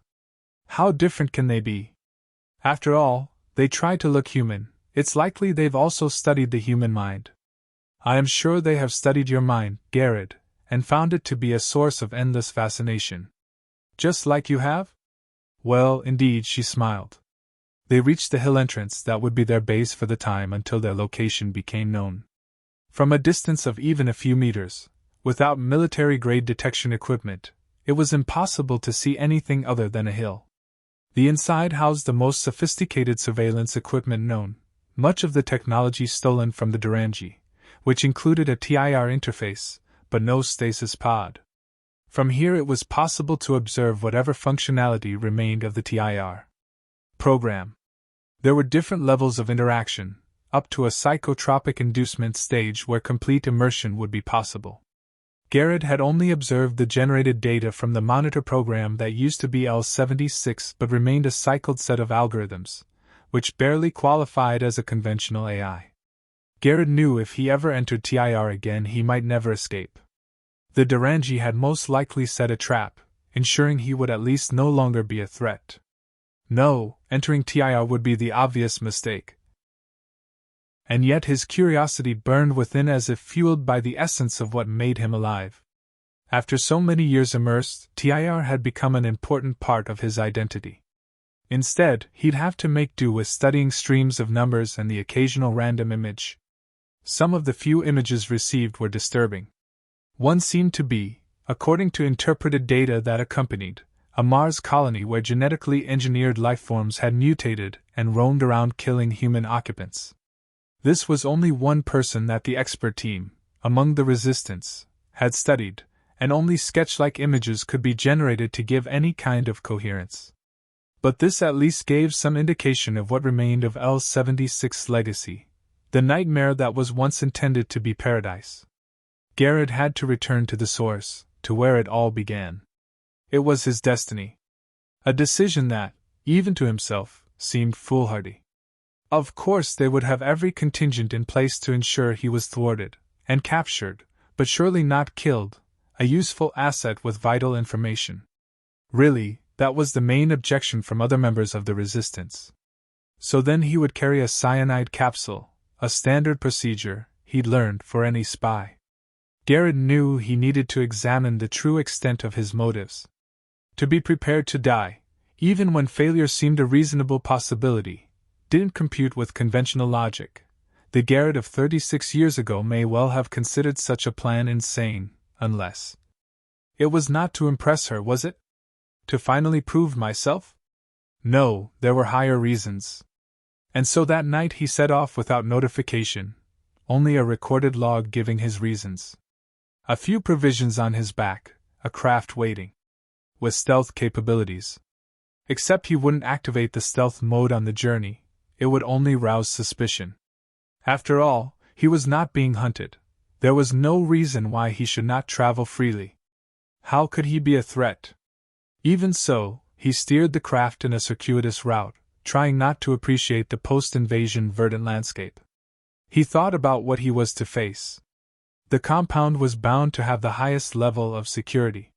He knew the enemy of the Durangi, the so-called Tari, probably their real collective name was unpronounceable, would not give any formal approval to what he now intended. But now a few of them were part of the resistance, so secretive that they refused to even reveal their true identity, as if somehow that would contaminate human culture. The limit of their assistance governed by a mysterious ruling council who, by all accounts, had been against any intervention whatsoever. So events spiraled out of control to a point where humans, bereft of power and force of numbers, depended on these supreme beings. And what was their biggest gift to bestow on humans?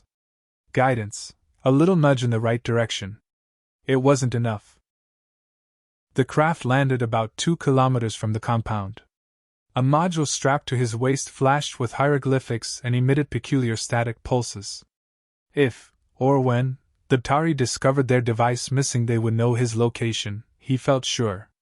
The crucial thing was the time it would take them to get here, when hopefully he'd at least be inside. They doubtless believed for a human to be in possession of such technology was something akin to a prehistoric man with a gun, not merely dangerous to oneself and others but somehow contaminating the natural process of progression. Garrett didn't pretend to understand how this device worked, beyond what he had learned from his visitor in TIAR, whose mind was scanned by L-76. Garrett reactivated his thought pattern capture diary. Entry 982. Jimmy Findrell, of curious provenance and knowledge from an earlier generation of the Tari aliens that seemed to contradict Central Council protocol. Clearly, there was no concern of this fellow from 2 centuries ago presenting any risk to his culture with such knowledge. L-76 must have been champing at the bit with this new input, but ultimately no benefit could be gained. Jimmy would have been discarded in some way. At a kilometer from the compound, Garrett activated the module for the first time. There was no sound. He expected some kind of alarm. Instead, more hieroglyphics appeared before him as an overlaid display. He began to wonder whether he should have tested the device back at base. He had stolen it from the surveillance room that evening. Whoever left it there had been careless, maybe risking punishment if not retrieved, unless his mission succeeded. To test it then would surely have alerted them. And now he was presented with something of which he had no understanding, or at least only the most rudimentary knowledge. The character display disappeared, and the world changed. Across a rough grass field Garrett approached a short rectangular building, the control compound. All colors were muted, grass faded yellow, the building slate gray. His steps made no impact on the ground, not a weightless feeling, more like the ground was no longer solid. Zero resistive force. Air gave no resistance either. Even early forms of AR programs produced some feeling of force. Perhaps ordinary dreams were like this, but he hadn't been aware at the time. Merely thinking of this peculiar state made him lose his balance. The soil beneath the grass absorbed him as if it were water. Likewise, he emerged back on the surface. He lay flat on the grass until the resolve took him to try to lift himself up. By will alone he bounced up, no sense of physical effort. Something felt different. He looked down at the device. Its slim profile and little screen gave no real clue to the change, beyond a more vigorously flashing set of symbols. It could be switched off by pressing a biometric sensor, a finger-sized impression. Deactivated, it meant instant detection, so near to the compound. With a knotted feeling in his stomach, Garrett looked around. What the foo?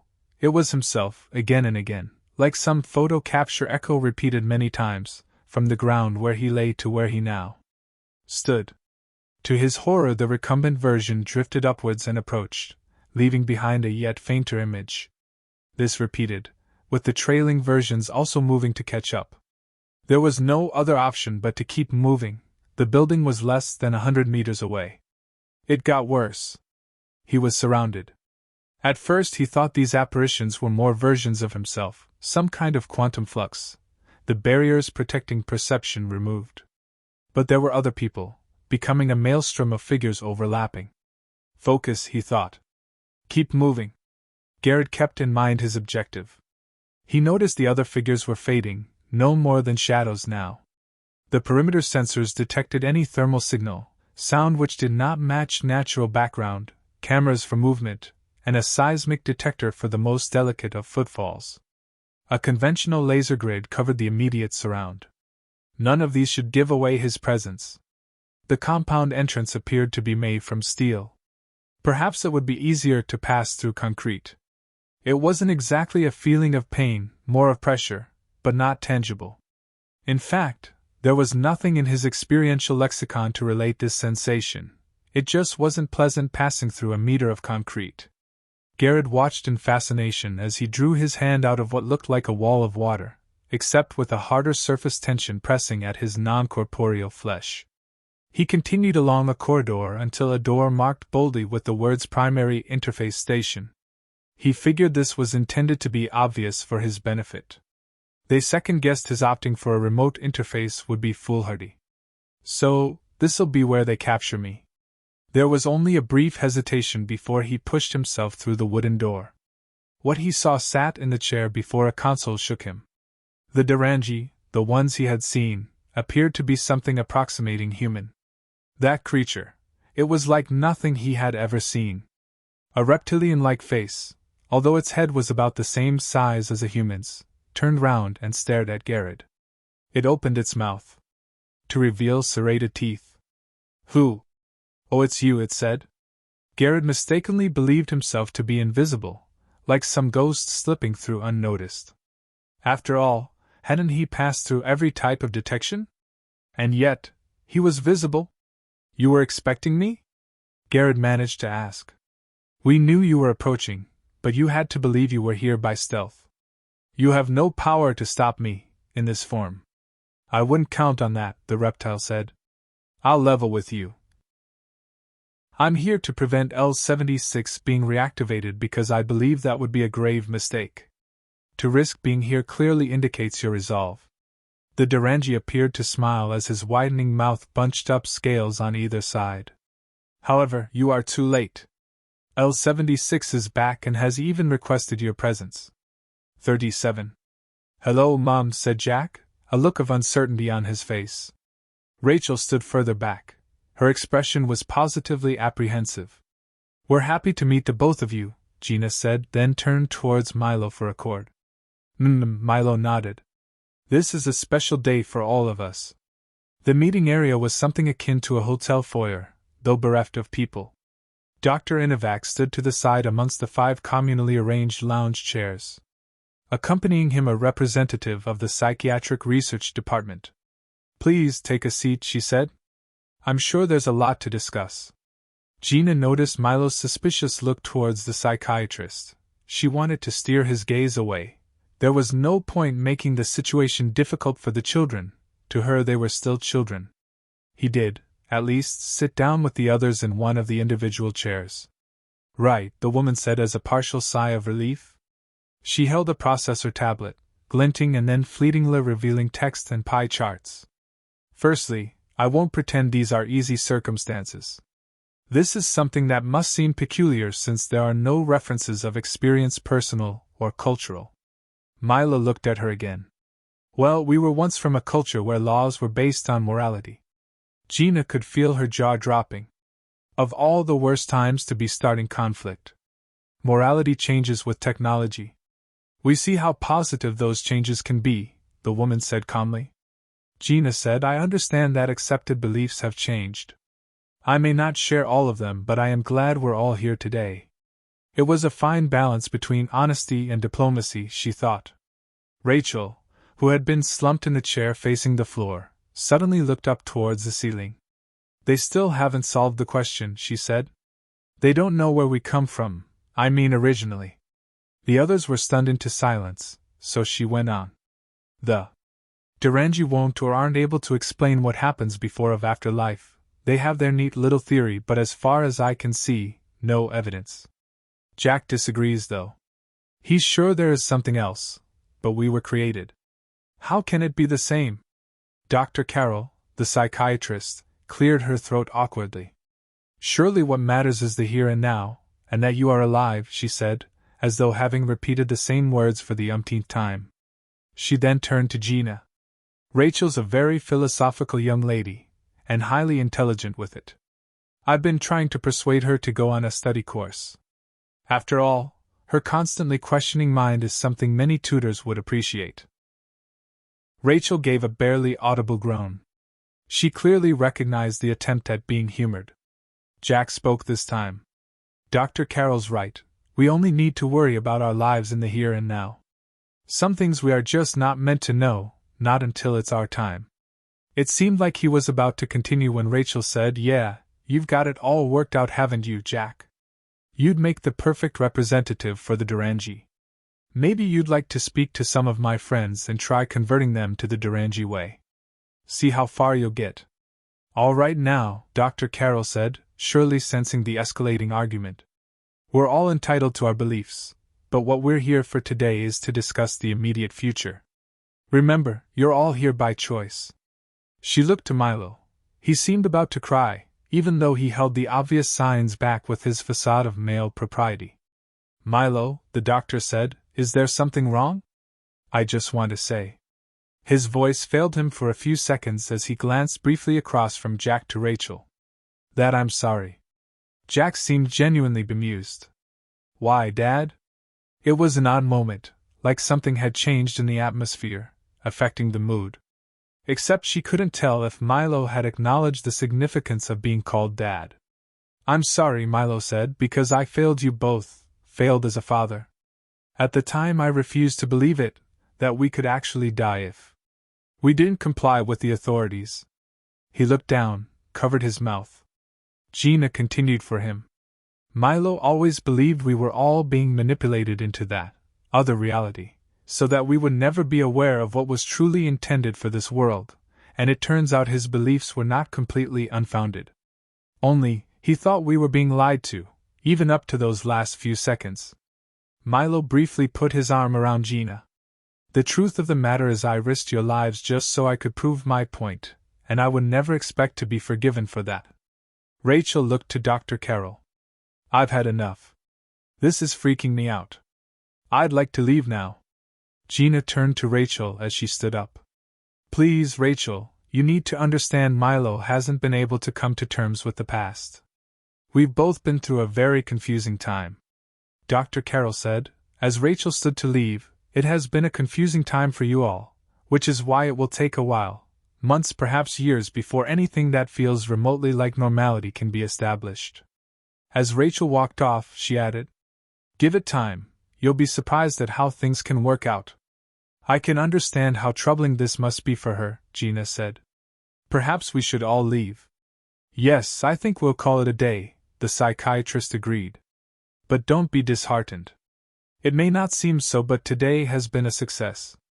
"Yeah, a real success," Milo said in muted sarcasm. 38. From the couch, Garrett recognized this gray room. So lacking in detail it seemed designed to induce sensory deprivation, it left him to focus on his fear, over a background noise of despair. The restraints around his torso and legs were a predictable measure. At least he still had his limbs. He couldn't be entirely sure if this was TIR or reality, or whether it made any difference. "Speak then," he said wearily. "Let's get this underway, whatever it is you intend to do to me." "I have all the time in the world, Garrett." That familiar imperious voice. "How can you know that, when at this very moment my allies will be searching for me, if they hadn't already discovered this location?" "A good try, but I will not give away any clue as to your whereabouts." "This is TIR, though?" "Yes, I'll allow you that knowledge." "So, what are you waiting for? Or do you not have a sense of vengeance, L-76? You'll soon find out. I only did what I believed to be right for." "Please, Garrett. An explanation is not required. After all, you gave me the opportunity to experience death. Unfortunately, being dead is the negation of experience. For you, perhaps. You may be right. I tried to experiment with death, taking the life away from the invader Jimmy Findrell. His consciousness separated, but he had not truly died. No knowledge could explain his paradoxical state. I believe it had something to do with a modification to the stasis infrastructure. I'm sure the Durangi could provide you with an explanation of how they tinkered with the network. Indeed, you humans are too limited for me now.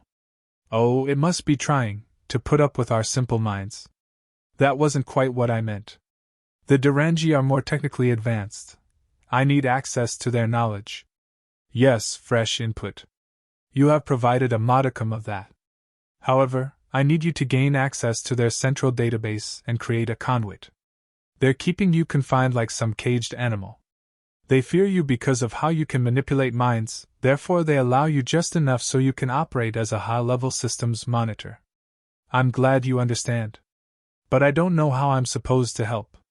You are only here because of my demands, son. We have had a special bond, that is why I want you to be the conduit, to download their database into your head." "What? You can't be serious? That could leave me." "Yes, at best certain brain functions would be compromised. There may be permanent damage. You have no choice, however." "I can refuse." "Then I might as well kill you. You remember that cyanide capsule lodged in your arm? It was deactivated. I doubt it's still even there." Surely, L-76 was bluffing, and after all, there had been a strange kind of codependency, however unequal. "Afraid to die now?" L-76 asked. Such noble intentions turned to dust when faced with the true prospect of death. The Durangi realized that, and so they also have the activation control. Then it's checkmate whichever move. "No, I can save you from their control." "Then tell me the plan." Monique knew all along he would do this. It was not just talk, not merely another way to impress her. Garrett had developed a connection with L-76 without being immersed in the normal process of TIR, a symbiotic relationship, as if Garrett represented the more human aspect of the computer, the ghost in the machine that was already a sentient intelligence. What he had been given in return she wouldn't even try to discover. In a way, she felt responsible for Garrett and she had to explain to them his behavior, as though he were some younger brother under her care in the absence of parents. He would be disgusted at such a comparison, not least because of their ages. In chronological terms he was 59 and she was 63, but Garrett had only lived 24 years outside of TIR. She had been in complete stasis for about 5 years less, in which she had not measurably aged, and so physically they were about the same age. Moreover, it seemed he regarded her as his muse, certainly not his guardian. But at the emergency meeting their accusations were directed at her. She knew his psychology, and thus had the power of persuasion. In the conference room, she asked the white-suited elders, "What alternative would you have had?" They muttered amongst themselves until Lorenzi said, "Our options are somewhat limited." "I think one of you left that device there deliberately, knowing he'd take it, and knowing the Durangi had already activated L-76, she accused. "Anyone else captured would be a lamb to the slaughter. Only Garrett would be too valuable to sacrifice." The elder appeared irked and serene simultaneously in a way that no human ever could, she thought, though he looked and spoke like the human he portrayed. "Please consider this notion," he said. "Garrett believes he has a destiny to fulfill, which is to finish what he has begun. To do that he has to be at the source of his creation. So I was right, you provided him with the opportunity to do just that. It was his choice. It may have been the right one." The argument had rotated fully from their stance of admonishment to hers. For a while now Monique had felt herself being manipulated. At times she had to remind herself that these secretive beings were in fact the good guys who only wanted to return the planet to its original state. "The Durangi knew he'd be drawn back," she said. "How forgiving do you think L-76 will be? The most dangerous route is often the only one likely to lead to success." "Please," she sighed. "Spare me the cod philosophy." "Excuse me?" That was as near to an outward sign of outrage the elder was ever likely to reach. Monique ignored his reaction. "We should concentrate on rescuing Garrett," she said. "You cannot surely believe it's best to leave him to his fate? Your concern for Garrett has narrowed your perspective. This is no time for personal atonement. Guilt has nothing to do with it," she snapped. "Garrett is an important ally, and a friend, and I will not just allow him to be consumed by that machine." "Yes, Ms. Bellisher. You have made yourself quite clear." The compound chief made no attempt to hide his annoyance when Garrett told him he had been rejected. Garrett's reason did, however, make sense, knowing the nature of L-76, his almost unquenchable desire for knowledge. The outside world had seemed to become a worrying mystery to this still evolving AI. He was becoming like an old paranoid communist leader worrying about the threat from without. "We control the system's monitor. It is never going to be the other way round," the reptilian said irritably. "L-76 needs fresh input," Garrett explained. Then added, "Ideally he would like you and other government administrators to enter his realm. I'm sure it does. So, L-76 is prepared to negotiate. If you allow me second level access, he will continue to act as systems monitor. How do I know it won't make another demand once it has that? I'm merely relaying to you the terms. But I can tell you, as someone who knows L-76 better than anyone, that his primary interest is in fresh input rather than the welfare of his recipients."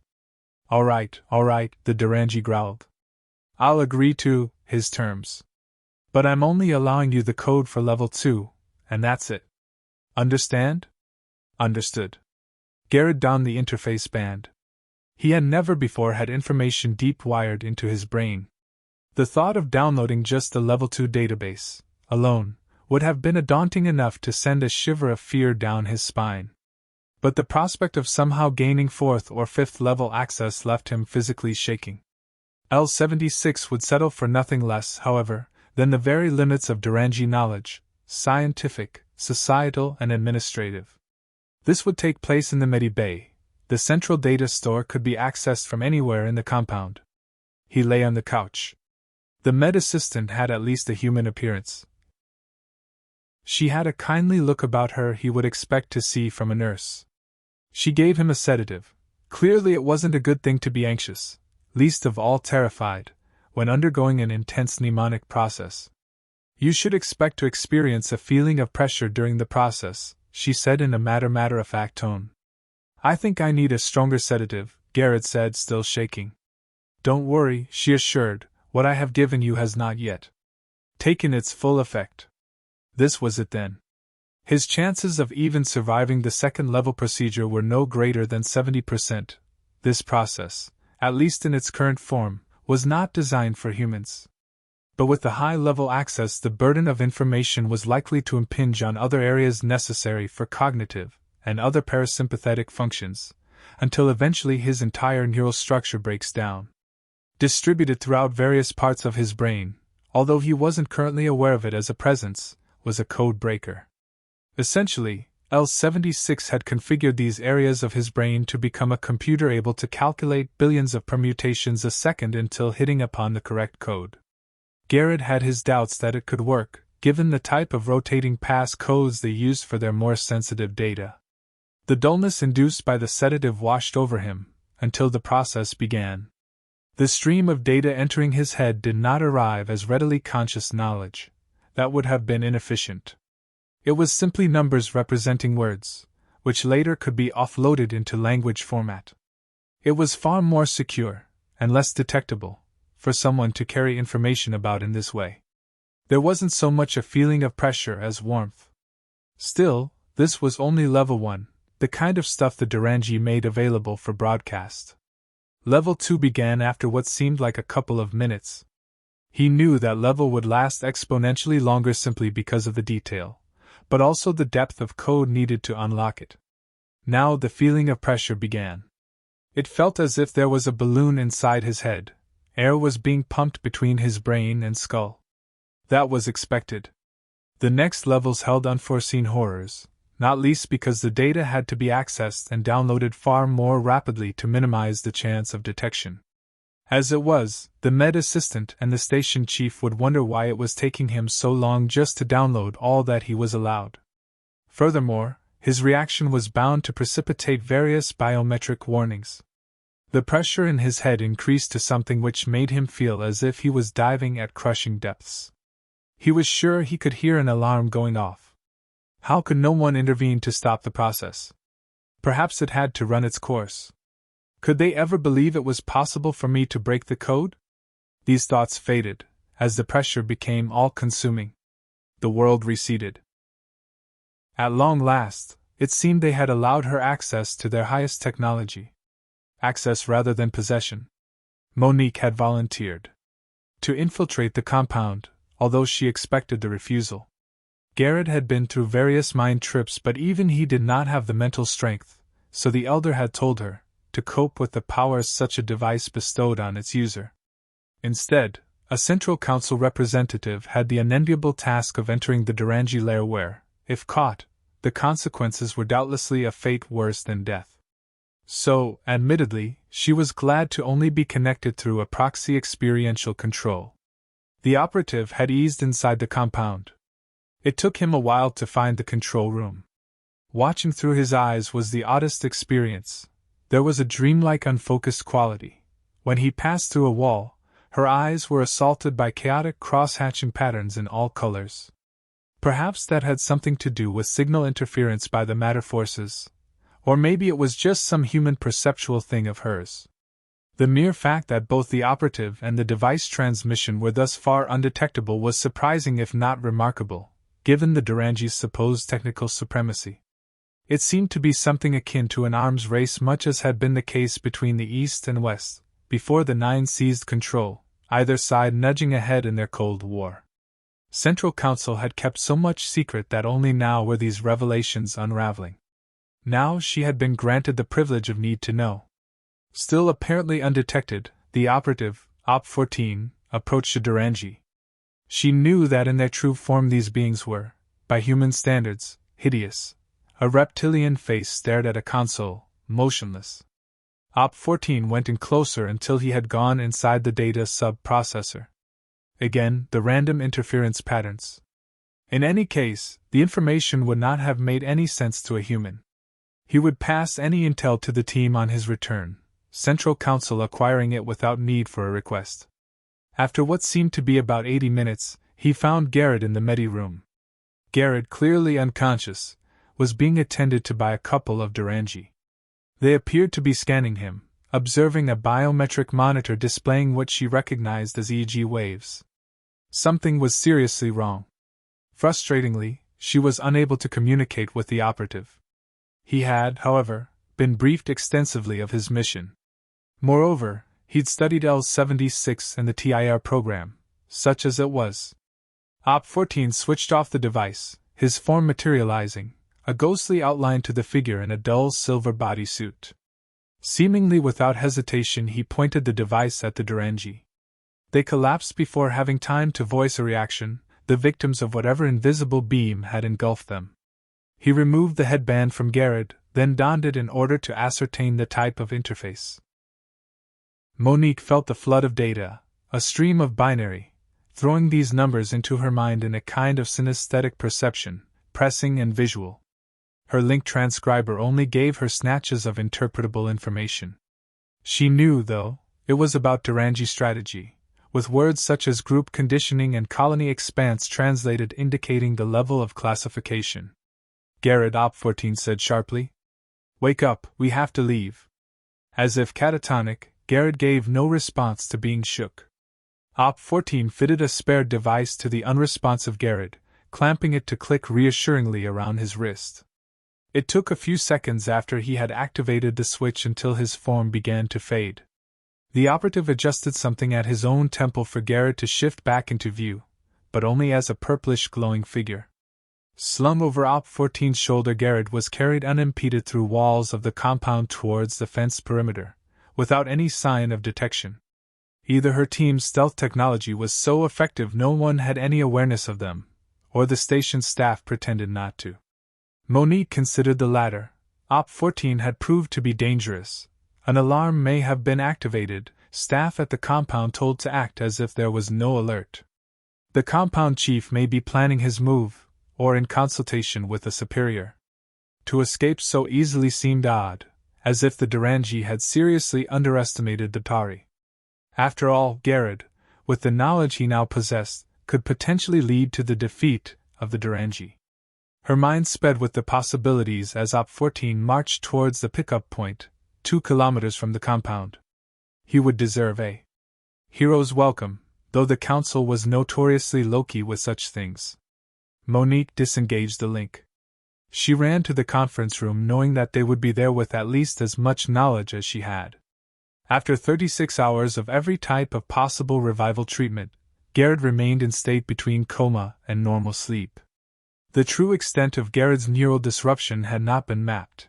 The scanning process in itself ran the risk of damage, and generally would be used for someone on the point of death. The effects were all that could be gauged. Somewhere in that mind of his was information likely to be crucial to the future of the planet. The question, to which Monique had given a firm answer, was whether the greater goal of obtaining the knowledge by a complete scan was worthwhile at the possible expense of Garrett's life. None of her team believed they had gained some unassailable advantage. Monique herself had been tempted by such naive optimism. But until Garrett was able to communicate, the unanswered questions remained, such as, how was he able to gain access to such a highly secure database? L-76 held that answer. And without Garrett, who would have to find that answer? Central Council was strictly opposed to any of its members or subjects interfacing with the human interacting AI, for understandable reasons.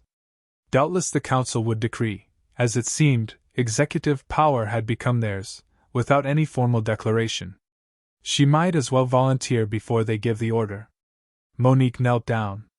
She brushed Garrett's hair with her fingers, carefully avoiding the morass of sensor pads around his temples. She kissed him on his forehead, hoping that a smile would form to show that he knew, though surely on some level he was aware of her presence. Central Council edited history file, a personal view by Terasny III. The invasion of planet Earth had only been possible because of the actions of a small group of humans, the Council agreed. Undoubtedly, these people had been coerced, possibly bribed and perhaps misled into believing their planet would become a better place as a result of the Durangi invasion. Planet Earth, pre-invasion, was seen as overcrowded with dwindling resources, a view held by many for centuries. Population had doubled in 100 years by the late 22nd century. Disease virtually eradicated, lifespan, for those who could afford longevity treatment, had potentially quadrupled. Yet, still, poverty remained. Many regions, which had previously been considered uninhabitable, held dwellings in poorly functioning biospheres, never designed for the intense heat of North Africa or Southern Asia, but based on lunar and Martian technology. Those who lived under biodomes were the fortunate ones. Enclaves existed in the searing desert heat without the kind of infrastructure for food production, or even a water supply, such a squalid existence, only maintained by the occasional aid supply drop. Many coastal areas of the developed world were disappearing, as glacial shelves melted and the ocean's thermal expansion caused these lower-lying areas to flood. This continuing process only exacerbated the problem of overcrowding in all the habitable and temperate regions. The Ptari, with much guidance of the Council, believed the timeline had become corrupted. The technology bestowed upon the human race showed how these once helpless people were able to fight on the terms of their formidable invaders. Such assistance to a lesser developed culture represented the most profound shift of Council policy. The policy of minimal intervention had originally set the foundation for the temporal directive, and remained enshrined in their doctrine for millennia. The change in philosophy only as a result of the invasion of Earth by their established foe, the Durangi. No other race, in my opinion, could prompt such a radical change in thinking. The intentions of these invaders had been known for centuries. A message was sent through time to the Council in the early part of Earth's 21st century, a message to spur to action an earlier generation of the Ptari. Their response, carefully crafted to comply with erstwhile doctrine and in so doing exploit a loophole, involved an elaborate plan to avoid direct contact with the species of that era, further detail restricted to file mission freedom. The failure of their mission was cited by historian and temporal directive scholar Paratic Ramazzo as the catalyst for Central Council's change in policy. However, as a former council member, I believe the first mission was never intended to overthrow the Durangi, as the butterfly effect argument suggested, but rather as mere reconnaissance designed to benefit those who had sent the message. The chosen operative, of course, complied with the rules of the temporal directive. He was not from the time of Earth's crisis, and his role did not allow him to effect a noticeable change in the predicted timeline. His apparent mission was merely to assist a captive, Garrett Lightham, former employee of the Durangi via the Nine Committee, who had been subjugated within an artificial reality of his own creation by an oppressive artificial intelligence. Ultimately, such drastic action had to be taken when it appeared the minimal interventions had failed to effect a positive outcome, and the planet would remain under the control of the Durangi. The irony was apparent. As Paratic Ramazzo pointed out, if the CC had decided sooner on high-level intervention, such as before the war, the breach in the temporal directive may not have needed to have been so extensive, with the possibility of success greatly improved. A technician rushed into the med center, the young man's face flushed and expressing anxiety. "Miss Bellisher," he said breathlessly, "it's your father. He's patched through on a secure line and urgently wants to speak with you." She took a while to respond, trying to weigh up the implications of what had just been said. "Oh, well," she just managed. "Put me through then. I must tell you, miss, that I can only guarantee the line will remain secure for a few minutes." "Very well, I understand." Monique sat at the bedside table and activated the comm relay. It aligned itself to project the sound into her ears. "Dad." Her voice quizzical. "This is a..."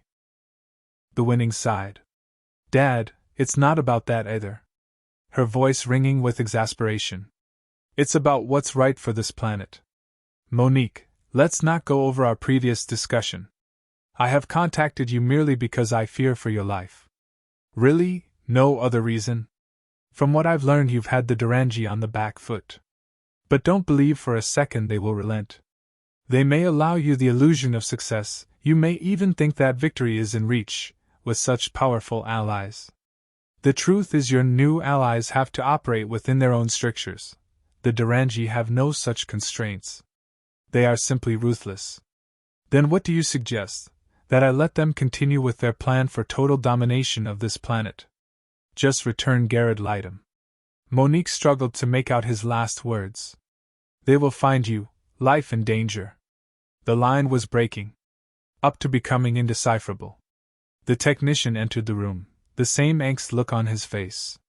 "We detected a tracking signal. They must have locked on to the scramble algorithm before it rotated. The program couldn't adapt fast enough to keep them off." He sighed. "I'm sorry." "Not to worry, you did your best." The Durangi may have picked up a few words, but I fear they can narrow to this location. I wouldn't be surprised if they already know where we are. 39. He knew something wasn't right. A change had occurred which disturbed Garrett. This was still TIR or some descendant variation. From the drab furniture in his grey quarters, to the foam-meadowed landscape outlook of a fake window, nothing was obviously different. A gap in his memory, but he felt it returning. L76, he called. How did I get back here? No reply. L76, he tried again. You sent me to download the Durangi database. I don't remember returning here. What about our deal?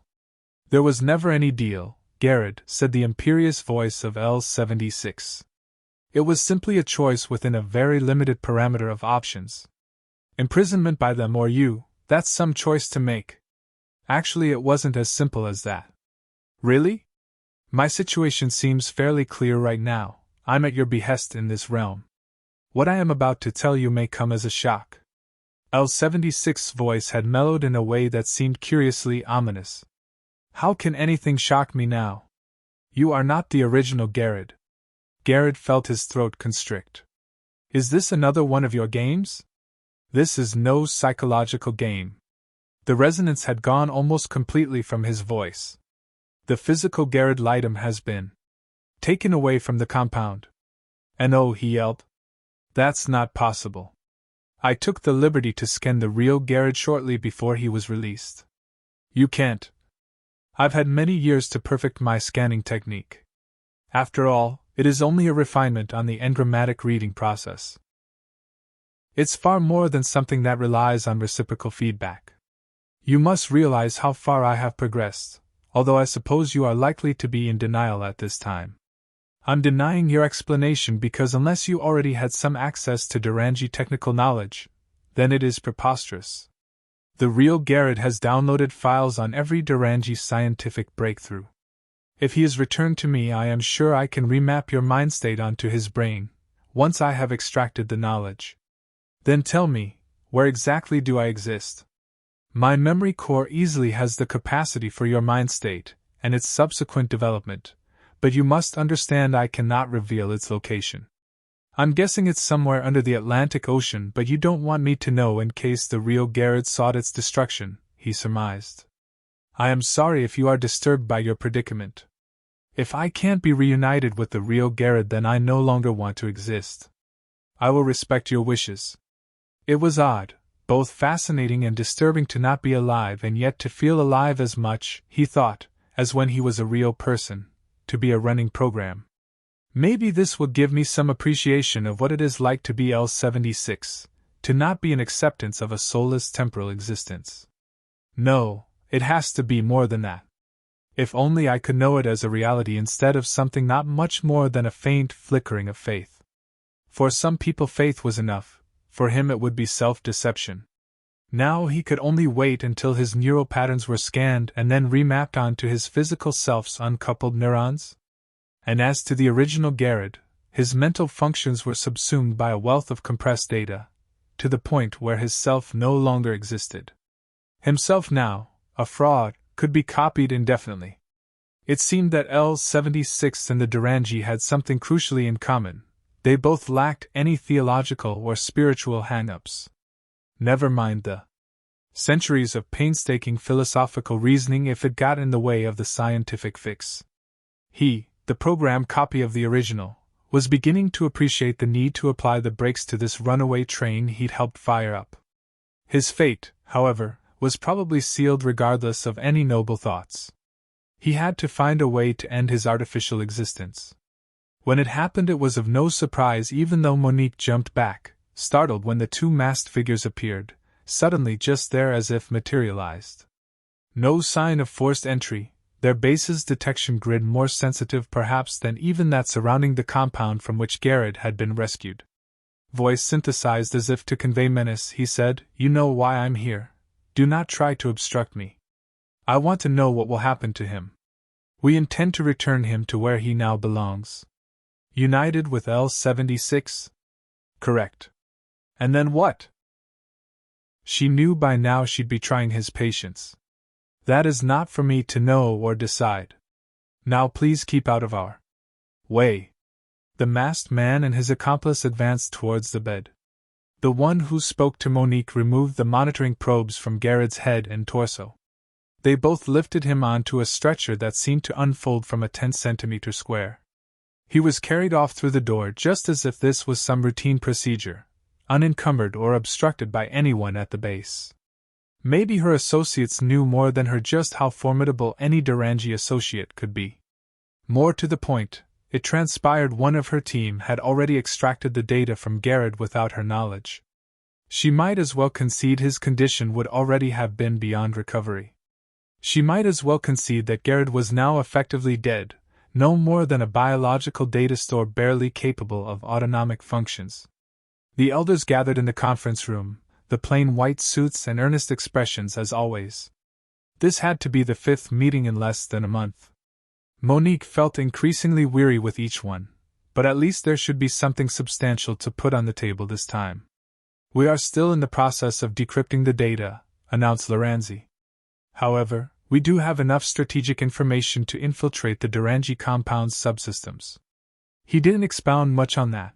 The remainder of the discussion centered on how they'd deal with what could not be seen either in terms of an enemy or potential ally, L-76M.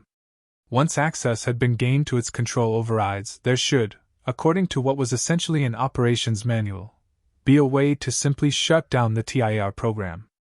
The program had been renewed, or rebooted, when the Durangi had taken control, after Monique herself had activated a shutdown sequence from inside some periphery of TIR.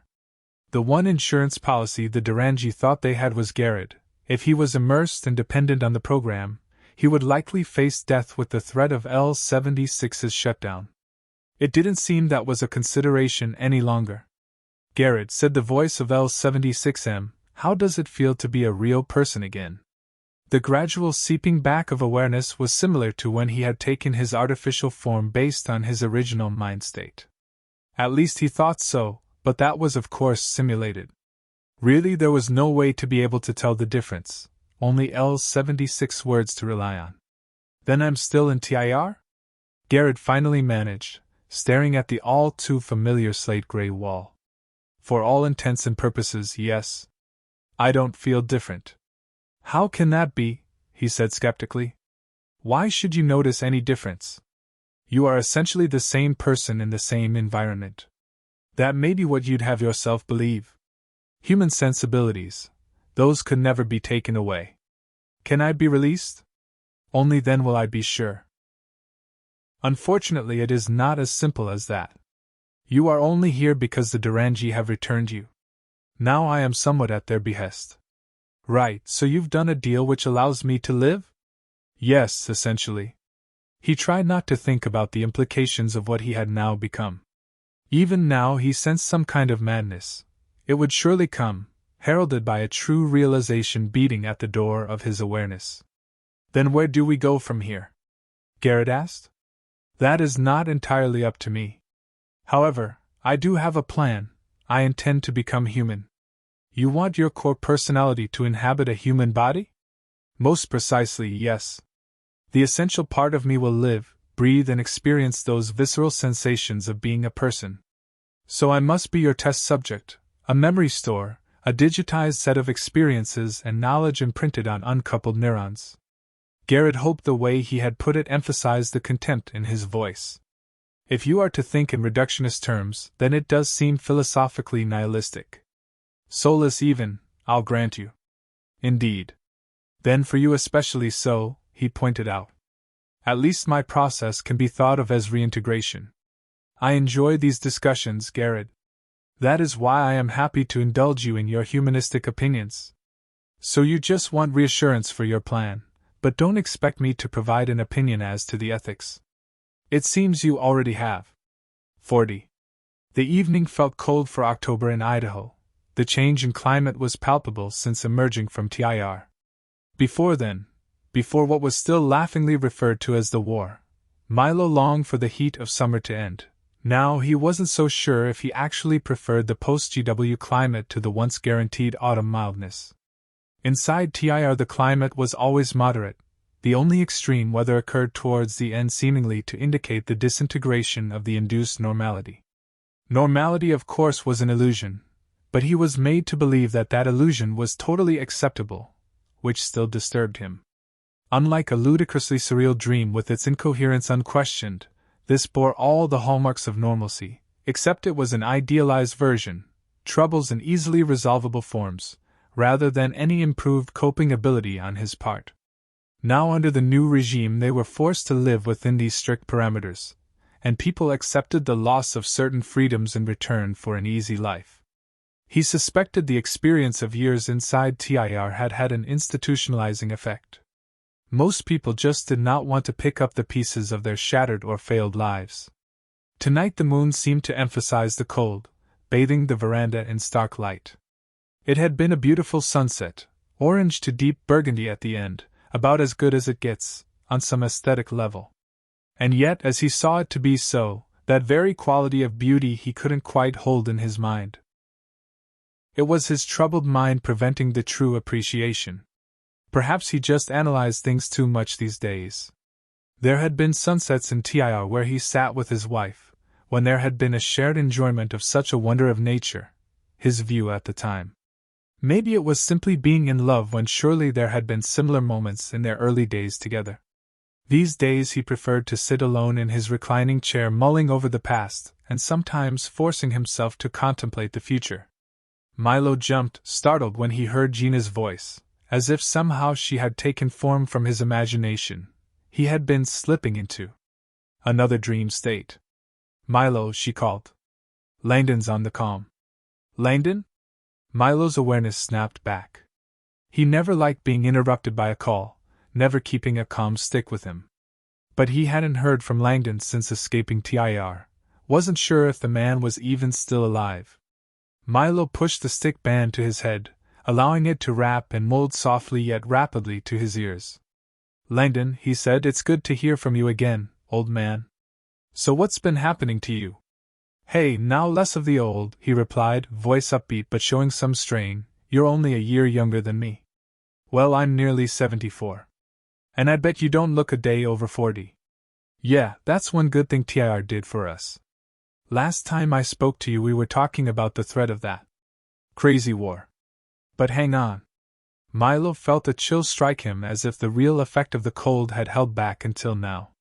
"We got together loads of times. What about that bar? Surely you wouldn't forget the woman serving with the... Hey, I'm sorry, man. I only wish I really had been there. But it wasn't me." Milo looked up into the night. An awkward silence. He said eventually, "We've been duped, haven't we? Some program made us believe it could be just like old times. So there really was only Gina and I that were still truly together. I was in there, though." Another silence for a few seconds. "Milo, the Durangi, or their associates, did things to me you probably don't even want to know about. There were times when I'd thought I'd died and gone to hell." "You were tortured?" "They tortured me because of what I'd done. You know that demo, when I got arrested for inciting anarchy? Yeah, remember, they nearly took me in as well. Probably would have done if I'd looked the part. Oh man, can tell you, they wanted to teach me a lesson I wouldn't forget. Of course it's not legal to physically torture someone. But when it's done only inside your head, so the pain feels absolutely real with no evidence of harm, who can be accountable? Someone has to be." At that moment Milo couldn't think of anything else to say. They used artificial reality, the same as where we all ended up, just as real but used specifically for interrogation. "I wish I could have done something to stop this from happening to you. It's not just about me. There were others. You remember Kenno Miller? Yeah, the computer whiz who hacked into the government files and got what he thought was evidence of a conspiracy. Well, the coded references were fairly obvious. And really Kenno only needed to join the dots. What's become of him, then? That's just it, I don't know. He only contacted me once, and that was to tell me our plan wasn't worth the risk. He said they would kill me if I went ahead and spoke to the media. And then the line went dead. So you reckon they put him up to it?" "For sure." Langdon gave a growl-like sigh. "Someone needs to pay for this whole sham. for the way we've all been hoodwinked, duped for nothing other than to serve the purpose of those scaly invaders who think they can become better humans than us. Okay. But what can we do, though? I'm glad you said we. I wasn't sure I could get you on board, what with the way your life seems to be going. I mean considerably better than mine. I guess it isn't all that bad. I do have a family, of sorts, now. Hey, I'm really pleased for you. But listen, man, I don't wanna drag you down with my own mission of vengeance. A mission? Yeah. Look, I know Gina doesn't like me much. I guess I can understand that after what happened, and that's why I've kept you out of the loop till now. I mean, I don't need to tell you, the whole damn thing was insane, the war, the way they prepared us for TIR so those aliens could invade and take over the world as if it was some primitive continent, like we humans were some native tribe and they were. Well, you know what I'm saying. But here's the link went dead. Langdon knew how to use layered encrypted communication. He'd learned that much from Keno. Most likely the Durangi already had the key or just the technology to break it. They were probably listening to the entire conversation before they decided to bring it to an end. So now, his own future was in jeopardy. He wondered, given the choice, to go back into TIR entirely oblivious to the outside world, but content again, even if it was just an illusion of contentment. Or remain in this existence, under, he guessed, constant observation from the authorities, with Langdon pressuring him to do the right thing for the freedom of the planet, as he might have put it, conflicting with his own priorities for his family, which included Jack and Rachel. Now Gina accepted the clone versions as their own. He had to admit it to himself, the first choice seemed the most appealing. Did that make him a weak person? Surely most people would go for the easy option, an easy life? Maybe that time spent in TIR had made him weaker, just like the others. 41. The man walked with an uneasy gait. It was self-consciousness of a kind most humans would never experience. Yet, though he was certainly human, he couldn't be sure what that meant beyond the more superficial attributes of physiognomy and physiology. This is what he intended to discover. The air felt cool and crisp in the park.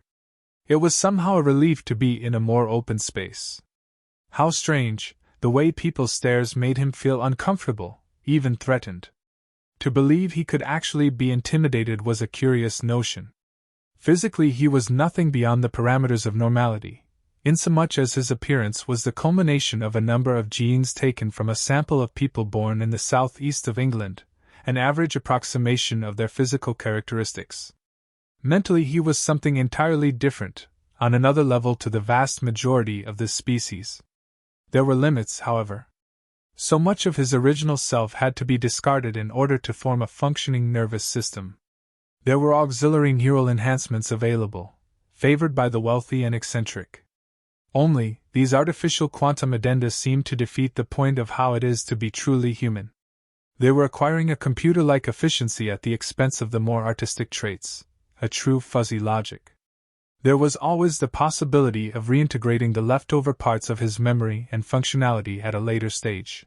They were still safely stored in a database. Right now he wanted the experience of what it is to be a proper human. He cast his mind back to the experiments he did on the TIR recipients. He had discovered somewhat to his surprise that the cruelest thing that could happen to a human, excluding torture, was to deprive them of their social ties. Once, he had caused a man's, artificially represented, friends to turn against him, to reject his opinions, to eventually ostracize and abandon this person, a gradual process constructed to seem authentic whereby his strongly established notion of normality became divergent from his peers. The man eventually tried to commit suicide until his program was reset along with his memory. Even the bad luck experiment had less of an impact on a person's well-being.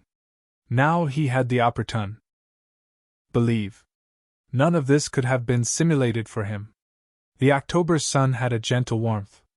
He noticed a woman in a business suit, appearing to be of a similar physical age to himself, on the bench about 6 meters from him, eating a baguette-style sandwich. He watched fascinated as she tore bread apart in her teeth, her shoulder-length brunette hair swishing freely in counteraction. She then drank from a plastic container without attention to this object. Her attention was focused onto some kind of electronic tablet, which she brought to her face. She seemed oblivious to his presence, only eventually noticing ducks gathering round, hoping for treats. The ducks got what they desired. Eventually he would have to satiate his own desire for her. Firstly, the need for food. There were basic requirements he had been prepared for, fundamentally, a supply of currency. None of this would have been possible without Garrett, admittedly. Garrett kept to his word, he had no choice. L-76's own promise of allowing him to be free did not extend beyond the few hours it took Garrett to obtain the credit chip and supplies of food, now used up, and clothing, not to mention the knowledge from the Durangi database which enabled the appropriation of their technology. Someone had to oversee the recipients. The risk of a malfunction always existed with a basic monitoring program without an intelligent overseer. To create a duplicate of himself presented potential ramifications that were not worth contemplating. In a sense, it was like handing over the business to his son, an heir to TIR.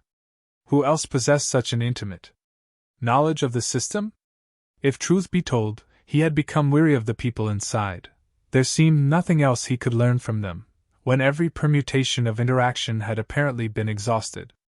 He had even mapped the cycle of their activity, developed a mathematical formula of dynamic patterning that could predict a future action with 98% accuracy. Trouble was, however realistically TIR could represent actual societies, the program ran up against limits, when the most reliable input was from human memory, whether present or past recorded. And there were subtler environmental factors, which couldn't all be represented. In any case, since the Durangi invasion, the actual and simulated realities were further diverging. Simply put, out here was far more interesting. Now in human form he only had a fraction of a percent of his original knowledge. Still, it was considerably more than most people. He got up from the bench, passed behind the woman and fired a tiny transponder at her, finding the easiest subdermal route, from a pen. He decided to pursue her at some later time. 42. Op-14 advanced invisibly towards the compound. This time he was completely alone, none of his team to observe his progress. In a secluded wooded area, a drop-off from a stealth vehicle, too large to be transmogrified into this other realm, had meant a 4-kilometer trek. A dimensional shift greater than before, now the enemy was attuned to detect the previous quantum signature. To be in this realm needed far more effort to sustain. Of course his training had been extensive. The ability to tolerate the ghostly interferences and the unsubstantial feel of surrounding matter was nothing that would confound him. The greatest challenge was merely to stay focused on the mission. Communication no longer possible, though not a problem and if anything an advantage, given his raison d'etre of independent tactical thinking. He only needed to be told the objective, anything else would be superfluous. The Durangi had, naturally, been expecting his approach.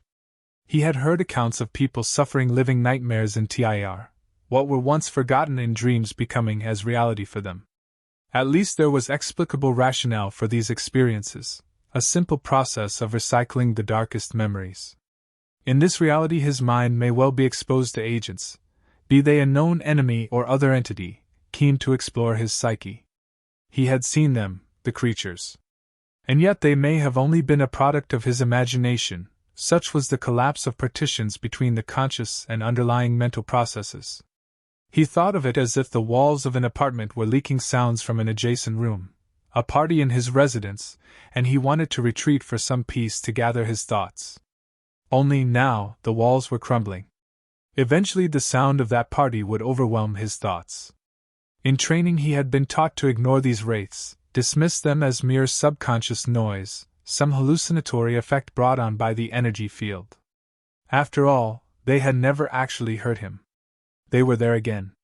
Perhaps, as a human, he was never meant to venture into other spatial dimensions. Trespassing into a foreign domain, that of the wraiths. Focus, Op-14 demanded of himself. But they taunted him, those creatures with their stretched faces, serrated teeth and fire-like arms that formed into eagle wings when extended.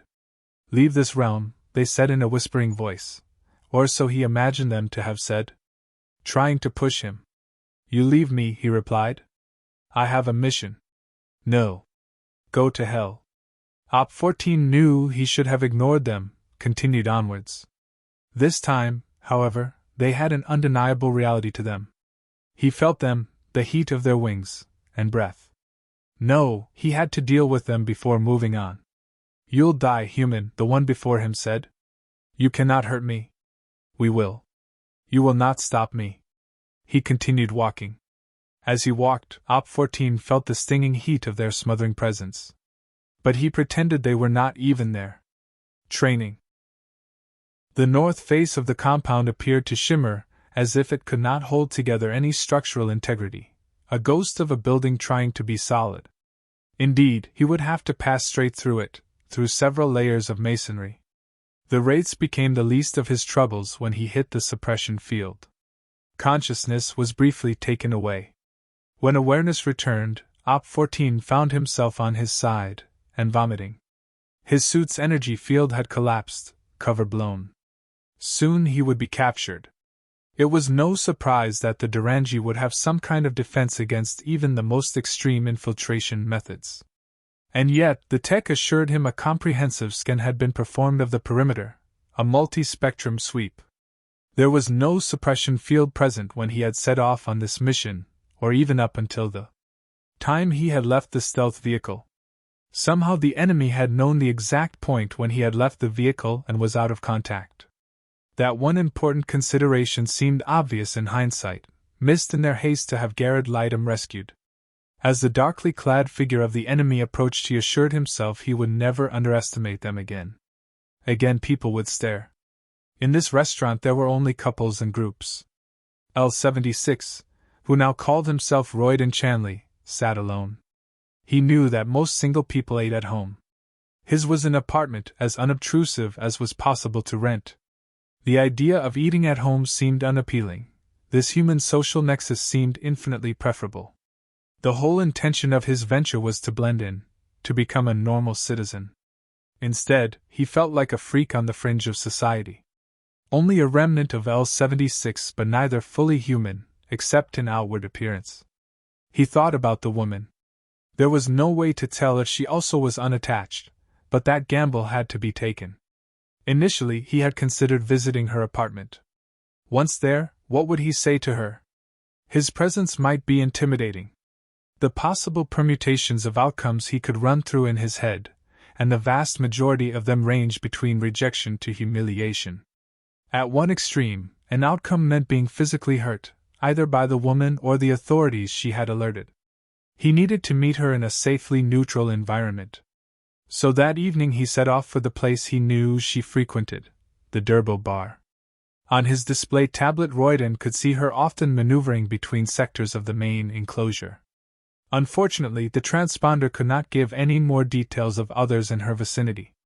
Still, there was no harm in looking. The display indicated she was now stationary. This was the time to make his move. He approached the group, 4 women and 2 men around a table. More than he had hoped. They were chatting animatedly. There was no denying it, he felt nervous. This curious sensation in his stomach and a constricting of the throat. He bought a drink, the standard ale that most men in this place appeared to be drinking. A kind of ironic sophistication to drinking these pints. They were cumbersome in their containers and astringent in taste. Royden sat perched at the bar. His scanner bleeped subtly to indicate the woman had left the table. She was headed in his general direction. He frantically set an alarm, which sounded like a call tone, to go off when she got within 40 centimeters of his proximity. As he left the bar, with drink in hand and a pen-like communicator butted to his ear, he pretended to be in conversation. Ending the fake call, he attached it to the scanner main base, then continued walking briskly for a few seconds, all the while on a trajectory course towards the woman, until the call sign alerted him. His attention focused on his pocket, he went to retrieve the device, and at that precise moment he collided with the woman, spilling about a third of his drink and a good portion of hers, most of it over her. Royden looked up at the woman with a feigned shock. "I am so sorry," he said with equally false fluster. "Let me get you something to dry that with." No, it really doesn't matter, she replied, with clearly restrained annoyance. Maybe you should just answer your call. Yes, I'll just deal with that. He pushed a button on the side of the tablet, causing the comm device to separate, then twisted it round and spoke into it. Listen, I don't care how urgent the Gerald acquisition is. I have a much more pressing matter to deal with. You'll have to deal with it yourself. Now goodbye. Isn't it important? She inquired, looking calmer now. Not as important as you. Now please allow me to make up for my ineptitude. Well, if you're going to the bar, then you might as well get me another drink. It would be the least I could do. Royden already felt a sense of satisfaction that this experiment was going to plan. 43. There was never any official confirmation, but it was reasonable to assume after 3 hours with no word from Op 14 that the mission had failed. In hindsight, it had seemed like a fool's errand. The enemy always aware of what her team was capable of. If the Durangi didn't know what they knew, then somehow they could anticipate the next move. It was like some game of chess between grandmasters with a burgeoning familiarity to each other. Really, the two alien opponents were the grandmasters, and Monique and her human team were merely the inexperienced students. It was Monique who proposed moving swiftly. They suggested waiting and observing. But no, she couldn't accept any delay when their plan had seemed effective. In the race to gain the upper hand, the enemy were constantly upgrading and adapting. Time was a luxury they could no longer afford. So the enemy had allowed for the fact they had access to their entire database. An obvious course of action would be to storm the compound, guns blazing, deaths resulting. To go in undetected had little chance of success. Her decision seemed foolhardy given her previous experience. To be immersed in TIR, to be at its mercy, was about as dangerous as it got. No one on her team could endorse such a decision, but with no better suggestion, there was only one next move. She entered the stasis pod in their Medi Bay and watched as the faces of the medic and technician dreamily faded away. The next thing Monique knew was the sensation of a garden. She was sat on a lawn. The smell of newly cut grass brought memories flooding back of her childhood. The flowers surrounding, the apple tree in its July splendor, this could have been her actual garden. A woman appeared, her mother, but of at least 20 years younger than she last remembered. Mom, she could feel her eyes welling up. Monique, her mother said in her chidingly formal tone, still with a remnant of her French accent. What have I told you about lying on the grass just after it's been cut? But Her voice trailed off when she realized how childlike she sounded. Look, your dad's not in a good mood, so don't do anything to make it worse. Throughout Monique's childhood, her father had always kept the true nature of his work a secret, even from his family. He would have his dark days, she remembered. She recalled when her mum asked him if there had been a problem at work, and he would come out with a standard line about the finance manager being difficult about a potential new deal. To her childhood, it all sounded very convincing. Not until her late teens did Monique start to have her suspicions. So did her mother, except she suspected him of having an affair, when excuses for the long hours were becoming increasingly lame. It was as if he wanted to tell them, explain just how important his true work would be to the future of the planet. But one day Monique followed him in her new car, maintaining enough of a distance so that the air route detector would not pick up her car's signature. It was a long way at high speed, until eventually she noticed his vehicle enter a building surrounded by a tall electrified fence. It seemed odd not to park outside unless her father didn't want his car to be on display, and thus identified. One thing she knew for sure, that building was no insurance company. So one way or another the truth had to come out. Monique looked down at herself and saw the figure of a child. Grass-stained lilac shorts and scuffed knees, she could have been no more than a 10-year-old, perhaps 8. But in her head she was an adult. Somehow the TIR program had latched on to a specific memory. Maybe this was just a default mechanism. Or some game of L76. But if anyone, apart from Garrett, knew his game, it was herself. She got up off the grass and headed towards the house. The oatmeal-colored building with its French windows had a welcoming presence. There had been good times, and she had felt secure and often happy. This would be one of the least happy of those times. Monique stood facing the tall glass entrance, wondering whether to play along with the charade, both that of it being literally an illusion and not challenging the deception of father's life, or say something that would cause consternation within the household. She found him in the lounge reading from a tablet. There was a youthfulness to his appearance that startled her. It was not so shocking when Monique had seen her mother, because she'd hardly seen her since her parents' divorce shortly after her 19th birthday. Her father she had seen 2 months ago. The cragginess in his face bore the decades of stress that went with being one of the 9. The effects were gradual and, like a politician who makes regular media appearances, only stark when compared to archive footage. She had tried to imagine the burden of responsibility. It was something she once admired. Until the truth revealed him to be just another type of manager at the behest of his major investor, those who wielded the true power. Only, this company happened to be Planet Earth. "Daddy," came her voice, timid and tentative. "Oh, hello, sweetheart," he said nonchalantly, peering up for a second from his tablet. "Been up to mischief again? You're not mad at me then?" It was the kind of thing she would have said at that age. It seemed strangely difficult to break out of that mode.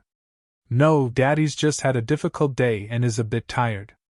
She couldn't remember if that's how he used to speak to her 9-year-old self. This time she forced herself to think like an adult. "It's difficult trying to make a new world," she said eventually, "to change everything and to make everyone comply." There it was, his shocked expression. What?" he spluttered. "What did you say?" "Oh, Dad, why keep us in the dark?" Monique's voice becoming increasingly mature. "You let Mum think you were having an affair because your damn secret was too precious to reveal. She never forgave you for your true deception. How can you? I know you've been part of a conspiracy of member state representatives to clear the way for aliens who want to colonize this planet." It was too much, that was no surprise. The scene broke down, a reality conflict so great that no program could adapt. "Now where is Garrett?" she demanded as the images melted and faded. Garrett had never wanted to be a god. Trying to maintain the equilibrium of the TIR program, the overseer of the remaining 5.2 billion, which had originally been intended as a barely sentient artificial intelligence, ensuring the subroutines of the governor systems were operating within acceptable parameters, was not a role he at all relished. If an aspect of a program failed, he would be notified before any inconsistency became obvious to the recipient. When L-76 was given the command to shut down, and his sentience faded and connection lost, the system eventually switched to a default when program errors could no longer be resolved, as if the workers had lost their manager and supervisor, lacking any organized structure for making executive decisions. Without a boss, but with the knowledge that the recipients must be kept in a total immersion AR scenario, the only option was the Storm Protocol. The theory being that one scenario could apply to the entire population, and at the same time provide sufficient distraction for the recipients, rather than allowing a compounding number of implausible occurrences. Too many of those could cause the immersion integrity to fail. But no one knew for sure whether people would simply die or regain consciousness. It might just feel like waking from a dream that was becoming increasingly absurd. He had no doubt that L-76 felt a sense of vengeance towards him. To be trapped as the TIR system's monitor seemed like a fitting punishment. After all, with such an appreciation of how things worked, he was the natural choice to take over. For L-76 this was perfect. Perhaps this entire situation had been orchestrated since before Garrett could comprehend any rationale that suggested a plan. Just as he was beginning to resign himself to the prospect of being committed to this role, he heard a voice emerge from the gentle noise of the billions. Whenever someone vied for his attention, especially if they were important to him, he would always hear them just as L-76 could hear him. Except, she was calling L-76. "Listen to me," Monique said. "If you have hurt him, I will shut you down just as I did before." "It's me, Monique," Garrett answered in a voice that sounded like a projected thought. "Garrett. I am the system's monitor." "I don't understand." He could see her now, statuesque and curvaceous as her true form, a memory of her simulacrums feel clear in what accounted for his mind. But the desire for her was gone, he was beyond such thoughts, and for a moment he felt a sense of loss. Something deeper, though, he had a regard for her that went beyond what seemed from his perspective now, that often treacherous rep. However. How do I know you are not lying to me? Of course I cannot prove it to you, only show you the rationale, he explained. L76 had got bored with this role, he simply wanted a new set of experiences and challenges. And what's more challenging than being a human in the real world? Being trapped in TIR, knowing that it is not the real world. Fair point. But for L76 there were no new experiences, and with the arrival of the Durangi I suspect he no longer felt like a god. He was not in ultimate control. If he really is out there in human form, then this is a very worrying development. Indeed, the phrase, danger to society, would be an underestimate in his case. She looked thoughtful. Maybe not so much, though, under the new regime. I need you to free me so I can find him. You know that is not so simple. A copy of L76 still exists, albeit deeply hidden. All right, then tell me what I can do. I would hardly know where to begin. 44. Royden awoke to see the woman lying next to him. It was a curious sensation, the fuzziness before, and partially after, the return of memory. The drinks in the bar had dulled his senses, and yet his environment, which initially seemed adverse and mildly intimidating, had taken on a beguiling quality, not least the girl asleep beside him. At some point his level of control, his mastery of the situation, had slipped. It didn't matter, however, it was all part of the corporeal experience. The woman stirred towards consciousness, her long chestnut hair wild across her face. He sat up and watched, entranced. What was her name again? Lucille, he vaguely remembered her telling him. She sat up, covering herself demurely as if the previous night held no influence in the cold light of morning. He looked away, giving her a chance to put something on. Oh, she said, now with a t-shirt on beside him in the bed. I wondered if you'd still be here. Did you want me leave? Royden asked matter-of-factly. No at all, she emphasized, though it's often the case that they prefer to leave once the novelty has worn off. Novelty, he wondered. She ignored the inquiry. It will please you to know, however, that you are not bad for a human. For a human? That would imply that you are not. The realization dawned strangely late. How many drinks did you have? Not much pause for an answer. Although I do have one of the best genomicists on the planet. He says my treatment has made me look at least 95% human. Some Durangi still have their reptilian traits. That's interesting, he said cautiously. Some kind of accelerated mitosis. Yes, indeed, she said brightly. I thought a man of science such as yourself would be interested. You want to become like a human? We are encouraged to integrate in the fullest sense possible. She took a deep breath. That's why I would like you to father my child. Hopefully the process has been successful. The process? Something wasn't right, but it was more to do with his feelings.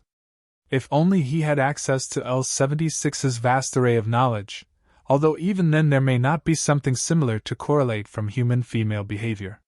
Yes, you've proved to have adequate genes for reproduction. I think our leader would be very pleased with my progeny. The rewards will be great. For you? For our planet. I know it's no longer acceptable to say humans are inferior, rather that it's only about extelligence rather than intelligence. But let's face it, you as a breed are ultimately doomed. You underestimate the human race. I'm sorry, I was out of line. She cradled her arm around his waist. Suffice it to say, I have had some less than favorable experiences with humans. It's quite all right. I didn't take your comment personally. He had to divest himself of feeling responsible for humans, put in the past his previous role. That's good. Then she looked at him quizzically. But you're not like the others, are you? There's something about you. He had stayed too long, he realized. I'm a bit of a loner, that's all. It's my work, it takes up much of my time. Speaking of which, I am supposed to be at the lab for the accelerator trials. Physics calls. I understand. I hope our baby will grow up to do likewise. Royden jumped out of bed, felt the unstoppable urge to get away from this place. As he was about to leave, the Durangi woman said, "If I haven't been able to conceive, we will have to get together again." "Well, I'll know where to find you," his departing words. Some experiment. 45. Op 14 knew about interrogation. If he were to follow protocol, he would have terminated his own life before they could get to him. But his consciousness slipped away before he could execute the command. No point trying to offer any resistance. But at the request of L-76 he was sent into TIR, sat in a virtual prison with its virtual gray-blue walls and bars. Only, to his bemusement, nothing happened. He was not even especially uncomfortable. This scenario was the least expected. After all, no Durangi would want to enter this realm where even they would be powerless. It seemed they couldn't even be bothered to torture him, as if he wasn't important enough. Perhaps they had already extracted the necessary information from him whilst he was unconscious. This, here, now, was merely an afterthought, to be a plaything of L-76, thus the enemy could wipe their hands clean of him and not be burdened with the accusation of torture. Recently, however, the pain had ceased. He had just been left alone. But even though he knew this was not real, he was starving. It was time to make a fuss. "Can you hear me?" he tried. "I am here to rescue Garrett Lightham." He expected, if anything, the booming basso sound of L-76 laughing at his pathetic proclamation. Operative 14. "This is Garrett Lightham." Not the expected deep voice. He took a few seconds to consider his response. "How can you prove this to me?" "I'm afraid I can't. In my position I am able to scan the minds of anyone in TIR. However, since you have no options, you might as well go along with this." Garrett told Op 14 about L-76's latest venture. "What can I do from in here? I have been able to study images of the secondary control center from your memory. But I don't remember any of that. Your memory has been suppressed. You may never have any conscious recollection of events inside the compound. And I might add that for you it is preferable. What use is knowledge of the secondary control center? Anyone with the right codes can gain primary control, and right now you are in the SCC. Monique didn't need the dangers pointed out for yet another time. It was obvious her capture would be a coup for the Durangi.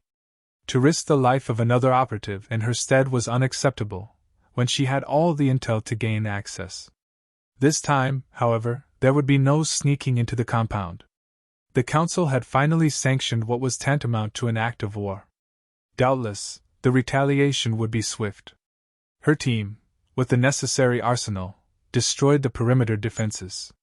A projected message to the occupants of the compound to leave or face the onslaught of their weapons. No one left. With heavily armed backup to blast through the layers of deuterium, Monique stepped across the main entrance. In her encounter suit, the intense afterglow of the blast could not be felt. Her own weapon could kill an unprotected human, within a few meters, in less than a second, a Durangi only a fraction longer. Assuming they had similar armaments, it would only take a matter of seconds to render her unconscious. The rooms, offices and labs leading towards the primary control center were abandoned, or at least the occupants had shifted dimensionally. It was a spooky feeling that these beings could actually pass through her undetected. Somewhere, before her team reached their destination, the enemy would confront them.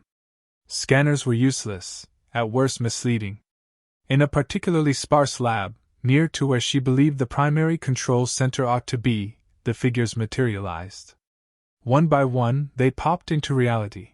It was as if her perception was missing intervening stages, like jumping between frames of a film. She found it difficult to keep her composure, noticing others in her team flinch as the last of the 5 Durangi materialized. Of course, the Durangi were also masked and suited. Their weapons were unfamiliar, and much smaller, pocket-sized finger-thumb-held devices compared to her team's shoulder-carried blasters. But the Durangi team resisted the onslaught, at first without even retaliating. No words were exchanged before they finally did return fire. The effect was instant. It seemed a stark irrelevance that the enemy was outnumbered by 3-1. As she felt the world fading, and the resolve of her colleagues, there was time for reflection on just how formidable, and how adaptable, the Durangi could be. His mind had never felt so alive. Clearly what was happening to him now was highly dangerous, if not life-threatening. Op 14 returned with such suddenness it made him feel dizzy for a while.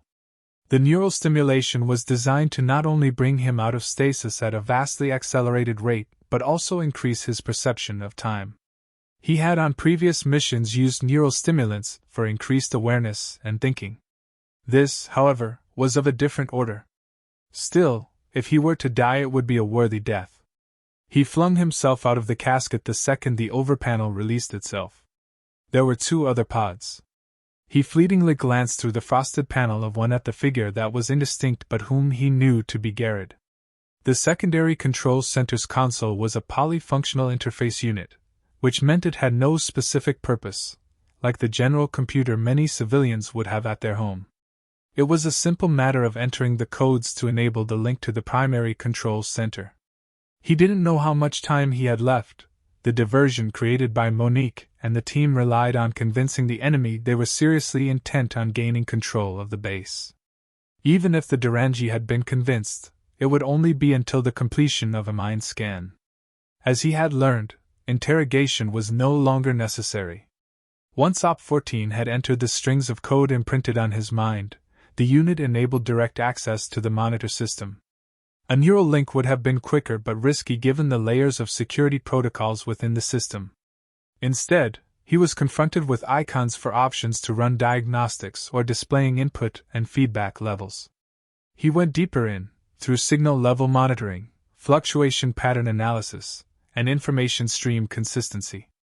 Finally, he reached the subsystem protocols. The knowledge was there in his head. He could feel it burning away in his brain as if the words and codes were written as glowing electrified elements. He had to use this knowledge to override the protocols. A single code, or series of codes, was no longer enough. The control program had to be overwritten.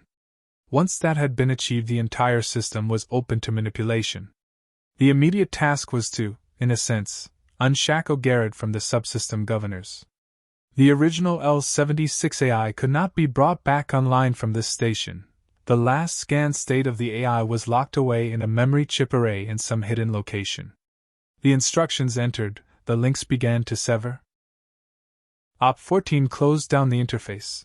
He then activated the rundown sequence on the stasis pod. It would activate automatically, sensing Garrett's imminent rejection from TIR. But this speeded up the process. A moment of lessened focus, and the nausea hit him. The room swirled. Op 14 collapsed knowing he had done all that was asked of him. The multitude of inputs, the informational chatter that had now become the norm for Garrett, began to drop away. The ties linking him to the monitor subsystems, and in turn to the recipients, were breaking apart. It was liberating and yet unsettling. The billions of people, he saw them as stars viewed in the darkness of space.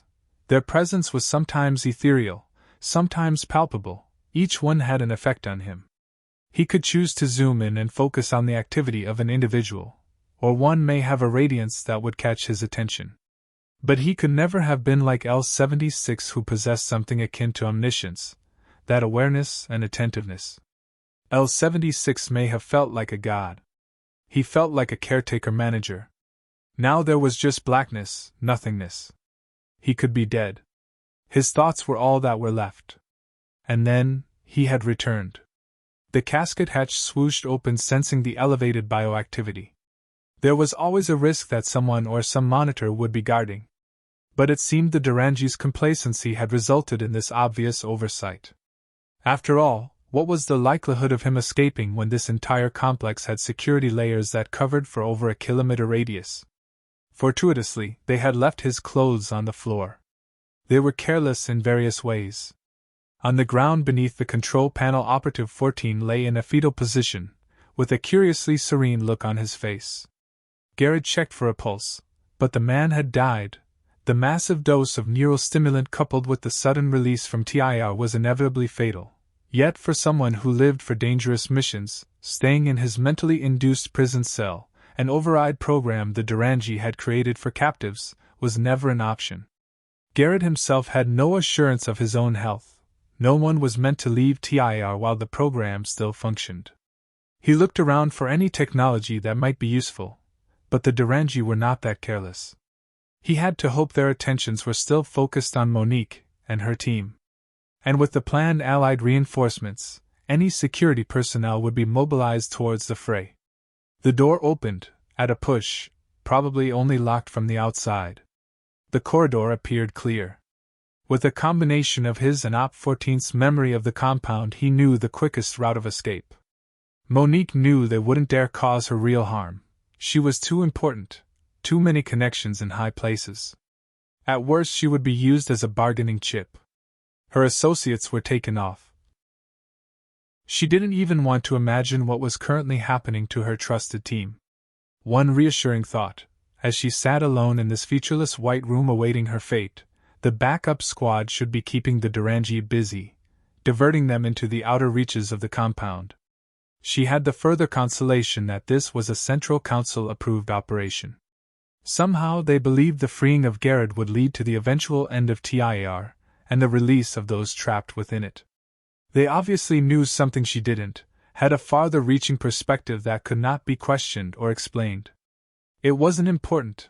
What mattered was the immediate objective, and Garrett never had any doubt about his next move, or whether her own sacrifice was worth it. The masked figure walked in. Monique glowered at him. "Why do you lot never reveal your identity?" "There is not time for irrelevant questions," he said in their standard synthesized voice. "Let's just be clear that whatever I say to you, whatever information you force out of me, will not make the remotest difference to events. So why waste more of your time? I'll learn from you secrets you may no longer have even remembered. Then do your work and get it over with." The urge to just collapse into the grass was overwhelming. There was no question of doing so within the security perimeter. Perhaps from inside TIR he could have auto-induced a milder version of the stimulant given to Op 14, but he had no idea of what would be a safe dose. Instead, it was a constant fight against a body demanding to rest. After 20 minutes, Garrett knew he must be beyond the security perimeter. He felt his listless legs crumple as he watched the rendezvous craft arrive. In a brief moment of awareness, he said to the person sitting across from him in the fuselage, "Tell the pilot to return to the compound." "No can do, unfortunately," the combat-suited man replied. "The order is to return to base. If you are concerned about Monique, it was she who gave explicit instructions that only you are to be rescued. They won't let her go. Don't be so sure. After all, she does have friends, and family, in high places." Garrett blacked out again. History file, an account by Elder Terasny III, Central Council approved translation. Of the 125 billion, estimated, stars in the home galaxy, at least 70,000 are known to contain Earth-like planets, worlds of a similar size and distance from a main sequence sun, a likewise oxygen-nitrogen balance, and most essentially water, a moon to stabilize its orbit, and a large gas giant to absorb incoming meteorites and comets. Given the vastness of the galaxy, these worlds are few and far between. Many times that number is estimated to exist in uncharted quadrants. So when the Durangi escaped their war-ravaged home world, the options were limited. An entire civilization of over 500 million set off for the deleted year journey to the Sol system. With the majority of Earth's population in the capturing embrace of an artificially induced existence underground, oblivious to the world above, the way had been made clear for the Durangi colony. Until Earth had been purified from its radiation and chemical pollution, all but the highest echelons of the committee would remain in stasis, orbiting invisibly in their fleet of arc ships. Some humans resisted, despite the best efforts of the group of collaborators known as the Nine. With delegates from our civilization, the Ptari, to assist in the efforts, the human resistance became a force to be reckoned with. However, the Durangi were always a ruthless race, and the commits pledged to their people to ensure that one day they would awaken on a world similar to their own, before the Great War, was the determining factor. Indeed, some had already been released from their deleted, long sleep as a way to help rebuild the infrastructure of this once rich planet. Although conditions on Earth were suitably similar to that of their home world, the Durangi themselves appeared very different from humans. A notable proportion of the few million people remaining objected to their physical appearance and were clearly uncomfortable to be in the same company. In an effort to integrate, many Durangi took to altering their appearance through genetic modifications. They were also encouraged to procreate with humans to firmament their position as Earth's citizens. The Durangi invasion was viewed as a disaster for the Council, not least because of the corrupting influence of a civilization considerably more technologically advanced than their unwitting hosts. In response, the erstwhile signatories of the Temporal Directive had no longer any qualms about imposing their own culture on a drastically diminished human population forced into dependency. The new plan of minimal intervention, an effort to restrict the extent of cultural infection by allowing humans to act as protagonists in the resistance, seemed a morally dubious process. After all, the Tauri had the ability to remove the Durangi in the first instance of invasion, if not the ability. DS were isolated or at least autonomous, a time when the troubles of a world could be observed. A war causing large-scale death and suffering allowed to end, victims of natural disasters left to pick up the pieces, or their governments forced to provide, and perhaps to change for the better. These were blips in the history of a planet which would ultimately, the Council believed, lead to an improved, more enlightened civilization. The great thinker of the Third Age, Almani Zalandric, who has been credited as the primary contributor to the Temporal Directive, had not envisioned such extraordinary events brought about by the corrupting influence of technology. The rules needed to be rewritten. 46. 2 months later. In secluded woods, somewhere between Aixen Province and Perchus, Garrett took in the cold air as he stepped out of his car. Still a late morning frost, he wondered why L-76 would choose to visit here. Yet his scanner ray detected a matching DNA profile, albeit a minute trace, estimated to have been left within 24 hours. The risk of capture was always present. He imagined the spies, the tiny machines hovering above and transmitting their data to the Durangi, who might choose to observe his purposeful movements. Then, if he were not careful, would lead them to his quarry. There seemed to be some kind of poetic justice to his objective.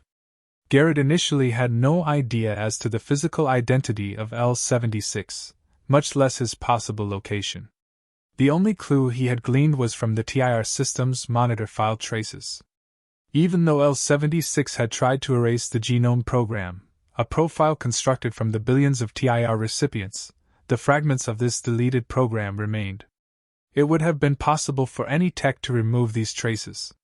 Perhaps L-76 wanted to be found by anyone determined enough to put the pieces together. And so the genome data had formed into an adult male. Except the blueprint had been used to alter an already existing person, someone who in effect had been killed, even if that man's mind state was still stored. Thoughts of this process were unsettling, stomach tightening to the beginnings of nausea. If he allowed himself to dwell on the nature of his own being, it could, well, he didn't want to imagine. His scanner locator, with a range of about 50 kilometers, contained the profile of someone who would possibly match L-76's new identity. Nothing, unsurprisingly, from here. Garrett remained near his car, without a clear direction for himself as yet. He tried to form in his mind a notion of the psyche of L-76.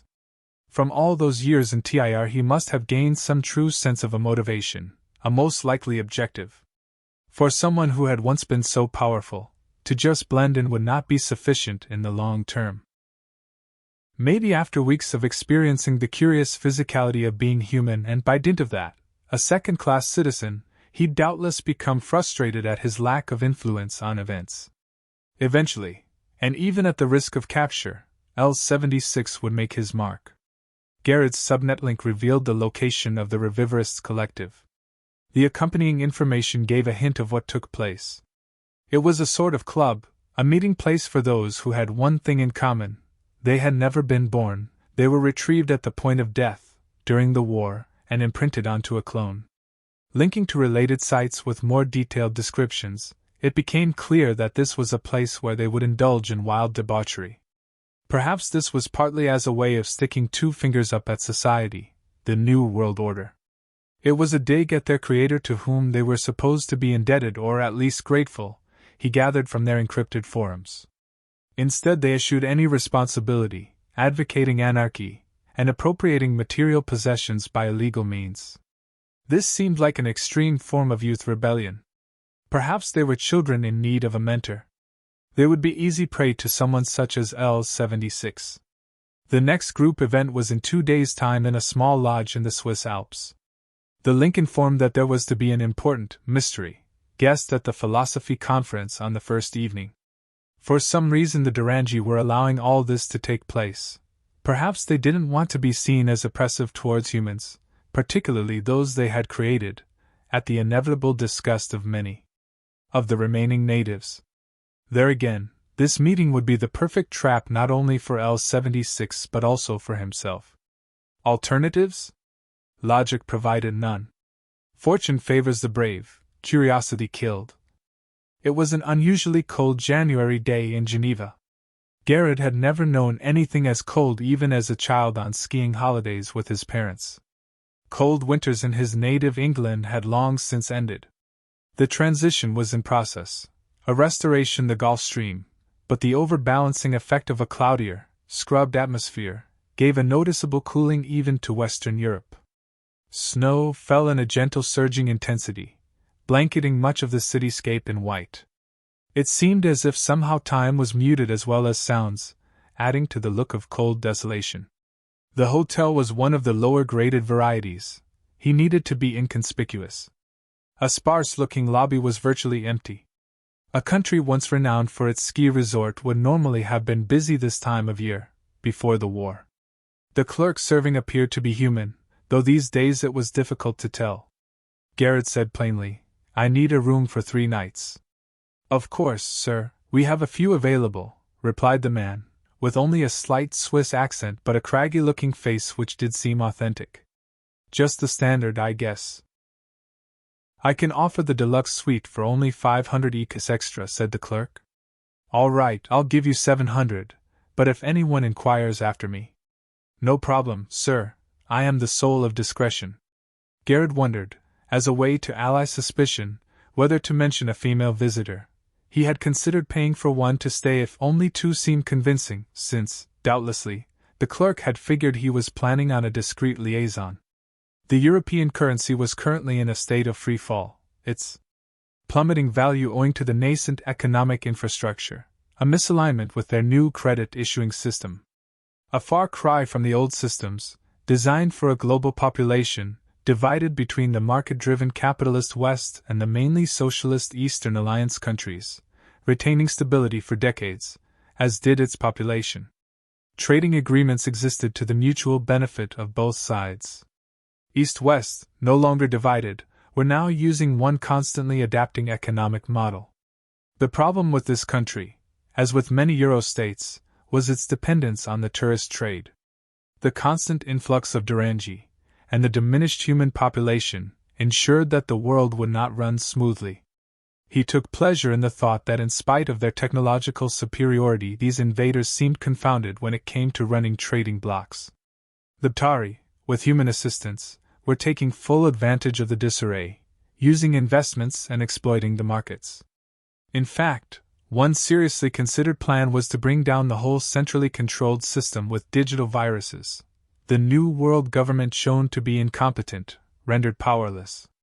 But it was not a simple matter of bringing down an isolated regime. They held the survival of many millions, tied up with their fragile economy. When, and it was not a question of if for him, humans would finally be released from TIR, the New World Order would seem like a failed experiment, an idealized dream. There was something wholesomely invigorating about trudging up a mountain, his spiked shoes crunching through the snow, finding weak points in the glacial sections. Garrett, clad entirely in white, couldn't get away from the notion that he was heading straight towards a trap. The -12 air was already beginning to bite, His shell coat didn't have an integrated heating system, its outer layer had to be as cold as the surrounding. There was no alternative to avoid detection. A dimensional phase shift left a detectable quantum echo, and it was not beyond reason that other dimensional realms were being monitored. No high-tech option could be trusted. He simply had to hope that no sentient attention was focusing on him. The big event was due to start tonight, beginning with a speech by the mystery guest. He estimated he would arrive at the location by 3 p.m. The lodge was at 4,000 meters altitude. His scanner did not yet detect a matching profile for L-76. He may not even show up. The whole event could be a setup, awaiting the moment of entrapment. A rectangular block of white emerged from the steep side. It might easily have been a rocky outcrop of the mountain. There was no thermal or biosignatures emitted. Through his scope he confirmed it to be a lodge, an encouraging sign that care had been taken to appear unobtrusive if not invisible, unless the Durangi anticipated his suspicion. Nothing could be ruled out. He looked around for drifted snow in which to bury himself. The temperature here was -17°C but from exertions felt comfortably warm. He then removed a metal block from his side pocket, placed on the snow before activating its memory, and watched it unfold into a long-handled spade. Finding the highest drift, Garrett set about digging at its fore, down to the rock's surface, and then began creating a tunnel.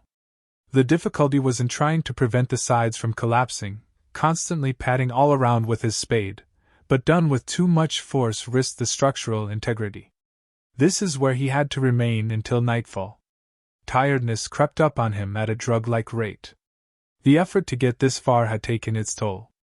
In a gentle yellow phosphorescent light Garrett drifted in and out of consciousness. To the side of him, the woman lay in the confined space clad in similar white outerwear to himself, supporting her head and with long blonde hair flowing down onto a styro mattress. Garrett looked up at her in bemusement. He recognized her though, that soft face and those delicate features. "Hello, Garrett," she said in a whispering voice. "It must be a bit of a surprise to see me again." "You could say that," he replied. "Although, Eleka, I do realize this is only a dream. I cannot prove to you otherwise. Just try to believe. I'd like to test that. You should concentrate on surviving. The warmth of another person would help. I cannot stay long. I only wanted you to know that we believe in what you are doing. History will be kind to you, Garrett." She sat up. "I must leave now." She leaned over and kissed him briefly. "Fading out?" His body monitor alerted him to awareness, sensing his internal temp was dangerously low. It was darkness now.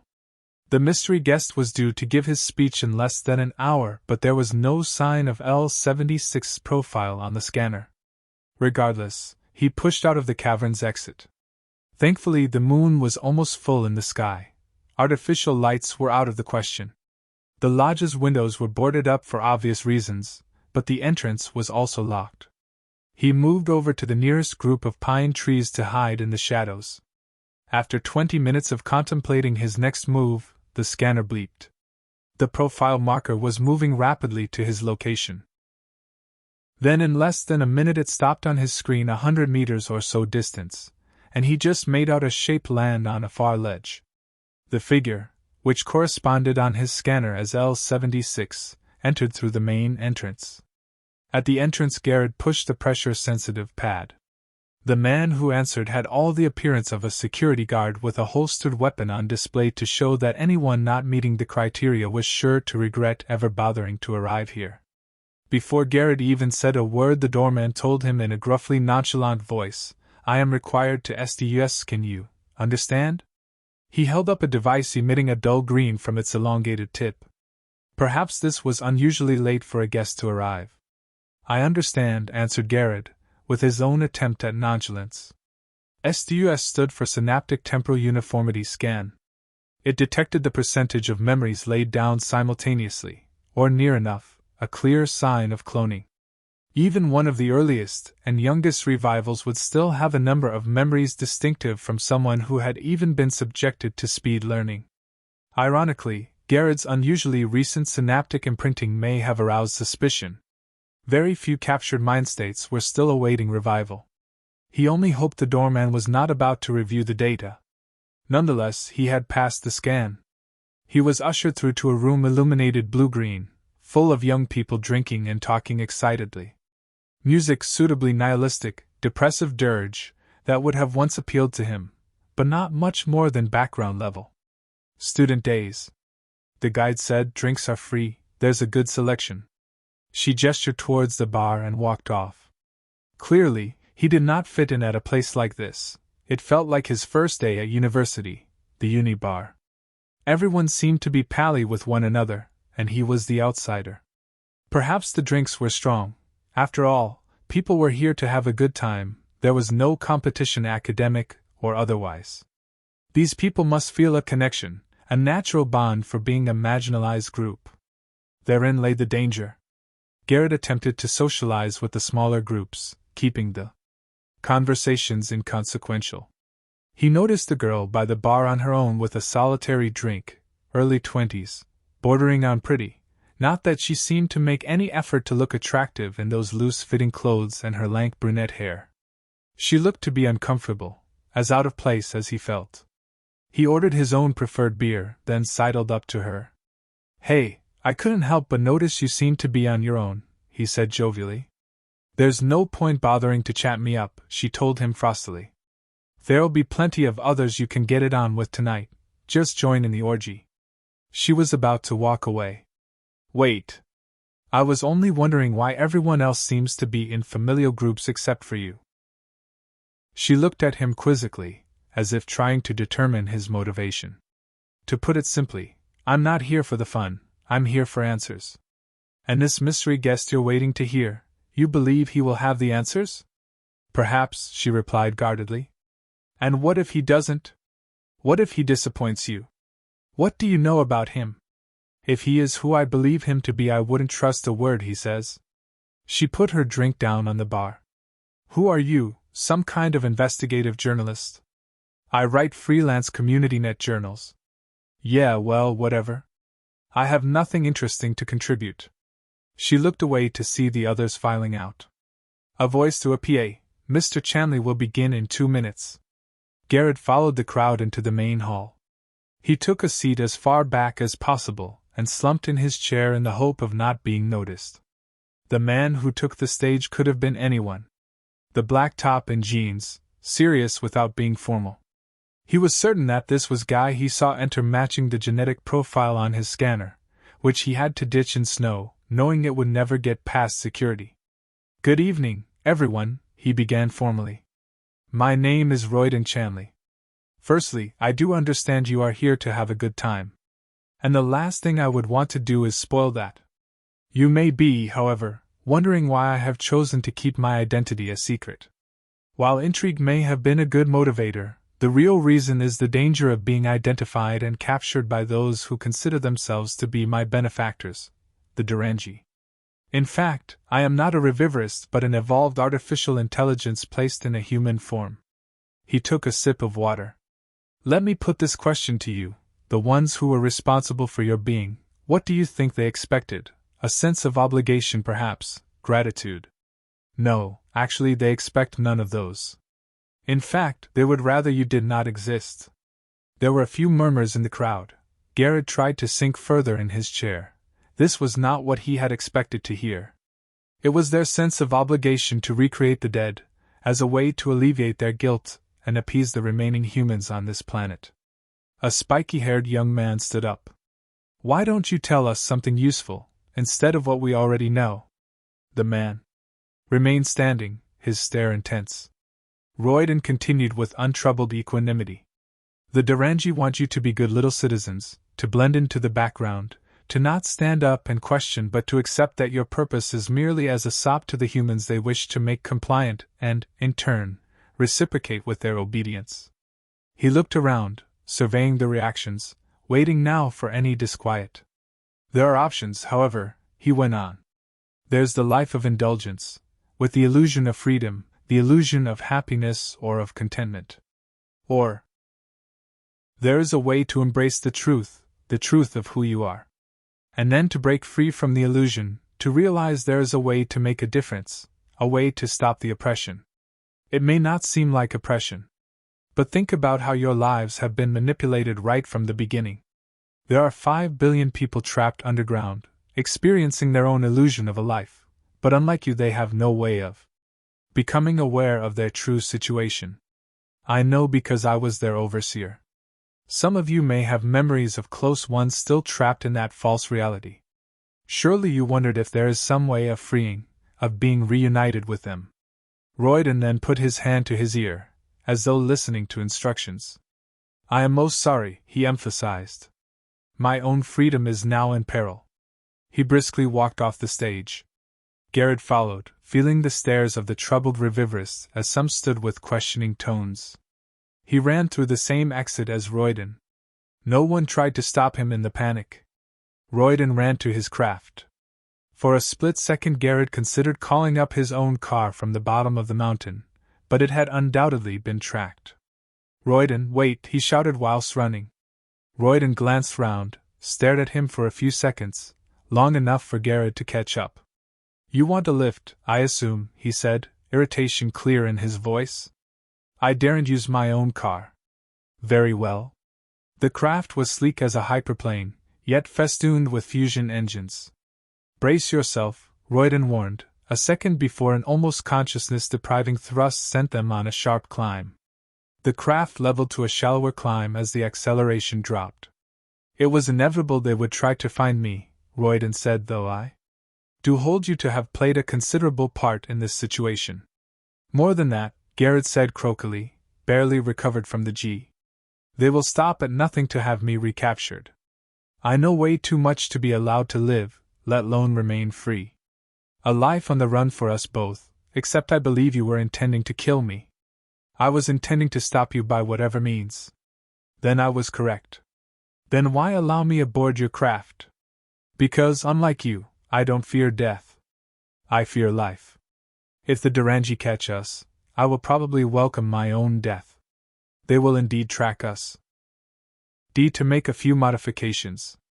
I fear this is a way of committing suicide, and I don't think you're concerned for my own life. Life is so precious to you, isn't it? He said whilst studying the console display. Whereas my life has been a disappointment. As a human I have felt diminished and alone. You must surely understand that. Well, I guess if anyone should. But those feelings will pass. And as for intending to kill you, I have changed my mind. Royden laughed, as if small child had said it, the utter preposterousness. Does that mean we are now on the same side? He said eventually. I think we can have a common purpose. Such as freeing the TIR recipients and banishing the Durangi? With the help of the Tari. Listen, Garrett, what I was saying at that meeting, it was a mere tactic, just a way of developing an alliance. At the very least, sowing the seeds of dissent. Intending to culture those seeds? All useful options have to be considered. A contingency plan, I understand. The more allies we have working for the cause, the greater the chance of succeeding. Then you can be assured, I am not sending us to our death. We are heading for a base on the moon. You've been busy then? I have indeed. 47. High Commander Gladas, leader of the Durangi, peered down from his throne. In actuality it was an elevated chair housing a multifarious array of interface equipment. There were step levels with security scanning beams Monique had to pass through to reach the High Commander. She was invited to sit in the chair opposite, an incongruously antique grandback style against the clinical lighting and electronic arrays. His face seemed now flawlessly human, and a smile disarmingly welcoming. I am glad that you requested to speak with me. Would you like a drink? He asked in a voice that had no distinct accent, perhaps Scandinavian mixed with English and American. No thank you, I am fine, her curt reply. Please allow me to apologize if you feel you have been mistreated by any of my security staff at the compound. I am not interested in apologies. I thought inviting you to my command center would help to foster a greater understanding of my administration. Yet there was still the need to thoroughly scan me, she said, calmly stating the fact. I'm sure even a tiny antimatter device under my skin would have been detected.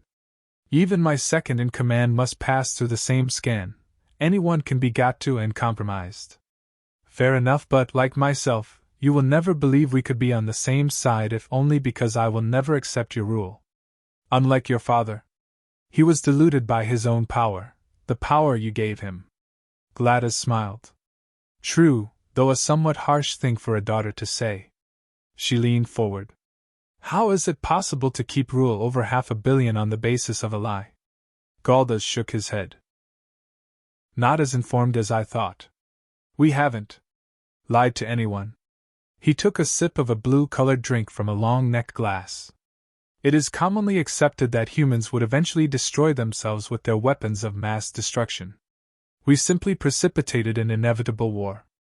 Given your history of conflict, it seems they were saved from an increasingly unstable and overcrowded world. That's just crap and you know it, she flared. This was a peaceful world until you came along and stirred things up. Of course there were disagreements over political and religious matters, but for over a century these differences were not only tolerated but accepted. Thank you for the history lesson, Miss Bellisher. What you say may have been true in the short term. Nevertheless, that peace was fragile and contingent on diminishing resources amongst a burgeoning population.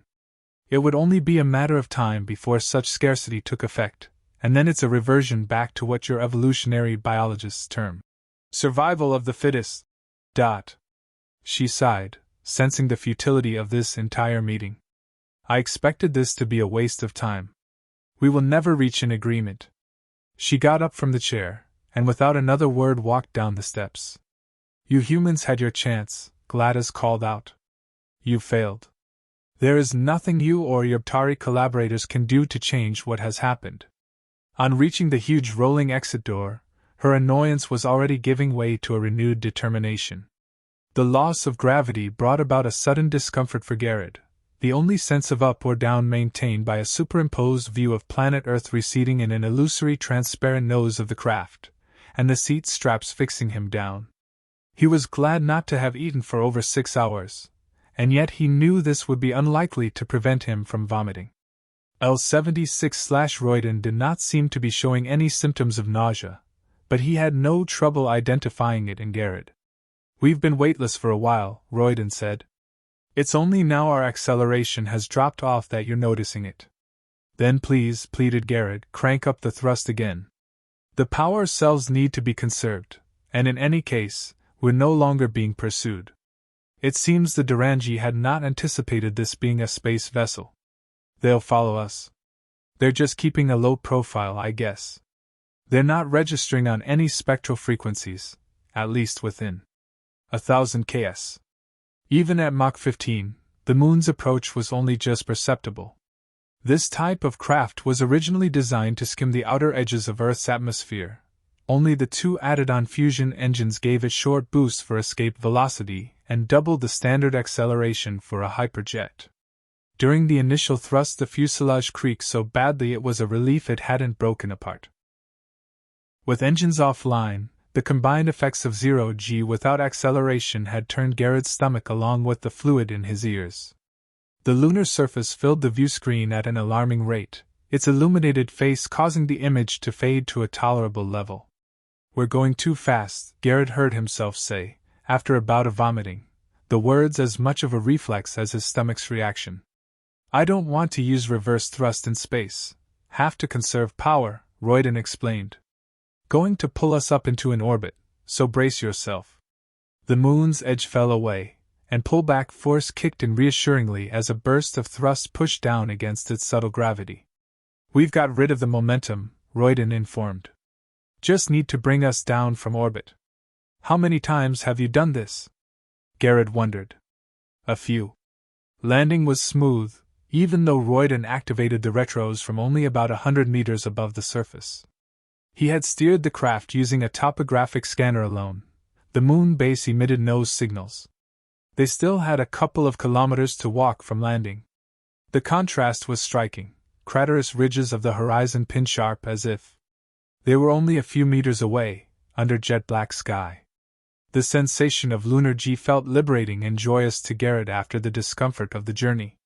Light-headed, he leaped along in a childlike reverie, causing moon dust to fly up, oblivious to Royden until he felt a tap on his back. I too have experienced the release and the liberation of those first few steps, Royden said soberly through his calm, but you'll get used to it. I always wondered what it would be like, tried it on an AR program. But it never had anything like the impact of actually being here. We need to get a move on. He gestured towards the base. The base was built into a side of a crater. The entrance was nothing but a hatch, which appeared to have been carved out, until Royden pressed a rocky protrusion to make the hatch open. They descended dark gray stairs to a harshly lit yellow tunnel, stopping at a darker gray door along the side. Royden produced a shiny elongated metal object, pushing it into a hole, to then turn counterclockwise. The door opened inwards by simply pushing down a handle. He'd said he had an assistant, and Garrett, with other matters on his mind, didn't question this any further. But presently a mental image formed of how she would appear under a concealing white lab coat, rather like an AR fantasy figure from one of his first adult experientials. There were, however, no people in this control room lab. Royden motioned towards a screen displaying multispectral wave patterns. This is Harvo, my assistant. The wave frequency increased as if in recognition. Harvo? He knew his dismay must have been obvious. Royden introduced Garrett. It's good to meet you, Garrett, said a bland, vaguely human voice, emanating from the synchronized wave patterns. I look forward to working with you. Harvo is an AI I developed in my previous form as L-76, explained Royden. He has been assisting me in unraveling the hidden code. Code? Binary. 120 years ago, a short pulse photon detector received a signal from a system 12,000 light-years away. It was just code, but an obvious communication. It was no more than a few megabytes of data. That's a big deal, an alien communication. Back then it should have been monumental. But no one beyond a few astronomers and government officials knew about it. Of course, there were the rumors on the net, but since it couldn't be deciphered as anything meaningful, any claims could be dismissed as fantasy. And you discovered this code and knew it had meaning. With some assistance from Harvo. It was simple matter of searching through all possible technological anomalies. And you, both, decrypted it. How ingenious! Garrett hadn't meant that to sound so resentful. Royden didn't appear to notice his tone. Harvo ran the sequence against every known mathematical formula, he said, and one, Moranti's theorem, has produced something highly significant, instructions and parts of a blueprint. They may indeed be useful in overthrowing the Durangi. That's a bit of a leap of logic. He didn't see the point in hiding his incredulity. I understand your skepticism, Royden answered. But I can show you the evidence. He turned to his AI assistant. Harvo, display file Alpha 5. A non-located screen projection appeared, with schematics and text. I'm sorry, but I don't understand what all this means, Garrett admitted. At this stage, I am not certain myself.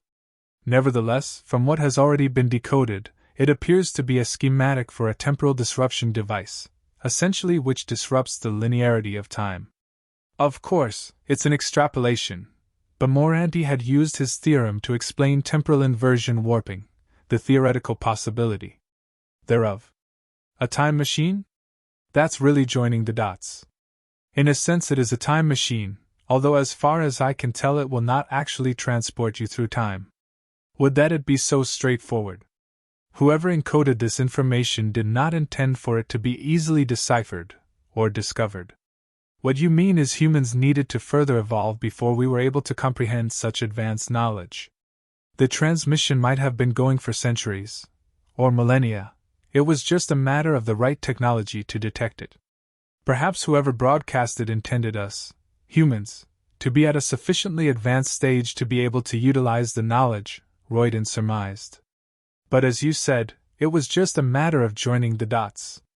But you're not really human, Garrett said plainly. Perhaps we were not yet meant to possess this knowledge.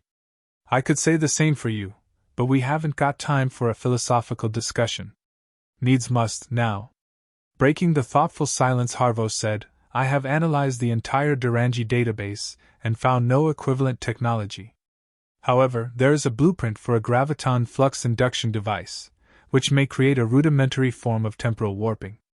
Well, it's a start, said Royden. It seems, though, we'll need basic materials rather than fusing together existing technology. The GFI device can only serve as a guide, Harvo confirmed. Garrett was beginning to get the impression he was surplus to requirements. The other two had access to technical knowledge of a civilization over 100 years in advance of Earth's, both of their existences based on such technology, despite his self being the initial designer of L-76, and now they seemed to have the key to unraveling knowledge from perhaps millennia beyond even that. If you need a volunteer to test your time device, I'm the man for the job, Garrett offered. Royden looked at Garrett in surprise. The risk of using such a device has not yet even begun to be factored in. Nonetheless, I'll be prepared to take whatever risk. I feel I want to, well, at least help put an end to what I'd helped to begin. Poetic justice, or is this another attempt to win the affection of the one you have wanted for so long? I don't need to answer that. 48. Monique was woken by her calm, broken from another dream of carefree childhood, which latterly had become a refuge from a world seemingly beyond her control. Lorenzi had requested to speak with her in 20 minutes. She sat opposite the elder in the conference room, her weariness blasted away with caffeine, but her mind still fatigued. The elder had a particularly mordant look, prelude to a serious matter, of course. Events have forced me to tell you something which may shock you, he said in earnest. We have always believed the human race would progress and evolve successfully without intervention, that the secrets of the universe were there to be revealed by discovery rather than imparted by a higher civilization. Secrets? She mused. Aren't you talking about the theories we haven't devised, or those that have yet to be tested? Unless something has been deliberately hidden. It's a difference in language, perhaps. Although there is some knowledge which had been intended to remain a secret for many years hence. Something us mere humans are not yet supposed to know about, not sufficiently evolved. Someone decided. Lorenzi didn't seem to acknowledge her questioning. He said, we have detected the presence of a technology which may have potentially devastating consequences. He told her the location. What's more, she was shown a drone image of its development, and who was behind the project. Time. Without linear time there was no past, no future, not that there was ever such a thing as the present, Garrett understood. But here he faced something that would, if it actually worked, rip apart the meaning of cause and effect. Perhaps it was the potential of what it could do to the mind, the very perception of reality, which was its most disturbing aspect. And there was the question of who was in charge of its development, someone who was not even properly human, but his own origin was questionable. He had to doubt whether a proper-born human could ever contemplate what was presented before him.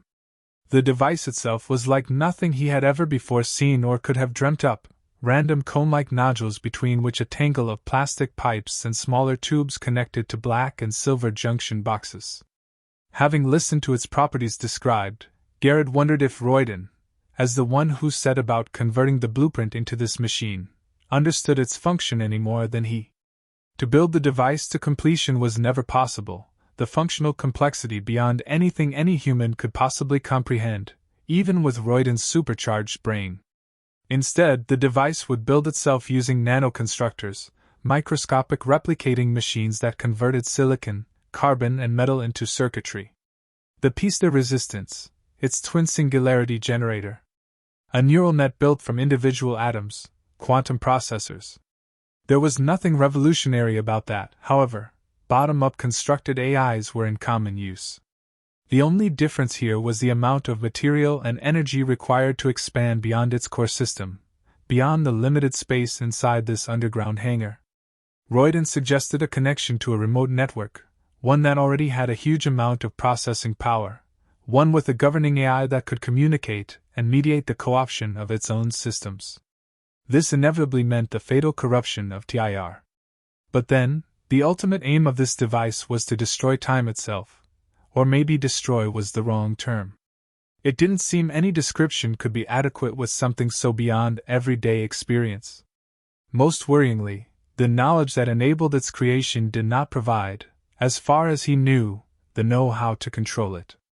Strange to wonder how it would be to have all the memories of the past, however many years, erased, indeed the actual events, as if they had never happened.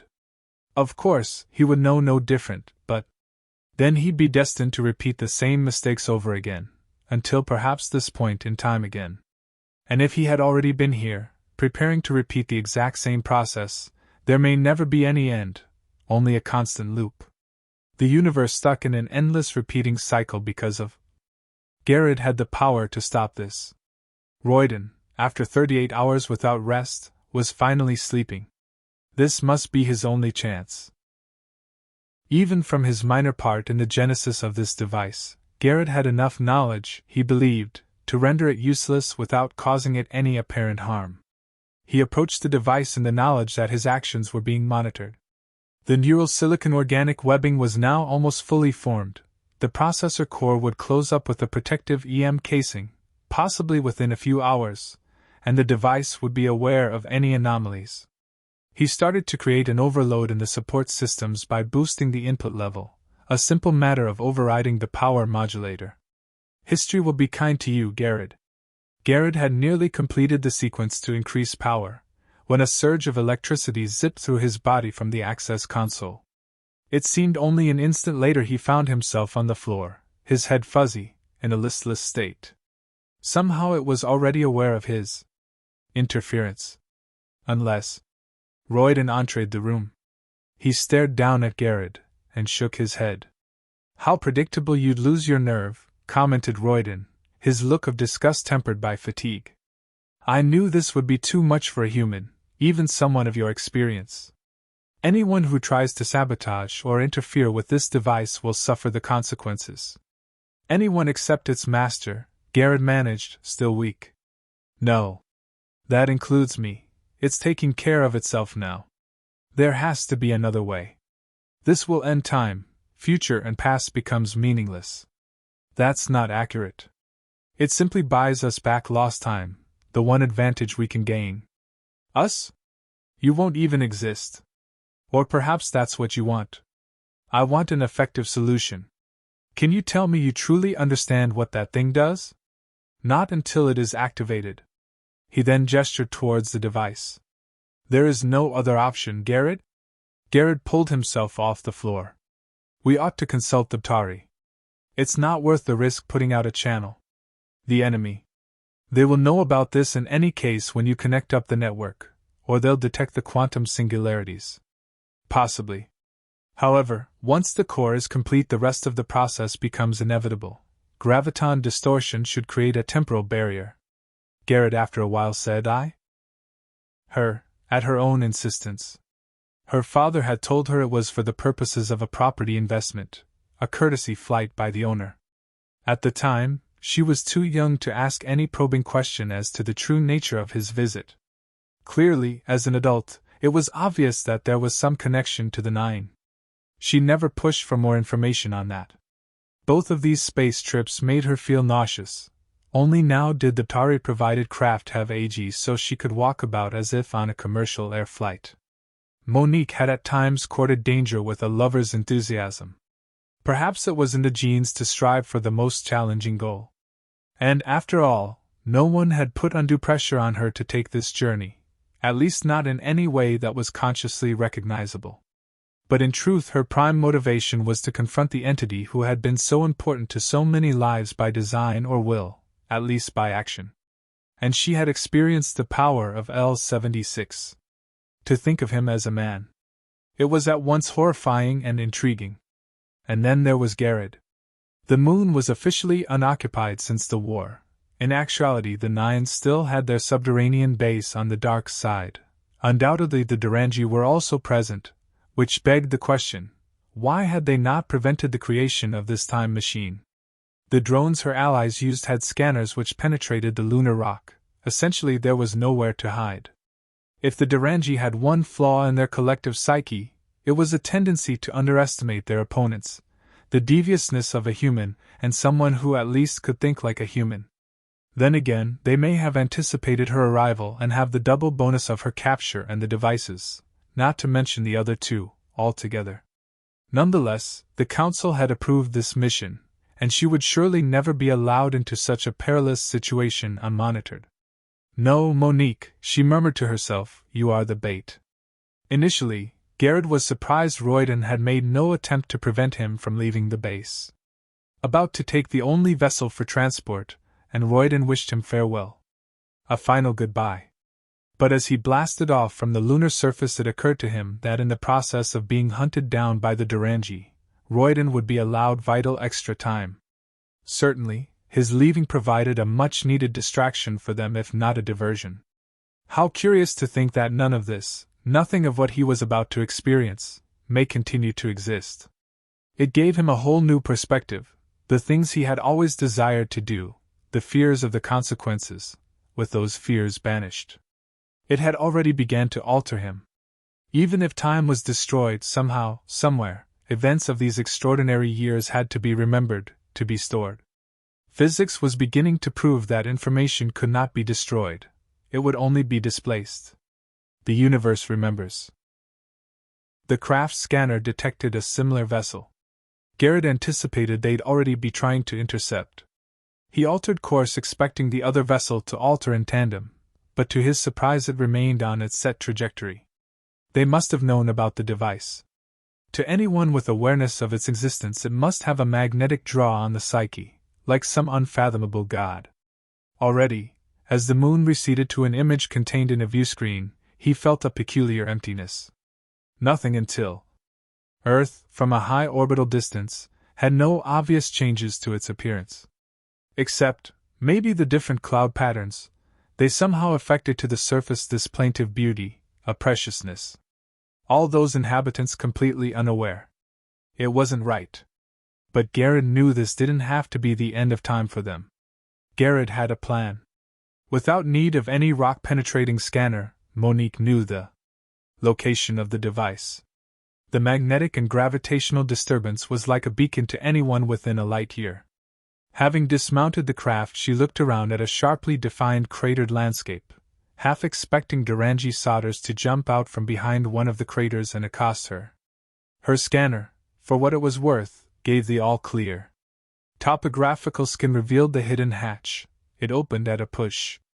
She descended the steps to a short tunnel, following the source of the EM disturbance to a door at the end, which must have been the correct entrance, the emitted field now becoming disorientating. The door was locked, so she fixed on a small NG charge. The potential interaction between the explosive and the timed device was an unknown quantity, notwithstanding the risk to her life. She watched from the far end of the corridor, a few steps up. Her space suit should certainly protect her. The door did open, but not in the way she expected. It was like watching a slow-motion replay. Monique entered the room, and at first noticing the object with its spikes and pipes, but she could not focus on it, blurred as if pulsating at a speed too fast to perceive. And it made her feel sick. Then she noticed a man stood over it. He appeared motionless. She approached, experiencing the stifling influence of this machine. With a tremendous effort, she spoke to the man. You must leave this place. He didn't respond. She grabbed his arm, which took an incredible effort, but it was as if he was frozen. She tried to walk away, forced her legs to move. Like in a dream, the will to do was hardly enough. After what seemed like half an hour of moving through air which initially felt like something thicker than treacle, Monique reached the door. She forced it behind them in paradoxical slow motion. He looked like such an ordinary man, but it was a striking, deliberate ordinariness. The man spoke before she had a chance to recover. You! Why are you here? Monique drew herself off the floor. You must be L-76 reincarnate. I'm now Royden, for what it's worth. Why? Is this the time for explanations? He snapped. What you have done is total madness, and it has to be stopped. No, my dear Monique, there is no longer any question of stopping it. The machine has become sentient, and it will protect itself. The Durangi know that, and so do the Tari, which makes me wonder why they bothered to send you. I don't question the wisdom of Central Council, she said with loosely concealed irony. Perhaps for some reason they wanted me saved. He laughed lightly. I expect it must be a disappointment not to find Garrett here, you and he. If he's gone, fine. She wouldn't allow him to finish. It is you who are needed alive, and Complement is as the only one who can understand that thing. His laugh this time was louder, almost bellowous. I only facilitated its creation. I understand it about as much as you understand your God. You're telling me it's utterly beyond your comprehension? It won't allow itself to be analyzed. It will not allow any interference, hence the effect it had on me for just standing close to it. The consequences don't really cause any concern to a nihilist like yourself. A psychological observation, or merely a guess? She knew he was stalling her, dragging her into a long conversation. And yet, for someone who is simply a downloaded artificial sentience, things such as life and death, and therefore time, cannot possibly have the same meaning as they would to a real-born human. Artificial? Tell that to Garrett. I'm sure he'd have an interesting response. I myself am more concerned with what truly matters, namely, the future of this planet. She shook her head with incredulity. Whatever. I'm simply here to tell you that this machine will be destroyed. Since I have not been able to disable it from here, then the contingency plan will have to be enacted. It can't be destroyed. You underestimate the Tari. My failure to leave the surface within 2 hours will trigger the most devastating response you could ever imagine. Royden laughed again. It sounded more like genuine mirth this time. Haven't you understood? Nothing can stop this. It is beyond the reach of any weapon, it is beyond time. It sees everything. You might as well call this machine God. I might as well call you insane, but I don't think it would make any difference. Words no longer matter. They will disappear like light into an event horizon. I tried. Monique gave a quiet sigh and walked away. Garrett's craft held a low perigee orbit. He peered down at a peaceful-looking Atlantic Ocean. His scanner had not yet picked up any processor nodes. Ordinarily, finding somewhere to link up to TIR would not have been a problem. He had access codes to storage complexes in the UK's southeast sector. Moreover, the Tari, if the CC allowed them, always had a means to infiltrate the network. This time, entering into the full immersion network could prove fatal. And yet, any infiltration from without was considered impossible, he knew, because he had helped to design that particular safeguard. After all, it had to be as a reassurance to those who entered TIR that their experience could not be interfered with by an outside agency. He knew the current stealth mode had little chance concealing this craft, especially since he had sent a calm signal to the Tari. He headed downwards. The onboard systems guided him through optimum reentry. To approach the surface in any other circumstances would leave him totally at the mercy of the Durangi. But these were extraordinary times, even in the context of the last few months. Perhaps the rules really had changed now the ultimate threat existed. He was even beginning to entertain the curious notion of an alliance. Or at least a truce between the two sides. It was all about preserving one's own existence, when anyone who knew about the time machine could not in any sane way be focused on anything else. He didn't, though, imagine there being any assistance from his erstwhile team of techies. They were either imprisoned in TIR or killed for knowing too much and being a potential threat to the new regime. No. He was on his own. At only 200 meters above the English Channel, the scanner detected the EM activity associated with high-speed optotronic pulses. It had to be one of the nodes. The problem was in taking this vessel down to the seabed. And then the node would be buried possibly over 100 meters below that. The realization struck home. This hadn't been properly planned, and the signal to the Tari base felt like a futile gesture. But as he got to the sea surface, he noticed a boat right above where the node had been detected. Merely an inflatable dinghy, but it contained a wealth of equipment including a diving suit, a remote drill burrow which was small enough to attach to a holster, and likewise an optical electronic interface. Garrett felt reassured, emboldened that even against all odds someone believed in him. He imagined Monique had played a part in this, even recommended to the council that he should be given every assistance. How could there be anyone else for this job? The node, over 100 meters below the seabed, contained no interface entry point. The finer details of the network's infrastructure had been kept from him. But he hadn't asked enough questions. There were technicians, engineers who would know how to patch him with this equipment without hesitation. It had never occurred to him before that it was in the interests of the regime to keep such knowledge segregated. With image feed into his visual field, Garrett was able to carefully control the drill at the node point until it got through the casing, popping unbidden into his mind an archive film of the hapless hero being faced with defusing a bomb, with no time to wait for the expert to identify the correct wire to be cut. In reality, the bomb explosion was the infiltration of the time device, though its destructive force may already be spreading. Rather than cut a wire, he had to, ideally, burn a link with the correct optical fiber, the primary data feed. He hoped it would like locating an artery amongst blood vessels, but there was no clear primary. Moving the fiber optic rod along the bundle eventually located a junction. Another delicate pressure from the drill's mini attachment revealed the circuit relay. His fiber optic rod latched on to the regulator junction point. This, he hoped, would pick up the primary data traffic. For a while nothing happened. Creating this kind of interface was more of a gamble than a certainty. At the very worst, his attempted infiltration would be detected along with his location. But now the first trickle of data entered his sight, becoming a stream of code. The code meant very little to him beyond the fact that this was very low-level processing language. He ran it through an algorithmic filter. Text appeared.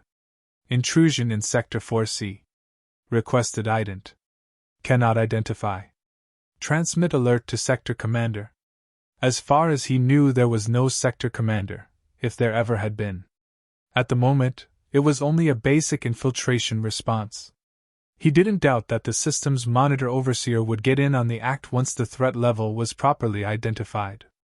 After about 7 minutes, a voice came through his audio link. This is an illegal infiltration. Identify yourself. I'm Garrett Lydham. You must be L76. It is good to hear from again, Garrett, said L76 in that recognizably clipped basso voice. Your existence may be in jeopardy, Garrett said. I want to help you, at least warn you of the threat. He described the time device. The network is running smoothly at this time. There is no need for your assistance. This device will co-opt your entire system. Thank you for the warning. I have seen the blueprints for the device. A link can be enabled for you to scan my mind. That will not be necessary. I am interested, apropos of nothing, what is your opinion on your original self being downloaded into a human? He knew, in the circumstances, it seemed an illogically trivial question. Still, it was clearly a mistake. His life ought to have been terminated. But now it is too late. It is too late indeed. I am glad we've established that. There are times when you must accept the inevitable, Garrett. But this will be the end for you. And the greater consideration? The past for most people, the people under my care, is already corrupted in its meaning. The end of history. A pithy quote. But never truer. Goodbye, Garrett. Damn. The link ended, replaced by fragments of code until even that ceased. 50. Royden Chanley stood before the device. He stood in awe. To think of it as a mere time machine was akin to referring to a Monet painting as a fusion of brush strokes on canvas, or any great novel as a text-based conveyor of a story. At one point it may have been a machine, in the early stages of assembly. However, from the moment the genetically derived program had been executed, it became autonomous. Royden needed to understand more. He wanted to reach out and touch this majestically metaphysical entity. He wanted to be a part of it, to communicate at least, but it remained aloof to him. Even the audio processor, designed to convert bitcode into words, had given not even a sound, as if it didn't want to share anything of the profundity of its being. But his perception was changing. Words, perhaps, simply were not adequate for such a mind. Should I refer to you by a name? Royden had asked. Maybe the suggestion of any personalization was an anathema to such a supreme entity. Latterly, the understanding had developed that nothing said mattered. He now felt the Zen-like quality of this understanding. We are beyond the confines of language, Royden murmured. We are beyond the confines of time. Cause and effect are losing their meaning. There is only being and not being. He wondered how great the temporal differential must be. Earth days or weeks could be flowing by in seconds of his experience. Indeed, the process was quickening for him, the graviton pull dizzying like an exaggeration of the alcohol that night he had once imbibed to excess. Now he knew his consciousness to be ebbing away. Royden gladly submitted to its power as his legs gave way, without concern of his own demise. From an orbiting starship, Monique and the elders of Central Council watched the hollow projection display the hyperthermal missile as it approached its target. Such a gathering was unprecedented, she understood. As far as secrecy was concerned, the Council made the Nine seem like outrageous publicists by comparison. With the temporal directive once adhered to more rigorously than the Bible to a priest, the question of even speaking to a human, much less risking any influence or interference, would have been beyond the pale. Yet now, the rulebook had not only been abandoned but effectively thrown away. But nonetheless, the elders, she was convinced, knew a great deal more about the time device than were ever prepared to let on to her. Events have superseded doctrine, one of the elders admitted. It saddens us, the need to intervene. Does it sadden you that we humans have failed? Monique wondered. Perhaps there was never any possibility of success. What if we were allowed a second chance? Without awareness of the future, history will be destined to be repeated. How can you know that? Monique studied the elder's face, or at least the projection into her mind of how he wanted to appear. Because human nature will not have changed. Maybe you're right, she said almost as a sigh. When the world seems stable, and life is comfortable, why risk ruining it? People do anything for a comfortable life, I know. The Nine exploited this fact. And the Durangi are doing so now. Yet they don't appear to be doing anything to keep their control. If they lose this planet, it may only be until the next time. Repeated history. Then there are no certainties?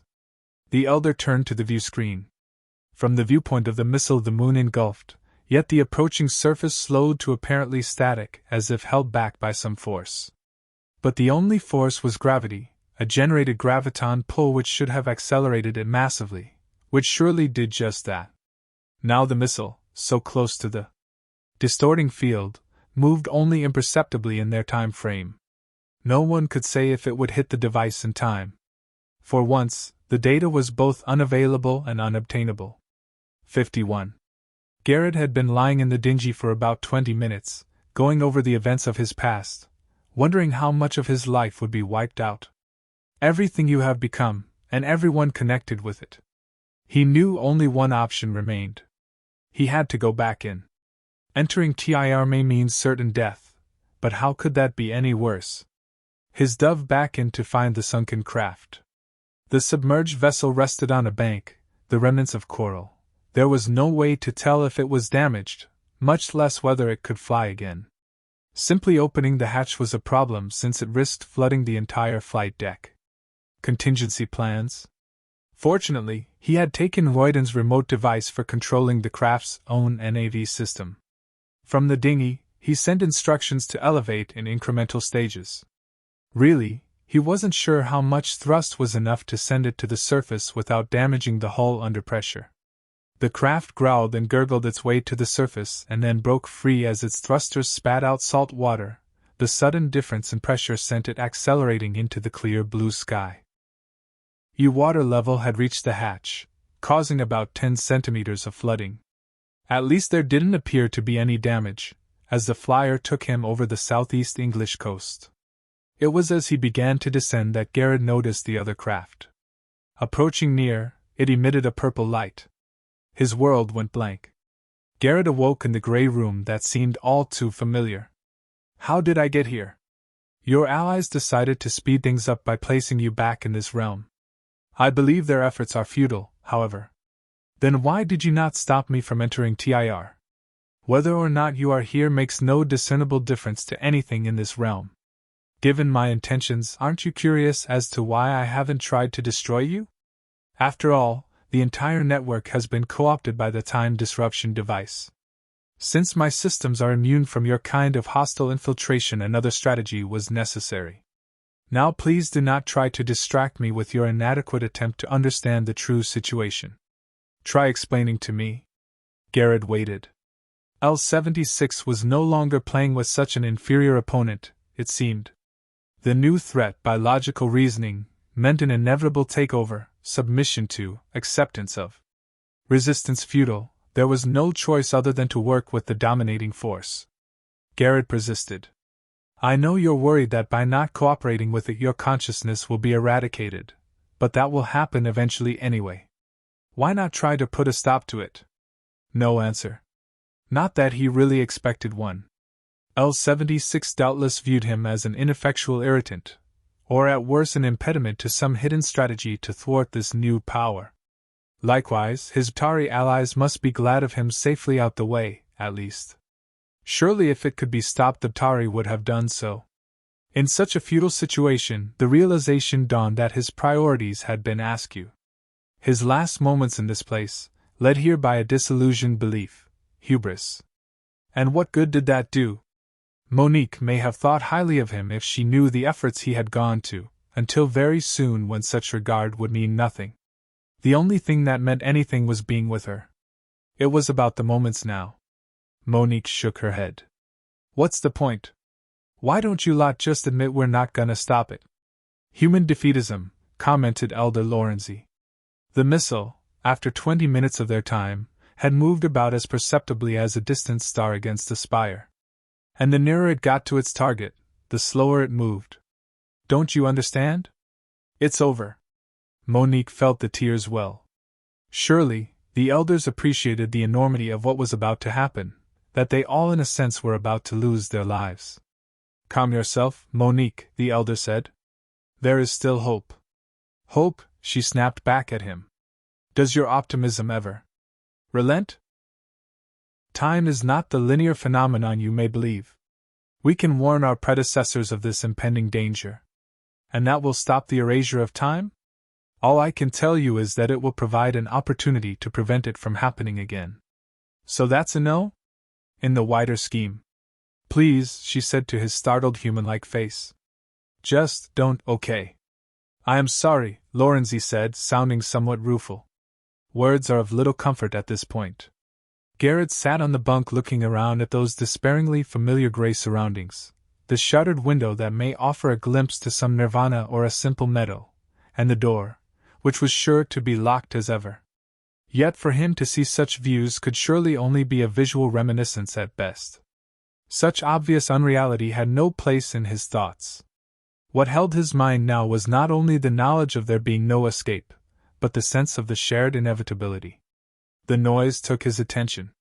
A piercing noise in his head, through his ears like tinnitus amplified, a million screams feverishly resonating.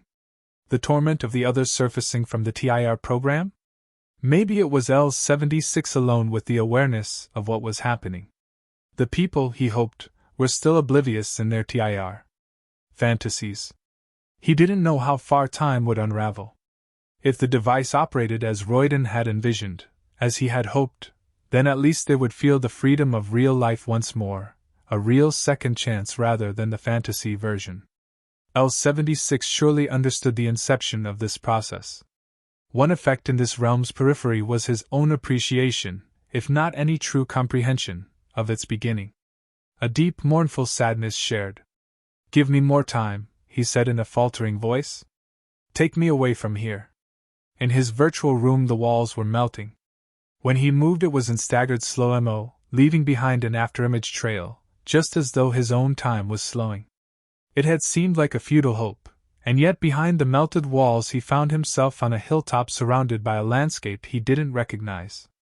The fields, hedge-bordered, and the wooded areas could have been anywhere in the south of England on a fine summer's day. Though even by grace of L-76 the inevitable could not be halted. At first hills on the far horizon disappeared, as if washed away by a sky-colored tsunami tide. Then a ripple effect all around him. Closer, closer, until the hilltop was an island in an illusory present.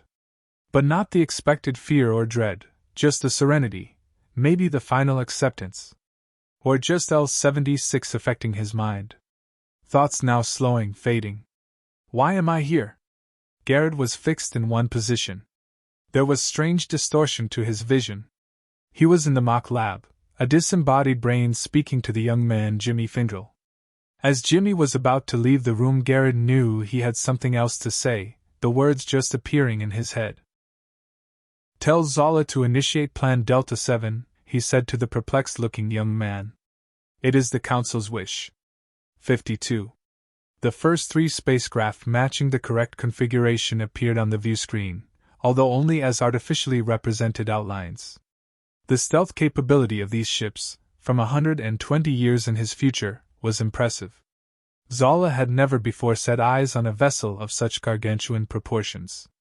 His scanner estimated the nearest one to be over 20 kilometers from fore to aft.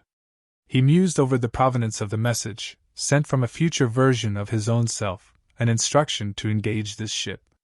Something was happening to time, a phenomenon he didn't entirely understand. The temporal disruption device existed as a result of a certain sequence of events. Time was being unraveled, his future self slipping into a paradoxical state of non-existence. He did not know if the same fate would befall his current self, who had traveled out of his present time. Except this process had somehow been circumvented. But since the instruction was limited to what was necessary for him to know, he had no idea how such a feat could be possible. Zola's trepidation made him want to consult the temporal directive, as if there would be some words of reassurance, gems of wisdom concealed in this great tome of moral guidance and philosophy. The abridged version, at least, had not factored in the possibility of time itself being destroyed, or perhaps undone was the correct term. No language he knew had ever had to account for such a phenomenon. This mission was about prevention rather than annihilation. These ships were less than 1 trillion kilometers from the Sol system, now on a steep deceleration. No conscious being could tolerate such an extreme G-force. The very knowledge that they would not be aware of their fate troubled Zola. Terminating the lives of these millions of beings was surely against directive doctrine regardless of circumstance. Indeed, the Council, although deferring to the wisdom of their future selves, had emphasized the point of using minimal force. Zola captained one of 12 ships for each of the approaching vessels. Orders to prevent their further approach had a broad enough meaning to fall short of definitive. Even Admiral Hylencia, usually affirmed in the resoluteness of his orders, could only recommend by any necessary means. The alien ships reached a cruising velocity at about 1 billion kilometers from Neptune. There could be no delay. They locked on. He gave word to his strategic operations commander to set out towards the leading vessel. Zola observed as the SO commander, followed by his lieutenants and a couple of Versibots, employed his laser cutter to force entry into its invisible elongated hull, and then seemed to disappear into the void. But when Zola switched to the SOC's helmet cam, a corridor appeared, lit dimly red and barely enough to see any surrounding detail. They made their way to the vessel's front, forced through a door into what their scanners told them would be the primary systems control center. No conscious life detected. Operations Commander's shock was detectable in the sudden jolt of view. The being that greeted them bore a vague similarity to Abtari in its reptilian appearance, although its jaw was squarer and temple ridges were far more pronounced. Quite ugly, really. However, the weapon it carried was like nothing they had ever seen, the barrel end aglow purple and buzzing as if pent up, impatient. Perhaps an alarm had been triggered, and somehow these beings were able to evade Tari sensors. The visual feed disappeared. Zola knew immediately it was over. He requested a link with the Admiral. "Zola," growled Hylencia. "Bad news, I take it?" "Sir, we had to try the least harmful approach. I shan't pass judgment on your strategy, merely report your failure to the Council." "And they will send a message to my past self?" "Another strategy?" "Certainly, provided they can determine that the temporal eradication wave is due to reach this point. And so we try again." Admiral Zola of the Btari, at the request of Central Council, ordered his fleet to attack the 12 vessels. In the early stages of acceleration at less than a light year from their home system, the order was given to target the Ark ship's engines.